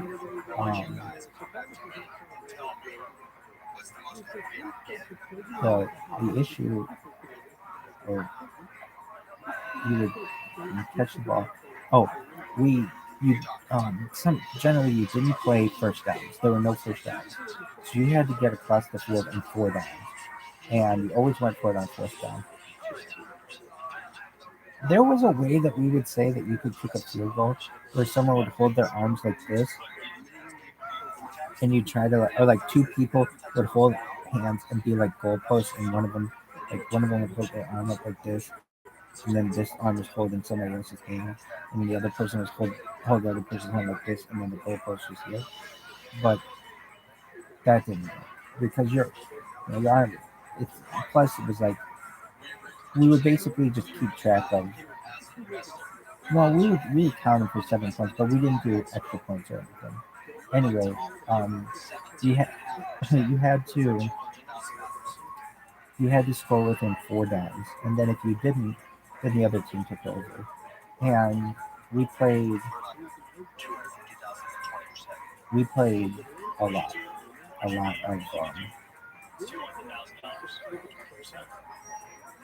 and we played every day. And Then then we ended up. Then for whatever reason, oh, this is what would happen. They'd have like a funeral or something, or some kind of event, and the whole parking lot would be taken up by other by cars. So we were told there are a lot of cars that you can't play in the main parking lot. So then we would play on either David's league, or we would find other sports to play. So the other sports that we would play were the big one that I recall that I liked to play was Foursquare. Foursquare was really fun. What is Foursquare? It's like a box that's split in four. There's like box one, box two, box three, box four, and you have people lined up, but basically four people are in the box, and you you use like a softer ball, but it's like rubber, and you have to bounce the ball. You do your best to bounce the ball in someone's box without them catching it. If they catch it, then they can bounce it in your box. And basically, like, you're always trying to be the number one box. Everyone's trying to get to be that box. I'm pulling the box. Right? Oh, yeah, okay. Anyway, so we play with Foursquare, and I remember then Foursquare would get really big, especially if they had the parking lot closed off. So then we'd all play Foursquare. The girls were interesting. They would play. Some of them would play soccer. Some of them would play hopscotch. Some of them would just talk, and then some of them would play games like they play tag or jump rope or maybe occasionally basketball. Some of them would watch us play football. But then a game that I remember that they would play that became popular at times was Red Rover. What's Red Rover? There are two lines of kids, and the one side says to the other, it was like, Red Rover, have Michael come over. Or Red Rover, have Michael run over. And so let's say if I was over here, I'd run to the other side, and they all would interlock arms, and you try to break through their arms, and if you broke through their arms, then they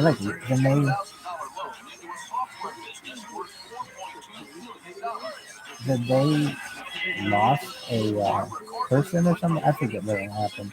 I think, how do you play the railway? Something like that. The son of an immigrant factory worker is now a technology mogul. Sold his first internet companies for over $350 million. Was a regular tag, also known as Kinka Enforcement Series, is a team game played primarily by children on playgrounds playing 10 plus players. The game has changed over several decades, evolving a regular running across game with one single catcher and a similar playground to a combat game with two opposing teams.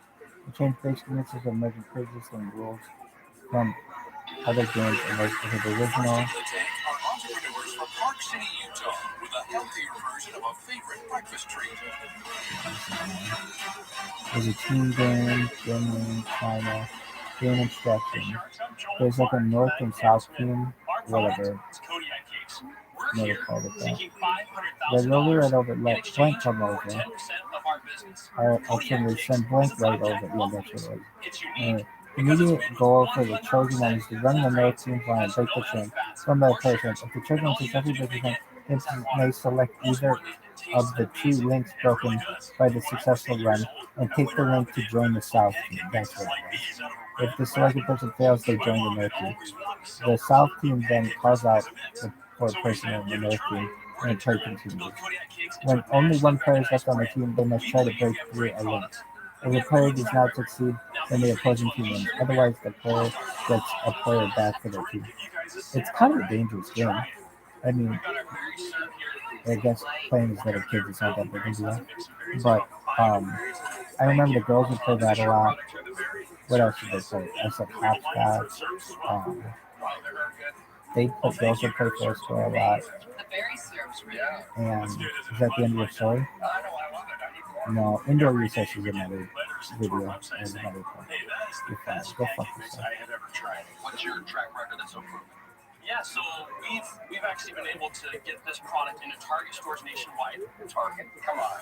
The first order to Target was about $260,000 order. That's a sizable That was a huge one. In a year, how much more have you sold since the first 260,000?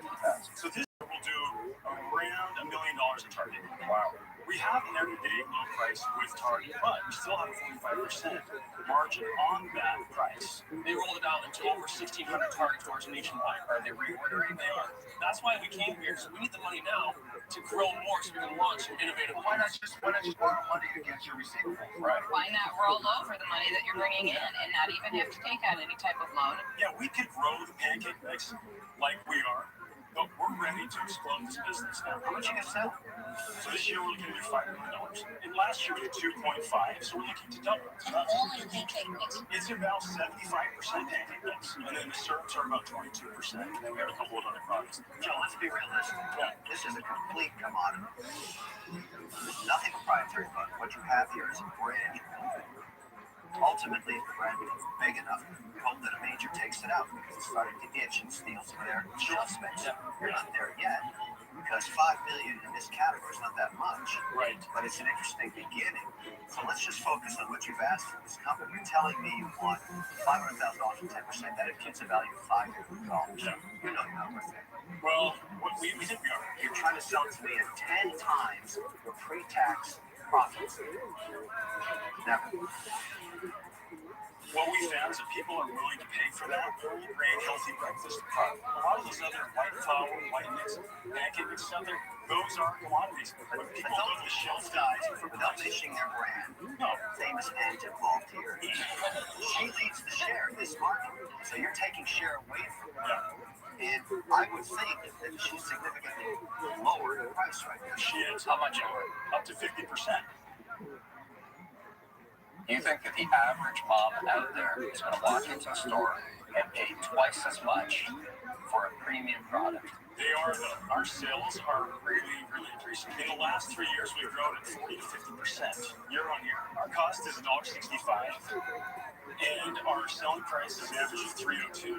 I think your packaging, though, I just have to say, I think it's interesting. It makes you think, oh, that seems like outdoor camping. Yeah. People love this brand. They don't know the brand. A mom doesn't walk into Target and say, oh, it's the Kodiak Cakes, guys. The 1,000-pound bear.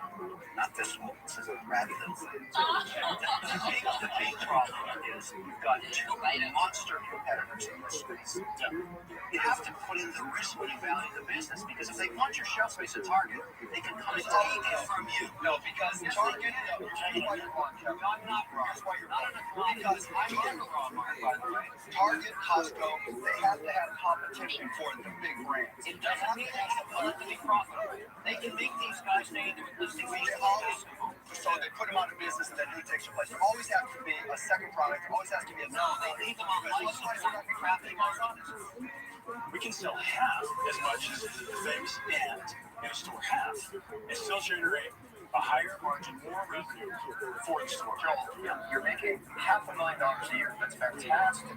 I haven't heard any reason why you need $500,000. So what we want to do is we want to spend a huge chunk of that on slotting fees. That's like buying your way to the store. Oh. Which we generate a return on in 10 Explain to everybody what a slotting fee is. Buying shelf space. Yeah, you're paying an upfront fee to get your shelf space. Have you done that We've before? done that for 17 years, and we get a return on it. I have to defend you because there's a million people that would want to pay the same slotting fee. So it picked you. We did it. You got to say, I'll give you $500,000, all right? Yeah. How do I get my money back and when? We're going to build this thing to $20 million in 4 years. How much can you sell a $20 million commodity pancake business for? Well, this is not a commodity pancake business. Okay, tell me. Let's not argue about that. Tell me how much you're planning to sell it for. Well, at that point, we're going to go from 1 to 1.5 times revenue. I believe we'll get 1.5 times. So we'll go for $30 million. most food companies, sorry, just don't trade for 10 times cash flow. They can reach 10 times. That's our research shows that. We've talked to investment bankers, we're talking to people all the time. I love it when people tell you that, but they never have a check for it. I'm the only disciplined, rational investor up here. Everybody else gets emotionally involved. All right? Not me. All right, guys, let me take a shot at this. I don't do good deals, I do great deals. Okay? And I make sure they're great deals so that both sides make money. I'll tell you what your company's worth today, and I'm right. It's worth $2 million. Okay? You have to give up 25% effort in this 500K because you have to jump this thing by 30% to even make it something that a major competitor will take out. You have a lot of work. And for that ride, I wanted a new risk premium. 50% of the business.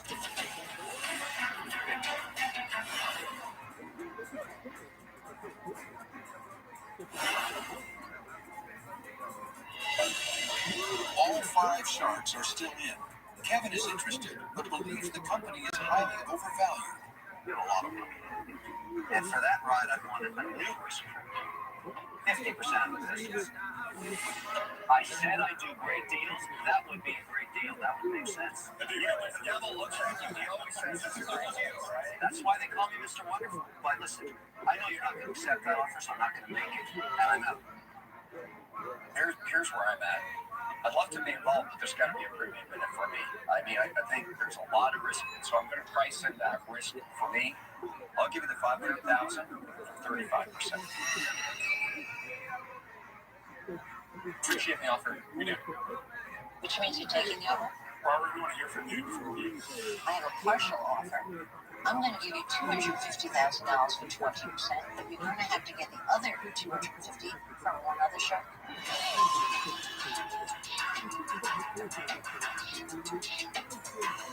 You know what? I have to love what I get into, and I don't really like pancakes. So, I'm out. You know, I think it's a good business, but I just think you're going to have more challenges. You've been on a nice ride. You've executed incredibly well. You're efficient. You're great salespeople, but I think you're going to run into some macro challenges. I'm out. Let me ask you a question I don't think you considered. I think it's worth discussing now because it's getting into my interest range again. I thought you were out. No way. Why do you have that? Shut up. Don't tell me to shut up. If I wanted 2% share, which is what you're going to get this year if you're lucky in this market, could I buy it myself for $5 million without even having to? Well, you're going to start pancake. If I wanted to, would I do it? No, not you. Absolutely, I could do it. I could hire a couple of guys, go get a co-packer to make this pace. You know what? That's buy myself any 2% share of this market easily for $2 million. Let's watch you do it. You know what, guys? I made you a decent offer. Nobody else made you an offer. Can you job? She didn't make an offer for the $500,000. All right, I'll help her out.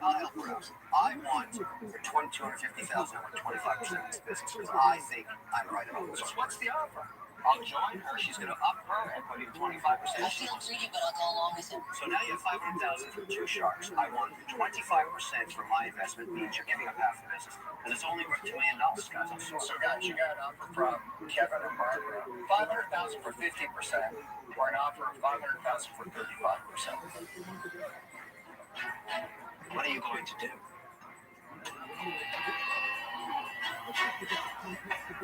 Well, you guys, thank you. I mean, we do appreciate the offers. We appreciate the interest, but we feel the value is way beyond what you've said. We really do. So we get to decline the offers. Seriously? You're turning down $500,000? Yeah, we're going to turn it down, but we really, really appreciate it. We really do. I mean, you guys are smart. I do too. You like to move, Thanks. Appreciate it. Thanks. Thank you. All right, Robert, get me the tranquilizer gun. I'm taking the bear out. Run there.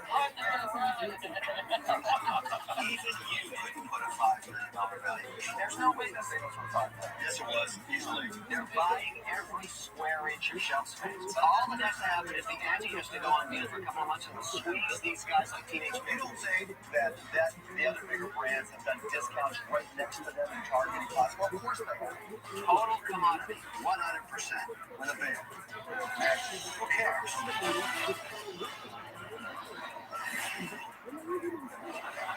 This season, we saw Melissa and Rick Hinnon make a deal with Barbara for their fashion sock company, Grace and Lace. Let's see how they're doing now.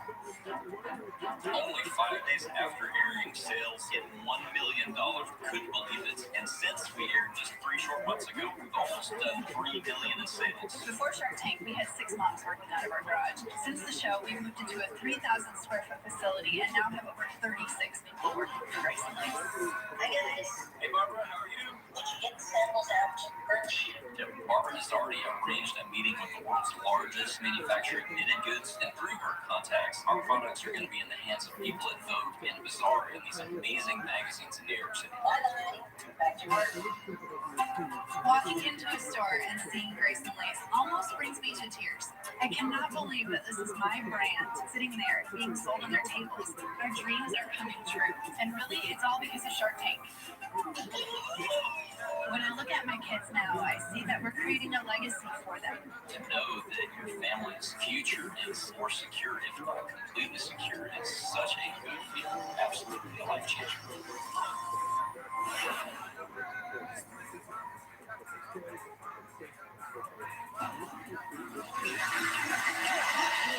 Next in the tank are 2 moms with a must-have accessory for parents on the go.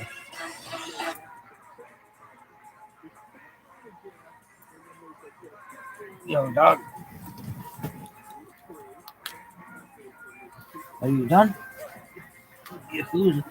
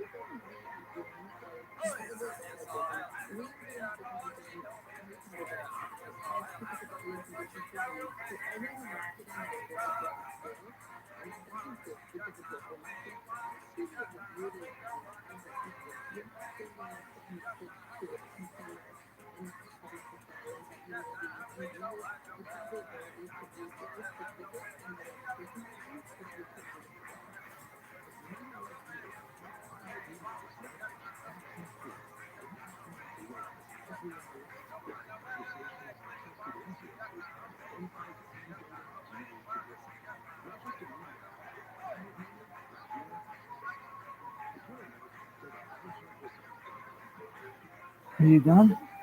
Here you go. Might could have been replay. Bison, nine, like short ass reading. What about online company website? You'll put in chat like this, represent that if you discuss the you'll put in a solid users. And if you want to try to share, then I'm not to respect that. And then when there's anybody's new to share, that's all I have to request. The lock is free. So I put them in the messages. Let's go. Look at this athleticism. I know. I just had to see these pictures. Hi, Sharks. I'm Christy Berry. Right. I'm Courtney Turing, and we're the Monkey Mat Mamas. We're seeking I'll give you some $100,000 in monkey mat, exchange for girl. 30% of our company. Fuck Our on one. product, the award-winning The Monkey Mat, is the only clean portable surface you can have anywhere you go. It's an innovative new essential for life on the go. No monkey blankets required. So the original inspiration for the Monkey Mat came during an unexpected 6-hour layover at the airport, where I watched my two beautiful girls crawl and eat and play all over those dirty, disgusting floors. Total There has to be a better way. We searched for a solution to meet our needs, and when nothing existed, we decided to create it. There is nothing that provides the portability, versatility, and functionality with style like the Monkey Mat. The attached pouch with easy buckle strap secures onto anything: cooler, stroller, light candle, purse, or diaper bag. The custom fabric is soft, durable, and water-repellent, and grass, dirt, sand, and messes shake right off. The corners have weights, as well as loops for additional grounding, and in the center of the mat, there are loops for key or toy attachments. And of course, it's all machine washable, comes in 4 vibrant colors, is perfect for outdoor concerts, sporting events, picnic, at the beach. The response has been fantastic. We need your help elevating our business to the next level. Can we see them? Absolutely. Courtney, I love the way it folds back up. Absolutely. People are very amazed when they see how quick and easy it goes back into the pouch. So I have to ask, are you related? We get asked that a lot, and we are not related. However, we're dear friends. We've known each other for 11 years. Christy, do you have sales today? We do. We have $60,000 in sales in our first year of business. And how are you getting those sales?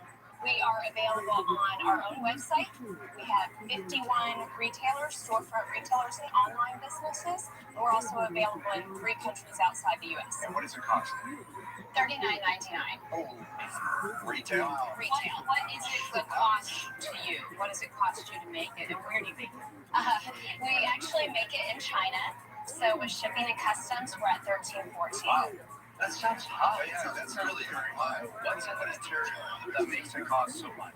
It's a ripstop nylon, but it's treated specially to be both water I give you a and ripstop also nylon, soft. bro. There's another material that's embedded. The weights are stainless steel discs. The stainless steel discs are about 50 cents a piece. Which is high. How many discs are there? So there's one in each. I want you to help me with something because I'm just struggling a little bit, okay? It's a piece of nylon on the floor. Why is anybody going to pay $20, $30 for this when it's $2 off a roll in any cloth? You know what, at the end of the day, Mr. Wonderful, if you can carry a yoga mat, which we'll use it as, a beach blanket, a picnic blanket, a baby blanket onto, you can't stuff those in your glove compartment, you can't throw them in the trunk of your car altogether, you can't. It's a convenience item more than that. If you're going to plan, Absolutely. I'm telling you, my wife, in a heartbeat, would do it because it's for those times you don't expect something to happen. Exactly. Whether it's the airport, whether you're around. Guys, I love the product. I hate the price. I think the price has to be $9.99. And he's right. The higher end mom environment are going to buy it, right? But that doesn't make it a mass product. Can you make it a mass product with a $9.95 retail that resembles anything that has any of the quality? I don't believe for that cost we would be able to provide the quality of product that we're looking to provide, with the versatility, with the functionality. Quality is a piece of cloth on the floor in the air. I think it's a very clever product. But what I heard you say today is, from what you know today, you can't get the price point to have it become a mass market product. Thank you very much. You guys with the right strategic partner, you could. Right. I mean, I know because I manufacture things made out of fabric. I have for 17 years. Yes, I do. I don't get it. I just don't get it. You know what, Mr. Wonderful? We have parents who use this as a timeout mat. We might have to put you over in the corner. There we go. There you go. Somebody figured out how to make an umbrella so inexpensive when it rains, I buy one and I throw it out afterwards. That's where you need to go. And maybe you'll get there, but it won't be with me. I'm out. All right. Thank you. It's too small. It should be larger. The colors are off. They're not hip. And last, which you've heard again and again, is way too expensive. I think it's a $10 product. It should be priced exactly like those cheap portable umbrellas that come in a little kit. That's it. It's not for me, I'm out. Thanks for your feedback. I want you to do one thing right now. Sure. Take it and fold it up and put it back into the zipper pouch for me. Fold it or stuff out of it. I want to see how hard it is. I want to see how fast you can do it. Here's the real Here, Mark, you do it. It's a contest. Who's faster? I ran. Exactly. Chris has a hard time. Wait, just shove it in. Yeah. No. I mean, we're going to finish it, right? Oh, here we go. Wow. He wins. Awesome. See how easy it is? Yeah, it's actually Mark can do it. You know, I want to say if Mark, you'll go in with me. Okay. We'll give you an offer for the $100,000, 35%.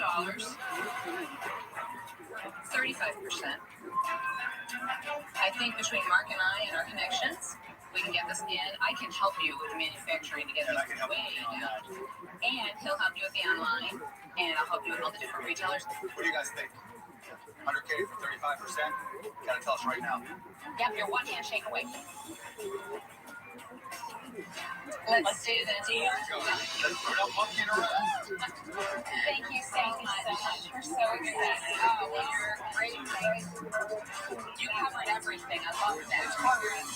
Thank you. Thank you.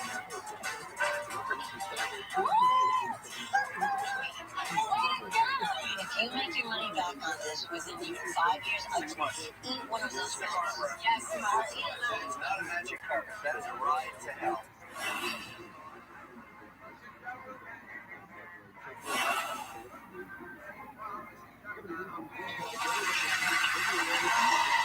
Next up is a unique alternative to delivered meals.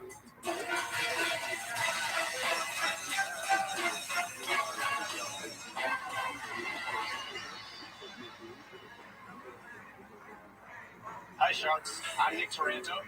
And I'm Josh Hicks. And we're the founders of Planet. We're here today to ask you for $500,000 in exchange for 4% equity in our rapidly growing company. At Planet, our mission is to help Americans eat better. Josh and I met at Harvard Business School. After school, we both had the same problem. Getting good food on the table is difficult, time-consuming, and expensive. We knew there had to be a better way. Dog. So we started Planet. What up, baby? Yoshi, something's gonna happen. I'm gonna die. Delicious, nutritious meal at home in 30 minutes or less.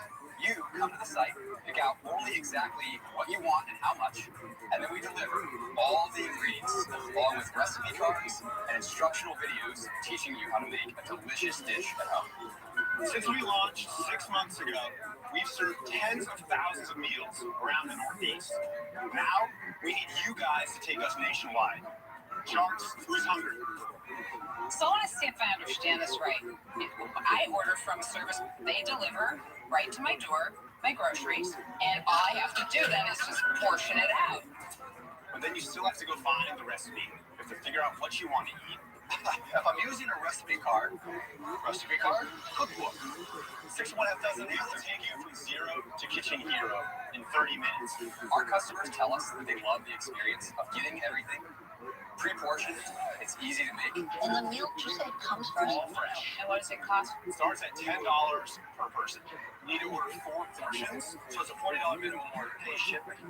That's included in the price. Is that sent overnight with an ice pack in it? Yeah, same day or overnight. We have customers who literally write into us cold and tell us that twice a week they put the kids to bed, and this is time with their spouse. It's a ritual, and it's helping them. But you need to use your service to do that. I'm very interested in understanding the delta. If I'm a family, I'm buying Lori's Way or buying at the grocers. Over the course of a year, how much more is the family paying? Yeah, so here's where I think you're going with that. You know where I'm going. I have a lot of customers who are grocery chains. The margins are awful. Here's the dirty secret in grocery. When you start out, the gross margins are actually pretty good, somewhere between 40 and 50%. But then you have spoilage and overhead, and that chews up 95% of the margin. Grocery store throws away, in some cases, half of the perishable food. When it delivers the amount of spice you need and not the $20 jar. You get the amount of basil you need and not the giant thing that will. So you can make the argument you're saving money because you're not wasting away less than 1% what we order every week. Let's talk about money for a second. Well, they've been doing this for how long? 7 months. Tell us about the actual numbers you had in 7 months. Our margins today are 40%, right? Those will go to 60% at scale. 350,000 in total sales, but 100,000 that was last month. Tell me the projection for the next 6 months. Calendar year, 2.5 million in sales. And in the next 12 months, we'll do about 10 million in sales. Okay. We project $1 million. So you're ramping up every month. We're growing at over 40%. Josh, how much cash did you have to spend to start the business? We each put in north of $50,000 to start. And then you raise how much money? To date, about $3 million. What valuation? Post money, $9.5 million. Okay. Talk to me about expansion. We'll have a half a dozen or so hubs around the country. We have 2 active now. From our warehouse in Brooklyn and our warehouse outside Chicago, we cover the entire Northeast and the entire Midwest. We're starting in San Francisco in about 4 weeks. So, tell me about your background. I was doing Techstars before, worked in finance for a bit, and met Nick at business school. Josh is super modest. He's a great engineer coming out of Georgia Tech. He spent 5 years building a software business. I went to Dartmouth College undergrad. I did the joint degree at the Kennedy School, Harvard Business School. Went to the Marine Corps after HBS. So very impressive to ever do that. Yeah. How long are your degrees in your life? You haven't done that. So I did a year active duty. I became an infantry officer, and now I'm still in the reserves. That's great. Have you considered once you capture that customer, perhaps there comes a week when they're so busy that they need the food prepared? So know where you're going with that? The different product lines are 6 months from now coming out. But there's a ton of competition. This is about a brand, right? We're building an amazing brand. We put a lot of time into this. Yeah. You guys are obviously really smart guys. But, I mean, I can't go on for the ride unless I buy into the concept. What are you doubting? Personally, I love to eat healthy, but I wouldn't order something that I have to cook. Cooking is believing. When people try this, they come back. This is a game changer because it allows you to have an experience you would not have otherwise. Josh, look, you've had great answers. I just can't get over having to make it. I can't invest in something that I would not use on some level. We'll send you a free trial. We'd like to get your feedback afterwards. Send it to his wife. She definitely wears the pants in the family. My wife would use it, and I wouldn't use it. You know, for that reason. The question is, how much of a premium do I, as an investor, pay for the risk that this is not proprietary anywhere? I think I could do the whole thing for $3 million. Instead, I have to pay 3 times that multiple, like you. Go find 2 hard chargers who are smart, data-driven, and knock it out. Are you doing it? Guys, really need to. Right, were you on board? I'm not. You know what? I cook a lot. The trouble I'm having with this is that if you're somebody who cooks, and I think most people in America cook, if you do, you don't really need somebody to send you in a box the ingredients, because you go to the grocery store. Wait. Just think about, like, instead of going and ordering takeout, being that greasy thing of Thai food. But you still have to cook it. That's where I have a little bit of difficulty. I'm seeing it as your customer is somebody who's too busy to cook. So for that reason, I'm out. Who do you see as your biggest competition right now and your greatest threat? Takeout. Well, that's pretty big. Takeout is your enemy. That's a big one.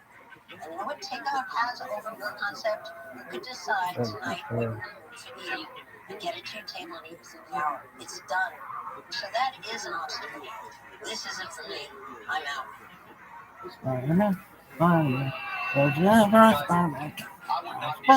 Don't fuck it. That said, I don't have to be a customer for a lot of things that I take interest in. The real question is, how do you preempt competition? How do you make this so that it's an actual company as opposed to turning into a feature from any of the high-end systems? So to touch on that, the back-end logistics are not easy. Also, we're signing customers up for year-long contracts. Okay, tell us about that. You can either buy just a la carte whenever you'd like, or you can subscribe and save. But how many subscribers do you have to that? Several thousand. But isn't that a beauty of the business, by the way? You don't need a lot of customers to make this a giant business. This is just athleticism. I've never seen this. Okay, so guys, I'll make you an offer. I'm gonna offer you $500,000 at the $9 million valuation, which is about 5.5, 5.6%. We'll figure that out. And in addition, I want advisory shares. Whatever the best deal you give to any other of your advisors, that's what I want. We have a deal. So you're talking about $500K at a 9 mil. You said you left it open. What we were looking for. Yeah, at our valuation. Exactly. Can we talk about it real quick? Why do you need to talk? You basically told us this is what you want. So either you want to do this, we want you to be a part of this. We need to just make sure that our numbers are working. I would love that film if that's not ridiculous. So what am I missing here? Because you said you wanted advisory support. Right. Yeah. I mean, I don't know what there is to talk about because I'm giving you pretty much what you asked for. Yeah, you happy with that? Yeah, deal. All right. Fantastic. Appreciate it, guys. Yeah, I might even learn how to talk. Super excited. Yeah, right. Thanks, guys. Like that. Hey, there was no doubt these guys had to solve the business part. There's no doubt about that. Yeah, I mean, look, there's risk as there are to any business, but in this particular case, the horse is a decent horse, the jockey is a great jockey. And you might learn to cook right. I'm not going to learn how to cook.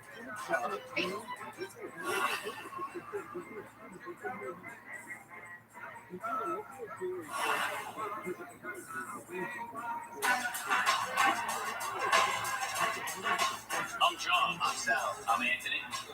Sal and I are cousins. Me and Anthony best friends. Together we're like brothers. We come from New York City.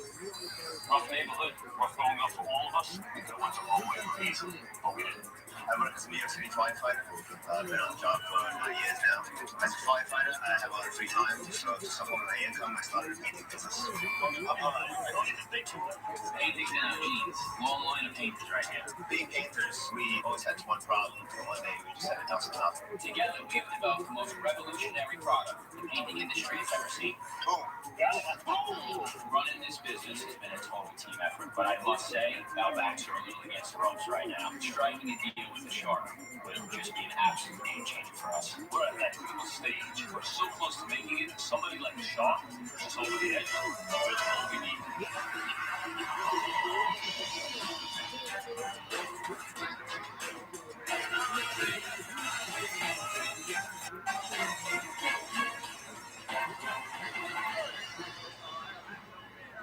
Hi, Sharks. I'm Sal DeLeo. I'm John DePaola. I'm Anthony Caputo. Our company is called Liquid Concepts, creators of the paintbrush cover. We're here today seeking $50,000 for a 10% stake in our company. Sharks. Three of us have been painting for a very long time. In fact, together we have over 60 years of professional painting experience. Through the years, one thing has bothered us most. Every time we put down our brush,